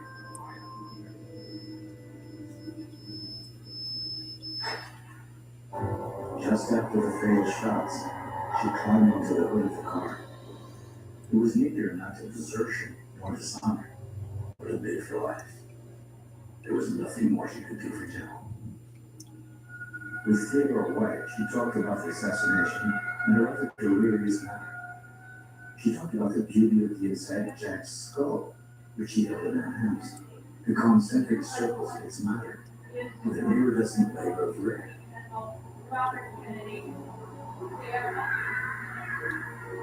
One imagines this would be her life motive, a beautiful and perfectly formed head that did not deserve this fate. She also talked about the death of their son, Patrick, who died at birth that very summer, an event that brought them closer together. That day, she took the weeping Jack in her arms and told him, "The only thing I couldn't bear would be losing you."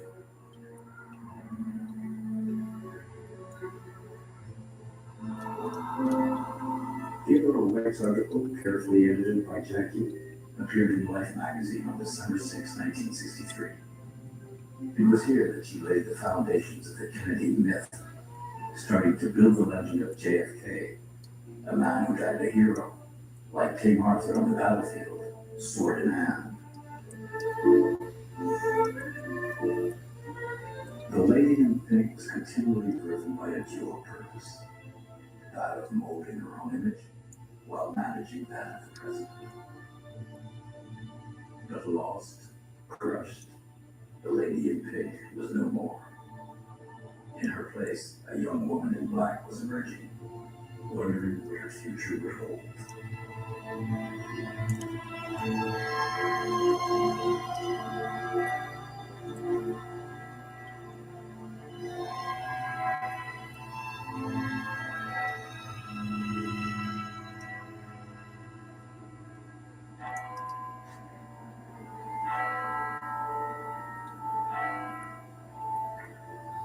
Bobby assumed Jack's place alongside her, and it was from his offices in the Department of Justice that Jackie thanked the American people for their help and support.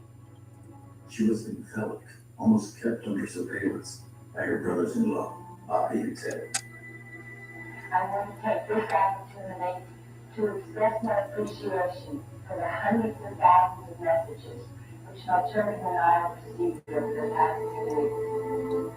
The knowledge, the affection in which my husband has had by all of you has sustained me, and the warmth that we tribute so much. Because the Kennedys have embarked on constructing a myth, a shrine to the glory of the assassinated hero. This began with the building of a large library in Boston, as well as a project collecting memories, stories, and accounts, including Jackie's own account, which, at her request, was not to be divulged until 50 years after her death. Her desire to confide in someone was endless, but not reckless.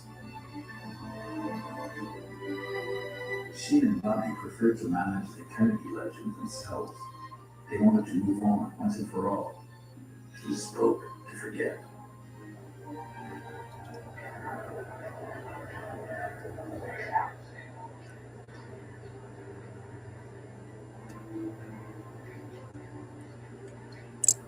The renowned historian and advisor to JFK, Arthur Schlesinger, took over responsibility for these conversations with Jackie. 7 times she invited him into the new home she had made, in upscale neighborhood of Washington. As the curious still flocked to her door, she felt constantly observed and under scrutiny.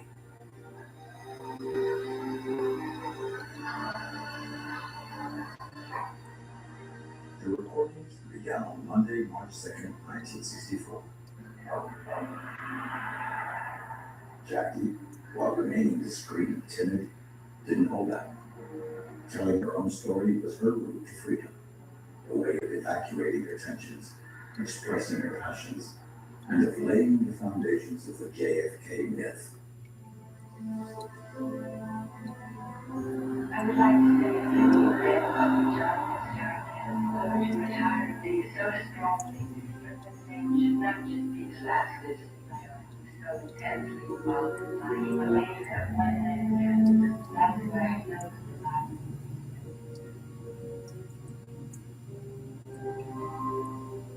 She returned to the very beginning. Right away, she contradicted the Kennedy clan's version of the legend that it was Joe, the eldest brother, who had been designated by their father to one day become president of the United States. His brother fell as a war hero, but he possessed neither Jack's stature, nor his talent, or his intelligence.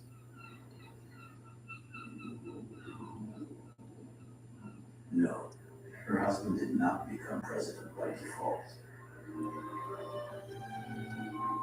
She was a young, fashionable photo reporter in Washington.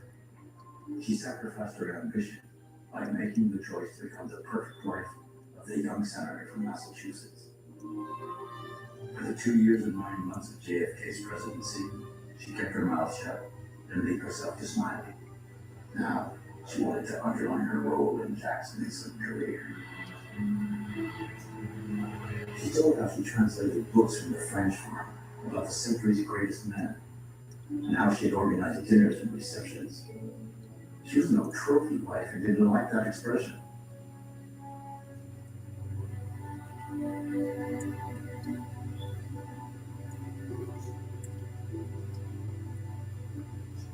And he was no narcissistic playboy, although other men were jealous of his youth and good looks.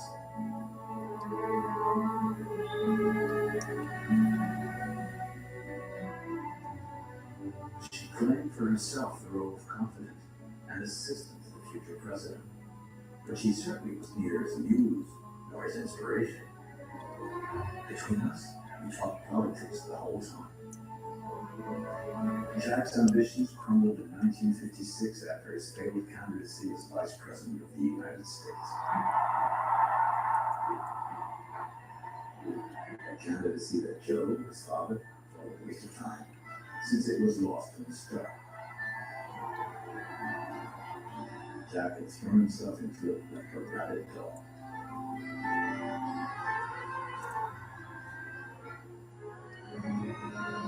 Jackie stood by his side. John would sleep in his hotel room alone, but she stressed that not a day went by and they didn't see each other.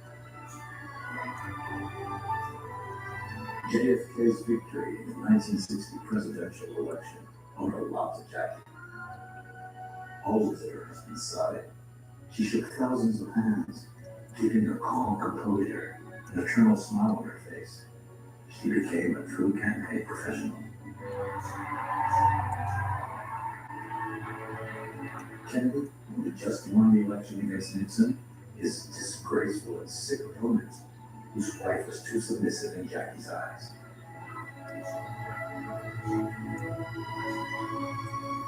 His first interview session was random, a sort of test run. Jackie and Arthur Schlesinger arranged to meet the following day.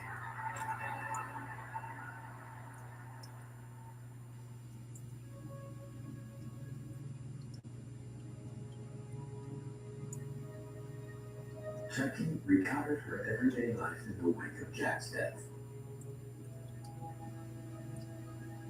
Furnishing her new home, the bills to pay, Caroline's schooling, and so on. Alone at night, she would smoke and drink, and no longer answered the phone. Caroline told her school teacher about the sadness that reigned in the household. previous night, John had front page of the newspaper showing a picture of his father's assassination in order not to hurt Molly. During the second interview, Arthur Schlesinger questioned Jackie about the days that followed Jack's victory in the presidential election. The date was November 1960. It was the high point of their lives. Their son John was born shortly after the election, and it was an immense source of joy. Jack came to see Jackie at the maternity ward 3 times a day.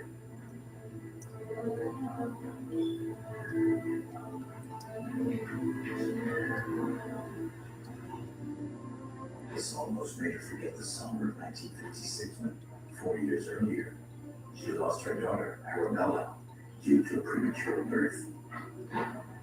Upon hearing the news, Jack, who had been on vacation in the Mediterranean, reportedly told his brother, "The kid's dead, what do you want me to do?" Bobby had to convince him to get on the plane.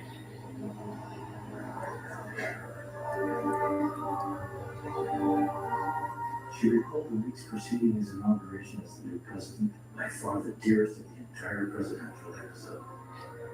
First off, their vacation in Florida, then the preparations for the festivities. The inauguration ceremony was held on January 20th, 1961. Both of them felt like children on Christmas Eve. Protect and defend the Constitution of the United States. So help me God. So help me God. Jack wrote his own memorable speech. She knew this, she said, because he had recited excerpts to her in Florida.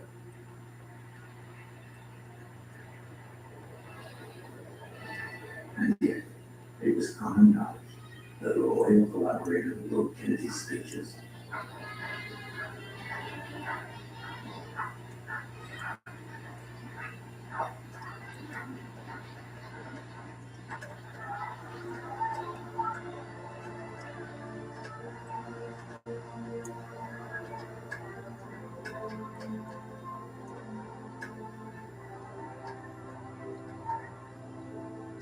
Jackie was sorry she wasn't able to kiss her husband at the inauguration.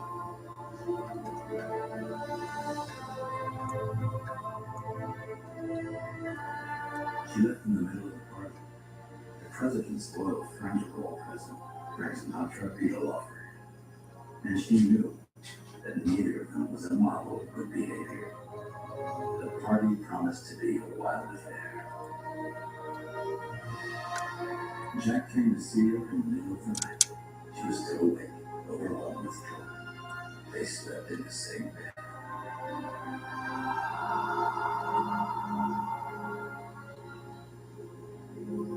The years of the presidency made up her best memories.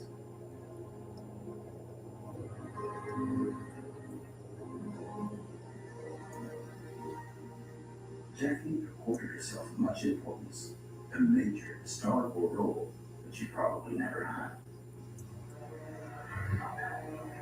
She talked of world events as if she had been there, implicated, consulted, and involved in strategic decisions.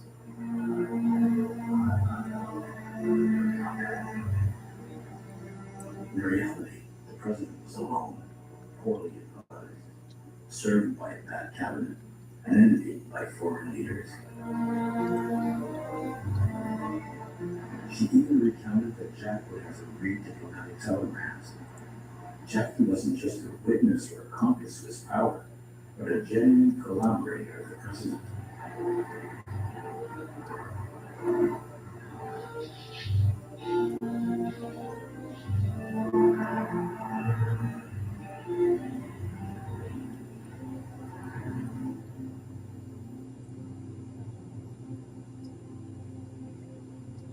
Cuba, Kennedy's nightmare moment.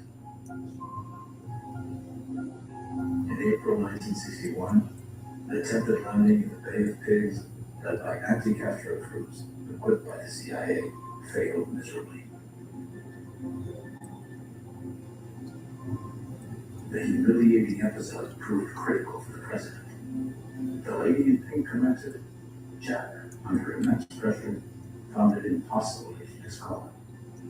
Castro's presence in Cuba terrified him.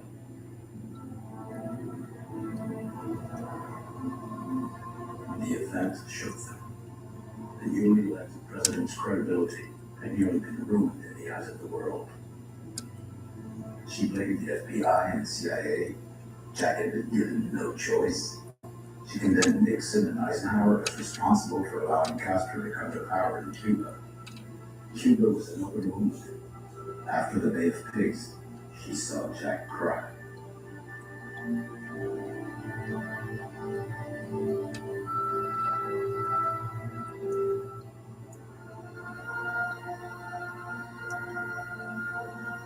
A year later, the president negotiated the release of the rebels with Cuba's leader, Máximo, bringing an end to the episode.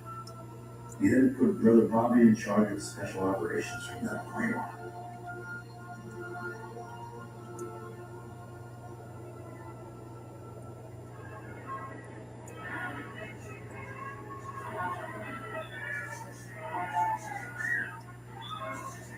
Although John was tough and generally slept well, his one moment of weakness and borderline depression was triggered by Khrushchev.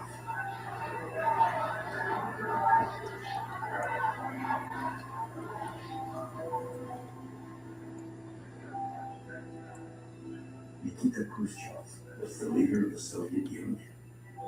The pair met in June 1961 in Vienna, Austria. Kennedy and Khrushchev talked of the Tsars, of Tolstoy, of Laika, the dog that had just conquered space. Some weeks later, a present from Russia arrived for Jackie at the White House, one of Laika's puppies.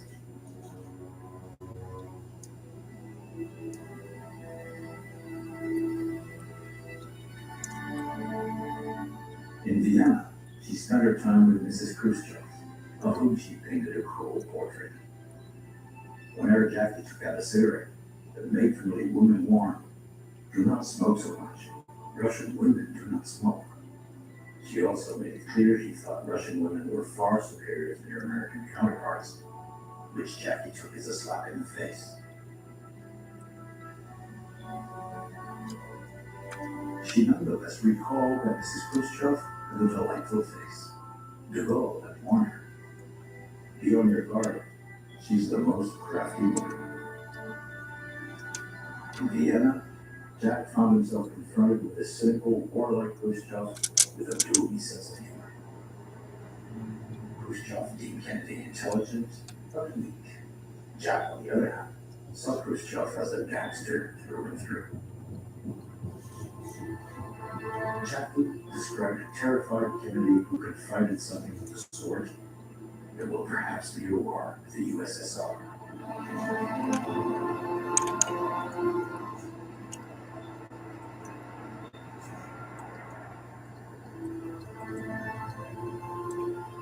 Indeed, the Cuban Missile Crisis in October 1962 came a hair's breadth away from triggering a third global conflict.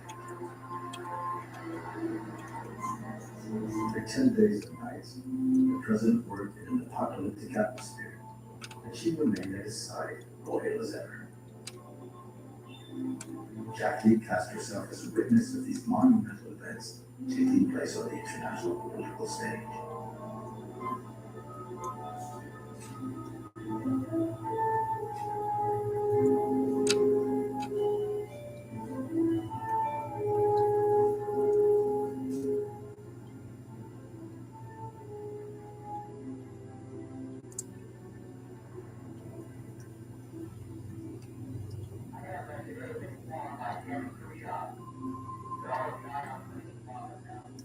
The Cuban Missile Crisis ended with indisputable victory for Kennedy. Jack, enjoying his glory, told her, "If anyone's ever wanted to shoot me, today would be the perfect moment."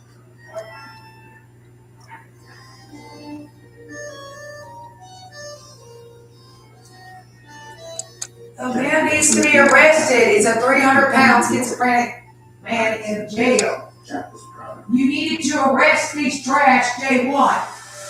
All of them.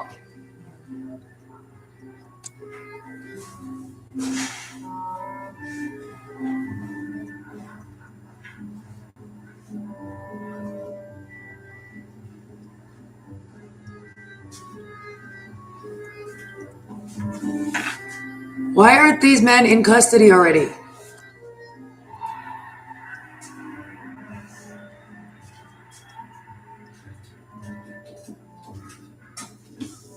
Still, the presidency was worrisome. On weekends, the presidential couple would often leave for their residence in Glenora, Virginia, where they planned to live.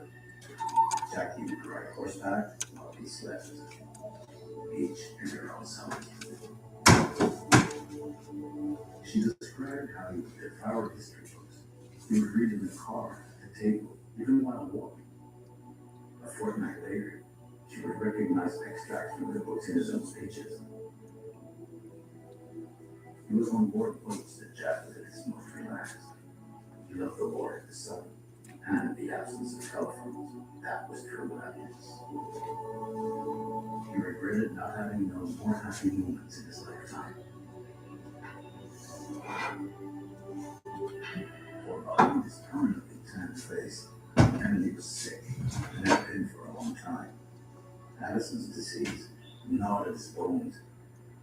His spine slowly crumbling. The pain was crippling. His atrophied muscles even prevented him from putting on his shoes. He slept on a horsehair mattress placed on packs. Jack suffered greatly from his back. He was always suffering, all his life.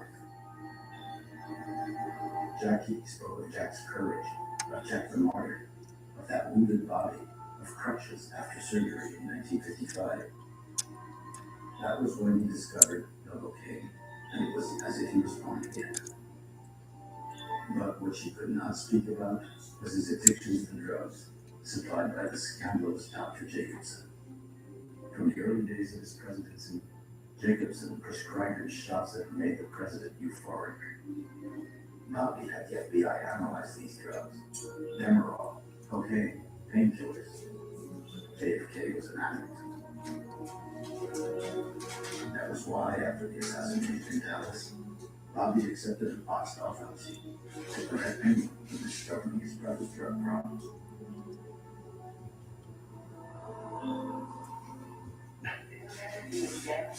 The third interview with Arthur Schlesinger took place the next day.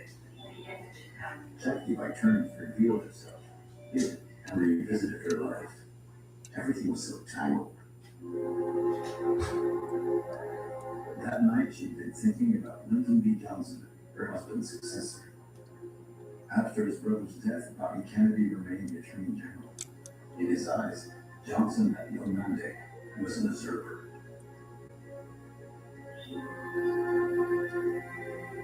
Jackie herself couldn't forgive the new president for having pounced at the presidency, being sworn in Dallas barely 1 hour after Jack's death. And yet, those are the rules.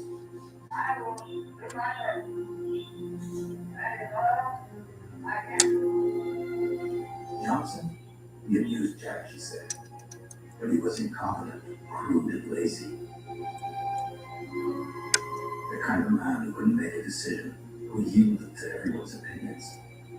Envious, greedy, only interested in the superficial symbols of power, plays, protocol, the fame. Jack would say, "Do you realize what would happen to this country if you became president?" Jackie said she was thrown out of the White House, but she was lying. It was she who wanted to leave. Shortly after, Johnson offered her the post of ambassador in Paris. And anyway, she didn't want to go back there. Whenever she went anywhere in Washington, Jackie would go out of her way to avoid the place where she spent the best years of her life. She kept everything from those years, like so many trophies, and diaries, and menus, and memos. She used to love taking care of the plants there and setting the table for official dinners. Beauty, elegance, distinction. It had been her house. With the president's blessing, Jackie hired a French interior decorator. Despite the misgivings of American public opinion, afraid she was too much of a Francophile.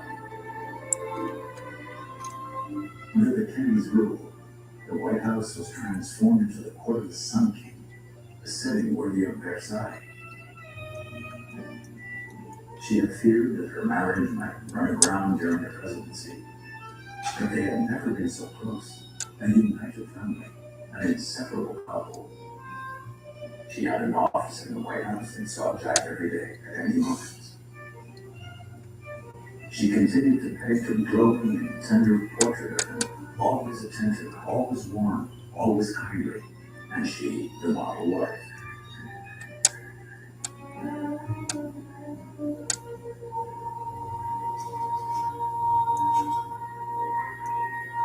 He loved putting the kids on his lap, she recalled, but he couldn't carry them in his arms or lift them into the air because of his back.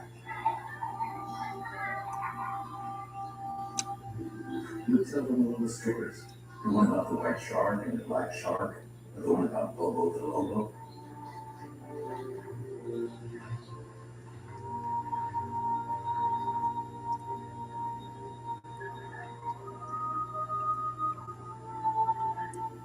The perfect husband and an ideal father. Who could believe it? She wasn't talking to her interviewer. She was talking to posterity. The legend must live on. Jack was her God. God bless America. In God we trust.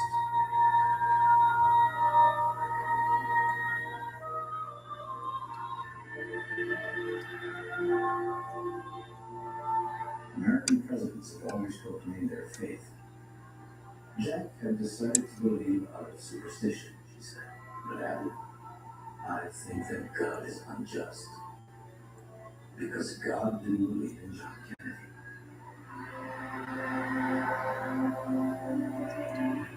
She paused, overwhelmed with emotion. She took a drink, hesitated. He had the most incredible aura. Jack was a living myth, the idol of youth, the world over. Knowing that he was loved made Jack feel great. And it was exactly that which distinguished him from the old dinosaurs in the Senate.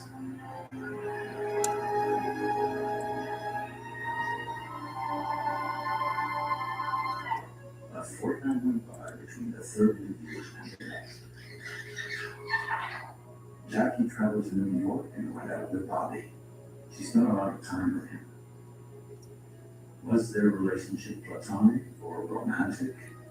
Today, some tend to believe he was a source of comfort that went beyond the merely spiritual.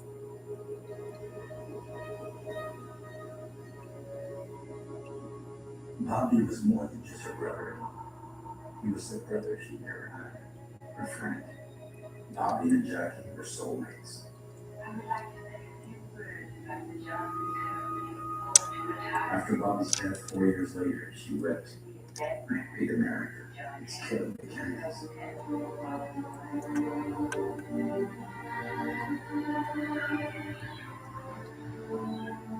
One weekend in September 1963, 2 months before Dallas, they were in Newport.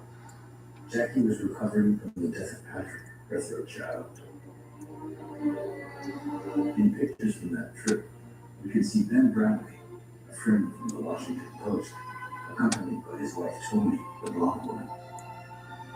According to Toni, JFK attempted on several occasions to seduce her. If it could be called seduction, so aggressive was his technique. The other woman is Toni's sister, Mary Bishop Meyer, the president's most loyal mistress. Jackie can't not know.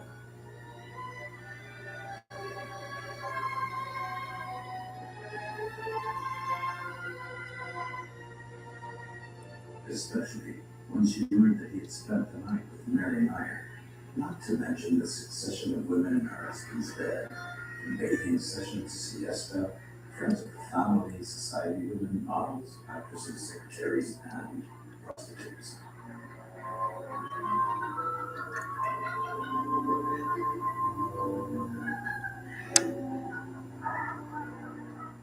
Jack compartmentalized his life, his family, his work, his friends. an unbridled sex life. In Puritan America, it was perhaps his dark side. There were so many women in Jack's life, but Jackie didn't say anything about any of these affairs. In one moment of defiance, though, she threw down his challenge. She'd better be wonderful, that mistress of yours, to justify cheating on a woman like me.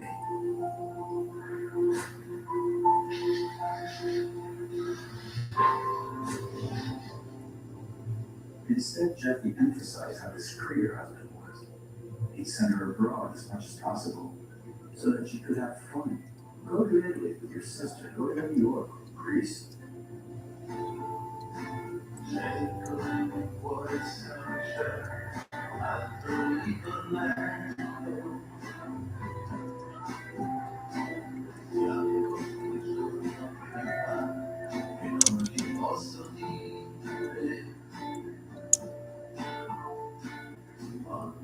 While she was vacationing on Capri in June of 1962, Mimi, an intern at the White House, became the president's mistress at the tender age of 19.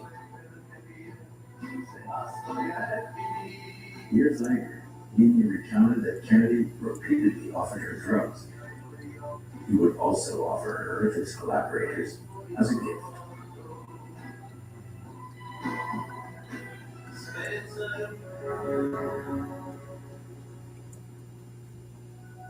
Jackie said of Jack, he doesn't ever cheat in anything.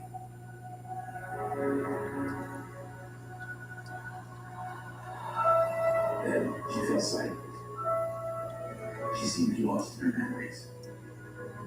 She took a deep breath, had a drink, and asked, "May I say that?" Arthur Schlesinger encouraged her. "You may say whatever you like, Jackie." But suddenly she reconsidered. "No, actually, it's not worth it."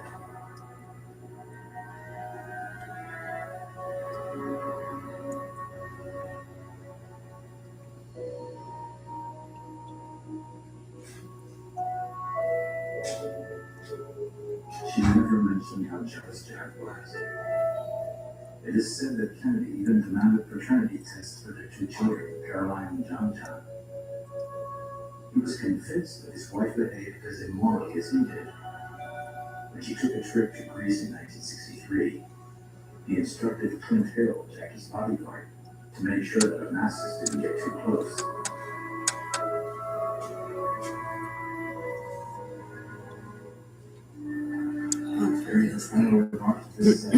I think I'm going to turn it off for a little while. I'll turn it back on later. Please get these men into custody. Yeah, before it gets too long.